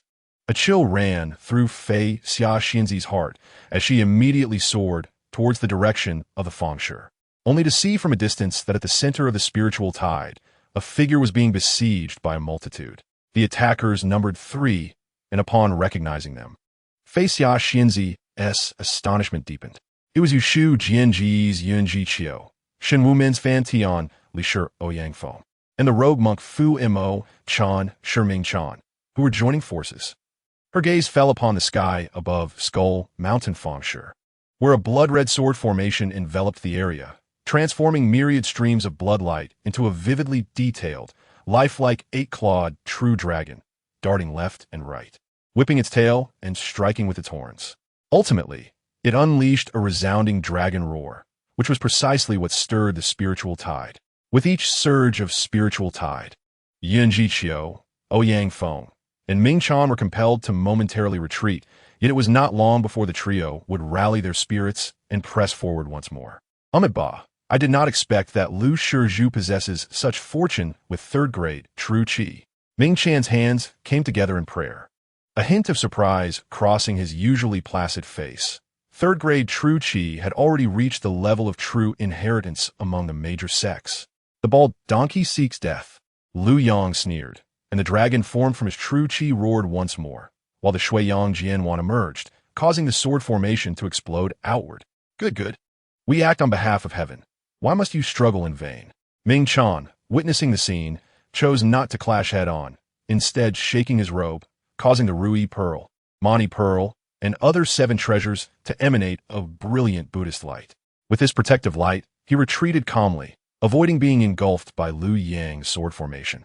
In truth, Lu Yang's ability to endure until now was largely due to the efficacy of the Shuiyang Jianwan. Furthermore, he had the 100 Skeletons' true grand formation to shield him from death and allow for a resurgence. Additionally, there was a reason the 3 were hesitant to exert their full strength. They fear my Xian, In, Shi Xing de Fa. Lu Yang was acutely aware that the more intense the battle, the greater the likelihood of his own energy being exposed. Should Lu Yang seize upon this, it would undoubtedly spell a fatal blow. Thus, The strategy of Yunji Qiu and his companions was straightforward. They would exhaust Lu Yang in this manner. After all, they were three formidable practitioners at the pinnacle of qi refinement, and with their combined strength against a mere 8th-layer qi refinement, victory was assured. Even if Lu Yang had two grand formations as support, if I were merely at the 8th layer of qi refinement, that would indeed be the case. Lu Yang's gaze flickered as he glanced skyward, a sudden enlightenment blossoming within him. Today, at this very moment, he should break through. In the next instant, Lu Yang let out a long howl towards the heavens. At that moment, his true qi surged violently as he sought to breach the 9th layer of qi refinement. Upon witnessing this, Yunji Qiu and the others were momentarily taken aback, followed by derisive laughter. Ignorant fool. A breakthrough amidst battle? Have you read too many novels? To break through during combat is akin to courting death. For practitioners, who among them does not enter a tranquil meditation to achieve a breakthrough? It requires utter concentration. Yet in combat, with external foes distracting you, how can one focus on the breakthrough? However, at that moment, high above Skull Mountain, a singular gaze descended, surveying the individuals within the mountain as if appraising mere pieces on a game board. Interesting, possessing both courage and the wisdom to assess the situation. Not bad. Inshan Jun Rin chuckled softly, extending his hand as if plucking the strings of a zither, and in an instant, the seemingly dire situation underwent a sudden transformation. This change was most acutely felt by Lu Yang. Just moments ago, he had sensed his true qi in disarray, a forced breakthrough fraught with inadequacies, potentially leading to a perilous misfire. Yet suddenly, everything shifted. The disorder of his true qi aligned perfectly with the requirements for a breakthrough, and the bottleneck was unexpectedly not as formidable as he had imagined, allowing him to breach it with a surge. His state of being was fortuitous, as if instinctively stabilizing his post-breakthrough cultivation. What a coincidence! What incredible fortune! Is this what it feels like to be a child of destiny? When the time is right, the universe aligns in support, and he need not exert any deliberate effort to achieve his desired outcome. Boom! In the next moment, under the astonished gazes of Yunji Qiu and his companions, Lu Yang brazenly broke through, attaining the final transformation of the Jiu Bian Hua Long Ju, the Fei Yu Bian. And the Fei Yu Bian was the essence of breakthrough. Thus, Lu Yang did not pause even for a moment. The true qi he had just unlocked swelled once more and, bolstered by the Fei Yu Bian, charged against the bottleneck of the 10th layer of qi refinement. The 9 transformations of the dragon, the pinnacle of qi refinement. Roar! In an instant, a melodious dragon's roar reverberated throughout Skull Mountain. The sound swept over Yunji Qiu and the others, revealing their faces, rigid with shock and disbelief. This is impossible. Is there a true immortal meddling with the threads of fate? In the next moment, Yunji Qiu and his companions finally regained their senses, their expressions filled with panic. They beheld Lu Yang standing proudly in the air, turning to face them with a chilling smile. Do you understand? This is what I call acting on behalf of heaven. When a foundation-building true immortal has a thought, the world is forever changed. For cultivators of qi refinement, a foundation-building true immortal is akin to heaven itself. Whoever has a true immortal as their backing is the true child of destiny, the one truly acting on behalf of heaven. Amitabha. In the next instant, without uttering a word, Ming Chan shook his robe, the Buddhist light exploding forth, and his figure vanished first. Chapter 55. The Witch and Ghost emerge, the true immortal withdraws. Though Ming Chan was a rogue cultivator, he had received the teachings of the Sherman. Thus he possessed an understanding of the foundation-building true immortal and the terror of this realm. The term foundation-building is merely a designation within the immortal sects, while within the Buddhist sect is referred to as the lotus platform. Cultivators build their Tao foundation and are called true immortals, while those who follow Buddhism ascend to the lotus platform and are called arhats. Despite the differing names, the outcomes ultimately converge. A true immortal behind Skull Mountain. By the heavens, what fortune! It is all a deception. Clearly, there exists an arhat pulling the strings. Even if there were genuine fortune, it has surely been predetermined by that arhat. Amitabha. At this moment, Ming Chan had wholly shed the demeanor of a Buddhist monk, reverting to his former self in a panic, unleashing a torrent of foul language. After all, before he embraced Buddhism, he had been a bandit in the mountains. Ironically, after each killing and robbery, he would pay homage to a Buddha statue, never expecting that one day he would genuinely receive a chance from the Buddhist gate. This opportunity was said to be the merit he had accrued over several previous lifetimes. Thus, he laid down the butcher's knife and became a Buddha on the spot. Since then, Ming Chan had found success in all his endeavors, effortlessly breaking through to the pinnacle of qi refinement, just a step away from foundation building. However, now he felt only terror. The merit accrued over 3 lifetimes, the overwhelming fortune. At this moment, it seemed to have lost its efficacy, frantically warning him from the depths of the unknown. Danger. Imminent death. Flee.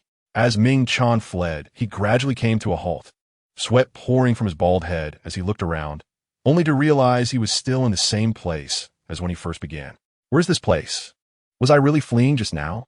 With this confusion, the Buddhist light in Ming Chan's eyes gradually faded, and unexpectedly, he fell into a state of demonic deviation, the arduous cultivation of several decades rendering him silent.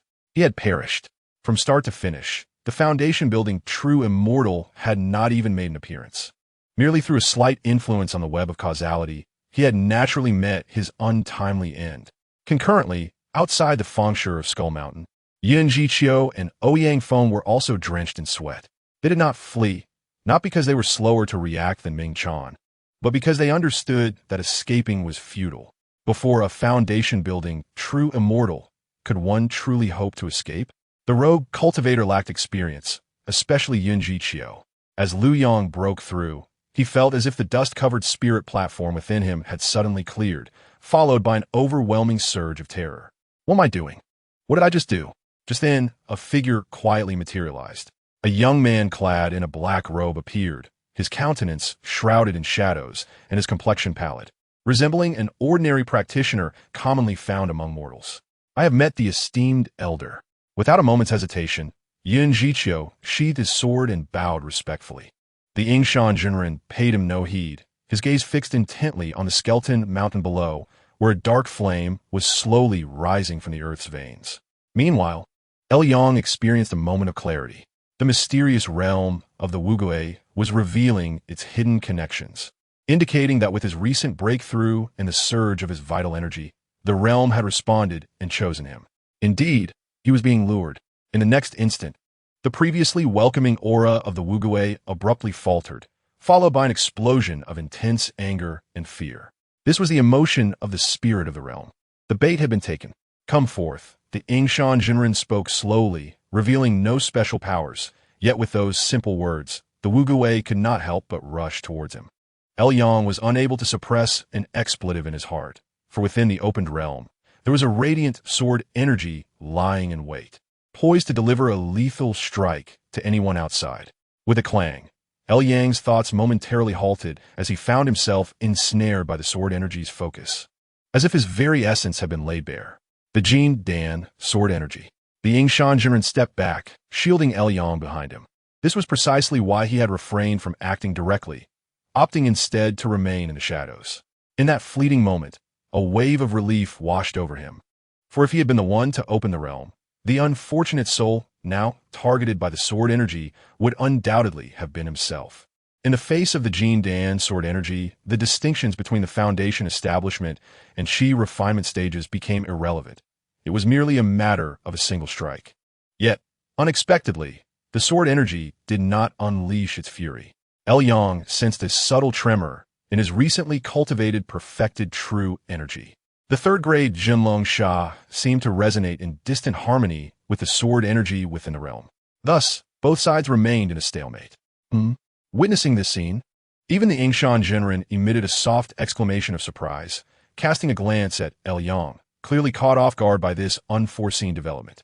Time passed, though its measure was indiscernible. The 9 transformations dragon decision, the legacy of the Panlong Jinren. You are fortunate. The Panlong Jinren is not a demonic cultivator. This Jin Dan sword energy targets demonic cultivators. Had you practiced our sacred sect's teachings, you would be doomed. Fortunately, you practiced the 9 transformations dragon decision. The Yingshan Jinren scrutinized El Yang with mild astonishment, but did not overly concern himself, for the quality of the bait mattered little. El Yang's fate was of no consequence to him. The key was whether he had successfully caught the fish. Now that the Wugui had manifested, his objective was accomplished. It was time to reel in the line. With a wave of his hand, the newly emerged Wugui, its dark flames reaching for the heavens, vanished, transforming into a streak of light that landed in his palm. Excellent. Splendid Tian Shi Sha. The Yingshan Jinren's expression brimmed with satisfaction. The cultivation of the foundation establishment stage possessed its own intricacies, requiring the essence of the earth, and the Tian Shi Sha was a premier grade among them. With this acquisition, his breakthrough to the mid-foundation establishment stage was all but assured. At that moment, Yang suddenly stepped forward, kneeling on one knee without a second thought, and proclaimed loudly, "Congratulations, senior brother, on this fortuitous opportunity. The path to greatness lies ahead. Not far away." Luo Wui, the second brother of the Sana Society, instantly changed countenance. Damn it, he beat me to it. No wonder this lad could stand out among ordinary disciples. He was indeed a disciple of our sacred sect. A shameless flatterer. As Luo Wui silently cursed Yang, he hastened to join in. "Congratulations, senior brother. May you enjoy a longevity of 1,000 years. Ha! 1,000 years is the lifespan of a Jindan. Such a fate is not for me to claim." Despite his words, the Yingshan Jinren evidently relished this flattery, claiming modesty while secretly yearning for more praise from Yang and Luo Wui.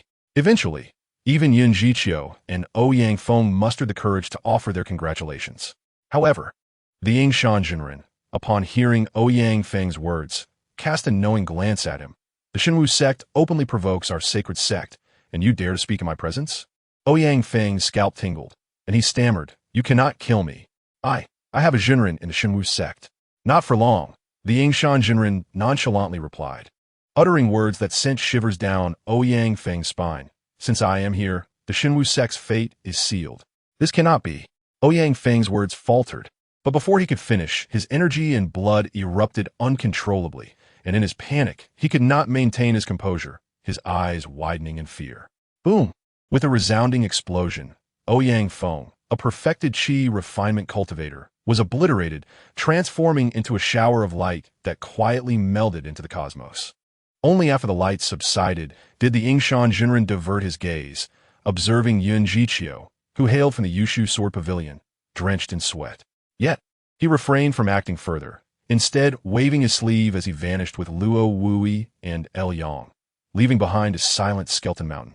Chapter 56. Without establishing foundation. One remains a pawn.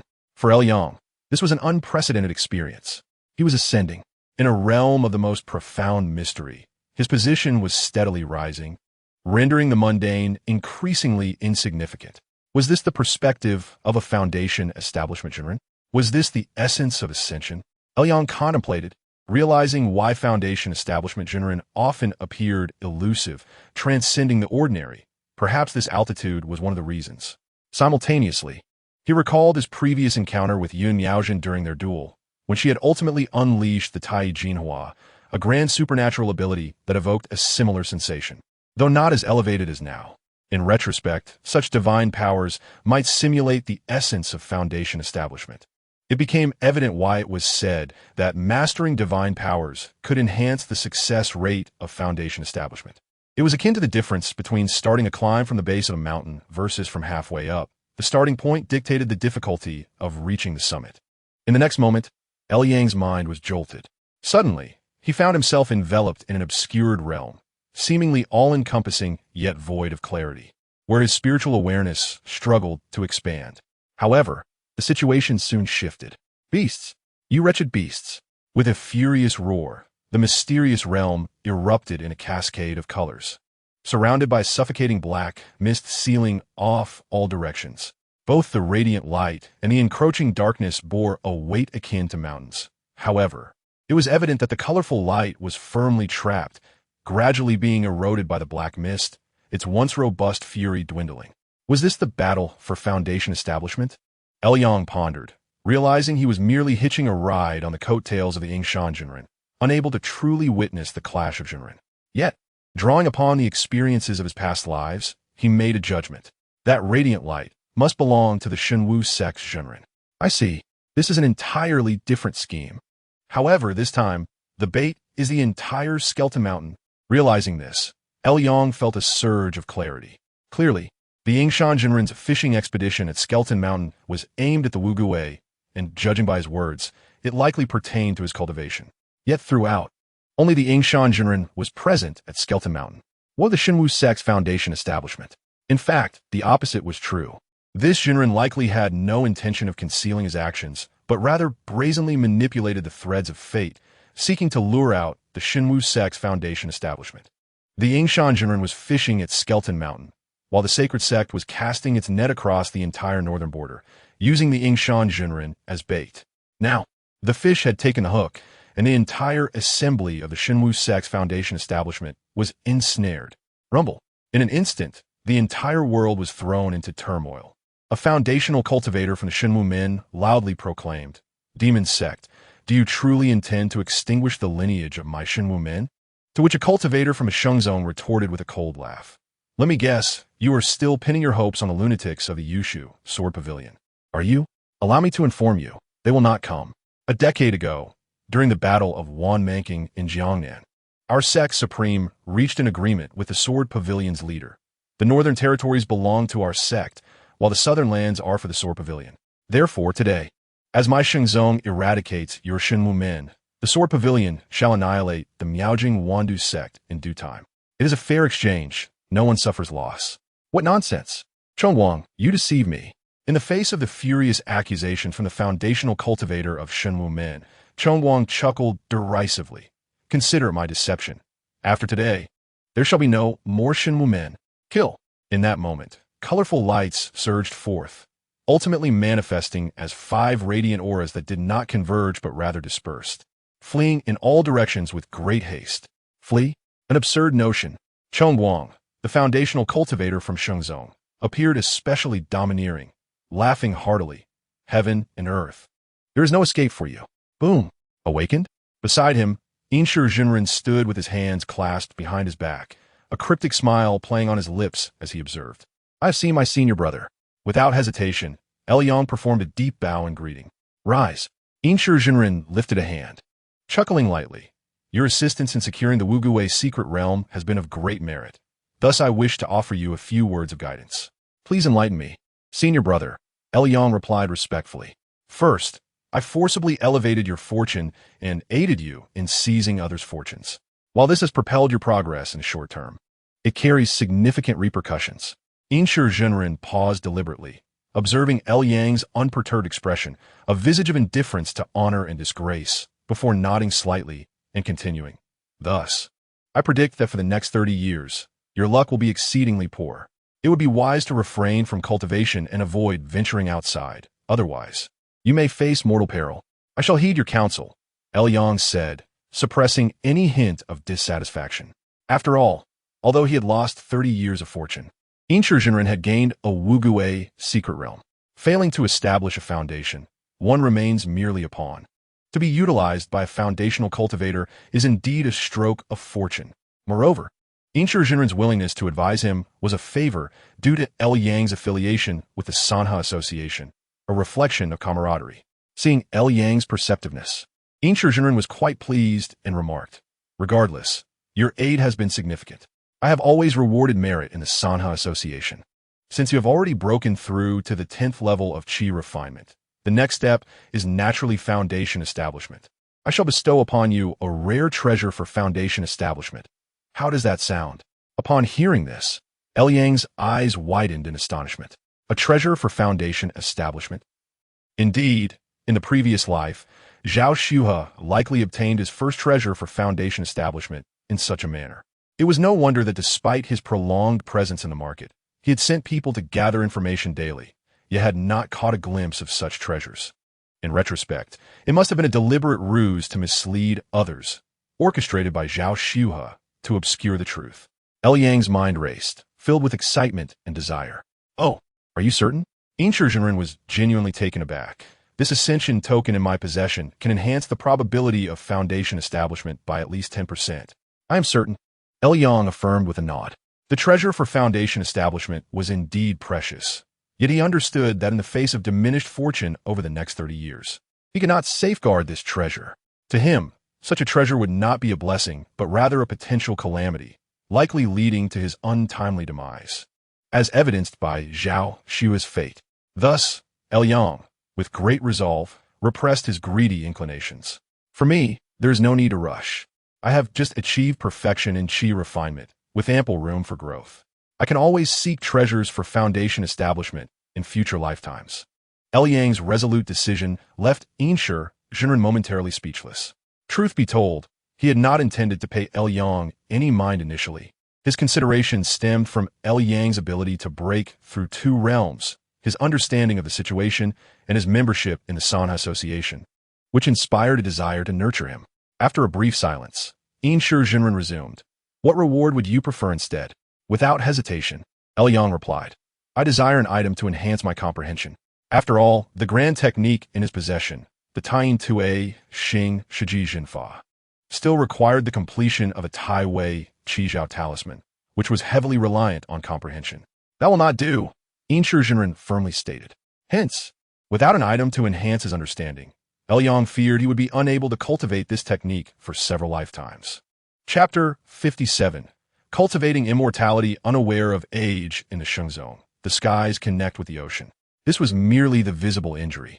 Beneath this body, his meridians, acupoints, and dantian were all suffering varying degrees of damage, inflicted by those weaker than him. Such is the fate of one whose luck has waned, rendering heroes powerless. Yang wore a helpless expression.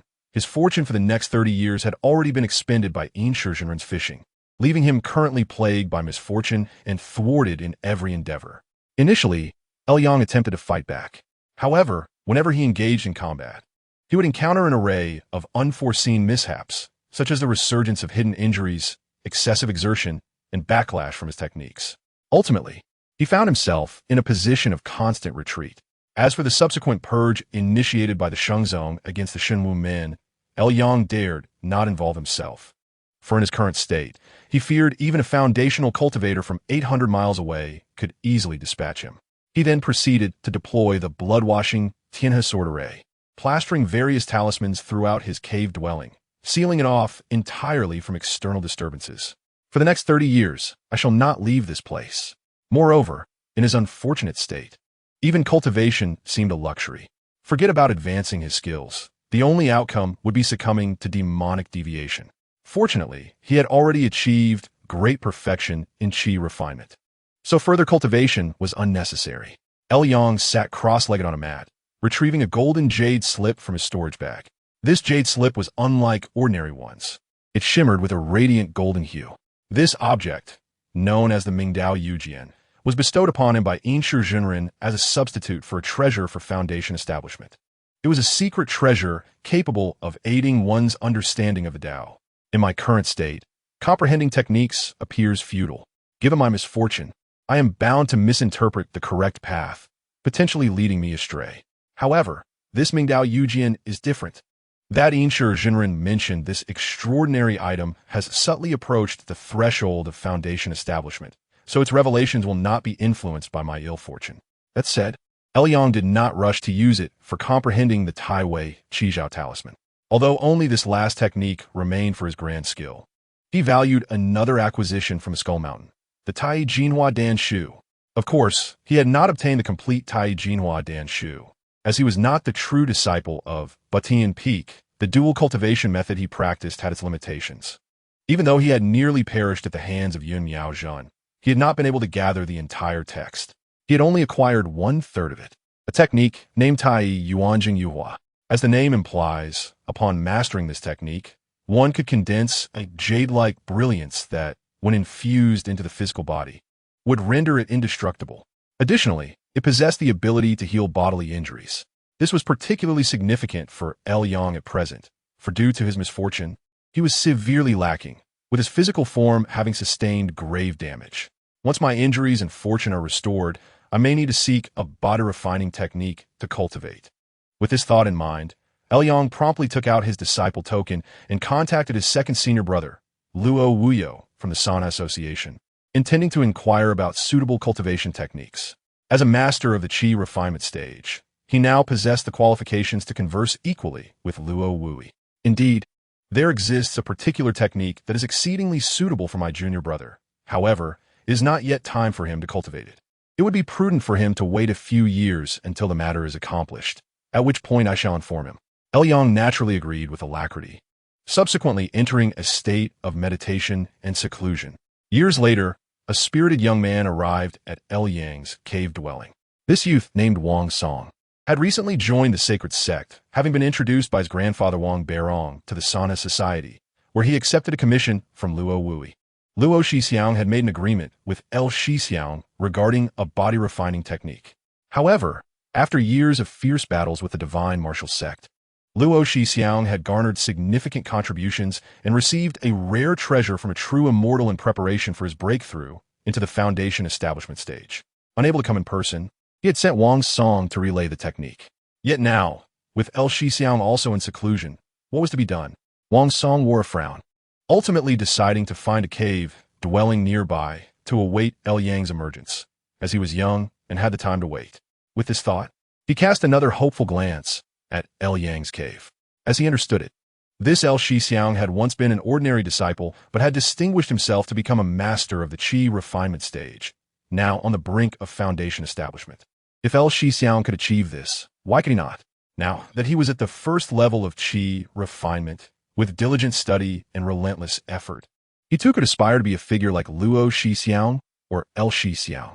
Time passed swiftly, and in the blink of an eye, 30 years had gone by. In the library pavilion of Butian Peak, Wang Song, now in his 50s, found himself stagnating at the third level of Qi refinement for over a decade, with little progress in his cultivation. The once revered elder who had introduced him to the sacred sect, Wang Beirong, had long since passed away, leaving him with only a position as a steward in the library and a cave dwelling burdened with a 30-year loan. Fortunately, his luck had been favorable. After 30 years of diligent work, he was close to repaying the loan. The youthful vigor of his earlier years had long been smoothed away. Now, only a numbness remained on Wang Song's face, a remnant of the harsh trials he had endured in the sacred sect. His aspirations had shifted from do not underestimate the youth to the deceased hold the greater weight.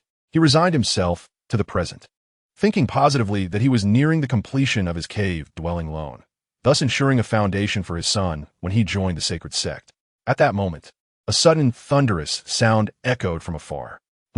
Wang Song looked up in confusion, only to witness that cave-dwelling, one he both loved and loathed, which he had never entered despite his past curses, suddenly stirring to life. Shixiang had emerged from seclusion. In the next instant, the cave opened, and Wang Song beheld a youthful figure stepping forth, as vigorous and handsome as he himself had been 30 years prior. Time had left no trace on him. "Who are you?" Yang inquired with curiosity, as a halo of light appeared behind his head, resembling a full moon, inscribed with intricate talismans. The talismans, resembling dragons and phoenixes, evoked a profound sense of contradiction. They appeared minuscule at first glance, yet upon closer examination, one would find oneself ensnared within them, as if gazing into an expansive universe. As time flowed, the talismans morphed, presenting the imagery of flora and fauna, the Taiwei decree of the Taoist treasure, the final divine power of the Taiyin Tue Xing Shiji Jinfa. Unlike the celestial demonic transformations and the profound shadow capture techniques, was not intended for combat but for divination. Thus, as Yang's gaze fell upon Wang Song, the workings of fate unfurled before him. Wang Song's identity, lineage, cultivated techniques, abilities, and even the reason for waiting outside his cave were all laid bare to Yang. This omniscient sensation left Yang pondering. Perhaps this is what it feels like to be a true master of the foundation establishment stage. Of course, this was also due to the vast disparity in cultivation levels between him and Wang Song. If he attempted to divine the Qi refinement stage, it would not be as effortless. It was evident that he still had a considerable distance to traverse before reaching the level of a foundation establishment master. Meanwhile, Wang Song, after decades of yearning to meet Shixiang, staggered forward to pay his respects, but was met with a sigh. "No need for formalities, just hand it to me." Wang Song did not dare to delay. He quickly retrieved a jade slip he had cherished for 30 years. Yang's spiritual sense swept over it, and the slip's restrictions dissolved, revealing its contents. Luo Wui had not deceived him. He had indeed sent a body-refining technique that was well-suited for Wang's song. Its name was Sheng Dao. Chapter 58. The sacred sect is abundant with talent. Yang did not pay much heed to Wang's song, merely reflecting with a sense of nostalgia that an old friend from previous lives, Wang Beirong, had descendants. Perhaps he could extend a helping hand in the next life. For now, there were more pressing matters at hand. With a surge of light, Yang departed from the cave and began to comprehend Sheng Dao. An ancient saying states, "The sage does not die, and the great thief does not cease." This does not imply that sages are thieves. Rather, it suggests that sages establish laws for the world. While they regulate the actions of society, they also inadvertently provide opportunities for great thieves. However, this is the orthodox view. The understanding within Sheng Dao is entirely different. The sage profits through his own rules. Those who do not comply are regarded as thieves. Thus, the so-called sage is, in fact, the greatest thief of the world. To cultivate this body-refining technique, one must establish a method of practice for the world. And when all people adhere to this method, the practitioner can siphon the vital energies of the populace to sustain themselves. This is the essence of the sage as a great thief, the profound truth of the great path. By forging the mundane into the sacred, the golden body becomes as resilient as the laws of sages, enduring through the ages, ranking among the top 10 body-refining techniques within the sacred sect. Upon reaching this point, Yang was utterly astonished, transforming the populace into resources for cultivation. Yet the sacred sect remained the same. Each time I develop an inkling of fondness for it, it invariably reveals a grander vision. To be candid, since encountering figures like Ming Chan and Yun Miaozhen, Yang's perception of the orthodox path had significantly diminished. Admittedly, sects such as the Yushu Sword Pavilion treat their own well, adhering to the standards of the righteous path in every regard, but this consideration only extends to their own. What constitutes one's own? The orthodox path values cause and effect, past lives, and present existence. If one has accrued virtuous karma in their past life, they are deemed a member of the righteous path and may receive its favor. Conversely, should one have committed wrongdoing in their previous life, they may find themselves excluded from the orthodox path, regardless of their purity in this life, and may be summarily executed under the guise of rectifying karmic consequences. Yin Miaozhen serves as a prime example of this. In contrast, Yang discerned the dividing line between the righteous and the demonic paths. For the sacred sect, all disciples are considered talents, thus accepting apprentices without reservation, devoid of concern for their past lives or karmic merits. The orthodox path, however, adheres to the principle of acting on behalf of the heavens. Each has its merits and shortcomings, the distinction lying merely in their humanistic approach. With this realization, Yang felt a sense of helplessness. There's not a single normal sect. What is amiss with this world? Surely, the system is flawed. As he pondered, Yang arrived in the depths of the clouds.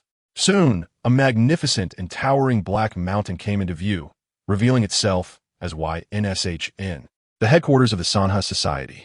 Just then, a hearty laugh suddenly rang out. El Shidi, you have finally emerged from seclusion. In the next moment, a figure identical to the one from 30 years ago appeared outside YNSHN. Seeing this, Yang smiled faintly and bowed in greeting.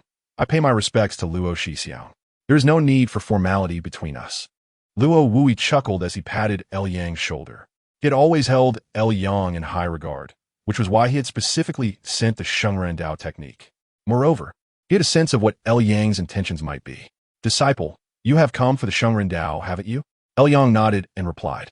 This technique is indeed profound and unfathomable, with an extensive scope and requiring considerable time to master. It cannot be achieved in a day. Ha ha! Luo Wui laughed heartily. Surely you're not contemplating leaving the Shengzong to start from scratch in the mortal realm, are you? The Shengzong is vast and resource-rich, brimming with talented individuals. Why complicate matters? In regard to the Sheng Dao, the Shengzong has long established a comprehensive cultivation method. Yang clasped his hands together. Please guide me, senior brother. Follow me. Luo Wui led Yang to a grand hall within the YNSHN, where a colossal crystal orb was prominently displayed at its center. This place is known as the Lianfa Secret Realm. Noticing Yang's confusion, Luo Wui pointed at the crystal orb and explained, do not be deceived by its size. This is a creation of the Tao Master. Tao Master?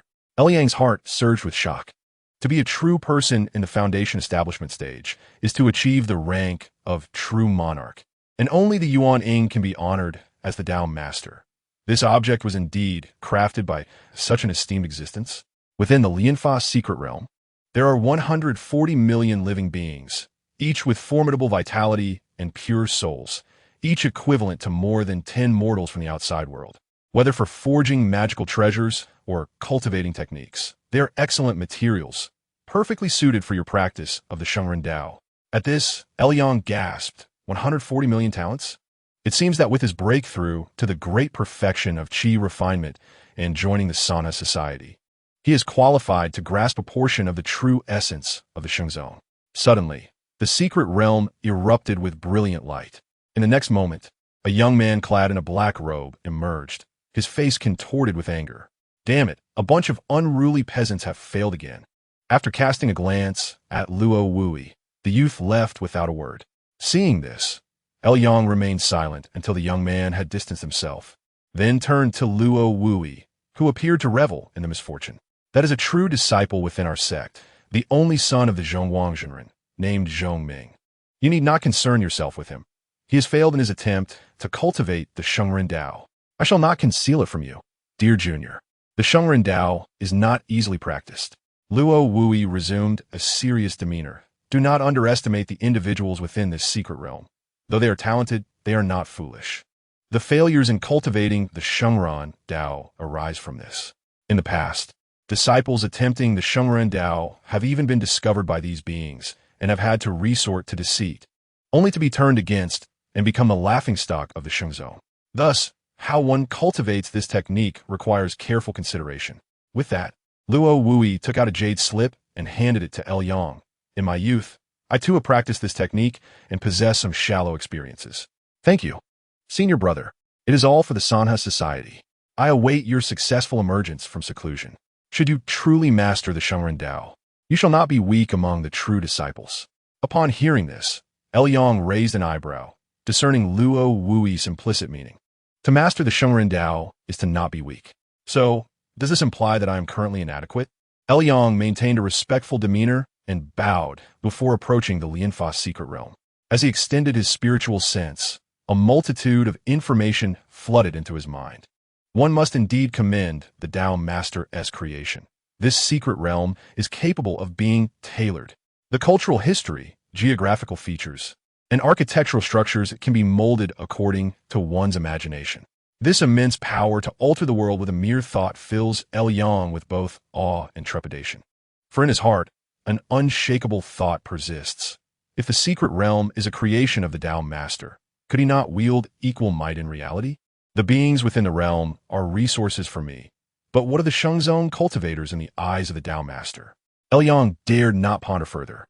Sighing in resignation, the Shengzong is indeed teeming with talent. Chapter 59, An Unexpected Dilemma, Standing Before the Secret Realm.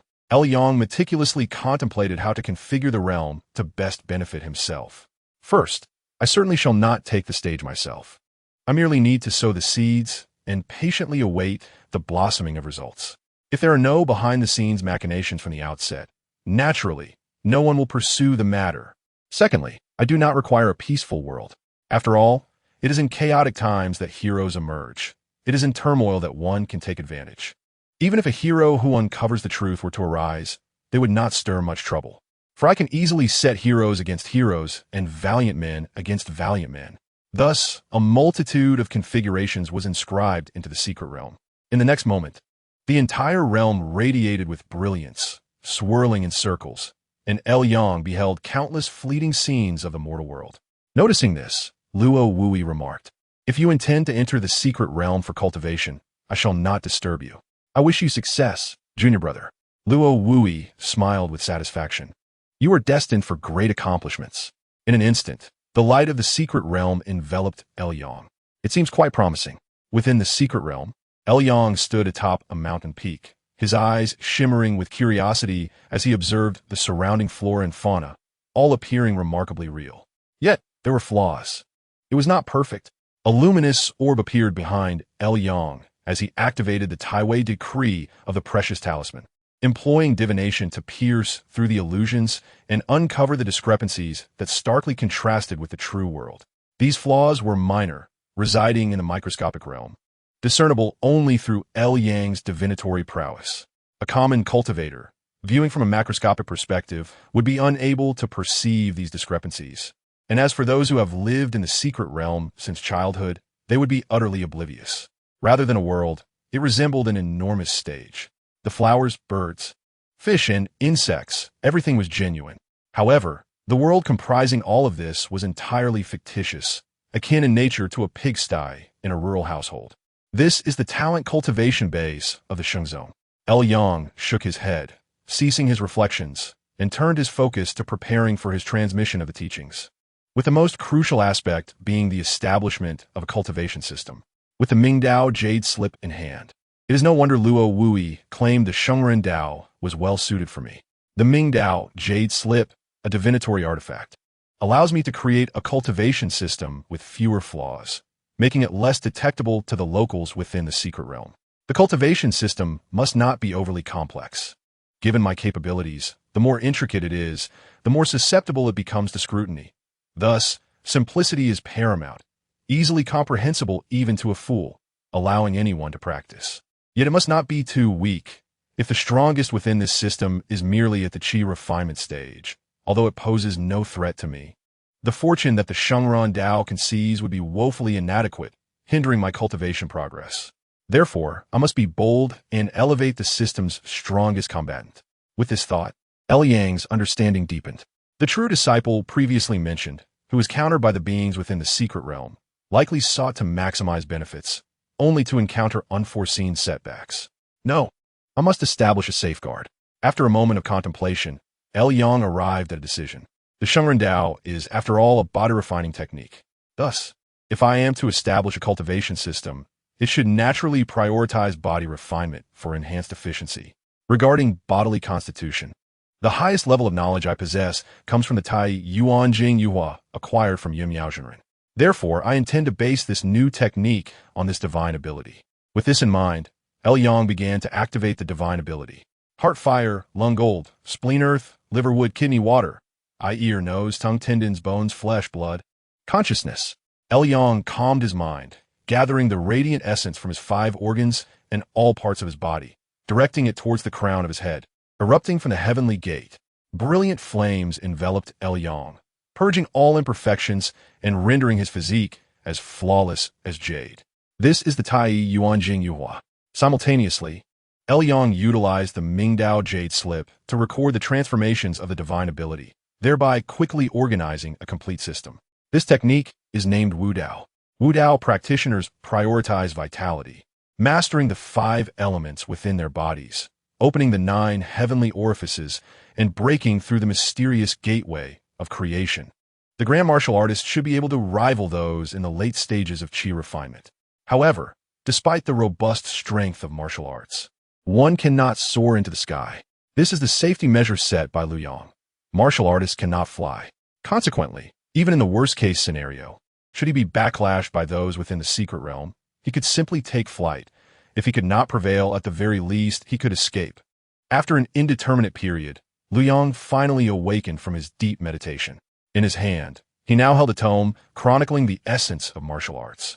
The next moment, as Lu Yang focused his thoughts, the book burst forth with golden light, splitting into 4 parts in midair before dissipating into the horizon. The pieces were set. It was time to observe how the future would unfold.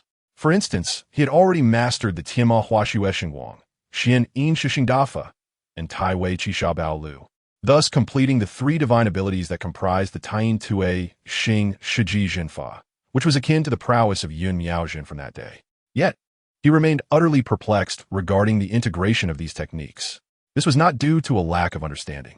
In fact, the final step of the Taiyin Tue Xing Shiji Jinfa was rather straightforward. The secret was encapsulated in a single phrase. Those who die under the Taiyin and pass through the 3 trials will have the Tai guard the corpse. The 3 souls nurture the bones. The 7 spirits attend to the flesh. The fetal spirit records the breath, thus restoring the essence and form, and reborn to soar. In simpler terms, it necessitated dying once, to die and then to metamorphose. Although failure meant true death, success would yield an immortal fetus, granting a portion of the immense power of a foundational true immortal. This step, under normal circumstances, was not particularly daunting. It merely depended on the practitioner's willingness to gamble on the probabilities of life and death, and whether fortune favored their success. However, for Luyang, this presented an insurmountable chasm. The moment he perished, he would instantly restart. Contemplating this, Luyang felt a mix of amusement and exasperation. All along, the Baisher Shu had been his greatest reliance. Regardless of the peril he faced, he had the confidence to confront it, knowing he could always start anew. Yet, he never anticipated that the Baisher Shu would become an obstacle to his further progress. Time flew by, the years slipping through like a swift current. In the blink of an eye, 30 years had passed. When Luyang opened his eyes anew, although his visage bore no trace of age, a streak of white had appeared amidst his once dense black hair. Just like that, he found himself at 80 years of age. While Qi refinement practitioners enjoyed a longer lifespan than ordinary mortals, with a maximum of 150 years, it was not excessively greater. 80 marked the threshold of middle age. In another 20 years, Zhao Xue's theft of heaven's secrets would be unveiled.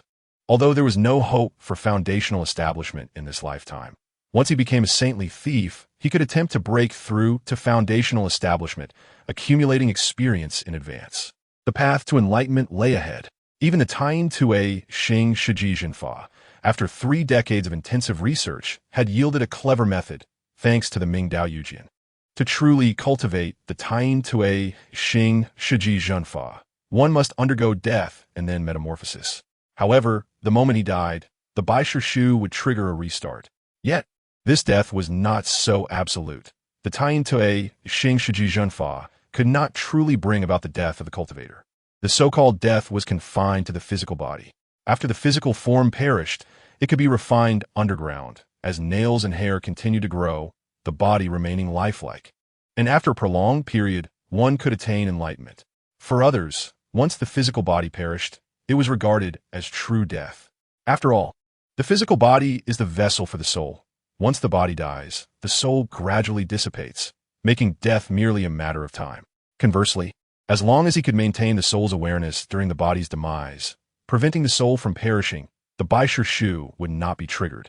Thus, perhaps a chance for death and subsequent metamorphosis could arise. This was the solution presented by the Mingdao Yujian, and Luyang felt a high degree of feasibility. The only issue was the clever method he had devised for this purpose. Although the Mingdao Yujian's projections indicated that this method could stabilize his soul after the death of the physical body, he had never encountered a soul that truly existed apart from the body. If he could witness one and record it with the Mingdao Yujian, having data would render the method complete. More importantly, Luyang knew that similar existences existed in this world, the foundational true immortals, with a lifespan of 300 years. This was merely the longevity of the physical form. The lifespan of the soul extended far beyond, often leading to reincarnation after death. Although a foundational true immortal would start anew upon reincarnation, losing their cultivation to return to the foundational level, they would not face the mysteries of the womb. Before the age of 8, they would inevitably awaken past memories, and thereafter, their cultivation would advance by leaps and bounds. As long as they could ascend to the foundational level again, they could enjoy another 300 years of lifespan. Of course, this process could not last indefinitely. Each reincarnation eroded one's accumulated merits. Without growth in their cultivation, a foundational true immortal would ultimately grow weaker. The first reincarnation would yield a prodigy. The second reincarnation might still result in a remarkable individual. By the third reincarnation, they would become an ordinary talent. If by the fourth or fifth life, a foundational true immortal's cultivation had not improved, they would ultimately fade into obscurity, losing their former transcendence. Thus, it is said, the fruits of the true immortal are severed after 5 lives. It is not uncommon for one to perish prematurely. Consequently, every true immortal exercises utmost caution during reincarnation, concealing their destiny and rarely divulging their secrets to others, lest they inadvertently encounter karmic retribution. In such circumstances, encountering the reincarnated soul of a foundational true immortal is exceedingly challenging.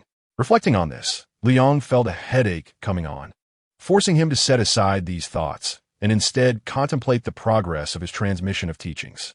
Tai Wei Bao Lu, decreeing heavenly pardon. Liang calculated and chanted, employing the Tai Wei Bao Lu to divine celestial secrets, his mind swiftly immersing itself in the all-encompassing web of cause and effect, commencing keyword searches. Soon, relevant information surfaced within his consciousness. During the late years of the Dazhou era, under the tyranny of a foolish ruler, the populace suffered greatly, prompting the emergence of a celestial tome that was divided into 4 volumes and scattered across the land, inciting a surge of hidden dragons throughout the realm.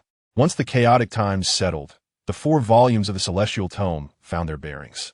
One volume was entrusted to Howran Academy, where generations of scholars transcribed it. One volume was acquired by Xiankong Temple, serving as the highest scripture of Buddhism. One volume was annotated by the Tianshi Mansion, serving as the talisman of successive celestial masters, while the final volume was lost to the mundane world, its whereabouts unknown. Dao, Shi, and Ru divided the world among themselves, serving as the source of contemporary martial arts. Excellent. Liu Yang's face lit up with joy, and he promptly activated the saintly thief technique. In the next moment, he felt an overwhelming surge of celestial energy envelop him, instantly submerging his body. In an instant, Liang's form exploded. However, remarkably, instead of transforming into blood and flesh, he disintegrated into countless particles of dust, with his consciousness residing at the very center of this dust. He could sense that each particle of his former physical form was currently undergoing the scorching and refining of this celestial energy. Mortal flames, refining the golden body of the saint. This continued for an extended period until the abundant celestial energy was fully consumed, allowing the dust to coalesce once more, subsequently reconstituting Liu Yang's physical form. Yet this time his body had undergone a profound transformation. The golden body of the saintly thief had reached minor success. A glimmer of brilliance flashed in Liu Yang's eyes as he took a step forward, and in an instant, an overwhelming force capable of shaking mountains rippled outward like a wave. Under the impact of this terrifying force, the mountain cave where Liu Yang resided seemed to experience an earthquake as boulders tumbled down, akin to an invisible storm ravaging the area. Countless fierce birds and beasts, startled, turned to gaze at the mountain peak where Liu Yang was in seclusion before fleeing in fright. Feeling quite pleased, Liu Yang exhaled deeply, for the first time experiencing the solidity emanating from his body. He was now likely comparable to those in the late stages of qi refinement, solely based on his physical form. However, in the next moment, his expression turned grave. Based on senior brother Luo's experience, the saintly thief consumed the essence of the world as sustenance, severely depleting merits. While minor success might allow for some leniency, achieving full mastery would undoubtedly attract calamity. Contemplating this, Liang fell into deep thought. In Jiangnan, at the Yushu Sword Pavilion, Yun Jiqiu stood on a loft. Yet compared to his vigorous demeanor from 60 years ago, he now appeared to be an elderly man on the brink of death. At that moment, a flying letter pierced through the air. Yun Jiqiu received the letter, and, upon reading it, his expression changed dramatically. He immediately summoned a beam of light and soon arrived at the ancestral home of the Yun family. As he entered, a young man with a pale expression emerged, and upon seeing Yun Jiqiu, he wept bitterly, exclaiming, "Master Uncle, our ancestor is on the verge of passing. To see one last time, he has lit the 7-star lamp. Once the flame extinguishes, he will inevitably be reincarnated. Time is of the essence. You must go in and see him." How could this be? Yun Jiqiu's heart sank at these words. Moreover, there was a sense of panic. The elder of the Yun family, the sole foundation cultivator of the family, the pillar that had supported the Yun family for centuries, was approaching the end of his current life. Chapter 61. This child must not be allowed to live. Upon receiving the tragic news, Yun Jiqiu did not dare to delay and hurried to a secluded room deep within the ancestral home. Inside the quiet chamber, he saw swirling smoke and a candle flickering gently. At first glance, it radiated bright light, yet the oil within was nearly depleted. In the next moment, a soft cough emerged from the mist. "CQ, come fort." As the voice fell, the smoke dissipated, revealing an elderly man dressed in splendid robes. His visage aged, yet his posture still straight, seated regally in a chair. Yun Jiqiu immediately bowed.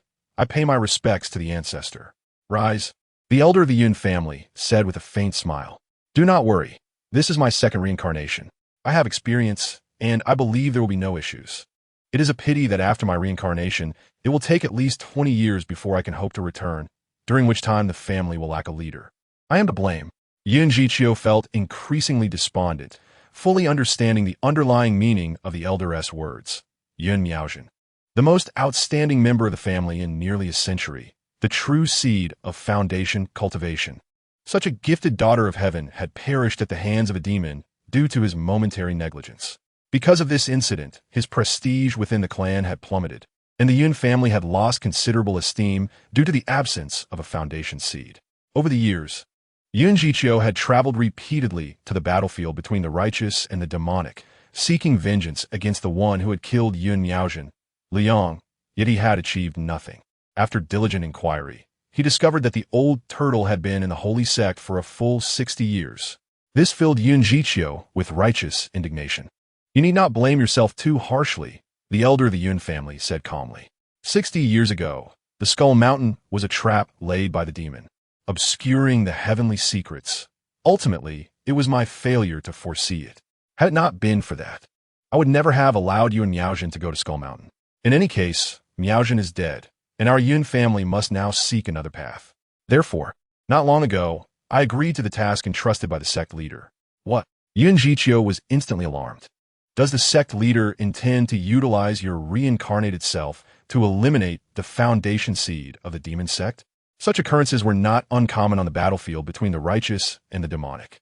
The elder of the Yun family nodded gravely. If we can slay the foundation seed of the demon sect, it will undoubtedly yield great merit and serve as sustenance for my future cultivation. However, the elder had already reincarnated once. A foundation cultivator's first reincarnation is assuredly that of a child of destiny, their merit and fate unassailable, with the greatest hope of regaining their foundation status. Yet, the second reincarnation is quite different, especially in these past 300 years. The elder of the Yun family had not made significant progress in cultivation, remaining at the early foundation stage, which added many uncertainties to the reincarnation. In life, one must take risks. The elder of the Yun family smiled faintly. Recently, the sect leader calculated the causes and effects and found that there are changes within the demon sect's secret realm of cultivation, perhaps presenting an opportunity. As he spoke, the elder's expression revealed anticipation. If this endeavor succeeds, it will be a monumental achievement, and it could assist my return to foundation cultivation. Could this truly be the case? This is indeed a stroke of fortune for our Yun family. With the sect leader's assistance, the elder could unravel the mysteries of his own reincarnation. Thereafter, the elder of the Yun family meticulously explained various details, including how he would create the illusion of still being alive after his reincarnation, to buy time for his return, until the flickering candlelight began to dim, nearly extinguished. At that moment, the elder of the Yun family waved his hand. "Everything is in place. You may go now." Yun Jiqiu once again bowed deeply, respectfully saying, "I wish you a successful reincarnation and return." It was the dead of winter, and the world lay blanketed in white. Decades ago, the world had been thrown into chaos due to the emergence of the Heavenly Book, one of its volumes being seized by the revered Howard Academy, which upheld imperial power, thus oppressing it. Following this, the inept monarch of the great Zhou died unexpectedly, and a new ruler ascended the throne. Ironically, due to the chaos that had claimed so many lives, the population pressure had dramatically lessened after order was restored, resulting in a time of peace. The new monarch was thus hailed as the rejuvenator of the great Zhou. This was evident in the capital, Tianjin, where one could walk the streets without fear of theft and leave their doors unlocked at night. Even after dark, the city was alive with song and dance. In the northeastern corner of Tianjin, deep within a residence, a stern and dignified man paced anxiously before the delivery room, until suddenly a loud wail echoed from within. "Master, it is born! It is born!" In the next moment, the door to the delivery room swung open, and a maid hurriedly emerged, proclaiming, "Congratulations, master! Congratulations! Your wife has given birth to a boy." Upon hearing this, the man tilted his head back and laughed heartily. "Heaven does not forsake the Wei family. We have finally produced a son. Excellent. Today, all shall be rewarded." The man was named Wei Tie, who had risen from humble beginnings 20 years prior and had distinguished himself during the Great Zhou's Rebellion, earning significant military accolades and being bestowed the title of Duke of Dingbei. Within Tianjing, he was somewhat renowned, a figure of martial glory. Naturally, with the addition of a male heir, the Wei family required a grand celebration. Meanwhile, inside the delivery room, the newborn, though still wailing, harbored a powerful soul within its frail body. It is successful. The elder of the Yun family had successfully reincarnated. His consciousness awakened instantly, yet he did not seize control of the body. Instead, he sat quietly within his mind, beginning to calculate silently. The Great Zhou, the heavenly book I see now, it is the theft of the sage. In an instant, the elder of the Yun family grasped part of the truth. As a foundation cultivator of the Sword Pavilion, he was no stranger to the various techniques of the holy sect. The sage's theft was particularly remarkable. He naturally recognized it. This was the advantage of foundation reincarnation. Even if his cultivation was lost after reincarnation, the strength of his soul allowed him to easily calculate the causes and effects, manipulating fate, which was a significant disadvantage for qi refining cultivators. However, soon after, the elder of the Yun family furrowed his brow. As he sought to ascertain who was practicing the sage's theft, he found only emptiness, as if the net of causation had been severed around that person. Interesting. A treasure that obscures heavenly secrets? In the next moment, the elder of the Yun family relaxed his brow. He had long known that divination would be crucial after his reincarnation, and thus placed great importance on it. Consequently, he brought along a treasure of heavenly secrets. With the qi manipulation instrument bestowed by the sect leader, no other treasure of heavenly secrets is necessary. The elder of the Yun family focused his thoughts, and a spherical artifact appeared in his palm. Utilizing it for divination, he instantly pierced through the obscured causes and effects. In the next moment, the elder of the Yun family was stunned. But soon, he could not suppress his laughter, exclaiming, "Every cause must have an effect. How delightful!" Indeed, causation is a form of retribution. Luyang, as he uttered the name of the man who had killed Yun Miaojin, a person in whom he had once placed great hope, yet who had lived freely for 60 years, the elder of the Yun family felt a surge of murderous intent. Especially after operating the qi manipulation instrument and gaining insight into Liu Yang's many secrets, he became even more resolute. The true method of the yin transformation, the sage's theft, and the three-tiered true qi. If all were accomplished, this child would have a 40% chance of breaking through to foundation cultivation. With that thought, a glint of cold light flashed in the elder's eyes. This child must not be allowed to live. Chapter 62. The Foundation Establishment and the Onset of Catastrophe. A storm begins with a single thought with my current strength. Eliminating that little demon seems rather challenging. The ancestor of the Yun family wore a contemplative expression. After all, he had just reincarnated. In his infant form, he possessed nothing but a formidable soul and divination ability, devoid of any martial prowess. Nevertheless, there was no urgency. The ancestor of the Yun family was not anxious, for Yang would be oblivious to his presence. He could gradually develop, and within a decade, he would restore himself to the pinnacle of qi refinement. However, that little rascal was quite slippery and currently held dominion over this secret realm of cultivation. Once he sensed he was in peril, he could retreat from the realm at any moment. Even if I achieved the pinnacle of qi refinement, plotting to eliminate him would require meticulous planning, ensuring he fell in my trap and could not escape. As the ancestor of the Yun family pondered, he continued his divinations. The 3 steps of martial arts involve mastering the 5 elements within the body, opening the 9 orifices of heaven, and breaking through the barriers of creation. A consummate martial artist could rival those at the late stage of qi refinement, a truly wondrous method. The ancestor of the Yun family was astounded. Having established his foundation twice over and lived for over 6 centuries, he had encountered countless demons, including those who had attained saintly status, yet few were like Yang. Without establishing a foundation, one could not comprehend destiny, and their divination and deduction abilities would fall far short of the standards required to create techniques. Even if one managed to create something, it would be as fragile as clay and would shatter upon contact. To reach the late stage of qi refinement was already remarkable. Yet this little demon possessed such extraordinary talent. As the ancestor of the Yun family marveled, his wariness deepened, and he resolved not to allow Yang to break through the foundation establishment, which would only enhance the strength of the demonic path. However, how could he achieve this? The saintly thief siphons the chi of the world, depleting merit, and those who reach consummation are destined to encounter catastrophe. Thus, my reincarnation may very well be his calamity. The ancestor of the Yun family, with insight into the heavenly mechanisms, realized, yet I possess the heavenly instrument for protection. He cannot divine my existence. While I can effortlessly grasp his movements, this is indeed a significant advantage.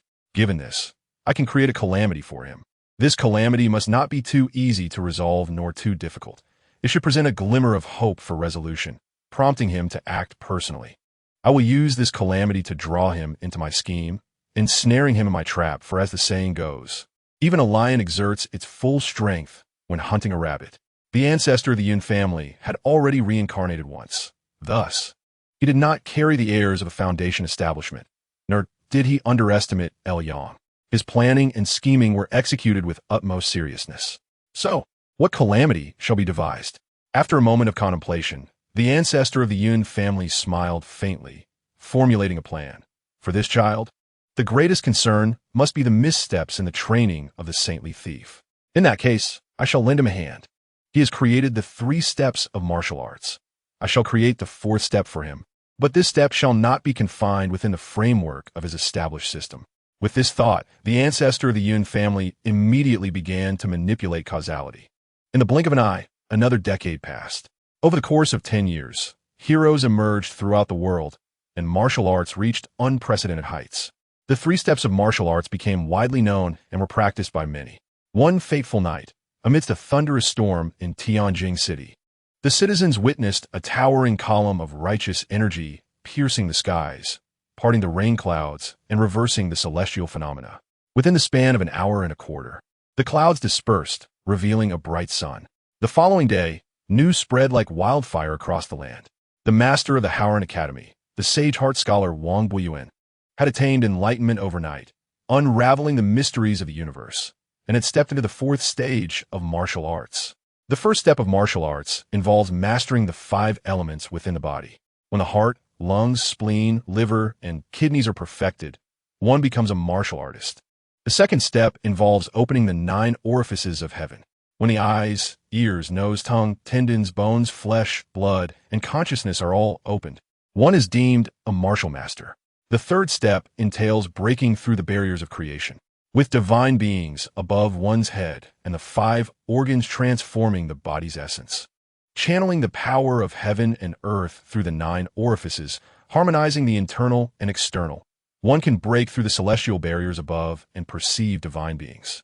Everyone believed that reaching this point in martial arts marked the pinnacle of mastery, with no further path for advancement. However, with Wang Buiyuan's breakthrough, martial artists across the realm were invigorated. Wang Buiyuan, possessing a sense of righteousness, did not hoard his insights. The 4th step of martial arts was named understanding the changes of heaven and humanity. To master this technique, one must transcend the constraints of martial arts, no longer being shackled by its confines, but rather forging a path uniquely their own to achieve transformation between heaven and humanity. The sage heart scholar grasped this concept, breaking free from the limitations of martial arts to create his own method of divination, enabling him to comprehend destiny, observe the cosmic flow, and even alter the heavenly mechanisms. His sole intention was to serve the nation, wishing to utilize his divination techniques to sustain the fortunes of the great Zhou dynasty, establishing a solid foundation for enduring peace. As the sage heart scholar broke through, the fabric of causality shifted, resulting in a dramatic upheaval across the realm. The second individual to break through was the contemporary master of the Longhu Mountain Tianshi house, the barefooted Taoist Chang Qingjing, who achieved enlightenment during a medical consultation. The third was the monk Xian Ku from the Xiankong Temple, who attained realization during a morning prayer session. In just a short decade, 7 martial artists of extraordinary caliber emerged, thus proving the feasibility of this path and completely dismantling the martial arts framework initially established by Yang. In the westernmost part of the secret realm of cultivation, amidst dense mountains and surrounded by countless talismans, Yang suddenly opened his eyes within the blood-washed Tianhe sword array. Before him lay only dark clouds, obscuring the clear skies. In the next moment, a radiant light erupted from the back of Yang's head as the Tai Wei talismans activated. The myriad changes of the past decade flooded into his consciousness, all grasped in their entirety. The fourth step of martial arts, understanding the changes of heaven and humanity. How swift! At this moment, Yang felt both joy and suspicion. He was elated by the rapid evolution of martial arts within such a short span, yet he was also perplexed. How could this progress occur so swiftly? However, the causal relationships he had divined were tightly interwoven, leaving no room for doubt. The martial arts I created could rival the late stage of chi refinement at the third step. Now, those within the secret realm have reached the fourth step. Roughly estimating, this so-called martial arts transformation must possess formidable strength, potentially rivaling the pinnacle of chi refinement. Yet, if this were the case, then it no longer resembled martial arts. As this realization settled in, Yang's expression grew increasingly solemn. The events predicted through divination posed no issues, nor did the shifts in causality. Something was amiss. In an instant, alarm bells rang in Yang's mind. He could not perceive the machinations of the ancestor of the Yun family, nor could he sense the manipulation of causality at play. All he knew was this: no one shall prevent my departure from this place.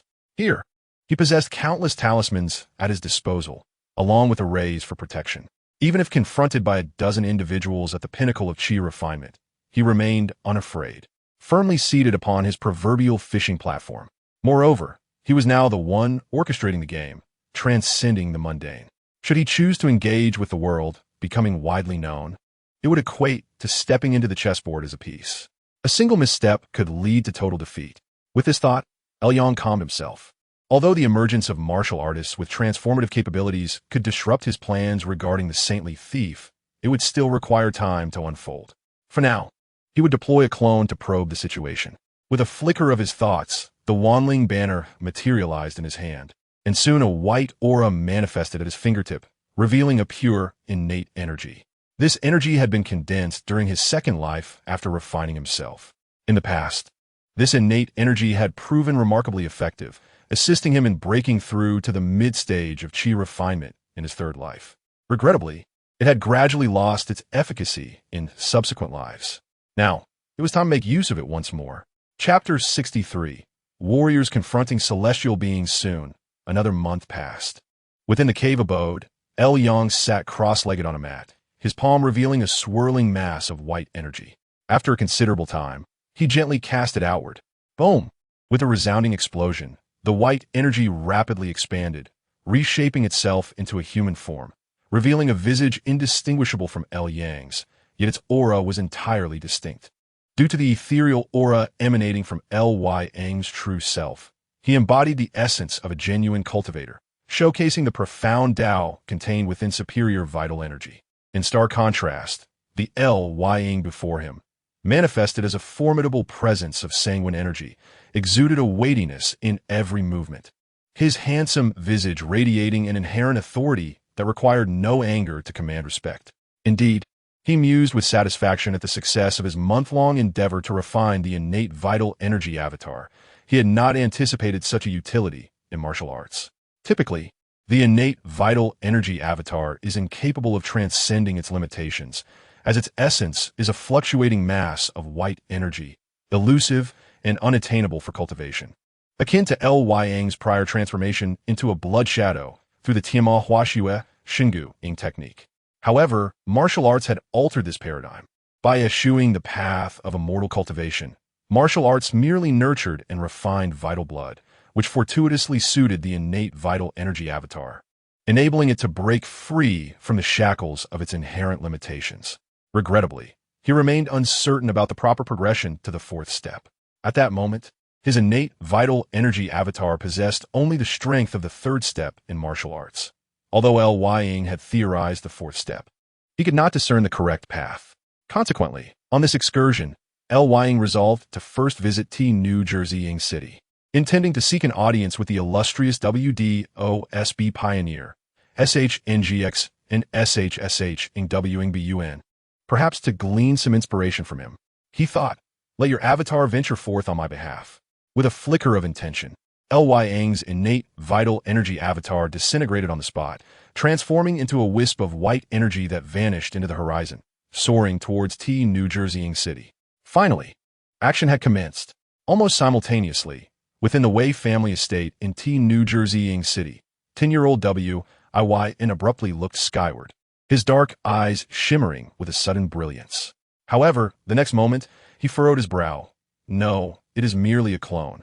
Observing the divination results. The ancestral figure of the Y.N. family clenched his teeth in frustration. After a decade of anticipation and exhausting considerable effort to manipulate fate, he had only managed to draw forth a mere clone. Was that little demon not at all anxious? The demon sect has always emphasized fierce progress. Yet suddenly, such a steady old tortoise appeared, leaving the Y.N. family patriarch feeling vexed for the first time. Nevertheless, he swiftly recalibrated his strategy. If you allow your clone to emerge, I shall endeavor to extinguish it, and then we shall see if your true self remains composed. Naturally, he would not take matters into his own hands, as that would only alert the prey. The optimal approach was to have the martial artist within the secret realm eliminate L.Y.Ng's clone, while simultaneously unveiling the truth of the secret realm to incite their rebellion. Of course, he was well aware that their resistance would ultimately be futile. The Y.N. family patriarch was indifferent to their chances of success. The critical aspect was the process of rebellion, allowing these martial artists to break free from the secret realm, which constituted the true essence of freedom. Although they would lose their lives in the process, they would also attain liberation. Perfect. It is time for that individual to take action. With this thought, the Y.N. family patriarch swiftly performed a series of hand seals to manipulate the threads of fate. What secrets lie hidden within this celestial tome? In the imperial palace of New Jersey City, one of the 7 martial celestial beings of the age, Zich and W.W. J. Shi furrowed his brow as he scrutinized a volume of golden scripture before him. The celestial tome comprised 4 volumes, with the Tao, Confucianism, and the teachings of the sages evenly dividing 3 of them. It was rumored that the final volume had vanished from the public eye, but unbeknownst to all, it had been secretly acquired by the DZHU royal family. It was through this celestial tome that J. Shi had traversed the 3 steps of martial arts by the age of 30. And upon the proclamation of the 4th step by SHNGX in SHSH in WNBUN, he had devised his own technique, Tnexi Chuen, consolidating the might of a nation to empower himself, ultimately achieving a breakthrough and becoming a grandmaster among celestial beings. Yet, the deeper he delved into the celestial tome, the more his heart was filled with trepidation. Where did this tome originate? Every phenomenon must have its source. The profundity of the celestial tome suggested that if it were indeed crafted by a discerning mind, it could only be the work of a legendary immortal. Contemplating this, J. Shi found within himself an insatiable ambition. For even though he had attained the status of a martial celestial being, he discovered that his lifespan had not extended beyond that of an ordinary person, a reality he found intolerable. I desire eternal life. I seek immortality. I aspire to become an immortal. Gradually, a crimson glimmer flickered in J. Shi-Ing's eyes, as his already formidable desires were stoked into a fervent blaze. It was at this pivotal moment that he sensed an intrusion. Suddenly, he lifted his gaze, for his teen Nexi Chu-In allowed him to perceive the fluctuations of the national fortune of DZHU, with New Jersey City nearly synonymous with his domain. At this moment, he detected a conspicuous foreign entity encroaching upon his territory. With a mere thought, the momentum of the nation surged and enveloped him. In that instant, it felt as though millions of DZHU citizens were buoying his form, enabling him to transcend the limitations that barred martial artists from flight, soaring deep into the celestial realms. Then, he beheld a figure. The newcomer, a towering presence, traversed the void with ease, surrounded by swirling clouds. An ethereal being reminiscent of a celestial immortal, though his gaze bore a hint of surprise. You can fly? L.Y.Ng regarded the martial artist before him, calculating with a flick of his fingers, quickly discerning J. Shi-Ing's identity. So, it is true, a celestial being has indeed transcended the barriers of martial arts. J. Shi-Ing, in turn, scrutinized L.Y.Ng, frowning as he remarked, "The energy is unfocused, the blood is unrefined. Only the spirit remains somewhat commendable. It appears you are a rogue cultivator who has strayed from the path. Yet you possess the ability to fly. Could it be that you have acquired some secret technique?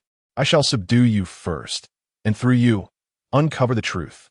With that, Shi Ingyi launched an immediate assault. In the past, he might have been tyrannical, but he would not act indiscriminately. However, at this moment, his unfulfilled desires fueled a restless urgency. Furthermore, in his eyes, Ying did not appear to be a celestial being. If one is not a celestial being, then they lack the qualifications for an equal dialogue. Thus, it would suffice to capture him, allowing him to vent his pent-up frustration. Come here. In the next instant, Shi Ingyi moved, appearing directly in front of Ying, his 5 fingers reaching for his neck, the air around his fingertips crackling ominously. Ying stood mere inches away from Shi Ingyi, able to faintly hear the sound of his blood coursing like a raging river, the rhythm of his heartbeat resonating like a great drum, a testament to the formidable physique that could sustain such vitality, undoubtedly on par with the pinnacle of chi refinement. Ying marveled inwardly. In terms of physical fortitude, Shi Ingyi even surpassed the saintly figure he had once embodied, an almost inhuman level of strength. It seemed that physical prowess was all he had. With a sudden burst, blood splattered. Shi Ingyi was sent reeling, shock written across his face as he stared incredulously at Ying, while a white line gradually dissipated between them. It was this very line that had severed his palm. What martial art is this? JNGQF. Under J11 NGS astonished gaz, LYNG smiled nonchalantly, then produced a piece of yellow paper inscribed with arcane symbols, igniting it with a spark. Boom! In an instant, Shi Ingyi felt a piercing pain at his brow, as the sword energy that had just cleaved through his flesh erupted from the burning talisman. Under the dazzling sword energy, a bewildered visage was illuminated.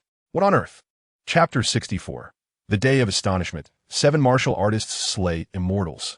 Having lived for decades and earned the formidable reputation of ZHNWWing, this was the first time Shi Ingyi experienced an emotion bordering on the absurd.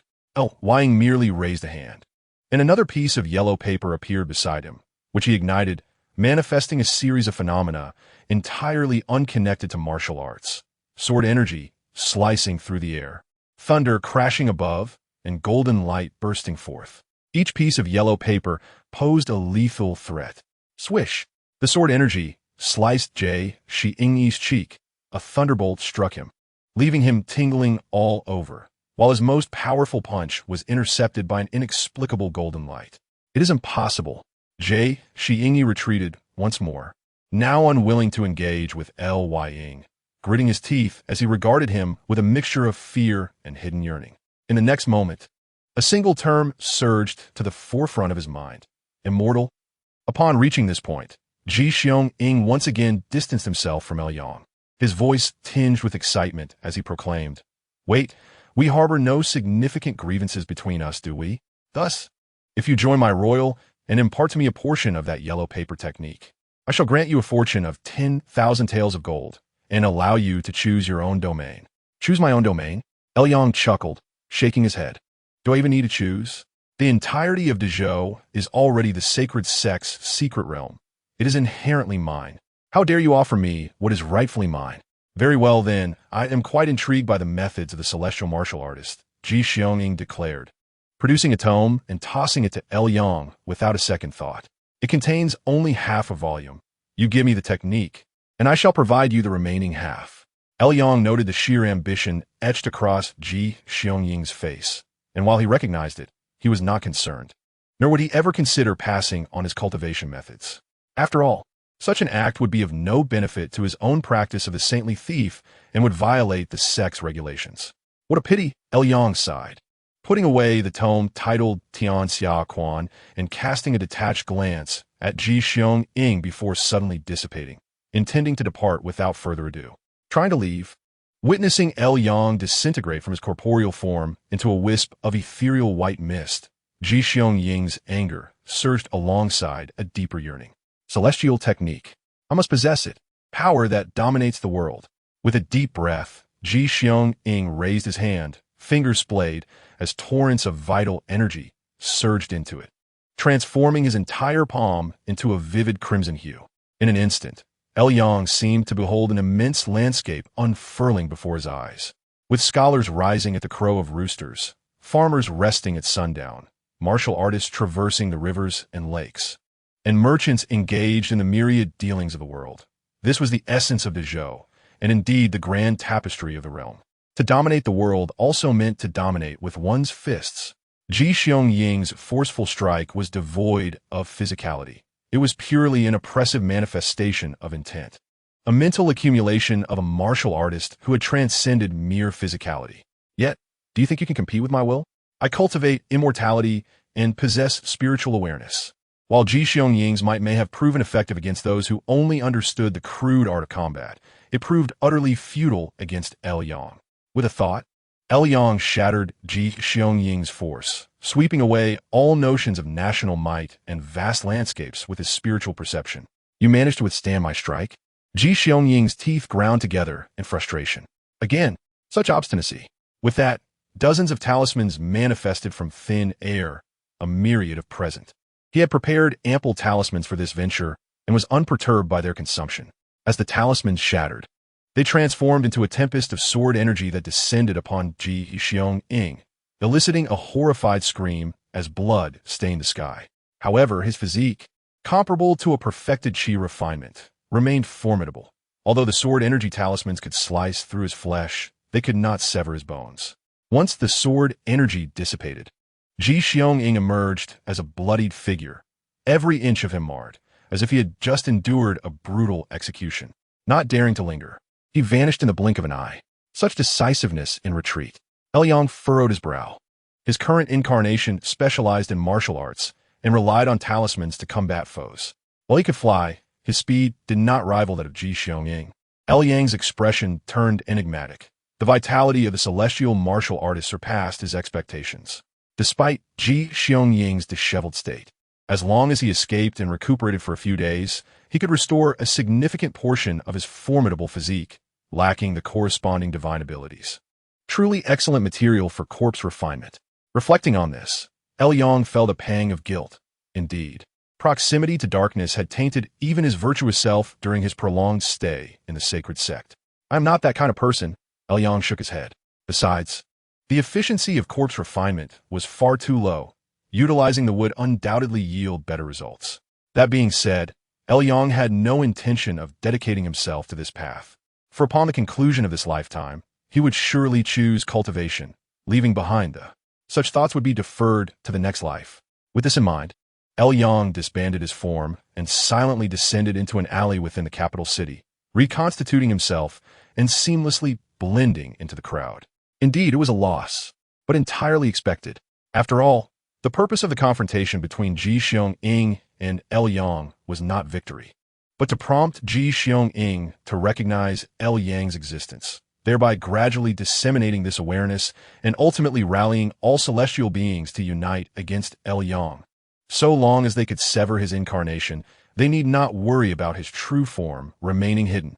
To this end, he had already devised a scheme, or rather bait, awaiting a fish to bite. Now was an opportune moment. With this in mind, he immediately began to weave the threads of fate. His initial intention was merely to evade Yang. However, as he sought to hide, he unexpectedly stumbled upon a sealed stone chamber within a hidden cave, where a skeleton sat in repose. As Ji Xiong-ying approached the skeleton, he noticed it cradled a dusty tome. He reached out, retrieving it and casually flipping it open. Upon glancing at its contents, Ji Xiong-ying's eyes widened in astonishment, and disbelief and ecstasy washed over his face. Truly, the heavens assist me. There exists a celestial being, ageless and immortal. Killing it and consuming its flesh could grant eternal life. Yet, the celestial arts are formidable and difficult to conquer. After years of painstaking research, I have finally comprehended that the method to eradicate celestial beings must be executed on the day of great portents, with 7 masters wielding 7 divine weapons, collaboratively forming a formation to have any hope of success. On the day of great portents, 7 martial artists could vanquish the celestial. Beyond the cause and effect, the text also detailed the forging methods of the 7 divine weapons, enthralling Ji Xiong-ying and reigniting his ambition. I truly possess a grand opportunity, a great fortune. By slaying that celestial being, I shall undoubtedly attain immortality. Amidst his laughter, Ji Xiong-ying's obsession deepened. The threads of fate clouding his heart, leaving him with naught but thoughts of vanquishing celestial beings and achieving eternal life. Chapter 65. The Transformation of Celestial Beings. A sudden realization. At the very moment Chu Sheng Sect reveled in his fortuitous discovery, Elyong had arrived at the most prosperous locality within Tianjing City, where the number of martial artists was at its peak, Howard Academy. This institution, which presided over a scroll of heavenly scriptures and pioneered the fourth step of martial arts, had now subtly surpassed Taoism and Buddhism, becoming a sacred ground for martial practitioners. Yet curiously, ever since the advent of the fourth step of martial arts and the subsequent dissemination of its methods, the Academy's head, the saintly scholar Wang Buyin, had gradually receded from public view, becoming increasingly reclusive. To this day, even the higher-ups of the Academy found it difficult to catch a glimpse of him. What a prime location! To avoid drawing attention, Elyong had already dispersed his form, becoming a formless essence, curiously observing within Howard Academy. In his view, this academy was a veritable gathering of extraordinary talents and auspicious energies. Within the entirety of Tianjing City, only here did the spiritual essence overflow. Even an ordinary individual, if they spent several years studying in this place, would cultivate some measure of spiritual wisdom. What was even more remarkable was that this was not a product of nature, but a carefully crafted arrangement, including the overall layout of the academy, the positioning of classrooms, and the placement of flora and fauna. Each aspect had elevated mundane feng shui principles, subtly forming the embryonic shape of a spirit-gathering formation. With this alone, Elyong discerned that the saintly scholar undoubtedly possessed something extraordinary. With this realization, Elyong took a step forward, directly entering a study deep within the academy, eager to meet this renowned native. To his astonishment, the sight that greeted him within the study was not the elegant scholar he had envisioned, but rather a disheveled man, unkempt and drinking heavily. Is this truly the saintly scholar?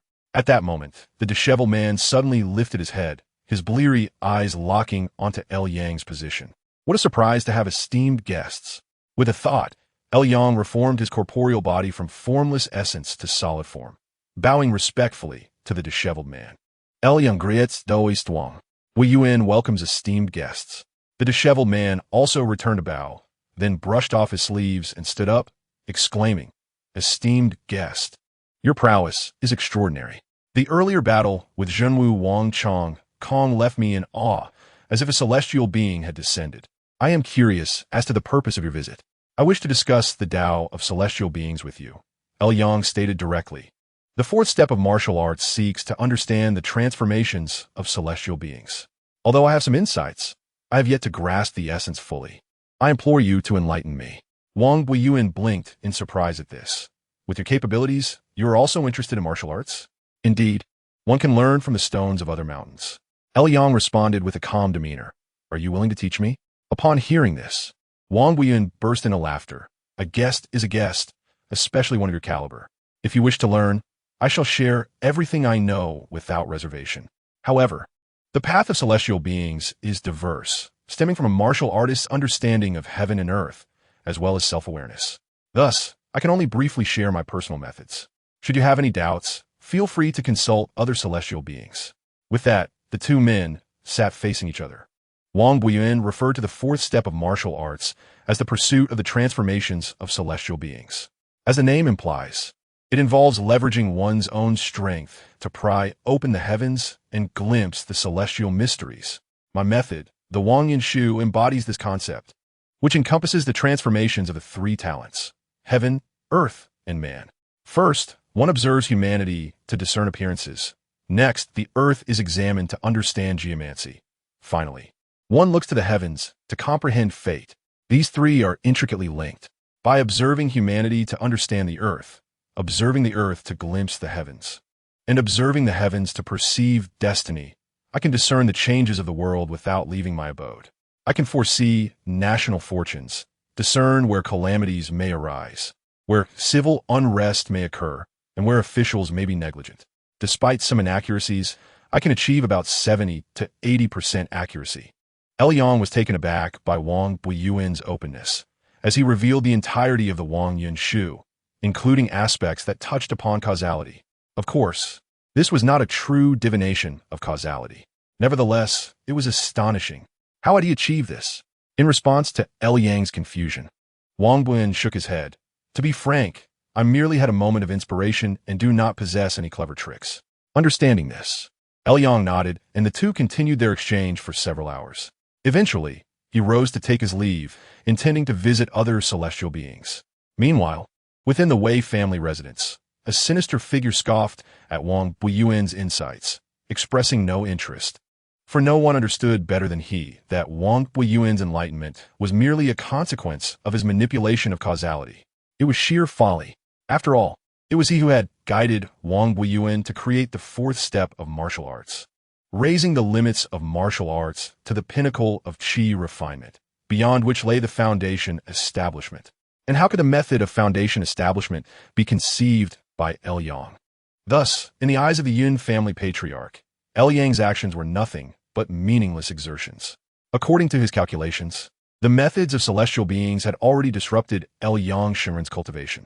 The only way to break the impasse was to eliminate all celestial beings and ban their methods, while he would focus on eliminating Yang's avatars, compelling him to confront the situation himself. In this light, Wang Buyuan was merely a pawn of the Yun family patriarch. As for pawns, the patriarch had no interest, and what Yang found impressive was utterly inconsequential to him. Even though he treated Yang with a semblance of respect, he harbored disdain in his heart. After all, they were merely mortals. With the Jyotian instrument bestowed by the sect leader, even a foundation establishment expert would not perceive my presence.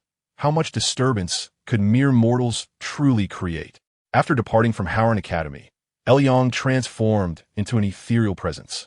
Traversing the streets of Tianjing City, deeply contemplating his recent conversation with Wang Buyuan, the three talents Wang Yunshu. Thousands of miles away, Yang's true form opened his eyes, a radiant light emanating from the back of his head, as the Tai Wei talisman activated, silently calculating the many changes in Tianjing City. The city would remain stable for the next 30 years, with no fluctuations in causality, which was to be expected, as two martial celestial beings were stationed there. Suddenly, Yang shifted his thought process, no longer directly calculating the causality of the entire Tianjing city from a macro perspective. Instead, he adopted Wang Buyuan's approach, examining the populace of Tianjing city to deduce individual causality and then reverse engineering the causality of heaven and earth through the transformations of the three talents. This was merely to validate the Wang Yunshu. However, in the next moment, Yang was taken aback. An early breakfast stall on East Street. The family of Wang Anew, when calculated using the Tai Wei talisman supplemented by the Wang Yunshu, should have a prosperous lineage, yet they faced a catastrophic event. The Six Doors patrol officer, Chun Qing, faced a similar fate. Li Shangron ankuntarata calamity. Lu Xinshang met with misfortune. Calamity, calamity, calamity. Almost everyone Yang observed in Tianjing city seemed to be destined for a tragic end. Yet when magnified to the entire city, there appeared to be no change. How could this be? If every citizen truly faced such a calamity, Tianjing city would be shrouded in dark clouds, and given my nature, I would never approach. No, wait. In an instant, Yang's pupils constricted. Subtle signs reveal the truth. While one might miscalculate if 10, 1,000, or tens of thousands share the same fate, then it is the heavens that have erred. The secrets of causality are obscured. Could there be a foundation establishment expert in the secret realm attempting to harm me? Chapter 66. Digging a pit at Howren Academy. Just as Yang departed, Ji Xiong stealthily arrived. Bookworm, have you met that celestial being? Upon entering, Ji Xiong was taken aback, not expecting that the once spirited Wang Buyuan had transformed into such a disheveled figure. What troubles you? Nothing, Wang Buyuan replied, taking another swig of wine, and added with a smile, if you are referring to the one I fought, I have indeed met him. He has taken a keen interest in my Wang Yunshu, which is quite an honor. Less chatter, Ji Xiong scoffed, tossing a tome he had obtained from his own fortuitous encounter onto Wang Buyuan's table. He can help us achieve our grand aspirations. Celestial beings exist, immortal and ageless. If we slay him and consume his flesh, we can attain eternal life. Ji Xiong declared loudly. Do you not aspire to establish lasting peace for eternity? If we eliminate that celestial being and share the spoils, we can ensure everlasting peace. Eternal peace. Wang Buyin murmured softly, yet he did not exhibit the excitement Ji Xiong-ing had anticipated. He merely shook his head and replied calmly, "Then let us give it a try." "Excellent. It is settled." Ji Xiong-ing perceived Wang Buyuan's disquiet and sensed he harbored concerns. However, he was too apathetic to delve deeper. As long as Wang Buyuan was willing to act, that sufficed. Meanwhile, in Tianjing City, Yang had regained his composure. As a realization dawned upon him, if it were truly a foundation establishment expert, there would be no need for such convoluted measures. This time was different from the Skull Mountain incident. At Skull Mountain, the hidden mastermind, Yin Shan Run, had no intention of killing him. He merely regarded Yang as bait. But this time, it was evidently a plot to kill him. The reason for the current inaction was likely due to his true form being concealed behind layers of formations, with only an external avatar sent forth to probe. This indicated that the mastermind's cultivation was not yet at the foundation establishment level. Otherwise, there would be no need for caution. A mere slap would suffice to seal his fate. From this perspective, while the adversary could manipulate causality, their strength was likely only at the pinnacle of chi refinement. How peculiar! Capable of manipulating causality, yet not at the foundation establishment level. One must understand that calculating causality and manipulating causality, though differing by a single word, represent a chasm between the two, marking the divide between foundation establishment and chi refinement. Calculating causality merely allows for a glimpse of the future. The manipulation of causality can truly steer the course of events according to one's desires. Logically, only those who have attained the foundational stage, or zhuji, should possess such capability. Thus, the ability to influence causality while not being a zhuji cultivator seems implausible, unless one were a reincarnated zhuji. Lu Yang furrowed his brow. After dismissing all improbable conjectures, the sole conclusion surfaced. There exists a reincarnated zhuji within the secret realm. Indeed, it is the calamity of the saint thief. Upon this realization, Lu Yang felt a wave of absurdity wash over him. What is this? The calamity of my saint thief is merely a reincarnated zhuji causing trouble? Surely not. Heaven above, I have always been benevolent towards others. How could I have provoked a zhuji? In the next moment, Lu Yang's eyes widened in sudden clarity. Yin Miao Zhen, Yushu Jinga? There are only two zhuji who might harbor enmity towards him in this lifetime.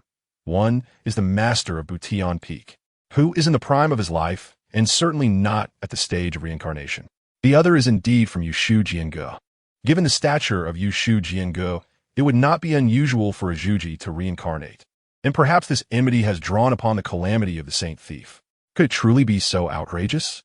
As this thought crossed his mind, Lu Yang broke into a cold sweat, nearly abandoning the secret realm to report to Inshanjun Ren about the presence of malefactors within. Yet, he ultimately restrained the impulse to exit, as he suddenly recalled his earlier deduction regarding the final step required to cultivate the Tain Tue Xing Ji Jiezhen Fa, the secret method that necessitates a reincarnated zhuji's soul to aid in its perfection. Moreover, he had yet to complete his cultivation as the saint thief. If he were to report now, Inshanjin would clear the area, and he would lose everything. Not to mention, the endeavor of the saint thief would be irreparably thwarted. Though it is a calamity, it is also an opportunity. As the saying goes, fortune and misfortune are intertwined. Every cause must yield a result. There is recompense for every action. As long as he can navigate this calamity with his own strength, it will transform into a magnificent opportunity. Furthermore, he is not without chances. Previously, the enemy was in the shadows while he stood in the light, possessing no knowledge of them, thus leading to a near-certain demise. However, now that he has uncovered the truth, the situation is drastically different.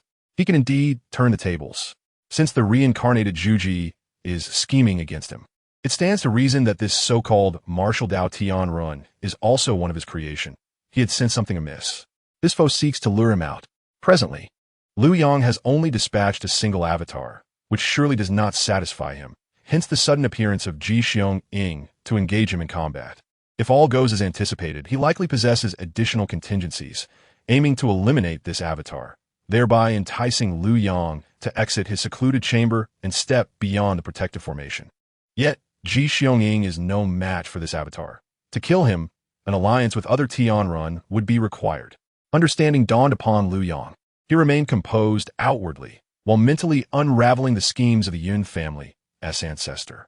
His comprehension of causality deepened significantly. Zhuji seldom engage in life and death struggles. Thus, most confrontations are resolved through causality. The one who can decipher the other's causal threads holds the overwhelming advantage. If he wishes to kill, then let him do so. However, not in the manner of forging the fifth step. The ancestor of the Yun family is astute in this regard. With Liu Yang's current cultivation and perspective, even with the assistance of the Ming Dao Yujian, he could not possibly step into the fifth stage. Nonetheless, to break the deadlock, it is not necessary to create a new realm. It suffices to make others believe he has. After all, the essence of the saint thief lies in thievery. Deceiving the world and stealing reputation requires no substantial evidence.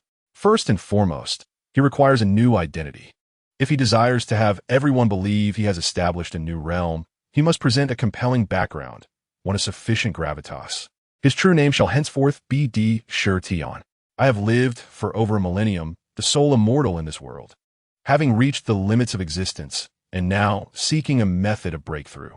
My interactions and battles with the martial Dao Tian Ren stem from the belief that once an individual's cultivation reaches the pinnacle of the world, to advance further, one must engage in combat and struggle, transcending through life and death to shatter the shackles of heaven and earth. This realm I shall designate as Pesui Su Kong. After breaking through the void, one may ascend freely, leaving others bewildered as to what has transpired, unable to articulate the mysteries of this realm. The unknown breeds fear, yet also hope. I need not provide an elaborate description of this realm. A single grand battle, followed by a public demonstration, will suffice, allowing the rest to be filled in by their imaginations. This is a grand trap. The fourth step of the martial Dao is a dead end, and Zhuji is unattainable. Yet, the human heart knows no bounds, and the martial Dao Tian Run require a goal to pursue. This goal, Liu Yang shall provide, as long as he presents a sufficiently spectacular display before all, rendering the so-called Pesui Su Kong both ethereal and convincingly tangible. If no one believes, then even the truest claims are rendered false. If some believe, then even the most dubious assertions become reality. Chapter 67. The martial world unites to slay one man on the second day of the second month. The dragon raises its head. 3 years have elapsed since Liu Yang's visit to Wangbo Yuan. Over these years, he has gradually met with other martial Dao Tian Run, some amiable, others fierce, and he has not shied away from engaging in combat with the belligerent. Nevertheless, Liu Yang's gains have been rich. He has finally gained a profound understanding of the so-called fourth step of the martial Dao, the transformation of Tianren.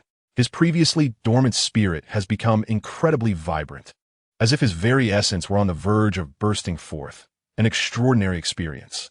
That night, under a moonless sky with the wind howling and stars scattered, the usually bright alleys were inexplicably dim. Many households had shuttered their doors and windows, rendering the vast Tianjing city somewhat desolate. In the pitch-black streets, only Liu Yang walked alone. This path of a Tian Run is indeed intriguing. Liu Yang maintained a calm demeanor, silently contemplating the flow of his essence, feeling as if his lifeblood were imbued with newfound vitality. The transformation of Tian Run encompasses 2 layers. The first is the transformation of the human, achieving a perfect unity of a warrior's essence and spirit. The second is the transformation of the heavens, allowing the essence and spirit within to resonate with the grand cosmos outside. The more Liu Yang contemplated, the stronger his state became. At that moment, a sudden glimmer of blade light illuminated the darkness, dazzling and vibrant, momentarily eclipsing all other brilliance. Clang! In the next instant, golden light erupted around Liu Yang, enveloping him as if encased in a golden bell. The blade light struck the golden barrier, producing bursts of heated air and scintillating sparks, eventually breaking through 3 layers of golden light before the final barrier barely held. The assailant, seeing his strike thwarted, retreated without hesitation, vanishing back into the shadows. Boom! Just as the assailant withdrew, a radiant sword energy descended upon his previous location, cleaving the ground open with a deep chasm. Who dares? Liu Yang raised his head, a faint smile gracing his lips. It is none other than Ding Daoyu. It seems that in our year apart, your demonic blade has reached new heights. capable of shattering 4 of my talismans. He glanced at the weapon that had just aimed at him, a crescent-shaped blade, exuding a mesmerizing aura that drew one in with its deep demonic allure. The wielder's ability to pierce his protective talismans indicated that this blade bore a significant portion of its power. Xixian, Ren Di Shitian. Ding Fei Ying replied with a calm gaze, though his tone hinted at fervor. Ji Xiong Ying claims you are the true immortal of our time. If I can slay you, my blade technique will surely reach completion. Lu Yang chuckled, shaking his head. With just you, Ding Daoyu, that may be slightly overestimating your own capabilities. And if one cannot suffice, what of 7? As the words fell, shadows emerged once more from the darkness, led by none other than the formidable Zhenwu Wang Ji Xiong. His gaze upon El Yang was insatiably greedy, as if he wished to devour him whole, instilling a sense of dread in onlookers. Following closely behind was the disheveled Shengxin Chu Sheng Wang Bo Yuan. In addition, the alley where El Yang stood was besieged by 2 figures, a sorrowful-faced monk and a Taoist holding a whisk. From Xiankong Temple, the Du Yishan Sung Xianku appeared, while from the Tianshu Mansion, the barefooted Taoist Chong Qingjing made his presence known. Above, the stars shone brightly, illuminating a tall and graceful woman clad in a flowing white gown, resembling a beautiful piece of jade, gazing downwards. This was the Mingyu Fairy Hua Xiangrong from Baiwa Palace. The final figure was a burly man adorned in dragon-shaped armor, exuding a rugged aura despite his opulent attire. He was the leader of the grassroots cultivators, Qian Kuan. At this moment, the 7 heavenly beings of the martial world had converged, encircling El Yang within the alley, while the sounds of armor echoed ominously from outside, indicating that even the palace guards had been summoned. The martial world had united to hunt a single individual. Such a grand spectacle.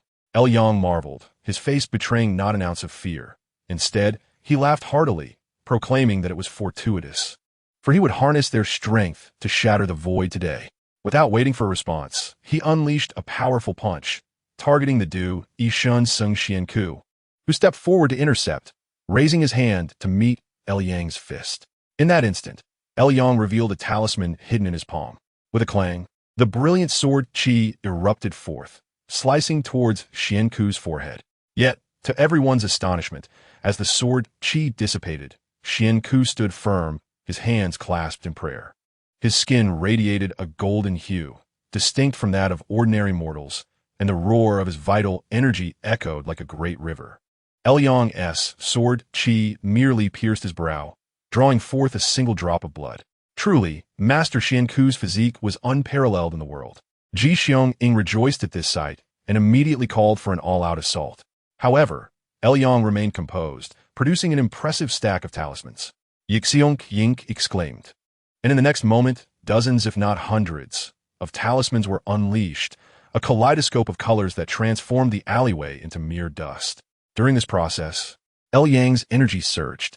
Ha ha, it is happening. After living for over 1,000 years, I shall finally shatter the void today. His manic laughter stirred something within the hearts of the heavenly beings. Shattering the void? Since achieving the status of heavenly being, they had believed that their path was utterly severed. Yet, El Yang's proclamation hinted at a new route beyond the heavens. Even the elder of the Yun family, who was watching from the sidelines, displayed a look of surprise. A new route? Impossible. The elder's thoughts raced, but he quickly dismissed it, shaking his head in disdain. The 4th step of martial arts was something he had deduced and disseminated through Wang Bo Yuan. Thus, he was certain it was a dead end, with no further path available. How could there possibly be a new route? It was mere deception, a ruse to fabricate a new path. Unfortunately for him, with me present, no matter how one tries to fabricate it, I shall uncover its flaws. As long as there are flaws, this so-called saint could never succeed. Ultimately, he must emerge from that formation, willingly falling into my trap. Despite his thoughts, the elder sensed an unsettling shift, as if the unfolding causality was veering towards an unfavorable outcome for him. Very well, it is best to eliminate this manifestation quickly to prevent further complications. With that thought, the elder began to weave the threads of causality, directing his will into the unseen. Do not hesitate. Act immediately. Almost simultaneously, Ji Xiong Ying, who had intended to probe into this so-called shattering of the void, suddenly had an epiphany and resolutely declared, Do not let yourselves be deceived. Whatever shattering of the void is not but a distraction. We seven are now united, each wielding divine weapons to form a great array, and after vanquishing him, we shall share eternal life. As Ji Xiong words echoed, the heavenly beings sprang into action, with the elder of the Yun family subtly manipulating causality. None perceived anything amiss. In the next instant, the seven launched their assault, their divine weapons illuminating the night sky. "Come forth," Yang exclaimed, and before he could finish his sentence, his entire being exploded into a whirlwind of innate qi, sweeping forward like a tempest, arriving before Ji Xiong in the blink of an eye. Ji Xiong's eyes flashed crimson as his divine weapon, the sword of the emperor, was drawn. In an instant, the skies above Tianjin city roiled with turbulence, and the citizens below felt an inexplicable heaviness in their hearts, collapsing to the ground. In contrast, Ji Xiong's power surged immensely. In the next moment, he swung his sword, its might exceeding that of the sword Qi talisman, nearly dispersing Yang's Qi form. Yet that was all it accomplished.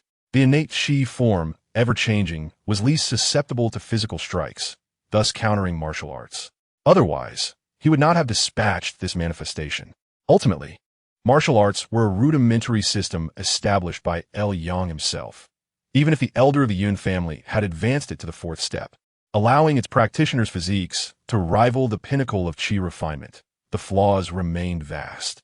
A cultivator merely needed to master a countering technique to easily defeat it. Everyone together, seeing that his sword did not yield results, Ji Xiong retreated swiftly, commanding, "Surround him. Do not allow him to utilize his previous talismans. Force him into close combat with us." Without needing to say more, the other heavenly beings surged forward. At the forefront were the barefooted Taoist Chong Qing Jing and the Du Yishun Sung Xian Ku, flanking Yang from both sides. Meanwhile, the Mingyu fairy Hua Xiang Rong descended from above, and Xian Kuan took Ji Xiong place, confronting Yang head-on. Only the demonic blade Ding Fei remained concealed in the shadows, akin to a venomous serpent, poised to strike with a lethal blow at any moment. The clash erupted. Yang unleashed his full might, occasionally reforming his body, casting talismans, and at other times shifting his form to evade attacks, effortlessly contending against 7 adversaries. From afar, the elder of the Yun family observed the battle, shaking his head. Too weak. Although, on a superficial level, the martial heavenly beings surpassed Yang's innate Qi form, the reality was far different. If Yang's innate Qi form was akin to a fully equipped champion, the martial heavenly beings were merely novices. While they appeared similar, the disparity was vast, and this incomplete martial system, having developed for less than a century, could never rival the path of the immortals. "Very well, I shall intervene." The elder's thoughts turned, and he began to manipulate causality, gradually steering the situation towards victory for the martial heavenly beings. The effect became apparent as the martial heavenly beings, rather than feeling fatigued, grew more invigorated with each encounter, a torrent of ingenious ideas erupting forth. Their divine weapons pulsed with increasing power. These divine weapons were designed by the elder of the Yun family specifically for Ji Xiong, perfectly attuned to each heavenly being's martial prowess. The combination of the two unleashed a force approaching that of divine abilities. However, as the elder forcibly directed the causality, this power, which was merely close to divine abilities, suddenly ascended to that level. Another wave of encirclement descended upon Yang. Yet he distinctly sensed something amiss as his innate Qi form reassembled, finding a portion of his garments missing. Their assault proved effective. Yang felt a slight chill in his heart.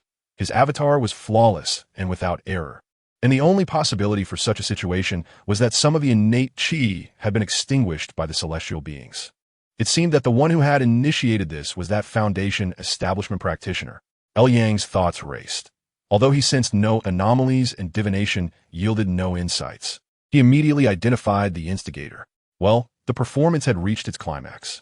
After all, he still needed his innate Qi avatar to stage a grand spectacle.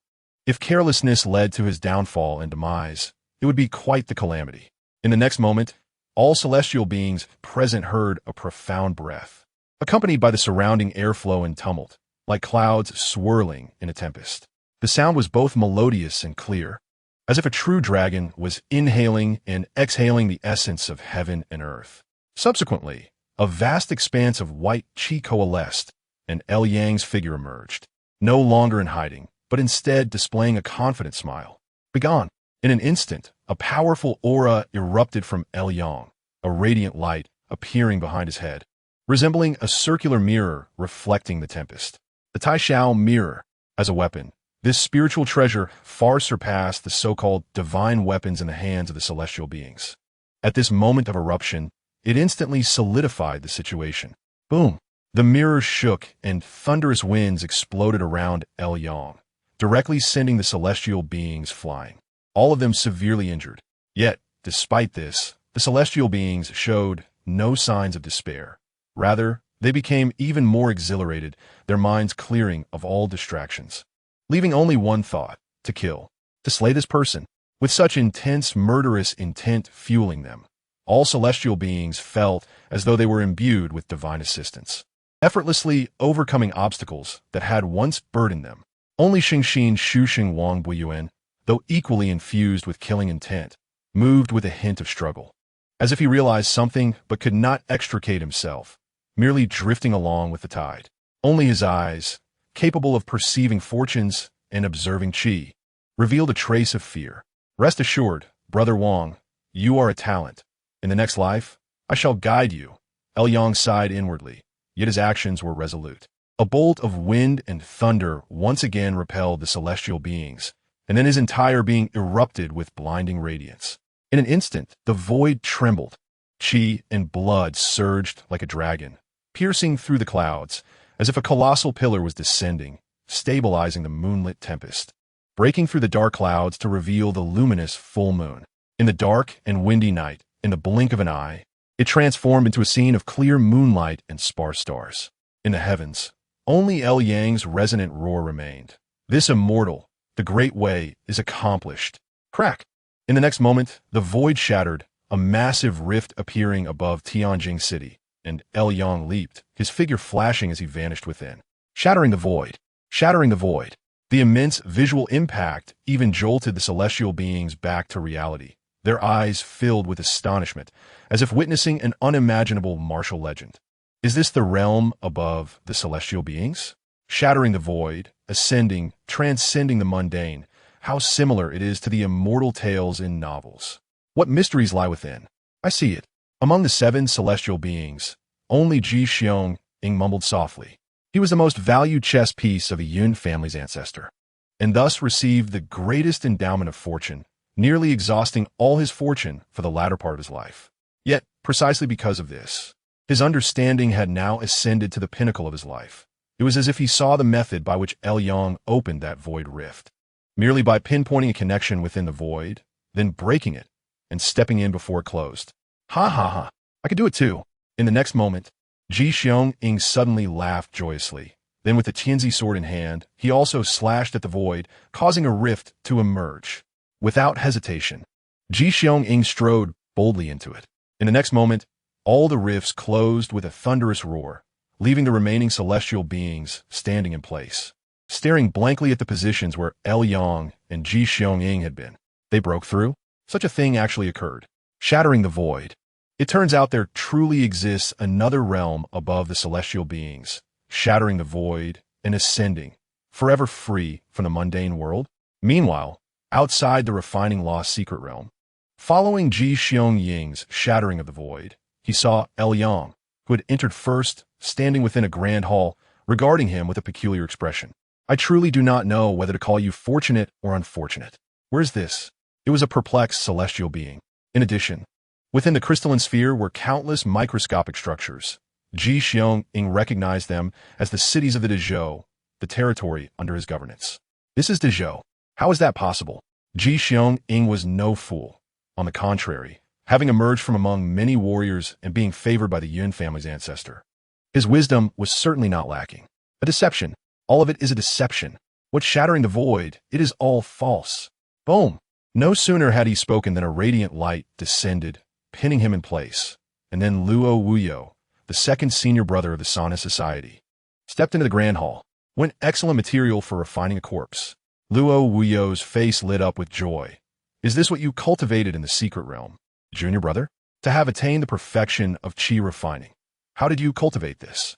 Yang clasped his hands and smiled. If brother likes it, I shall gift it to you. Excellent. Then I shall thank you, junior brother. In the next moment, Luo Wuyo decisively formed a seal, and Ji Xiong Ing suddenly felt a coldness invade his entire body, and his celestial being's form could not withstand it. In his final moments, he thought of many things. Yet ultimately, this accomplished martial artist, a generation of celestial beings, a martial legend who shattered the void, could only emit a furious roar towards Yang. The orchestrator of this deception, Beast. Chapter 69. The completion of the sacred body within the refining lost secret realm. Yang's true body remained unscathed, seated serenely in the cave dwelling. While he paid no heed to Ji Xiong-ying's furious curses, his heart filled with elation. The sage's theft has succeeded. Yang rose, gazing skyward, where he beheld a river of purple chi, the fortune of 140 million living beings converging in this secret realm. The fortune of martial arts. At this moment, Yang was bathed in this fortune, the resplendent purple chi enveloping him, making him feel as though he had become the very center of heaven and earth.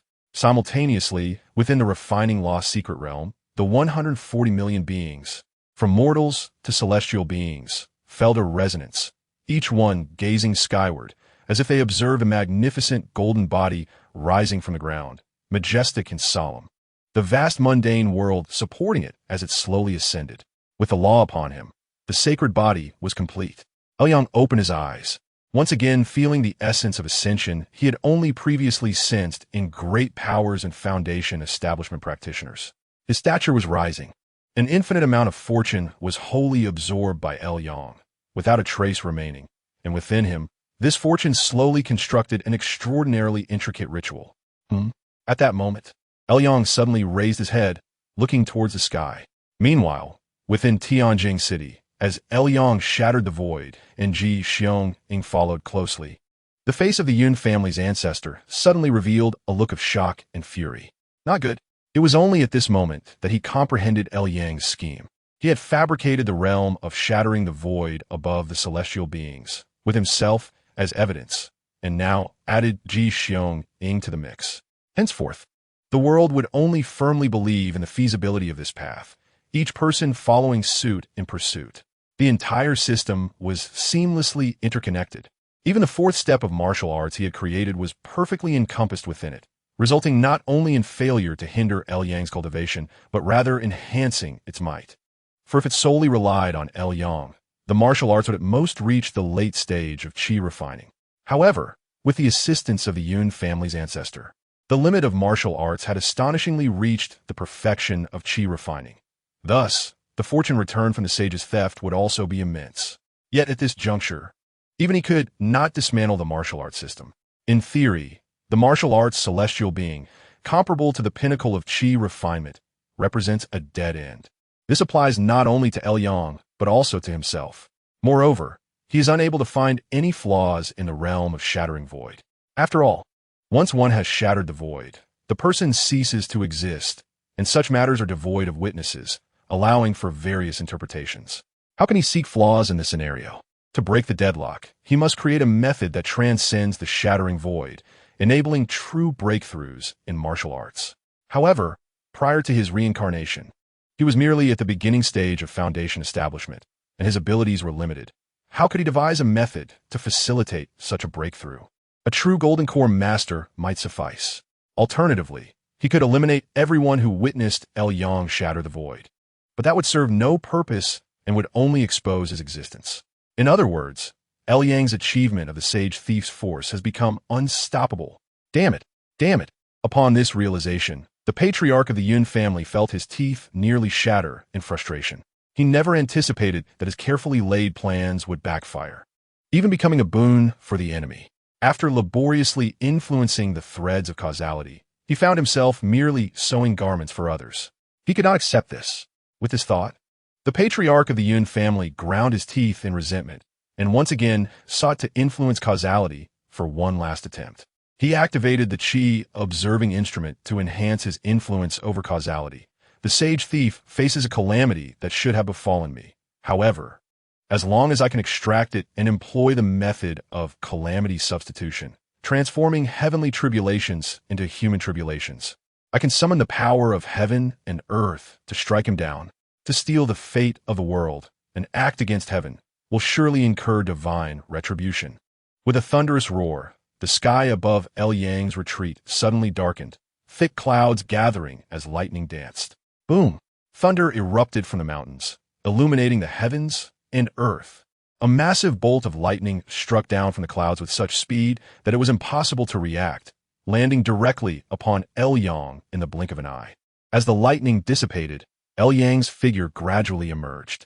However, to the patriarch's disbelief, El Yang stood completely unscathed before the very thunder that could have obliterated a perfected chi refiner. Is this the law of the sage thief? A flash of understanding regarding the sage thief surged in the patriarch's mind. The minor and major accomplishments of this body refining technique are worlds apart. A minor achievement in the sage thief merely enhances physical strength, whereas a major achievement can condense into a law.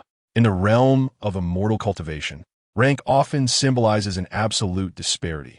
As long as one's rank is sufficiently high, the lower ranked are akin to ants. Just as a foundation establishment true person is to a chi refinement cultivator. The law of the sage thief represents a certain level of rank. Thus, El Yang has transcended the ranks of ordinary cultivators. Any attack from those beneath him cannot even graze him. For instance, the thunder summoned by the patriarch through causality, while powerful, lacked the corresponding rank, rendering it as ineffective as attempting to strike a three-dimensional entity with two-dimensional force. No matter how great the power, it bears no consequence. Not only could it not harm El Yang, but it could not even disturb the hem of his garments. Of course, laws possess varying strengths. Not everyone is the same. The initial sage sect boasts countless talented individuals, and El Yang is not the sole disciple to have mastered the sage thief.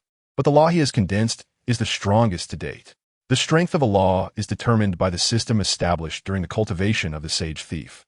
If the system halts at the mid-stage of chi refinement, the law can only disregard attacks from that stage, but will falter against late-stage chi refinement. However, with the patriarch's assistance, El Yang's martial arts encompass the pinnacle of chi refinement. Thus, his law is impenetrable by any cultivator beneath the foundation establishment stage, unless they possess a comparable divine ability to elevate their rank. Thunder roared, bolts crashing down. Yet El Yang remained indifferent, unperturbed even as the surrounding formations crumbled, emerging entirely unscathed. Witnessing this scene, the patriarch's eyes widened in disbelief, yet he felt utterly helpless. At this point, he could only let him go. With a sigh, the patriarch of the Yun family mused, "Very well, let him depart. The task of the sect leader is of greater importance. Senior, are you watching me?" A calm voice resonated. The patriarch of the Yun family abruptly froze, for through the lens of causality, he saw El Yang turn his head, gazing at him with tranquil eyes. He can see me. He knows of my existence. Instinctively, the patriarch took a step back, horrified, and swiftly severed his connection to causality, then concealed his presence, hiding all heavenly secrets. However, El Yang was no longer the same. Thinking of escaping, El Yang lowered his eyelids, ripples forming in his gaze. At this moment, he had achieved a great accomplishment in the sage body. Although he had yet to establish his foundation, the patriarch was no longer at that stage either. The disparity in their ranks was minimal. In the next instant, El Yang's soul surged forth, ascending to the heavens, surveying the entire realm of the refining method's secret realm from above, the vast expanse of land unfolding before him. The patriarch, protected by the chi observing instrument, concealed his heavenly secrets effectively, so El Yang could not discern his location. Yet, as El Yang had attained the sage thief here, this realm was his domain. He need not calculate, but merely observe which streams of chi had not yet been stolen by him. With a thought, countless streams of chi illuminated his consciousness, rapidly filtered until only a seemingly weak stream remained within Tianjing City. Immediately thereafter, the void opened. The patriarch of the Yun family, who believed he had concealed all heavenly secrets, looked up in astonishment, only to see a ripple above, followed by a figure in a black robe stepping forth. Found you. Chapter 70, Duel of Magic. As El Yang manifested in Tianjing City, The moment he spoke, the surroundings transformed into shades of black and white. An indescribable wave expanding outward in all directions. Where the wave passed, all was obliterated. Buildings vanished, pedestrians disappeared. Everything seemed as though it had never existed, treating all equally, be they beggars or celestial beings of martial arts. How could this be? A martial arts celestial being screamed in terror, unable to accept the reality. Yet, regardless of their reactions, be it fleeing, confusion, or hysteria, they could only quietly dissipate within that wave. The sole exception was Wang Buiyuan, the sage heart scholar, a prodigy who had pioneered the fourth step of martial arts, who remained unexpectedly calm, gazing at the sky with a hint of relief. Looking at fate while observing the heavens, how can a frog in a well comprehend the vastness? Long before he broke through to the celestial being stage, Wang Buiyuan had sensed something amiss. He had developed the 3 talents fate observation technique, calculating the heavens through human means. However, when he exhausted his life's learning to peer into the heavens and earth, he encountered a great anomaly. For he saw that the world was flawed. Though exquisite, it lacked coherence, resembling a meticulously crafted illusion. He once thought he had erred in his calculations, that the fate observation technique was incomplete, yet no matter how many recalculations he performed, the result remained unchanged. Was the world truly flawed, and his life merely a fleeting dream? From that moment on, the once elegant sage heart scholar became a disheveled man, spending his days inebriated and wasting time. Now, he beheld the truth. At this instant, Wang Buiyuan finally regained a semblance of his former grace. Looking skyward, his expression a mix of acceptance and regret. Alas, were he to witness the true heavens and earth, it would surely be a joyous affair. In the next moment, his form dissipated. Thus, the entire Tianjing city vanished from the earth, all beings lost to sight, leaving only the patriarch of the Yun family's residence and Yang suspended in the air. In the blink of an eye, Yang utilized his secret realm authority to erase the entire Tianjing city. All souls absorbed into the depths of the refining method's secret realm, awaiting the next disciple to restore them. While the space where Tianjing city once stood was compressed around the patriarch of the Yun family. Consequently, the spatial height was intensely refined, leaving the patriarch unable to escape. Yang, the ancestral figure of the Yun family, spoke with a tone laced with trepidation and frustration. The trepidation stemmed from the realization that Yang's current prowess was no longer something he could dismiss lightly, while the frustration arose from the fact that all of this was ultimately his own doing. Had it not been for him, Yang, even if he had attained the stature of a saint thief, would not have achieved such perfection. How could he not feel stifled? However, the Yun family ancestor quickly suppressed all negative emotions and solemnly stated, "Erasing Tianjing city, are you not concerned that the saint thief may lose the support of fate?" "You worry too much, senior," Yang replied with a faint smile. "Since the saint thief has already reached its zenith, the world's fate is no longer of consequence to me. After all, as a thief, how could one possibly return what is taken? Instead, perhaps you should be more concerned about your current predicament. Are you threatening me?" The Yun family ancestor's expression darkened further, his previously restrained aura gradually radiating outwards. A chilling murderous intent palpable. "You dare speak so boldly with just your singular self. Merely a reincarnated foundation cultivator. What is there to boast about?" Yang stood his ground, refusing to yield. "I happen to be in need of a reincarnated soul for research in his secret arts, and you, senior, are fortuitously in a position to assist me in my cultivation. You seek death." Enraged, the Yun family ancestor also began to comprehend the current situation, even finding a sliver of relief that Yang had chosen to confront him rather than escape the secret realm. If he had fled to report him, his demise would have been assured. With fervent energy, the Yun family ancestor summoned his power, causing a magnificent golden light to erupt above him, a tricolored brilliance of gold, silver, and jade shimmering in harmony, instantly illuminating the heavens. This was Tai Yi Jinhua, unlike the half-baked version wielded by Yun Miaozhan. The Yun family ancestor's Tai Yi Jinhua was a fully refined, complete version, a true manifestation of great divine power. In an instant, the golden radiance surged forth, transforming the landscape as it swept across, invoking the spiritual energies of heaven and earth to unleash a tidal wave directly towards Yang. Soon, Yang found himself engulfed in blinding gold, as if isolated in another realm. Following this, he felt his essence drain, his body withering, his true energy depleting, his magical power gradually diminishing, his consciousness scattering, and his spiritual awareness becoming dulled, his very vitality washed away by the golden light. Yet in the next moment, Yang took a step forward. The ground trembled violently, as if an individual had leapt from a great height, causing a seismic impact upon landing. Almost simultaneously, the Yun family ancestor's spiritual awareness jolted. In the next instant, Yang moved. With a cold smile, he unfurled his sleeve, and countless sparks erupted around him, swirling and dancing, culminating in a thunderous explosion that left the Yun family ancestor reeling in pain, forcing him to look up and witness a magnificent golden figure rising from the ground, resembling a mountain, surrounded by a swirling halo of flames, stealing the world's fate to forge a saint's golden form. It was only at this moment that Yang truly revealed his capabilities post-attaining the peak of the saint thief, channeling energy into form to manifest a saint's visage. Seeing this, the Yin family ancestor hastily urged forth his Tai I Jinhua. In an instant, the golden light filled the air, splitting into the three essences of vitality, spirit, and energy, resembling the sun, moon, and stars, descending with the weight of mountains towards Yang. Yet before the Tai I Jinhua could strike, the towering saint's visage reached forth with a colossal hand, its palm full and round, glistening like jade, descending to envelop the diverse manifestations of the Tai I Jinhua. And with a firm grip, it captured the Yun family ancestor within its grasp.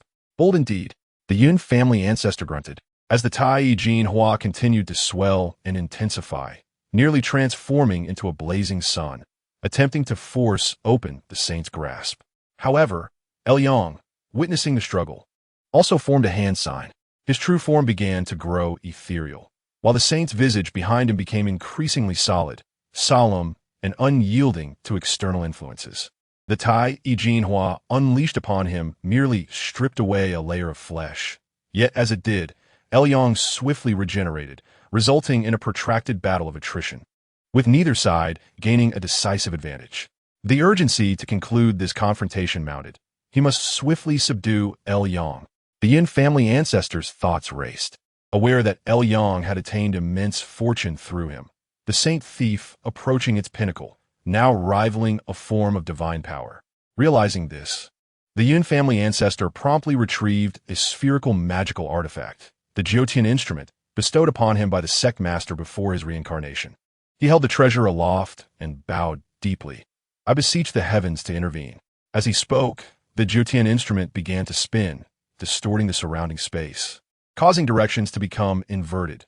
Forward became backward, left became up, and up became forward, all dictated by the wielder's intent. In this confounding realm, the saint's visage was momentarily weakened, allowing the Yin family ancestor to escape. Next, he directed the Jiutian instrument towards Yang. In an instant, Yang felt an overwhelming tremor throughout his being, as the saint's visage seemed ensnared by a colossal force, rendered immobile and confined to its place. The Yin family ancestor had manipulated Yang's every motion into a state of stillness. Impressive, exceedingly formidable. Yang marveled with a wry smile. The prowess of the Yin family ancestor was indisputable, given that he was a reincarnated foundation cultivator wielding a treasure like the Jiutian instrument, in a straightforward contest of strength. If they were to engage 100 times, he would likely lose each time. However, a battle of wits is not merely a matter of raw power. Just as a chess player may triumph over an opponent on the board, there exist strategies beyond the board itself. Meanwhile, outside the secret realm, Yang's innate Qi avatar hurriedly arrived before the cave dwelling of the Yinshan Zhenren in seclusion. "Zhenren, I must report, there are villains within the secret realm." At the very moment Yang was reporting to the Yinshan Zhenren, the Yin family ancestor felt a shudder throughout his being, as if calamity were imminent. "Is it your avatar?" The Yin family ancestor calculated and quickly grasped the unfolding events, a flicker of despair crossing his visage. Ultimately, he could not escape his fate. His reincarnation was intended to be clandestine. With the protection of the sect master, he had evaded detection, but once exposed, not even the sect master could extricate him. In other words, the final gamble he staked his life upon had utterly failed. The sect master's mission remained unfulfilled, and his hopes of returning to foundation cultivation were dashed. The Yun family, having lost its standing in the sword pavilion, would inevitably plummet from its lofty heights, facing imminent annihilation. No, there is still a chance. The Yun family ancestor gazed at Yang, a terrifying killing intent surging in his eyes, his hatred for Yang as boundless as the waters of the Yangtze. In the next moment, he resolved himself. In a flash of thought, the Tai Jin Hua that had been swirling around him rapidly coalesced into a sharp sword energy at his fingertips. This sword energy was a divine technique known as Ding Yuan Yizhan Yushi Tong, capable of directly locking onto the causal threads of its target. One strike would sever the bond of causality, ensuring the sword energy would not dissipate until the target was vanquished. In the past, the Wu Gui Dao was annihilated by the sect master of the Yushu Sword Pavilion, a true monarch of the Golden Core, using this very technique, leaving no survivors. Even a remnant of the Wu Gui Dao's legacy persisted within a secret realm, as its causality remained intact, allowing the sword energy to linger for a millennium. However, this strike was not something an ordinary cultivator could unleash. Due to its reliance on causality, it could only be wielded by a foundation cultivator. With the Yun family ancestor now stripped of his foundation status, to execute this strike, he had no choice but to sacrifice his very life. In essence, he was prepared to perish alongside his target. With the Jiuqian instrument obscuring the heavenly secrets, if I give my life to slay this fiend, perhaps I may be reborn with a glimmer of hope to escape. At the very least, I must eliminate you. The Yun family ancestor fixated on Yang, then activated his divine technique, his entire essence shattering into the sharp sword energy he had conjured. Slash! With a thunderous roar, the sword energy surged forth, directly descending toward the direction of Yang. In that instant, Yang felt an overwhelming sense of crisis. Do you wish to fight for your life against me? As his thoughts shifted, Yang completely melded into the figure of the saint, subsequently commanding the saint's form to extend two colossal hands to grasp the sword energy. The two forces entangled, with the saint's hands being torn apart by the sword energy, while a substantial portion of the sword energy was forcibly ripped away by his hands. However, the causality surrounding Yang remained intact. The sword energy immediately began to swirl, replenishing itself from the heavens and earth, swiftly returning to its original state. On the other side, the same scenario unfolded for the saint's form. After all, it was merely an embodiment conjured by Yang's energy, not a true entity. At this moment, he expended his magical power, and the lost flesh and blood quickly regenerated. Thus, the two sides reached a stalemate. Witnessing this scene, the elder of the Yun family sighed, yet felt no attachment. He had already lost his corporeal form, leaving only a fragment of his spirit in this world. With the true practitioners of the holy sect yet to arrive, the wisest course of action was to reincarnate as soon as possible. Why the haste to depart, senior? In the next moment, he saw Yang conjure a sphere of energy, illuminating his figure within it. This is bad. The elder of the Yun family's pupils dilated, filled with astonishment and anger, as he pondered. How could he possibly capture my energy with the Xian In Shi Xing de Fa? The Xian In Shi Xing de Fa allows one to slay enemies from afar upon capturing their energy. And the elder had previously calculated that Yang had mastered this technique. Hence, during their duel, he was extremely cautious about concealing his energy, ensuring that Yang would have no opportunity to seize it. It should have been foolproof. Yet, he never anticipated that his energy would still be caught by Yang. In his current state, having lost his corporeal body and left with only his spirit, if this technique were strike, it would likely lead to his immediate annihilation, leaving no chance for reincarnation. Heavenly Lord, save me. In that moment, the elder of the Yun family had no choice but to delay his reincarnation, instead utilizing his spiritual form to activate the Jiuqian instrument, attempting to block Yang's Xian In Shi Xing de Fa. Too late.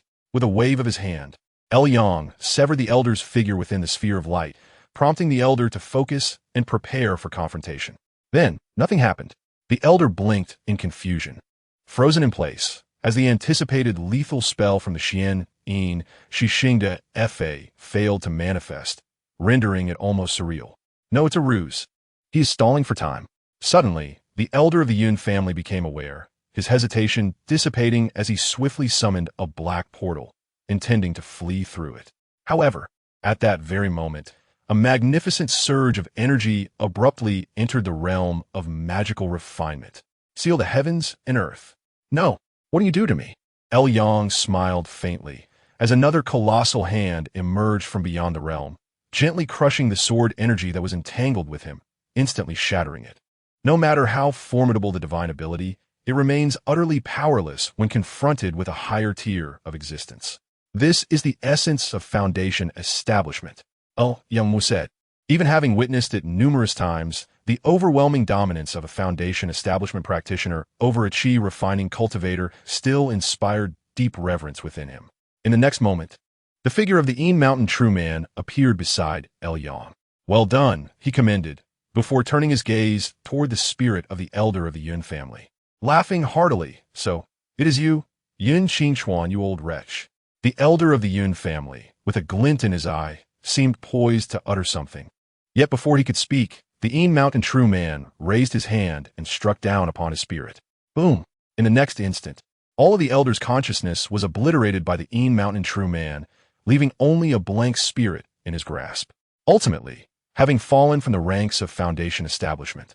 Although the spirit retained some vestiges of status, it could not compare to a true foundation establishment practitioner. Moreover, after the incident at the Skull Mountain, the Een Mountain True Man's cultivation had indeed advanced. He was now at the mid-stage of foundation establishment, far beyond the elder of the Yun family. Buzzing. With the death of the elder of the Yun family, the Zhou instrument lost its master, and the Een Mountain True Man wasted no time in seizing and suppressing it, likewise holding it in his hand for examination. What a treasure! Truly a remarkable treasure. The elder of the Yun family had used this artifact to conceal celestial secrets, facilitating his reincarnation without detection, demonstrating its exceptional quality, which even stirred the Een Mountain True Man's interest. However, this matter pertained to the Yushu Sword Pavilion, and with another foundation establishment spirit involved, protocol dictated that he must report it to the sect leader for judgment. Yet once reported, this extraordinary treasure could no longer remain hidden and would undoubtedly become a target of scrutiny, jeopardizing his own standing. At that moment, Yang suddenly stepped forward, bowing respectfully. Brother, I beseech you, may I borrow the spirit of this righteous foundation establishment practitioner for a time? I shall return it in 10 years. Oh, you desire this old wretch's spirit? The Een Mountain True Man raised an eyebrow, then shook his head. You certainly have the audacity to ask, but this concerns the Sword Pavilion. Once I report it, the sect leader will undoubtedly inquire, and at that point, both the spirit and the treasure will be lost. However, there may be a way to navigate around this. At this juncture, the Een Mountain True Man suddenly shifted his tone, a knowing smile gracing his lips as he regarded Yang. Many matters, as long as they are not weighed, can be light as a feather, even if they are heavy as 1,000 pounds. If you assist me in concealing this matter, with no one to report or investigate, then both the spirit and the treasure can remain. Yang was momentarily taken aback, then displayed a look of confusion. Conceal what matter? Excellent. Truly worthy of being my holy sect disciple. You possess the capacity for great deeds. The two exchanged glances, their intentions silently understood. In the next moment, the Een Mountain True Man tossed the spirit of the elder of the Yun family into Yang's hands, then retracted the Zhou instrument before gracefully departing. Chapter 72. The Assault on Foundation Establishment.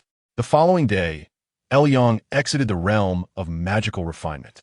As for the events that transpired within the realm, he maintained strict silence, with Luo Wui also remaining tight-lipped, as if Yang had never entered the realm at all. As for Yang, the elder of the Yun family spirit had already been cleared by the Een Mountain True Man, and he was content to reap the rewards without boasting, ensuring that he would not speak indiscriminately. To reassure the Een Mountain True Man, after leaving the realm, he chose not to depart, but instead established a cave dwelling within the Een Mountain. In the mountains, the passage of time and cultivation is unmeasured, and before long, another decade had slipped by. One day, Yang awakened from his seclusion, opening his eyes to the Ming Dao Yujian, which he had held for 10 years, only to discover several cracks had formed upon its surface. It appears this treasured artifact also has its limits. Over the past decade, he had tirelessly utilized this treasure, and thanks to its aid, his expertise in various domains had seen significant advancement. Formations, talismans, and cultivation.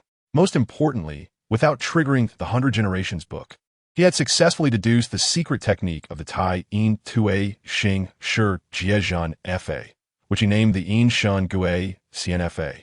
In essence, this technique is a form of simulated death, wherein the spirit remains internalized, unwavering in intent, allowing the body to perish while the Yin spirit emerges, thus enabling the soul to persist in the world. In the next life, this shall be my aim. After all, merely mastering a single saint's theft consumed decades of his life. Comparatively, the Tai Yin Tue Xing Shi Jiejian Fa is equally formidable, if not more so, and may require even more time. Thus, it is certain that this lifetime holds no hope for its completion. Reflecting on this, Yang retrieved another jade slip. This one contained a recorded secret technique known as Dao Tianji, which Zhao Shuha had traded to him long ago, complete with a confidentiality seal. Should he master it, it could further enhance his chances of foundation establishment by 10%. Yang extended his hand to lightly tap the slip, and as expected, after 80 years, the seal had dissipated, allowing him to effortlessly access its contents. Brother Zhao is truly an honest man, for there appear to be no omissions, and he even included annotations. As Yang diligently memorized the Dao Tianji technique, he couldn't help but reflect, yes, Brother Zhao still owes me money. I must not forget in the next life. Another month passed before Yang finally emerged from his cave dwelling. However, this time, he was taken aback by the unexpected news. Sanhai Hui's second senior brother, Luo Wui, had perished in his attempt to break through to the foundation establishment stage. How could this be? Within the cave of the YNSH in Zanren, Ying let out a long sigh. I shared a close bond with Brother Luo and had hoped that upon my return, we could indulge in wine and merriment together. The YNSH in Zanren shook his head in response. It is a pity for the second. His cultivation method was the true transmission of the Holy Sect, the T Ing Ing Zh New Jersey Ying. Upon completion, he refined the T Ing Ing BOQ, ranking it at the 3rd tier. In addition, he had mastered a great divine ability, and with a foundation establishment pill in hand, he had a 30% chance of breaking through. The path to foundation establishment is arduous, more challenging than ascending to the heavens. Ying was already a century old, and Luo Wui, though slightly younger, was not far behind. A 30% chance of success at this stage was worthy of a life-risking gamble. Regrettably, he lost his wager. After a moment of reflection, the YNSH in Zanren turned to Ying. I observe that you have made up your mind to attempt the foundation establishment. Brother, you see clearly, Ying replied, cupping his hands. He produced the soul of the ancestor of the Yin family and returned it to the YNSH in Zanren, stating gravely, after meeting with you, I intend to enter seclusion. You are indeed a talent and should cultivate within the Holy Sect. The YNSH in Zanren smiled as he stroked his beard. In retrospect, I somewhat regret having drawn your fate at Skull Mountain, causing you to waste 30 years. Had you been 30 years younger, your chances of breaking through would have been even greater. Ying shook his head. Brother, you flatter me. I did not speak in vain. The YNSH in Zanren waved his hand, and a jade token fell before Ying, bearing the 2 characters, Fei Sheng. This is the Ascension Decree I did not give you back at Skull Mountain. You exchanged it for the MNGD OYGN. The second does not need it, and the third perished early on the battlefield of righteousness and evil. It is yours now. Ying was momentarily taken aback, then hastily waved his hand. Brother, your generosity is too much. I cannot accept this. Stop with the nonsense. The YNSH in Zanren said impatiently. If I tell you to take it, then take it. If you truly achieve foundation establishment, it would bind us with a good fate. Reluctantly, Ying accepted the Ascension Decree, and a flicker of anticipation surged within him. His attempt at foundation establishment was initially intended to accumulate experience for his next life. Yet now, with his 3rd-tier true chi and the Holy Spirit's theft, combined with this decree, he truly had a 30% chance? Surely there could be no ulterior motives? Amused by the thought, Ying found it hard to dismiss the notion. After all, the Holy Sect had too many talents, and unsolicited assistance was difficult to trust. Yet even if there were a conspiracy, he would accept it. Regardless, he had resolved to face death on the path to foundation establishment, whether successful or not. He was prepared to meet his end. If there were indeed a plot, he could simply be more cautious in his next life. With that thought, Lying ceased his internal deliberation, stood, and respectfully bowed to the YNSH in Zen before turning to leave. Unbeknownst to him, after his departure, another figure emerged beside the YNSH in Zen. This newcomer, a middle-aged man, exuded an air of grandeur, his brows furrowed with an indomitable spirit, as if no challenge could thwart him. The YNSH in Zen spoke first. "What do you think?" "It is not feasible," the newcomer replied, shaking his head. "The optimal age for breaking through to Foundation establishment is between 70 and 80. He has surpassed 100 years. His chances of success are minuscule. It is unfortunate that although he has cultivated the T-in-2X in SHHNF, he has not completed the final transformation to become a SHG Xian, which would have increased his odds by another 10%. Without a Foundation establishment, Zen to assist, the two of us alone may not be able to breach that realm. Let us hope he succeeds. If not, we may have to take the risk of inviting an outsider for assistance." The YNSH in Zen lamented. "Bodo Munave, you have already achieved perfect Foundation establishment. With the reincarnation of the Lord of Fire, we must seize this opportunity. Indeed, at this point, we must take the plunge." CH Nguing Zen replied with a determined expression. "If I succeed, it is my fortune. If I fail, it is my fate. And with the great calamity of a millennium approaching, if I do not become a true sovereign, how can I be the one to wield the chess pieces? It is merely a matter of dying sooner or later. At least, to die in pursuit of a breakthrough is far better than to succumb to the calamity. Losing one's resolve and becoming a pawn for others, ultimately dying in ignorance. We have both attempted Foundation establishment. We ought to understand this truth," he added. "What you say is profoundly true. This is the nature of the world," the YNSH in Zen responded. "Otherwise, how would there be discussions of Zen and ZHNJN? Chi refiners, no matter how extraordinary, are merely materials, expendable at any moment. Only by breaking through to Foundation establishment can one be regarded as human, and only by achieving Golden Core can one be esteemed as a ruler, commanding the multitudes." Chapter 73. Death and Rebirth Foundation establishers create the path to immortality, refining their corporeal forms and harmonizing with the mundane. With 6 senses tranquil and the essence refined in a chi, they gather the 3 yang at the apex, achieving fullness and transcending form, transforming into celestial beings.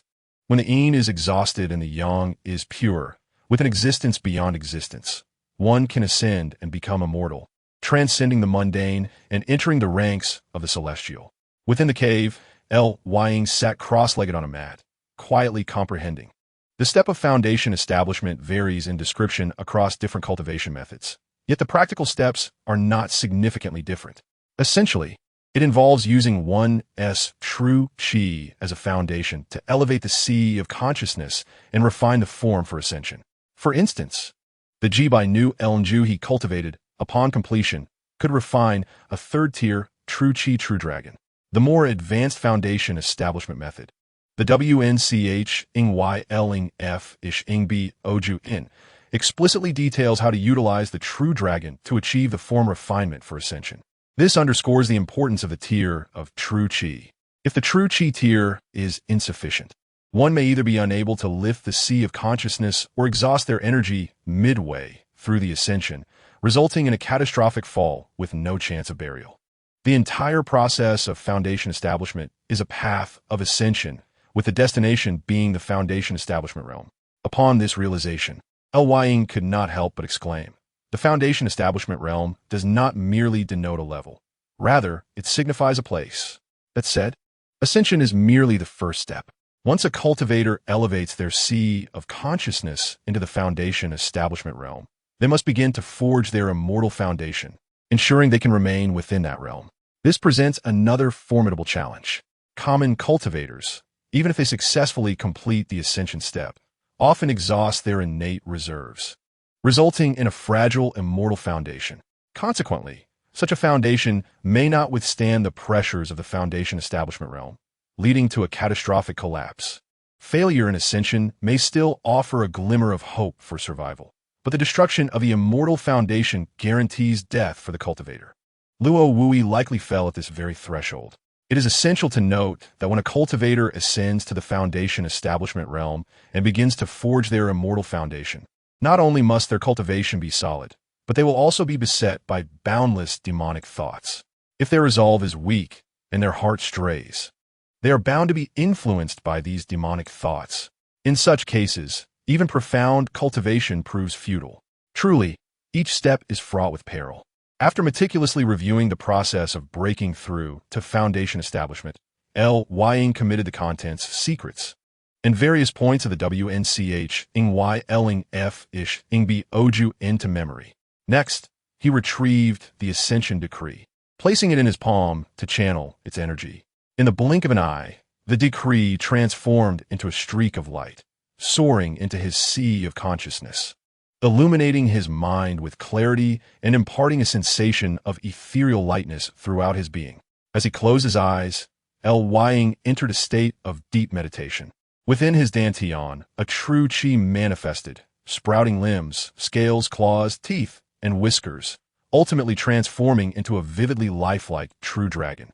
With a thunderous sound, this dragon emerged from his dantian, traversing the Ren and Du meridians upward, passing through the Jing Palace and entering the ZF, directly reaching the depths of his sea of consciousness. Soon after, Ying felt the heavens above him burst forth with radiant light. His previously boundless true qi now gushing forth like a dam breaking, pouring out in an indescribable torrent of immense force that drove his sea of consciousness higher and higher. Fortuitously, with the aid of this ascension decree, Ying maintained clarity of mind.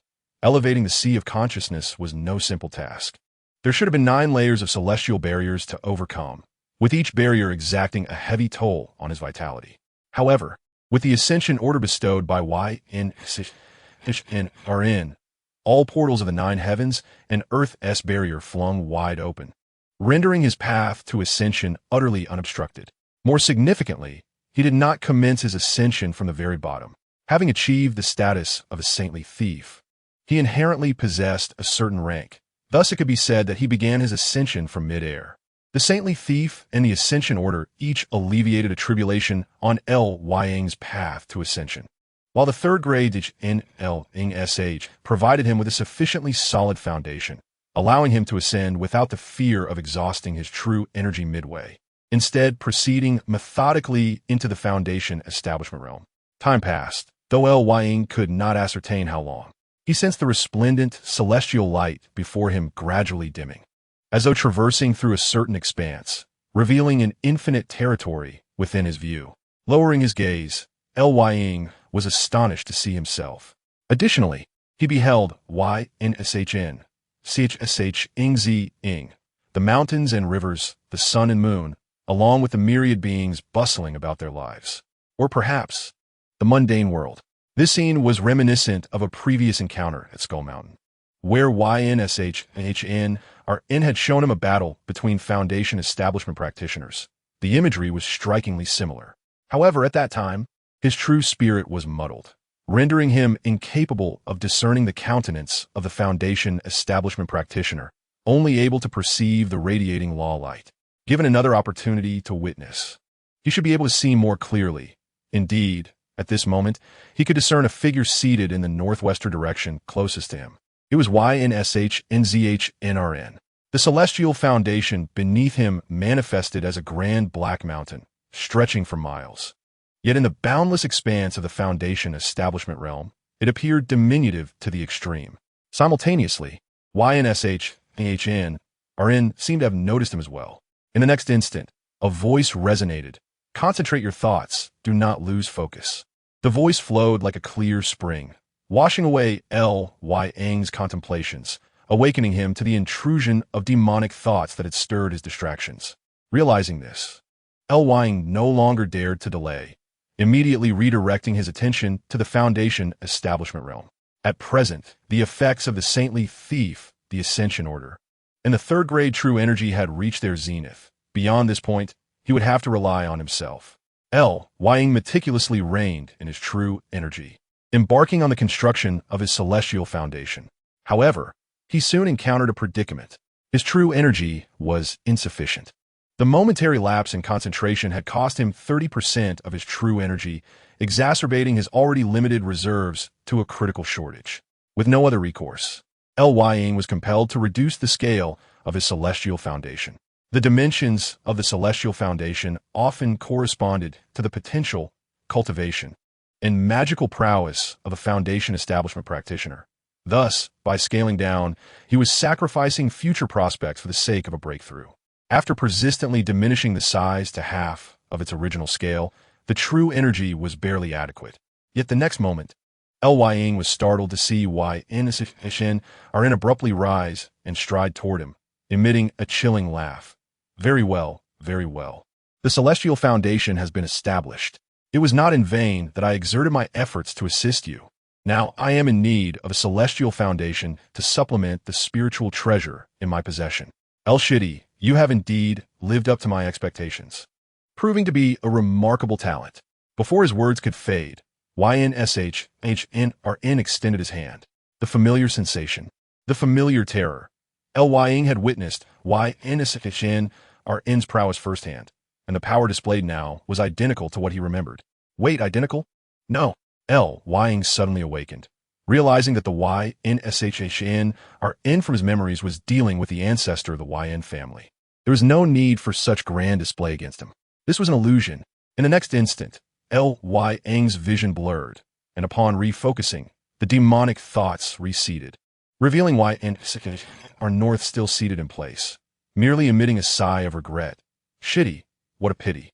Ying lowered his head, noticing that the celestial foundation he had painstakingly crafted was now riddled with countless flaws due to the brief influence of demonic thoughts. Seeing this, he could only smile wryly. What a hardship. Boom! As his words fell, the sound of the celestial foundation shattering resonated throughout the foundation establishment realm, even provoking changes in the external celestial phenomena, the wind howling as if the heavens wept. Ying committed this experience to memory while silently reciting B-I-S-H-S-H. Chapter 74. Sixth Life. Your attempt to establish a foundation has failed, resulting in death and the dissolution of your Tao. Current remaining pages of B-I-S-H-S-H. 94. Reopening a life. You may choose one of the following rewards from your previous life. 1. Treasures. 2. Cultivation. 3. Lifespan. 4. Forfeit all rewards and randomly awaken a talent based on past experiences. The individual called by name stepped forward. I choose cultivation.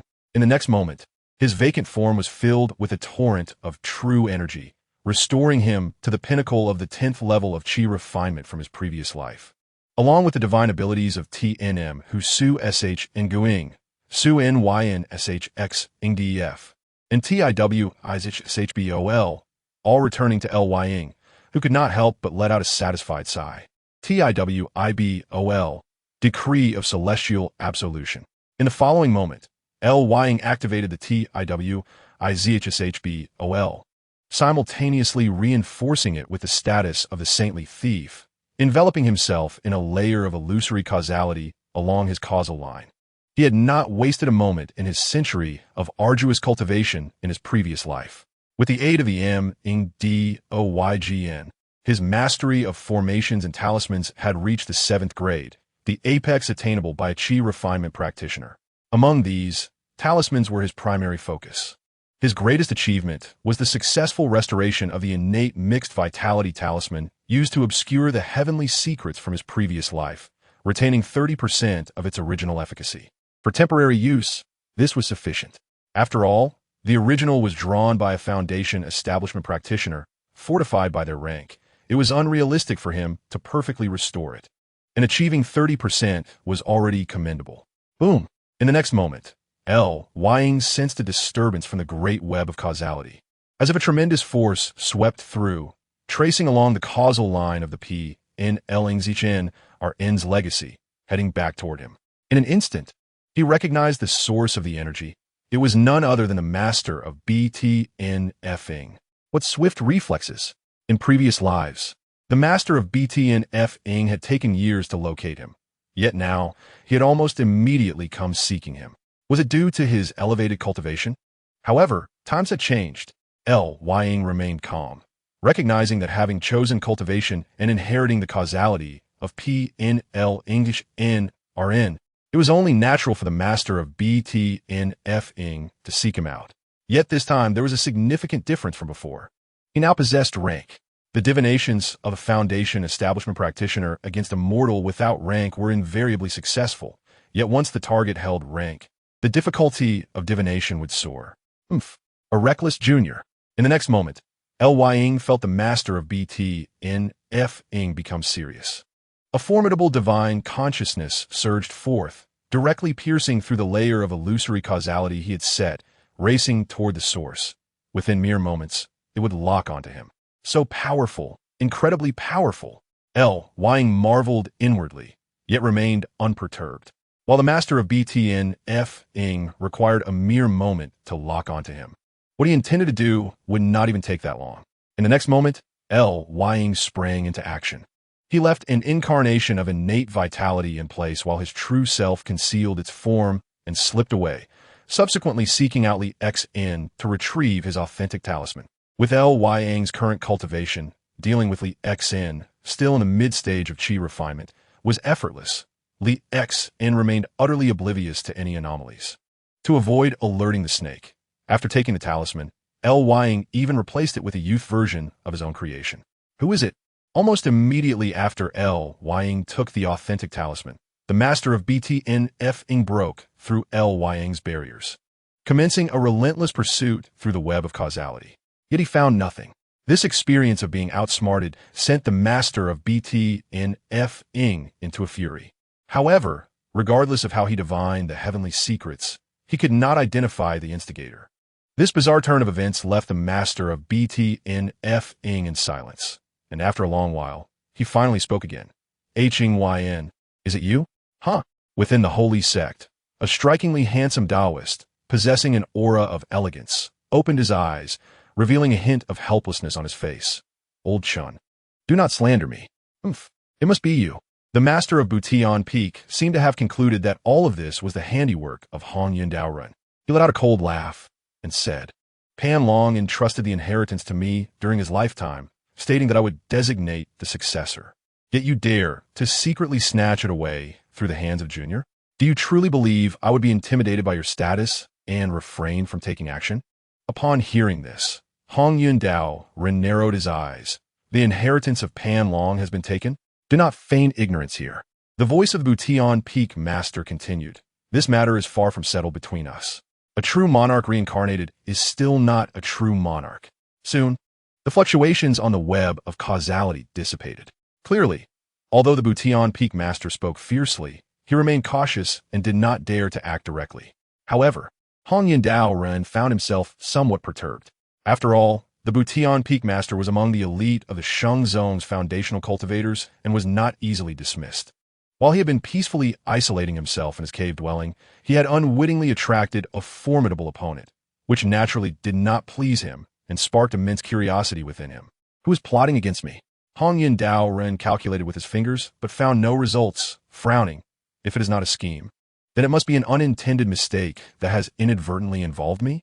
How intriguing. According to Butian's words, a junior had taken the Pan Long inheritance from him, yet he had not deduced who it was. Which junior possesses such audacity? With that thought, Hong Yun Daorun shifted his gaze. Almost simultaneously, a disciple within the Sheng Zone suddenly lifted his head, his previously muddled thoughts becoming clear, and his demeanor transformed into one of grandeur. His name was Xiao Shiyi. How terrifying! Within the Hehuan Hall, Liu Yang had already been led into the cave dwelling by Yusuzhan. It was identical to the developments of his previous lives, and Liu Xin was already waiting at the entrance. However, this time, Liu Yang had a change of heart. In this lifetime, I am destined to cultivate the Tai Yin Tue Xing Shi Jiezhen Fa, which requires me to die once. Therefore, it would be better to die here. This time, Liu Yang planned to be surpassed by Yusuzhan. Additionally, he intended to use Yusuzhan's hands to test a notion he held in his mind, the correctness of which would determine his goals for this lifetime. That notion was the art of stealing heavenly secrets. This foundational secret technique, traded to him by Zhao Su-he, allows one to plant their own vital energy into another through dual cultivation with the opposite sex. enabling others to unwittingly serve as a vessel for oneself. Liu Yang's idea was simple. Can this technique be stacked? Since this secret technique is limited to the opposite sex, if he were to use it himself, it would only apply to females, such as Fei Xia Xianzi or Qing He Xianzi. However, both Fei Xia Xianzi and Qing He Xianzi had limited talents and abilities, completely failing to meet his requirements. The only one who met the criteria, Yin Yao Zhen, was far away in Jiange. In contrast, the males were different. Liu Xin, Zhao Su He, and Xiao Shiyi were all formidable candidates, each considered a foundational seed with abundant fortune, and they were right beside him. Thus, Liu Yang devised a plan. If the art of stealing heavenly secrets can be stacked, then I will first use it on Yu Su Zhen, turning her into a furnace, and then let her learn the art of stealing heavenly secrets to dual cultivate with Liu Xin, Zhao Su He, and Xiao Shiyi, thereby indirectly utilizing the technique on them. After all, Hong Yin Dao Run had nearly frightened him to death. This time, he would take his revenge. He had created a destined child, Xiao Shiyi, who surpassed countless disciples. Now, he would create a destined daughter, Yu Su Zhen, who would surpass Xiao Shiyi. Chapter 75. The Destined Daughter, Yu Su Zhen. Hiss. Accompanied by a violent convulsion, Yu Su Zhen sighed, and then stood up from the youth she had drained, who was now lifeless. Ha! It has finally come to fruition. Feeling the true energy coursing through her body, Yu Su Zhen nearly wept. After enduring countless trials within the Hehuan Hall, she had finally broken through to the first level of qi refining. After a brief loss of emotional control, Yu Su Zhen regained her composure, her bereits unfolding. Her formerly enchanting visage transformed into one of icy resolve, her beautiful eyes radiating determination. It is said that youth is fleeting and beauty fades, yet she did not wish to witness the day she aged. I shall pursue immortality. I desire eternal life. At this moment, the aspiration for immortality within Yu Su Zhen was more potent than ever.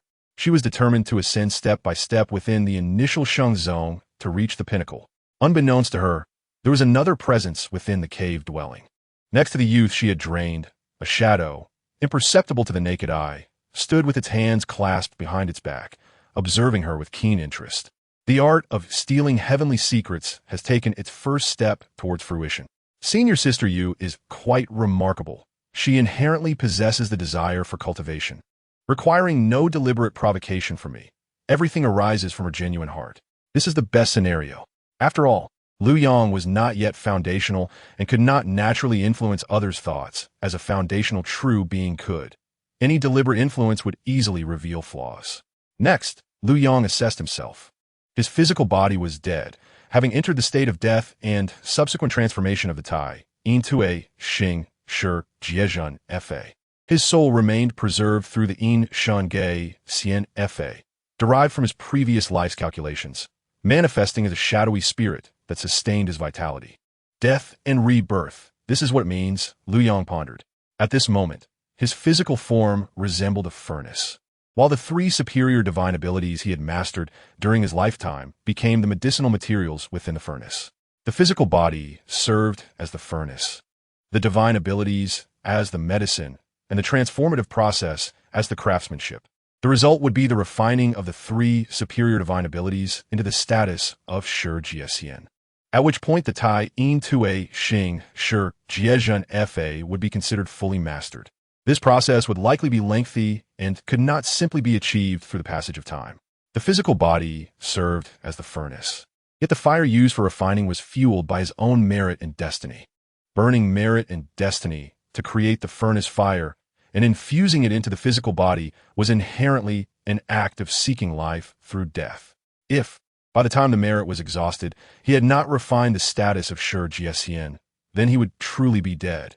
Indeed, if his merit and destiny were completely depleted, he might not even be reborn as a human in his next life, instead descending into the realm of beasts. No wonder no one within the Sheng Zone had heard of others refining this great divine ability. The rewards and sacrifices were utterly disproportionate. One can only imagine the resolve of the cultivator who originally conceived this divine ability. It was a gamble of a lifetime, leaving no retreat for themselves. This is cultivation. The path is solitary, with only progress and no retreat. One expends everything for a chance, and if fortunate, it is well. If unfortunate, what despair awaits. Reflecting on this, Lu Yang could not help but feel moved and shed tears. As his soul lost the protection of a physical body, his mind became difficult to maintain and emotions surged. Lu Yang quickly gathered himself and turned his gaze towards Yu Suzhan. Although Yu Suzhan appeared unchanged internally, she was no longer truly herself, but had taken on Lu Yang's essence. The art of stealing heavenly secrets had effectively transformed her into a human furnace. From this point onward, regardless of her cultivation level, Lu Yang could drain her cultivation energy with merely a thought, then replenish himself. However, there was no rush. Next, he would devise a method to appropriately pass on the art of stealing heavenly secrets to her, then let her surpass others, fatten her up before the final harvest. With that thought, Lu Yang's gaze shifted to Lu Xian, who was waiting outside the cave dwelling. In the Sheng Zone, within the Hehuan Hall, Yu Suzhan followed Lu Xian, her steps graceful, her form alluring, yet her face bore an air of icy detachment, as if repelling all who approached. This stark contrast, combined with Yu Suzhan's already exquisite features, immediately drew the attention of many disciples. Even Lu Xian could not help but steal a glance at her, his eyes revealing a hint of forbidden desire, though he quickly suppressed it. Matters of importance were at hand. "Thank you, senior brother," Yu Suzhan bowed slightly. And from Lu Xian's vantage point, he could see a vast expanse of pure white, accompanied by a subtle, enchanting fragrance wafting towards him. Lu Xian swallowed hard, and in a sudden movement, he pulled her into his embrace. In that fleeting moment, the beauty fell into his arms, her serene face revealing a hint of just the right amount of panic, her voice ringing clear and melodious. "Ah, senior brother, what are you doing? Quickly, let go of me. I have no intention of engaging in dual cultivation anymore." As she spoke, Yu Suzhan pushed against Lu Xian. However, her delicate hands, as white as jade, rested lightly on Lu Xian's chest. Instead of applying force, they felt almost as if they were gently massaging him. Observing this, Lu Xian's desire intensified, and he could not suppress a wicked laugh. "Junior sister, you have misunderstood. We're not engaging in dual cultivation. We are merely discussing the Tao." With that thought, Lu Xian disregarded Yu Suzhan's resistance and directly carried her into the cave dwelling, intending to indulge himself before attending to serious matters. A day later, the languor from their previous encounter had thoroughly dulled Lu Xian's senses, leaving him defenseless. Just then, Yu Suzhan gracefully rose. It was only then that Lu Xian noticed his long spear had turned black, exuding a putrid odor. His expression shifted dramatically as he glared at Yu Suzhan in fury. "Did you poison me? What else could it be?" Yu Suzhan replied impassively, her earlier allure seemingly a fade. "If you intend to harm me, am I not permitted to retaliate? How could you, wretched woman? How did you discover my intentions?" Lu Xian gritted his teeth, desperately attempting to circulate his true energy to suppress the poison, but to no avail. He could only watch helplessly as his body grew weaker. Yu Suzhan, seeing his plight, let out a cold laugh. "Initially, I was unaware, but I found it suspicious.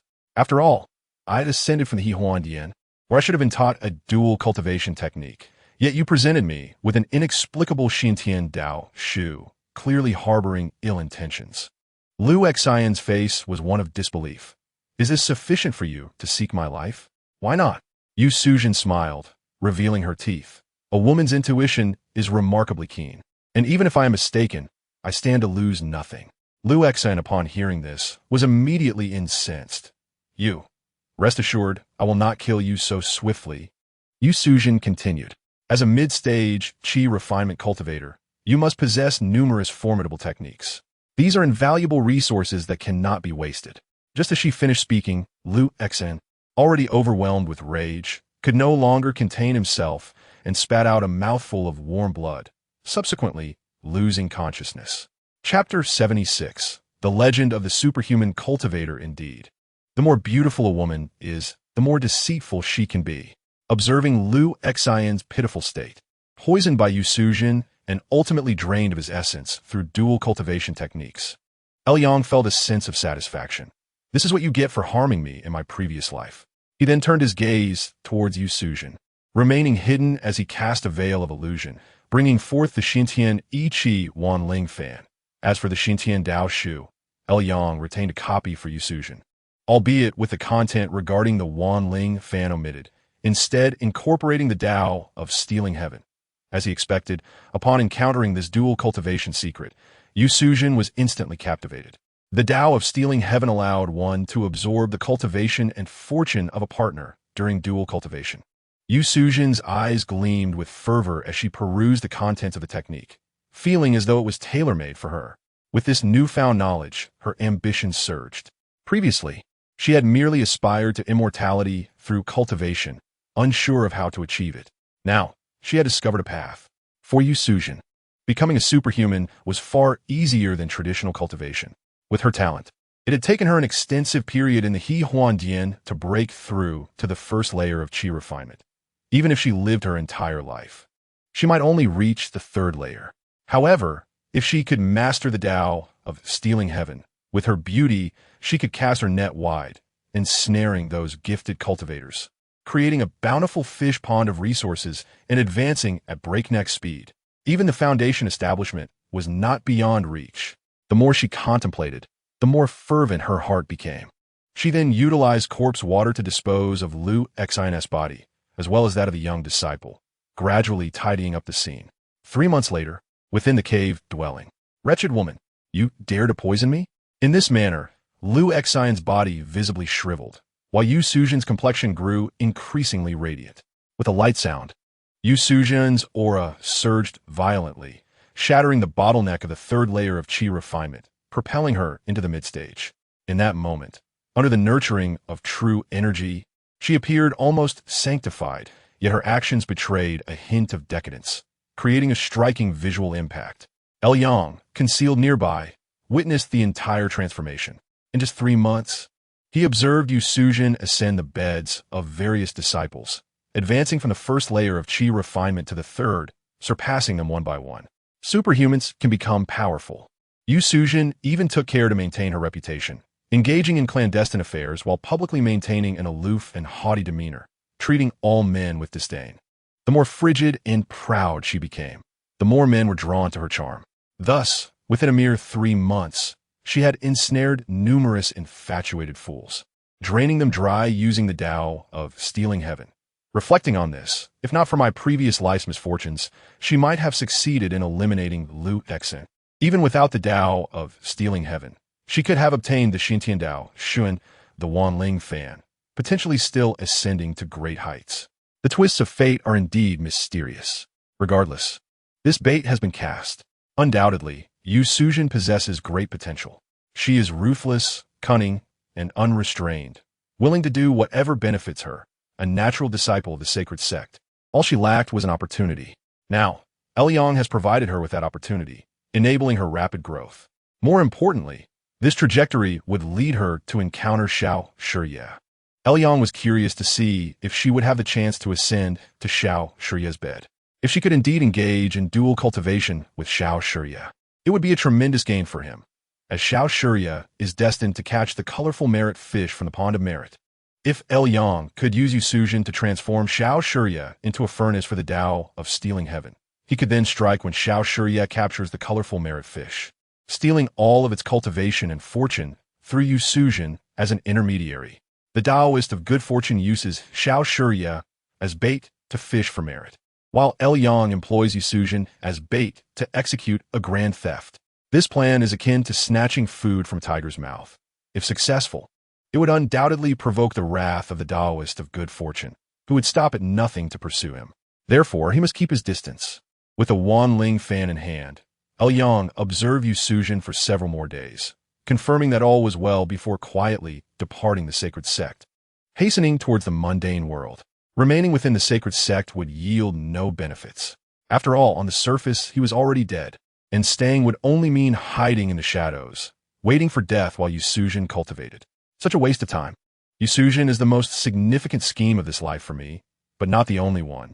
Even if I successfully master the Tao of stealing heaven in the Taiyin transformation technique, along with the saintly theft and third-grade true energy, I would only have a 40% chance of breaking through to foundation establishment. I must find other means. Moreover, keeping a distance has its advantages. Once Yu Suzhen's plan succeeds, If the foundation establishment cultivator becomes enraged and begins to scour the consequences, hiding within the sacred sect would be akin to courting death. If I am far away, even if the foundation establishment cultivator is furious, it will take time for them to seek me out. This time difference is sufficient for me to attempt a breakthrough to foundation establishment. Eliang would not place his hopes on the possibility of remaining undetected. After all, the patriarch of the Yun family in his previous life had discerned his existence through a divination tool. He would only consider the worst-case scenario. Regarding Yu Suzhan, Liu Yang merely needs to occasionally deduce the intertwining of cause and effect, observing her actions to ensure they remain under his control. Upon departing from the Sheng Zone, Liu Yang felt an overwhelming sense of freedom, as if the skies were vast enough for birds to soar and the seas wide enough for fish to leap. His corporeal form lay concealed within the Wanling fan, a remarkable treasure that encapsulated the universe, capable of harboring his transforming body for him to carry. Additionally, the Wanling fan harbored another opportunity that stirred his interest.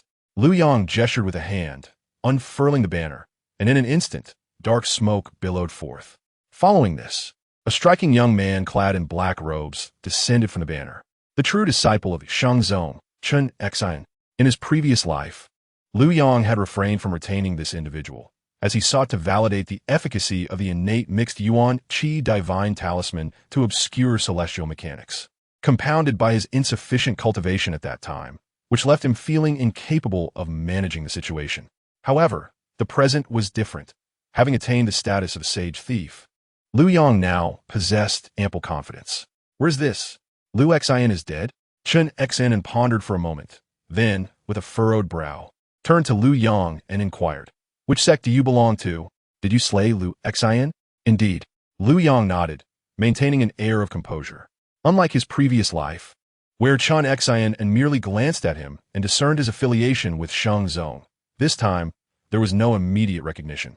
Liu Yang understood that in this life, he had not ignited the life lamp at the initial Sheng Zong, but had instead employed an illusion to mislead. Furthermore, his primary cultivation method was the Jiu Bianlong Ju, not the secret teachings of Sheng Zong, which led to Chen Xian's momentary misjudgment. Chapter 77. A glimpse into the world of cultivation without any concealment. I am Chen Xian, a disciple of the Yu Shu Jianguo. Jian Xinang, appearing sincere and dignified, remarked on the Wanling fan. In life, I was harmed by the malevolent Liu Xian, which may have amused you, my friend. Oh. Liu Yang narrowed his eyes at these words. Young man, you are not being forthright. Compared to the other banner spirits, Chen Xian's state was evidently peculiar. He seemed to retain a portion of his autonomy, allowing for coherent thought. He was even capable of deceit. Wait. Before Liu Yang could finish his sentence, Chen Xian hastily interjected. Observing Liu Yang's confusion, he rolled his eyes and sighed. What you may not realize is that this treasure refines our true spirits. Should you destroy it, not only would we be unable to reincarnate, but we would also be buried alongside it. This was a falsehood. In his previous life, Liu Yang had diligently cultivated for a century and had nearly mastered the Wanling fan, understanding its intricacies even better than Liu Xian. Thus, he could easily discern that Chen Xian was lying. But why was he lying? Liu Yang's thoughts raced. Logically, the spirits on the Wanling fan were akin to the deceased, and the chance of reincarnation was a blessing from the heavens. Who could escape such a fate? Did this Chen Xian possess another method for resurrection? Intriguing. Liu Yang smiled, unabashedly inquiring, "Are you deliberately deceiving me? Is there a secret you wish to share?" At this, Chen Xian was momentarily taken aback. "Are you attempting to probe my soul?" However, the next moment, his expression froze, for he beheld a towering golden figure, imposing and unparalleled, crashing into his consciousness, instantly suppressing all his divine abilities. Status. How could this be? As a true disciple of Sheng Zong, Chen Xian was well acquainted with the significance of status, and Liu Yang's direct use of the sage thief status to impose control left no room for opportunity. "Speak. Were you plotting?" Liu Yang chuckled softly, effortlessly dominating Chen Xian's consciousness and swiftly extracting the torrent of information he sought from his memories. In the next moment, Chen Xian's lips began to move involuntarily as he divulged, "I have cultivated a divine ability known as the Zhan Yin Jian with Tian Kanmi. which allows me to differentiate consciousness and engage in possession. My intention was to first deceive you and then attempt to take possession of you, thus achieving rebirth. Fascinating. Observing the sweat-drenched Chun Xian, Lu Yang continued with a light-hearted inquiry. How did you plan to possess me? Quite simply, I would impart the Zhanyan Jian with Tian Kimi to you. This is a profound ability, and you cannot possibly resist its allure. However, the cultivation of this ability is exceedingly unique. The practitioner must sever 9 strands of their own consciousness and then unify them through a secret method. Yet, I shall not disclose the method of unifying the consciousness to you.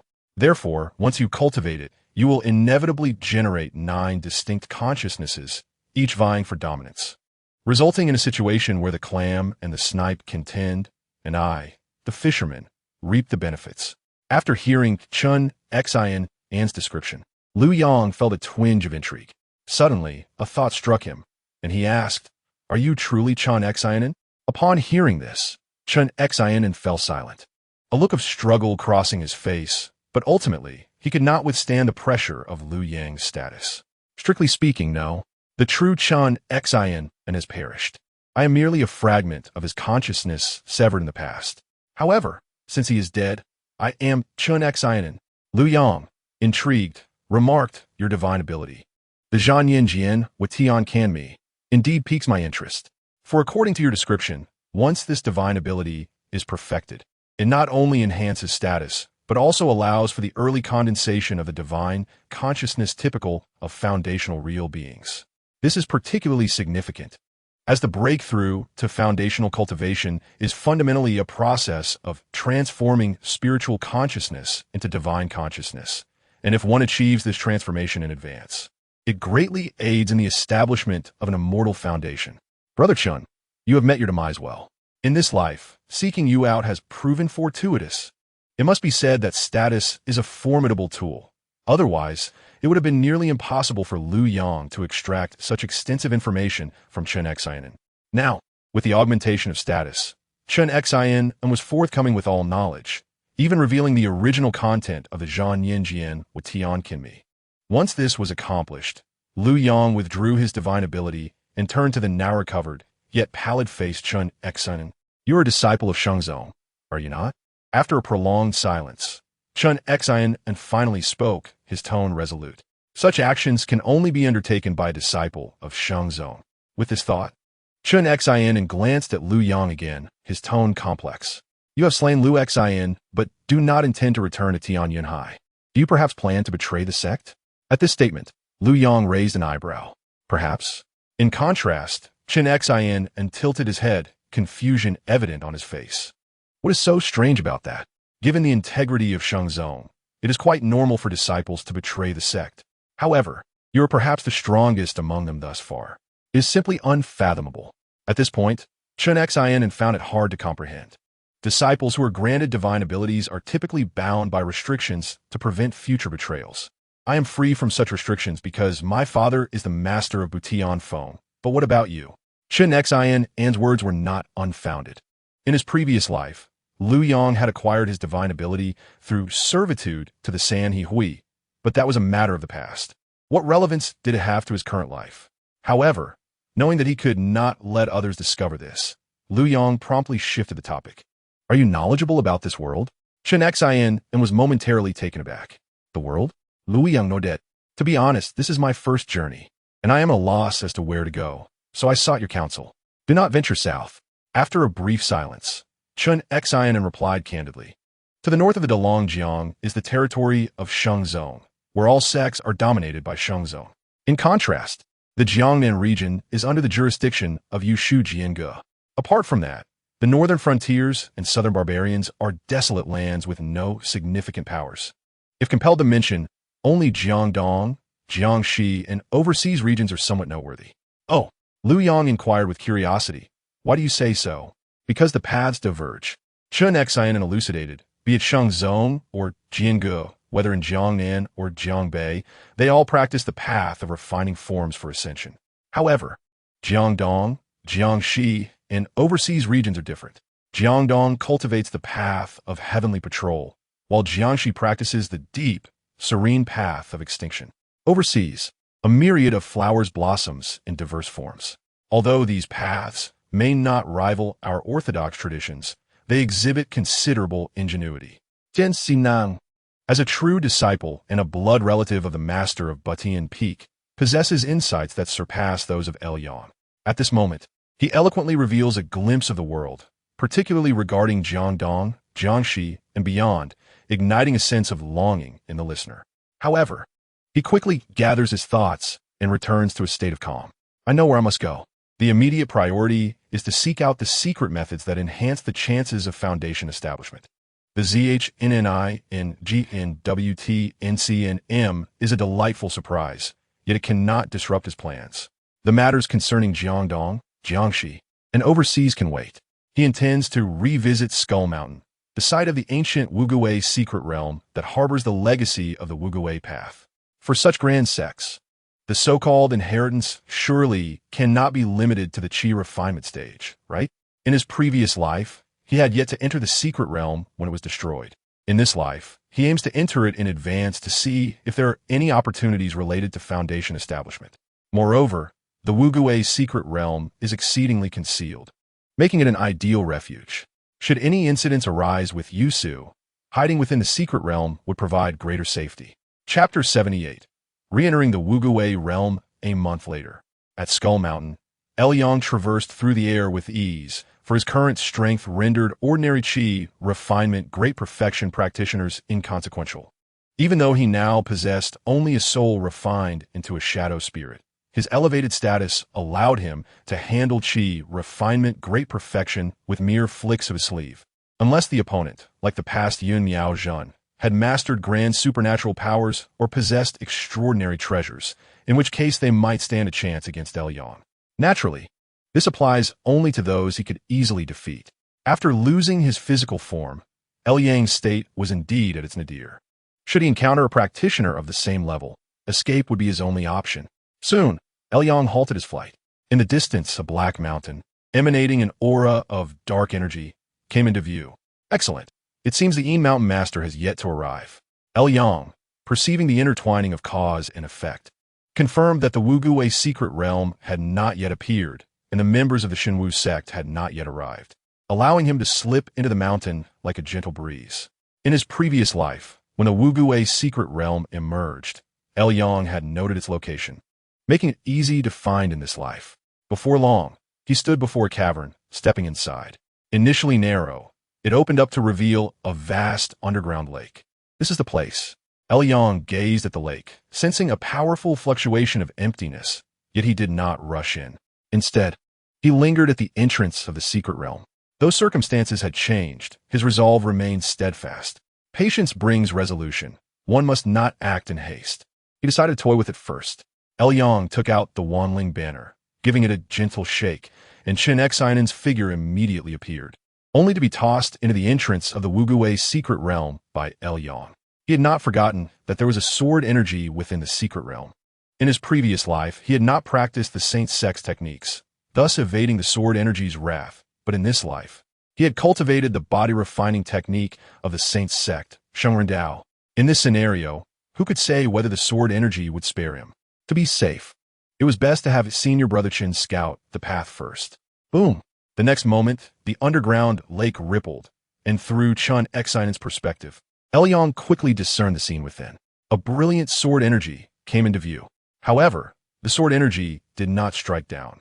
Instead, it locked onto Chen Xinan from afar, seemingly marking him, and then allowed him to enter the secret realm unimpeded. So straightforward. Clang! Almost simultaneously, the previously subdued sword energy erupted, and just as Chen Xinan was about to leave the secret realm, he instantly dissolved into a cloud of white mist.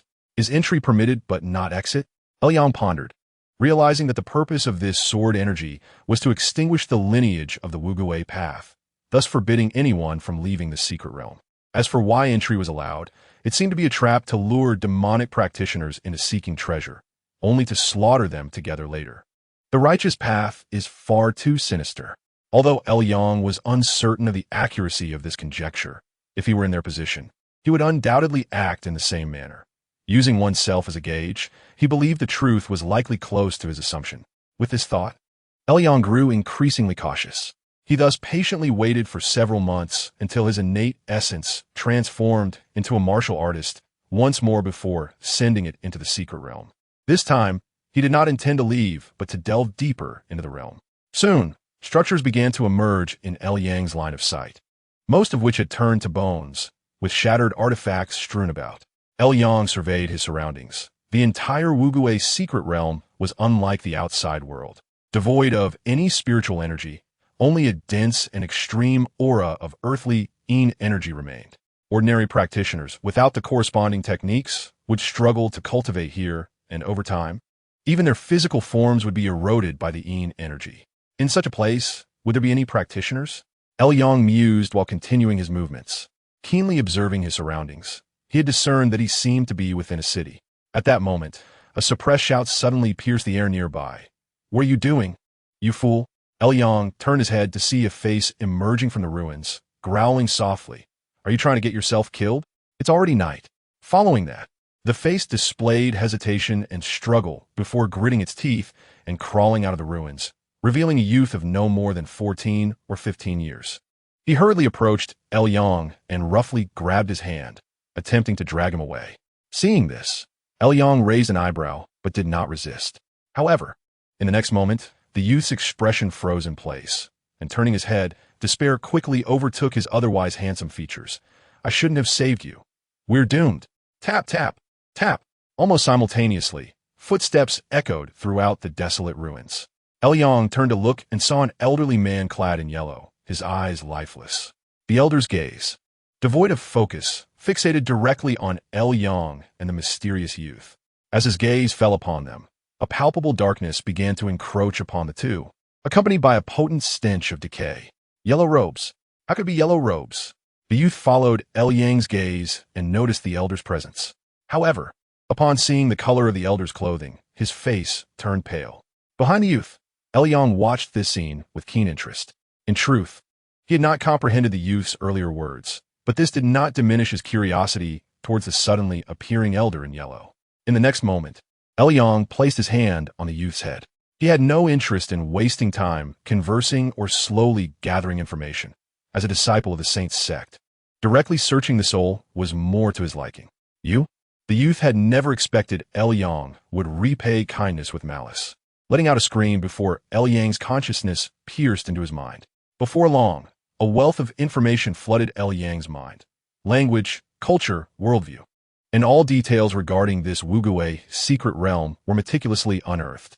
Night of 100 Ghosts, the mortal realm as a prison. Within the secret realm, sword energy hung above, preventing anyone from stepping in to cultivate. All were mere mortals, and only by devouring ghosts to serve Yenluo could one seek a glimmer of life.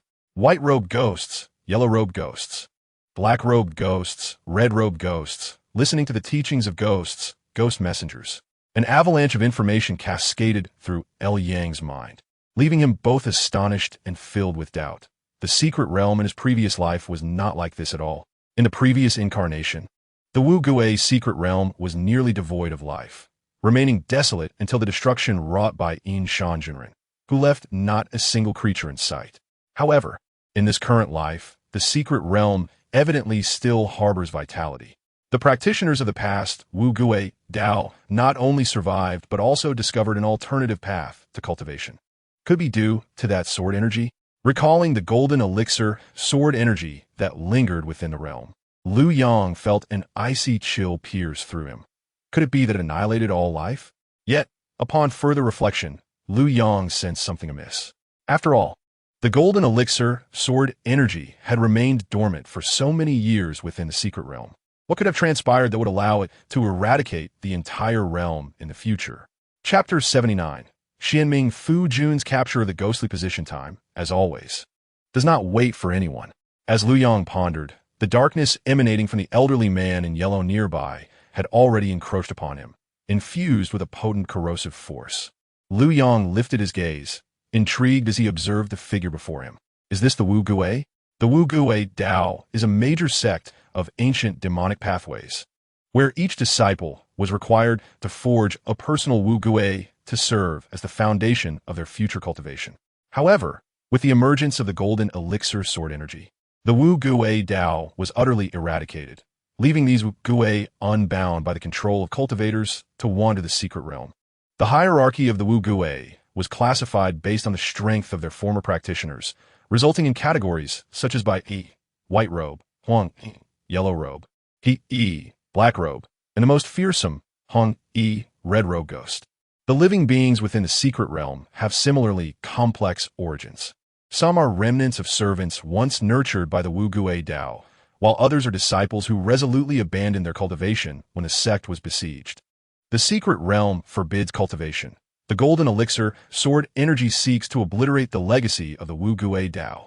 Thus, anyone who dares to tread the path of cultivation, even at the first layer of qi refinement, is met with lethal consequences from the sword energy. This is why Lu Yang, as an outsider, became a target for the sword energy, yet escaped immediate demise upon entering the secret realm. However, the situation was hardly different, for as long as the sword energy persists, he cannot leave the secret realm, rendering his existence akin to that of the deceased. The fate of the Wu Gui Dao is steeped in mockery.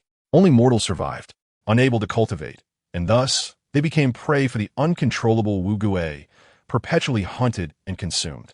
The ghost masters ultimately fell victim to the very ghosts they commanded. Nevertheless, humanity often finds a path even in dire circumstances. Though cultivation was prohibited, over the millennia, generations of mortals in the secret realm, undeterred by death, ultimately discovered a method to combat the Wu Gui. This method involves harnessing the ghosts to serve Yin Luo. In essence, it is a secret technique wherein one dedicates themselves to the Wu Gui, allowing them to be consumed while simultaneously borrowing the power of the Wu Gui. The architect of this system, self-styled as Tingyu Zhu Shi, established the Tingyu Sect, which has since become the sole sect within the secret realm, deeply rooted with a systematic approach to ghost mastery. Different titles are conferred based on the rank of the ghost controlled. A master of Bai Yi is called a Gui Chai. A master of Huang Yi becomes a Luo Sha, and a master of He Yi is referred to as Wu Chang. As for the most fearsome Hong Yi, those who can command them are instantly elevated to the status of elders within the Tingyu sect, known as Yin Luo in the secret realm. The variety is indeed remarkable. Despite the fact that those who tread this ghost mastery path seldom survive beyond a year and a half, while alive, their strength is unquestionable, capable of rivaling the pinnacle of qi refinement. The Huangyi ghost before Lu Yang possesses strength at the mid-stage of qi refinement.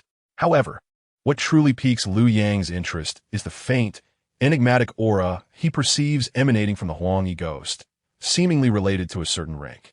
It bears a resemblance to fragments of divine powers, akin to superior divine techniques, albeit diminished in level to an almost imperceptible degree. Lu Yang extended his hand, swiftly capturing the Huangyi ghost and refining it in an instant. Indeed, it was related to rank, but not yet at the foundational level. The Wu Gui wandering within the secret realm must all be connected to a certain divine power, and these ghosts are fragments of that power. After a moment's contemplation, Lu Yang produced the Wanling fan. Subsequently, the Huangyi ghost was sent onto the banner, transforming into a spirit of the flag. Gradually, an unusual expression surfaced on Lu Yang's face. This was truly an unexpected delight. The Wu Gui within the secret realm harbored traces of rank aura, seemingly related to divine powers, and his Wanling fan could convert these ghosts for his own use. Lu Yang was filled with joy, his thoughts racing as he realized that he could potentially subjugate and refine all Wu Gui within the secret realm through the Wanling fan, thereby recombining these fragments of rank, and perhaps even condensing a divine power that could assist him in breaking through to the foundational stage. With this thought, Lu Yang's heart ignited with fervor. The beings of this realm have long suffered under the scourge of the Wu Gui. I am inherently benevolent, compassionate at heart. Thus, I will take it upon myself to subdue these ghosts and restore peace to this land. He then turned his gaze toward the dazed youth. With his cultivation level, extracting the soul of a mortal would leave no lingering repercussions. He even left behind a martial arts cultivation method as compensation. Truly, I'm a great benefactor. At that moment, a voice suddenly resonated from the distant horizon. Lu Yang looked up and beheld a mass of dark clouds, within which stood a figure clad in black robes, accompanied by 2 young attendants and over a dozen beautiful maidens. At a glance, the young attendants brandished treasures and protection, while the maidens either fanned or held incense, or played flutes and pipes. Behind them trailed a lengthy procession, clad in black and white, wielding swanas and gongs, all the while performing music and dance, creating an imposing spectacle. What a Wu Gui here! The black-robed figure's gaze fell upon Lu Yang, furrowing his brow. Are you the commoner who delivered the news? Where's the Gui Chai of this place? Upon hearing this, Lu Yang cast a sidelong glance at him and replied nonchalantly, he is dead, according to the memories gleaned from the soul of the youth. That Gui Chai had long been dispatched by the Huang Yi ghost, which was why he had been hiding amidst the ruins to evade the Wu Gui's pursuit. The black-robed figure's frown deepened at Lu Yang's words. He suddenly gestured for one of the young attendants to produce a round mirror and direct it toward Lu Yang. Observing this, Lu Yang raised an eyebrow. With a sweep of his spiritual sense, he discerned the mirror's purpose but did not flinch, allowing the mirror's light to fall upon him. In the next moment, the black-robed figure revealed a cold smile. I wondered who it could be. Turns out it's the wild fox Zen from the outside world. You must be the one who killed the Gui Chai and seized the Wu Gui here. It seems today, this seat shall not spare you. Wild fox Zen. Lu Yang found this accusation utterly absurd. A minor sect within a secret realm had the audacity to label him a wild fox Zen? It was simply a reversal of natural order. Meanwhile, the black-robed figure felt no sense of incongruity. Though the Wu Gui's secret realm was reclusive, it was not entirely cut off from the world. Over the years, there have been occasions where wandering cultivators inadvertently stumbled into the secret realm. The black-robed figure had encountered many such instances. However, these wandering cultivators were weak, often at the initial stage of qi refinement, with the stronger ones barely reaching the mid-stage, rendering them feeble before the Anew sect. Over time, the black-robed figure naturally came to disdain so-called external cultivators. In the next moment, the black-robed figure focused his energy. His complexion, once flushed, turned pale, yet his lips became fuller and more vibrant, exuding an eerie aura of Taoist essence. He was harnessing a He ghost named Hu Ming Luo, which, as the name implies, could ascertain the name of its target once locked onto them. The black-robed figure would then utter the name, leading to the immediate soul extraction of the named individual, resulting in swift demise. With this ghost, he had always triumphed in confrontations. This time was no exception. He directly urged the ghost to divine the name of this wild fox Zen before him, and almost simultaneously, Lu Yang felt a response. Divining me? Yang raised an eyebrow, intrigued. These wraiths, as fragments of immense powers, had absorbed a trace of divine essence, and surprisingly, they could indeed influence causality. As he spoke, he performed a series of hand gestures to obscure the threads of fate. Although he believed that, given his own status, whatever conclusions the opponent reached would be inconsequential, he adhered to the principle that a gentleman does not stand beneath a crumbling wall, thus avoiding unnecessary risks. How could this be? Witnessing the failure of Ming Lu, the figure in black robes was immediately flustered, unable to comprehend why his invincible wraiths had encountered such an anomaly. Yang shook his head at the sight, declaring it utterly lacking in challenge, far inferior to the foundational level. Nonetheless, it was fortuitous, as ascending from below was not his usual modus operandi. He was far more adept at defeating enemies across realms. Meanwhile, the black-robed figure seemed to have a sudden epiphany. He reached into his robe and produced a statue carved from red wax, its countenance dignified and solemn, with 3 long incense sticks standing atop its crown. Without uttering a word, he ignited the incense. In the next moment, emerald flames erupted behind the statue's head. Please, manifest, ancestor. The black-robed figure bowed deeply, and instantly, clouds of auspicious vapor emanated from the 3 incense sticks, causing the statue's expression to relax. Following this, celestial music filled the air, heavenly rain fell, and golden lotuses emerged from the earth, myriad phenomena accentuating the statue's presence, rendering it increasingly sacred and imposing. Its features animated, despite being crafted from wax. It appeared as if a living being, addressing Yang with a booming voice, "Who dares to offend my sect?" Ordinary observers would merely perceive the statue as lifelike, resembling a human. However, in Yang's eyes, it remained just a statue, animated by divine light manifesting beneath his feet. This divine light was profound, intricately inscribed with 7 floating seal characters, continuously unleashing magnificent power. Elyong immediately realized this was the ultimate technique he had previously surmised, capable of being crystallized only after gathering countless wraiths from the Wraith's secret realm. It was named Su Nming F.J. in Shyuwi. Chapter 80. Listening to the shadows, gazing at the vividly lifelike red wax statue, Elyang's interest deepened. In his past life, he had dedicated a decade to studying the souls of foundational practitioners. Thus, he could discern that hidden within the statue was a fragment of a foundational soul.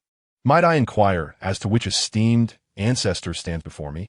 Elyong clasped his hands and regarded the statue with unwavering focus. Upon uttering these words, he stepped forward, vanishing in an instant, closing the distance between himself and the statue, his fingers converging into a fist to strike. Seeing this, Elyong did not flinch or evade, retaliating with a punch of his own. The black-robed figure, witnessing this, felt an overwhelming elation. This ancestral statue was no ordinary artifact. It was a treasured talisman reserved exclusively for high-ranking individuals within the Anew sect. Typically, possessing it would significantly slow one's consumption by wraiths, and in times of need, it could summon the true spirit of the ancestor to suppress adversaries. Despite being merely wax, a single blow from it could shatter mountains and split stones, far beyond the capacity of a mere mortal body to withstand. Thus, in his eyes, Elyong was seeking his own demise. Boom! In the next moment, a tremendous sound erupted between Elyong and the statue, a vast shockwave sweeping through the area, causing Elyang's form to disintegrate. Clouds rose and fell. Energies dispersed and coalesced, thick white smoke roiling and boiling, swiftly distancing itself from the statue before rapidly reforming Elyang's figure. What is this? The black-robed figure stared in astonishment, clearly shaken by Elyang's ability to manipulate his form, his gaze toward Elyong growing increasingly wary. On the other hand, Elyong was filled with admiration. One exquisite statue. Amidst his admiration, he firmly concluded that this so-called Anew sect was likely a remnant of a foundational practitioner from the Wraith's path, left behind after a reincarnation. I knew it. A creature with 100 legs does not die easily. Since the Wraith's path has not been entirely eradicated, it is certain that some formidable contingencies remain. Although the outcome observed in my past life suggested this contingency had failed, it still represented a colossal entity. As Elyong pondered, the statue charged once more. Not a worthy opponent. Elyong sighed, acknowledging that his innate embodiment, primarily trained in martial arts, was at a disadvantage against the statue, losing his greatest advantage, making victory inherently difficult. However, if you can summon spirits, then so can I. In the next moment, Elyong abruptly formed a hand gesture. Crack! A fissure opened behind Elyang's head, and a resplendent golden light surged forth, ultimately manifesting into a colossal hand that weighed more than a mountain. Outside the secret realm, Elyang's true self had intervened. The golden hand unfurled its fingers, revealing a blood-soaked array within its palm, and with a swift motion, it struck downward, engulfing the statue in the formation. Blood-washing heavenly river sword array, rise. Elyong chanted, and as he executed the hand gesture, a chilling rain of blood began to fall within the array. Each drop resembled a razor-sharp sword beam, cascading toward the statue. Impudent youth. The statue stood resolutely, surrounded by the howls of myriad wraiths, showing no fear. A fragment of the foundational soul within it regained clarity and transmitted a voice. A mere 7th-tier formation cannot harm me. Which sect do you belong to? If you can free me, I shall reward you handsomely. If you are sincere, come to the Anew sect's main hall for an audience. Esteemed ancestor seems to be misunderstanding. Outside the secret realm, Elyang's true self smiled coldly. The formation is not intended to deal with you. It merely serves to temporarily confine you, preventing your escape. What? In the next moment, the golden hand wielding the grand formation, Elyang's status as a sage was pushed to its utmost limit. He pressed his palms together forcefully, akin to erasing a line from a page, instantly obliterating everything in his palm. When the golden hand opened once more, the statue had been crushed to pieces. Only a remnant glow remained, grasped by Elyang's innate embodiment, revealing the divine light of Su Nim Ing Fj Nshyui. As for Yang true self, he simply severed his own arm. Subsequently, Yang maneuvered his embodiment to store away the Su Nim Ing Fj Nshyui. Examining it closely before letting out a sigh of regret, it remains incomplete at most 1%. Naturally, this statue appeared to be a mass-produced item and could not harbor overly potent techniques. Just as Yang sighed, the black-robed figure lost his composure. "You dare to destroy my sect's ancestral statue?" Hearing this, Yang raised an eyebrow. "So that esteemed one is indeed the Yu ancestor, surviving through successive reincarnations for over 1,000 years." The black-robed figure, however, paid no heed to Yang's words. The Yu sect was deeply rooted in the secret realm, revered by many. Now that the ancestral statue had been destroyed, it felt akin to an affront to his faith, driving him to madness. "Destroying the ancestral statue, my sect will not rest until we settle this with you." Before he could finish speaking, he roared and lunged towards Yang. Yang, witnessing this, chuckled coldly. "At this point, it is I who will not rest until I settle this with you." With that, he waved his sleeve, and an innate, true chi manifested as a colossal hand that seized the black-robed figure, then slammed him into the ground, reducing both man and wraith to powder. Yet, Yang did not depart immediately. Instead, he patiently waited. Soon, the surrounding energy began to coalesce once more, and a brand new black-clad wraith emerged. Unmistakably the wraith, Ing Lu, he had just obliterated. Yang observed the entire resurrection process of the wraith, exclaiming in wonder, "Indeed, this is the very reason the wraith's path has been able to endure until now." Wraiths cannot be killed. The wraith's secret realm was deeply entrenched, almost bound to the earth veins beneath Skull Mountain, forming a sealed cyclical system in perfect unity. Upon the demise of the Wu Gui, its essence transformed into a spectral energy, merging with the subterranean veins of the earth. Subsequently, this energy coalesced once more to manifest the Wu Gui, which then entered the secret realm, achieving a peculiar form of immortality. To unravel this enigma, one must either uproot the secret realm along with the skeletal mountain's energy source or compel the realm to emerge voluntarily. The latter is the method favored by Yin Shan Jinran, as the former is deemed too arduous for any soul to undertake. It is essential to recognize that even the Jin Dan Jinjun is not exempt from the cycle of life and death. When their lifespan concludes, they too must reincarnate and cultivate anew. Should they engage in actions that deplete their virtues excessively, their subsequent reincarnation will inevitably be fraught with tribulations. Thus, this Jin Dan sword energy remains within the secret realm, opting for a gradual approach rather than a sudden upheaval. From this perspective, my endeavor to harbor spectral beings is also questionable, as it may gradually deplete the spectral energy beneath the skeletal mountain. Yet what of it? Yang grasped at the newly revived specter cloaked in black, casting it into the Wan Ling fan without concern for its potential impact on the mountain's energy. Virtue? If it does not exist, then it is of no consequence. A humble existence in this life may allow for greater progress in the next. Chapter 81. The advancing Yu Jun after refining the specter in black with the Wan Ling fan. Yang did not linger, instead propelling himself forth in a streak of light, ready to embark on his grand ghost-hunting venture. The immediate priority was to amass a significant number of malevolent spirits to complete the Xianming Fu Jun Shiyue. Additionally, the cultivation of Zhan Yin Jian Wutian Kami must ascend the agenda, along with inquiries regarding Yu Jun progress. If fortune favors me, gathering the 3 grades of true energy, achieving the status of a saintly thief, and refining my essence into the realm of the undead, followed by mastering Zhan Yin Jian Wutian Kanmi to secure the Xianming Fu Jun Shiyue. I could then leverage the art of celestial thievery to extract from Yu Jun, thus enhancing my chances of success in foundational establishment to a formidable 60%. Yet as I contemplated, Yang furrowed his brow. A 60% probability still lacked stability.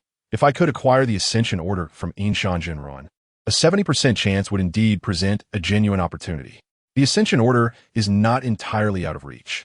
Should I gain dominion over the Wu Gui secret realm and resolve the Jin Dan sword energy conundrum, perhaps I could barter it for the Ascension Order with Yinshan Jinran. Nevertheless, Such matters require careful deliberation.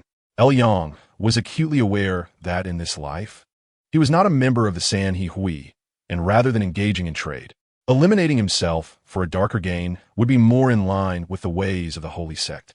Perhaps I could encourage you, Su Zhan, to devise a plan. With this thought, Yang directed his avatar to seek refuge in a desolate wilderness, subsequently withdrawing his consciousness to ascertain the situation concerning Yu Suzhen. At the initial holy sect, beneath the expansive sky and ocean of clouds, Yu Suzhen had long been forged into a vessel for celestial thievery by Yang. Their fates intertwined.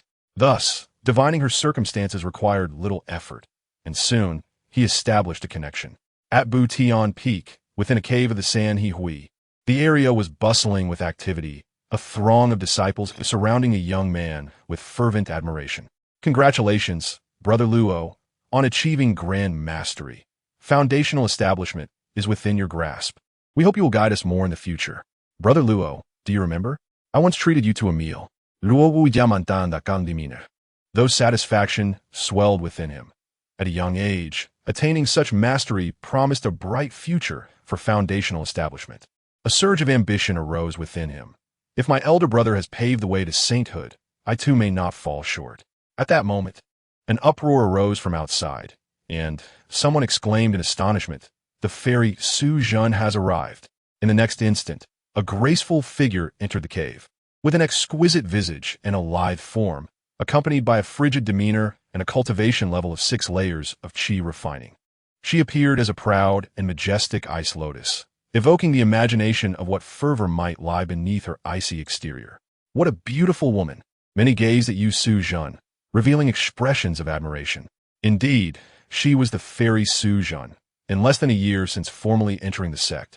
Her cultivation had soared, mere moments away from breaking through her bottleneck to become an advanced qi refining practitioner. Fairy Zhen has met Brother Luo. Yu Suzhen approached Luo Wuya, performing a slight bow, her demeanor composed and devoid of any allure, her dignified posture igniting a yearning within those present. "Thank you for your kindness, Sister Yu." Luo Wuya smiled with satisfaction. Yu Suzhen had garnered significant renown at Butian Peak and was known for her reclusiveness, rarely engaging with others. Her acceptance of his invitation brought him a sense of vanity and a burgeoning fondness for her. And to Brother Zhao and Sister Qinghe. Turning, Yu Suzhen acknowledged Zhao Su He beside Luo Wuya with a respectful nod, her gaze briefly meeting that of Lu Yuan Chun, a fellow disciple, before she nonchalantly averted her eyes. Soon, the banquet commenced. In no time, Luo Wuya and Yu Suzhen found themselves surrounded by admirers, driven by greed and desire, igniting the atmosphere with fervor. Such a spectacle naturally caught Luo Wuya's attention, as he was the center of the gathering, adept at handling the flattery directed towards him. And he grew curious about how Yu Suzhen would respond to this attention. In essence, it was a game of tug-of-war. Yet, none in attendance perceived this tension. Even if they did, they believed she was vying for their favor, interpreting her actions as signs of interest. Poor junior disciples, being toyed with by this woman. Luo Wuya mused, shaking his head, unable to suppress an unusual sensation within him, for throughout the event, Yu Suzhen had not once sought to draw closer to him. She truly seemed to embody the archetype of a proud, aloof cultivator, wholly devoted to her practice. An intriguing woman indeed. As the sun dipped below the horizon, the banquet concluded, and Yu Suzhen approached Luo Wuya once more, maintaining her dignified demeanor. She bowed slightly. "The day has grown late. I must return to my cultivation. I bid you farewell." Luo Wuya chuckled softly. "Thank you for your efforts, sister. It must have been challenging for you to engage with all these individuals considering your usual dedication to cultivation. I appreciate your understanding."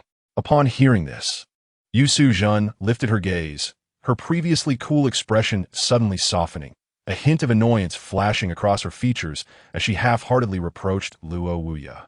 This tone and expression starkly contrasted with her earlier icy demeanor, as if the frost had melted, revealing a vibrant warmth that even Luo Wuya found captivating, awakening a thrill within him, as if he were glimpsing another facet of the icy fairy. However, Luo Wuya quickly regained his composure. "That may indeed be my oversight. Should you encounter any doubts in your training, feel free to consult me at any time." "Thank you, brother." Yu Suzhen's surprise was evident. and she nodded earnestly before turning to leave amidst the envious gazes of the onlookers. From a distance, Zhao Suhi's gaze flickered intriguingly. Shortly after, he approached Luo Wuya alongside Qing He to bid farewell. While Luo Wuya outwardly complied, an undercurrent of suspicion stirred within him. In the next moment, he discreetly extended a strand of spiritual awareness, following Zhao Suhi as he quietly departed. Upon exiting the cave, Zhao Suhi first dissuaded Qing He, who wished to engage in discourse, then sought a concealed spot to hide. Subsequently, he produced an invisibility talisman, shrouding his form, and stealthily made his way to Yu Suzhan's dwelling. After confirming the secret knock on her door, he slipped inside. Upon entry, he immediately beheld her delicate silhouette seated at a vanity, her back radiating allure. Zhao Suhi's heart ignited with fervor as he stepped forward. "Susin? Yu Suzhan arched her elegant neck, releasing a sigh that conveyed either resignation or acceptance, yet she allowed Zhao Suhi to approach her without resistance. The two individuals instantly ignited the tranquil chamber of the cave. As Zhao Shuhe reminisced about Yu Suzhan's serene demeanor at the banquet, contrasted with the fervor before him at this moment, he felt an inexhaustible strength surging within him. After a considerable period, they gradually came to a halt. On the couch, Yu Suzhan entwined her arm with Zhao Shuhe's and softly murmured, "Shuhe, I can no longer wait. Must our relationship truly remain concealed?" "Suzhan, I too harbor my own unspeakable burdens," Zhao Shuhe replied, shaking his head, offering only vague reassurances. The reality was straightforward. He had been betrothed by the Lord of Batian Peak to his daughter, making it impossible for him to have a partner. Thus, their affair could only remain clandestine. Contemplating this, Zhao Shuhe felt a twinge of guilt. After all, Yu Suzhan was so innocent, and he was deceiving her. After sharing tender moments for a while longer, Zhao Shuhe reluctantly took his leave, leaving behind some medicinal pills for her cultivation. Once he departed, Yu Suzhan gradually concealed her alluring demeanor, hiding the pills before retrieving a jade slip. After inscribing a message within it, a moment later, a series of knocks echoed at the door, signaling an agreed-upon code. Yu Suzhan promptly opened the door, and soon after, a figure leapt in, sweeping her off her feet. "Stop, Senior Brother Lu. I am not that kind of person." "What do you mean, stop? You hypocritical wretch. I know you still harbor feelings for Zhao Shuhe. Don't forget, I have leverage over you." After more than 2 hours had passed, Lu Yuanshan departed with satisfaction, while Yu Suzhan lay on the bed, silently shedding tears. Yet in the next moment, a gentle sound of footsteps approached from behind. Senior Brother Luo? Indeed, he was a remarkable talent. Even he had never anticipated that merely a few months had passed, and Yu Suzhan had achieved such remarkable success in her extraordinary endeavors. He was bewildered but profoundly impressed. Chapter 82. A deal with the tiger. In contrast to Zhao Shuhe and Lu Yuanshan, Luo Wuya was not one to act hastily. Thus, he observed the scene discreetly with his spiritual sense. Nevertheless, upon witnessing the once serene and snow lotus-like woman, now disheveled and resembling a ravaged flower, sprawled across her bed, tears staining her exquisite features, he could not help but feel a peculiar unease. Junior Sister Yu, Luo Wuya inhaled deeply, then waved his hand, enveloping Yu Suzhan in a radiant light, alleviating the tension between them. He clearly saw a flicker of relief and gratitude cross Yu Suzhan's face. However, it quickly morphed into resignation and self-mockery. "I never imagined I would provide such amusement for my senior brother. Please, I implore you, do not let this matter spread." "Junior sister, you worry too much. I shall keep this matter confidential," Luo Wuya assured. "Thank you, senior brother." Upon hearing this, Yu Suzhan's delicate features grew increasingly bitter, her beautiful eyes reddening, resembling a weeping pear blossom, as if countless sorrows and grievances were brewing within her gaze. Before long, Luo Wuya inquired about the events that had transpired. "Ah, I see. Junior sister originally shared a deep connection with senior brother Zhao. Later, he was taken in as a disciple by the Lord of Batian Peak, while senior brother Lu obstructed him. You, concerned for senior brother Zhao, confronted him, only to be schemed against, losing your virtue and leaving yourself vulnerable, leading to your current predicament." Luo Wuya sighed as he regarded Yu Suzhan. As the second senior brother of the Sanha society, he was well aware that Zhao Shuhe was now the designated son-in-law of the Lord of Batian Peak, making it impossible for him to take a partner from outside. Undoubtedly, Yu Suzhen had been deceived in matters of the heart. Simultaneously, he noticed Yu Suzhen struggling to maintain her composure, softly saying, "Senior brother, it has grown late. I must rest. I hope you do not take offense." "I understand." Luo Wuyo nodded, recognizing her discomfort. He wished to assist, yet did not want to become embroiled in this murky situation, and could only sigh. "I shall take my leave." With that, he turned to depart. After his exit, Yu Suzhen slowly rose, sealing the cave and swiftly suppressing the sorrow and grievance on her face, transforming it into an expression of indifference. This should suffice. Different individuals require different approaches. For instance, Zhao Xiuhe. I have determined he is a romantic at heart. Thus, I feigned affection for him, willingly becoming his secret lover. As for Lu Yuanshan, after several tests, I discerned his lingering jealousy toward Zhao Xiuhe for receiving the Lord of Batian Peak's favor. Hence, I approached him under the guise of being Zhao Xiuhe's partner, and naturally we became entangled. As for Luo Wuyo, my strategy is yet another. Unlike the previous two, Luo Wuyo has achieved the consummation of qi refinement and aspires to foundational cultivation. To him, women are little more than ephemeral distractions. Such individuals seek emotional value. In plain terms, it is akin to persuading courtesans to reform. If Luo Wuyo were truly fixated on this, he would be ensnared, and I would have means to manipulate him. Should he choose to remain detached, that is acceptable as well. After all, he is merely a backup option. My pond is vast, and I do not lack for a prize catch. All previous interactions could be seen as forming a good rapport, and with time, they may yield unexpected results. Tailoring my approach to the individual. This is the essence of my self-cultivation as an extraordinary being. This is merely the larger fish. Besides him, I also nurture many devoted little fish.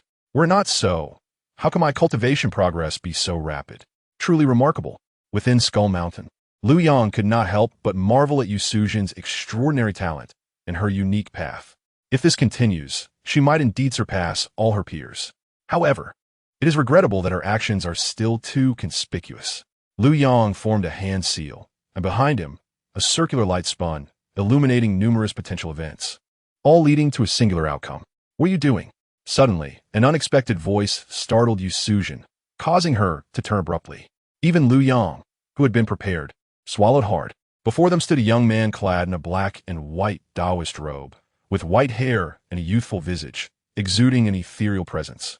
He appeared without warning in Yu Suzhen's cave, a warm smile on his face, yet his gaze was icy, fixed directly upon Yu Suzhen as if he could see into her very soul.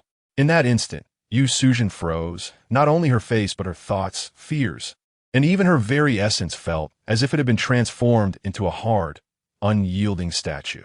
This was merely the residual force, for at this moment, the Lord of Batian Peak was not gazing at her. The true focus of his divine sense was on Lu Yang behind her. "Who dares to plot against my disciple? From where do you obtain the ability to steal heavenly secrets?" In the face of the Lord of Batian Peak's inquiry, Lu Yang remained calm, unfazed by his sudden appearance, as both Zhao Xiuhe and Lu Yuanshan were his disciples. Moreover, the ability to steal heavenly secrets was a technique he had acquired in his previous life from Zhao Xiuhe. Yet, such a marvelous secret art, where had Zhao Xiuhe obtained it? Considering the dual cultivation nature of this technique, the answer was self-evident. This was, in fact, created by the Lord of Batian Peak himself. Thus, from a moment he began to shape Yu Suzhen as the destined daughter, Lu Yang had prepared for the possibility of being discovered and confronted by the Lord of Batian Peak. Of course, he could not meet the Lord directly. Hence, he could only employ Yu Suzhen as bait to lure out the Lord, planning to meet him through her. With a thought, Lu Yang activated the ability to steal heavenly secrets, taking control of Yu Suzhen's body, and chuckled, "I merely wish to discuss a transaction with you, Senior." "It's you?" As Lu Yang's words hung in the air, the master of Batian Peak raised an eyebrow and remarked, "Was it not fortune on that day, but rather you who covertly seized the causal inheritance of the Panlong Jinren?" Yet, instead of displaying anger, the master chuckled, "How intriguing. What do you possess that warrants a transaction with me?" "Your esteemed bloodline," Lu Yang replied calmly. "I saved Chun Shi Xiao, and he now holds a glimmer of hope for rebirth. Surely, you would not wish to see your son's soul dissipate, would you?" At this, the expression of the Batian Peak master shifted dramatically. He swiftly began to deduce the causal connections, and soon uncovered Lu Xing, who had lost the protection of his divine talismans. However, no matter how he calculated the heavenly secrets, he could not glean any further information, nor could he ascertain Chu Sheng Sect's current state. This only piqued the master's curiosity further. After all, the ability to thwart his divinations suggested that the other party either had a foundation-building genre behind them or possessed a rare treasure of heavenly secrets. Whichever it was, this individual's audacity to threaten him was indeed remarkable. Truly, a disciple of our holy sect, he mused. Now, speak freely. I shall not. Liang shook his head. I intend for Yusu Jinren to employ the technique of stealing heavenly secrets to harvest the Zaishu, but I require a senior to obscure the causal links. Oh! At this revelation, the master's demeanor changed noticeably. His interest in Lu Yang rekindled. You wish to scheme against Hong Yun? Indeed. Lu Yang smiled. Zaishu serves as bait for Hong Yun Daoren. Should Yusu Jinren hastily attempt to harvest it, she will undoubtedly be discovered, and on her own, she cannot conceal the heavenly secrets. Thus, the only way to seize the prize is to find a foundation-building Jinren to collaborate with, and without a doubt, the master of Batian Peak is the most suitable candidate. On one hand, Chu Sheng Sect serves as a hostage. On the other, the master's relationship with Hong Yun Daoren is evidently strained. Naturally, Lu Yang was acutely aware of the risks involved in collaborating with the master of Batian Peak. A misstep could easily transform cooperation into a treacherous betrayal. It was a gamble with the tiger. Chapter 83. A fortuitous collaboration within the cave dwelling. As Lu Yang finished speaking, the master of Batian Peak seemed to genuinely regard this audacious junior with newfound respect. Suddenly chuckling lightly, "You are quite impressive. Would you be interested in becoming my son-in-law?" Liang raised an eyebrow in response. "I recall that you already have a son-in-law. The Panlong inheritance of Su, he was seized by you, and I desire the successor of Panlong to become my son-in-law. As for who that successor is, I am indifferent." The master of Batian Peak, unfazed, responded.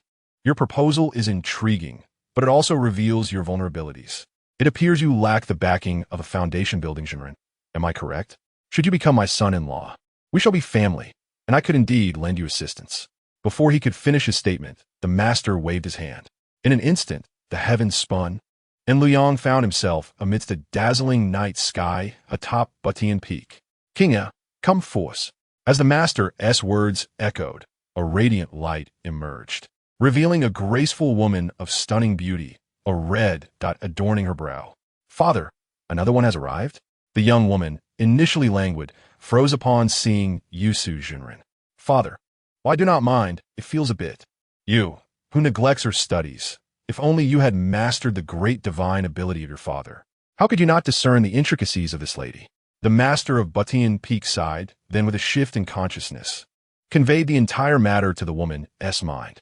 He then turned to Lu Yang. "This is my daughter, Chun Shuqian, who practices the Lu Dao Niefeng Ju. You cultivate the Jubian Huanlong Ju, and you two are destined to be perfect partners.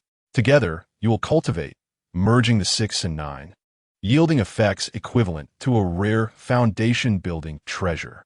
In all honesty, the conditions proposed by the master were indeed tempting. At first glance, agreeing seemed a fortuitous opportunity for both parties. However, this was the holy sect. How could opportunities within the holy sect come without complications? Ultimately, he nodded in agreement. "If it benefits us both, I shall consent, but it must wait until I have made my attempt at foundation building." Of course, the master of Batian Peak laughed heartily. "The higher your cultivation, the greater the benefits of dual cultivation with my daughter. I can also assist you with the Hongyan matter. Rest assured, with my veiling of heavenly secrets, nothing will be captured by the bait laid out this time." "Then I thank you, esteemed senior." Lu Yang clasped his hands. "To a delightful partnership." The master of Batian Peak grinned widely. "To a delightful partnership." As for everything that had just transpired, she remained blissfully unaware, all related memories having been effortlessly erased by the master of Batian Peak. It was only then that Chun Shuqian opened her eyes and softly remarked, "Father, this person has ambitious designs. Are we truly to collaborate with him?" At that moment, the master of Batian Peak withdrew his smile, responding coldly, "Ambitious designs? Indeed, what disciple of the holy sect lacks ambition? As for collaboration, I merely mentioned it casually to keep him pacified, lest he become a frightened bird and flee to where I cannot see. Curiously, Chu Sheng inquired, "So, father, you do not intend to assist him?" "On the contrary, I do plan to assist him. Otherwise, that scoundrel Chongwang would not dare to covet the light of the lantern. Under such circumstances, I shall manipulate the Hongyun matter once more, ensuring his fishing expedition fails and his fortunes dwindle, thus allowing me to return a favor to Chongwang. Why not? Moreover, if this individual truly intends to employ the technique of stealing heavenly secrets to enact a grand swap, I can trace his original body through the energy fluctuations. The fact that he could momentarily obstruct me in the web of causality suggests he possesses significant status, far superior to Zhao Xiuhe. Once I locate his original body and capture him, you can then use the Batian True Cannon to extract him thoroughly, enhancing the probability of foundation building by at least 30%. Throughout the conversation, it seemingly appeared that Liang had become mere prey on the chopping block. Yet Chu Sheng still harbored some concern, but my brother remains in his hands. That old man surely has ulterior motives. Outside the Wugui secret realm, Liang opened his eyes, his gaze icy. He must be plotting against me, seeking to discover my original body to serve as a vessel for his daughter. As for Chu Sheng, he is scarcely reliable. After all, he is the master of a peak in the holy sect, and even among foundation-building genre, he is exceptionally distinguished. Such a person is unlikely to care for familial affection. With this in mind, Liang could not help but scratch his head. This was exceedingly difficult. How had others managed to break through to foundation building compared to him? Surely, one could not simply amass a divine ability, a foundation-building spirit item, or a foundation-building secret technique and risk their life on a mere 30% chance. Regrettably, at this juncture, I have no choice but to gamble. Liang shifted his gaze towards the Wugui secret realm before him. Though he currently concealed himself well, it was evident he could not remain hidden forever. Moreover, the technique of stealing heavenly secrets was originally conceived by the master of Batian Peak. Once I activate it to drain Yusu Junren, it is highly likely that he will trace the source back to me. At that point, my only chance lies within the Wugui secret realm, where I might even leverage the Jindan Sword Qi to strike back. With the presence of Jindan Sword Qi, the Wugui secret realm becomes Liang's natural refuge. As long as he can enter, even if discovered later, neither the master of Batian Peak nor Hongyun Daoren would dare to intrude. At that time, he could cultivate slowly within the secret realm, gathering the Xianming Fuyinji to refine the Zhan Yanjian with Tianqin secret, ultimately achieving the transformation into an immortal through corpse dissolution. At the very least, he would possess a 60% chance of success in foundation building. As for the issue of the Wugui secret realm's entry and exit restrictions, it mattered little to him. As long as he could achieve foundation building, he could always choose to end his life and begin anew. If one must mention it, the Jindan Sword Qi is a somewhat unstable, ticking time bomb. After all, based on experiences from the previous life, this Jindan Sword Qi ultimately ravaged the entire Wugui secret realm.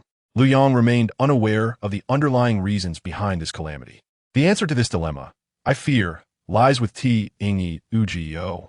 Could it be that he has committed some transgression, thus inviting the wrath of the J and D N sword energy upon the secret realm?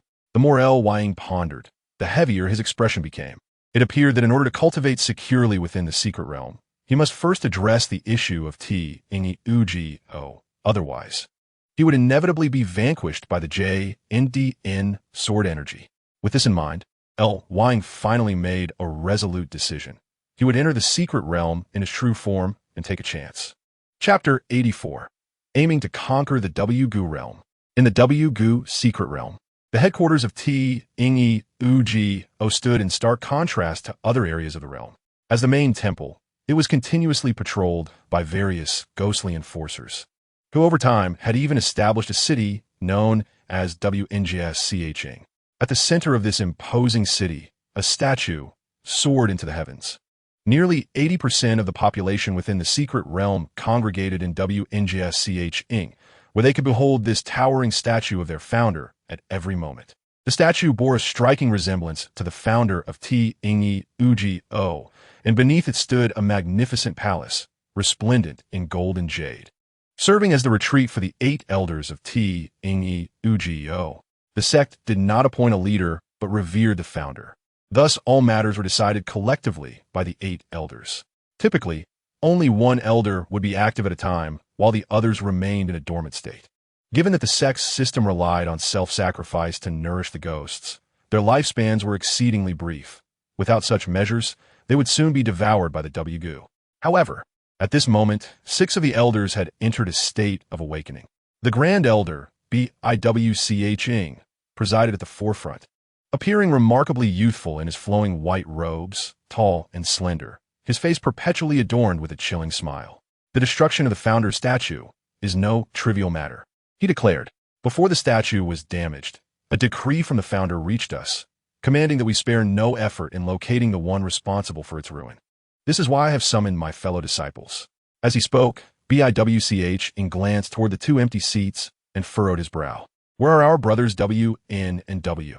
A robust man, clad in armor adorned with a bull's head, rose to his feet and replied. They have just returned to their positions. They require more time to awaken. Biwch nodded in approval. Very well, there is no rush. Before he could finish, another figure clad in black stood, his countenance fierce and corpulent, growling. Why wait for their awakening? According to our scriptures, although the outside world is filled with formidable opponents, none who have reached the founder's level dare to enter. Those outsiders who recently intruded and claim to be disciples of SH and WMN are a prime example. Instead of languishing here, we should take the initiative. The day and night spirits have returned and can monitor both the secret realm and the outside. Surely those outsiders cannot evade us. Indeed, brother speaks wisely, chimed in a striking young man with a third eye, smiling. How could a mere wild fox from the outside world possibly contend with us? This 3-eyed youth was none other than the day spirit among the spirits of day and night. His third eye, resplendent and golden, allowed him to perceive all visible phenomena within the secret realm. Conversely, the night spirit possessed the ability to detect all hidden occurrences. Together, they could observe everything transpiring within the Wu secret realm as if it were laid bare before them, rendering any adversary futile. Clearly, the 8 elders were divided into 2 factions. Biwch and NITUMEN represented one camp, advocating caution and suggesting they wait for all 8 to gather before pursuing the one responsible for the destruction of the founder statue. In contrast, HIWCH and the day and night spirits displayed unwavering confidence, believing that the outsiders posed no real threat and that they could handle the situation themselves. The younger disciples are being overly reckless, Biwch remarked, shaking his head, his smile unwavering. This matter is not simply about the statue's destruction. It also concerns the dignity of our sect. The individual responsible for this act is linked to a grand scheme of ours. As all present know, while this place is favorable, it ultimately serves as a cage. If we wish to extend our lives and ascend to greater realms, we must leave. Oh, HIWCH's gaze flickered with skepticism as he questioned. Are you suggesting that this person can assist us in departing? Impossible. Who can break the sword of heaven? Upon hearing this, the other elders exhibited visible trepidation. The sword of heaven, after all, was the JNDN sword energy that loomed ominously above the Wu secret realm, having become a nightmare for all within the realm for millennia, with no one daring to entertain thoughts of confronting it. We may not be able to break it, but that does not mean no one from the outside can. Biwch stated with a light chuckle. The founder had long devised a plan. As long as we can capture this individual, we can leverage their power to shatter that accursed sword of heaven. Biwch's words were imbued with conviction, while HIWCH and the others remained doubtful. They ceased to persist in their views now that Biwch had proclaimed this to be the founder's strategy. At that moment, 2 more figures materialized in the hall, their ethereal forms manifesting in the vacant seats. The WN and W judges had awakened. Upon witnessing this, Biwch burst into laughter. Excellent. I ask the day and night spirits to take action once the target is identified. NITUMEN will assist us in swiftly approaching. The day and night spirits nodded in agreement, simultaneously opening their mystical eyes. Yet in the next instant, they were taken aback. 2 disciples?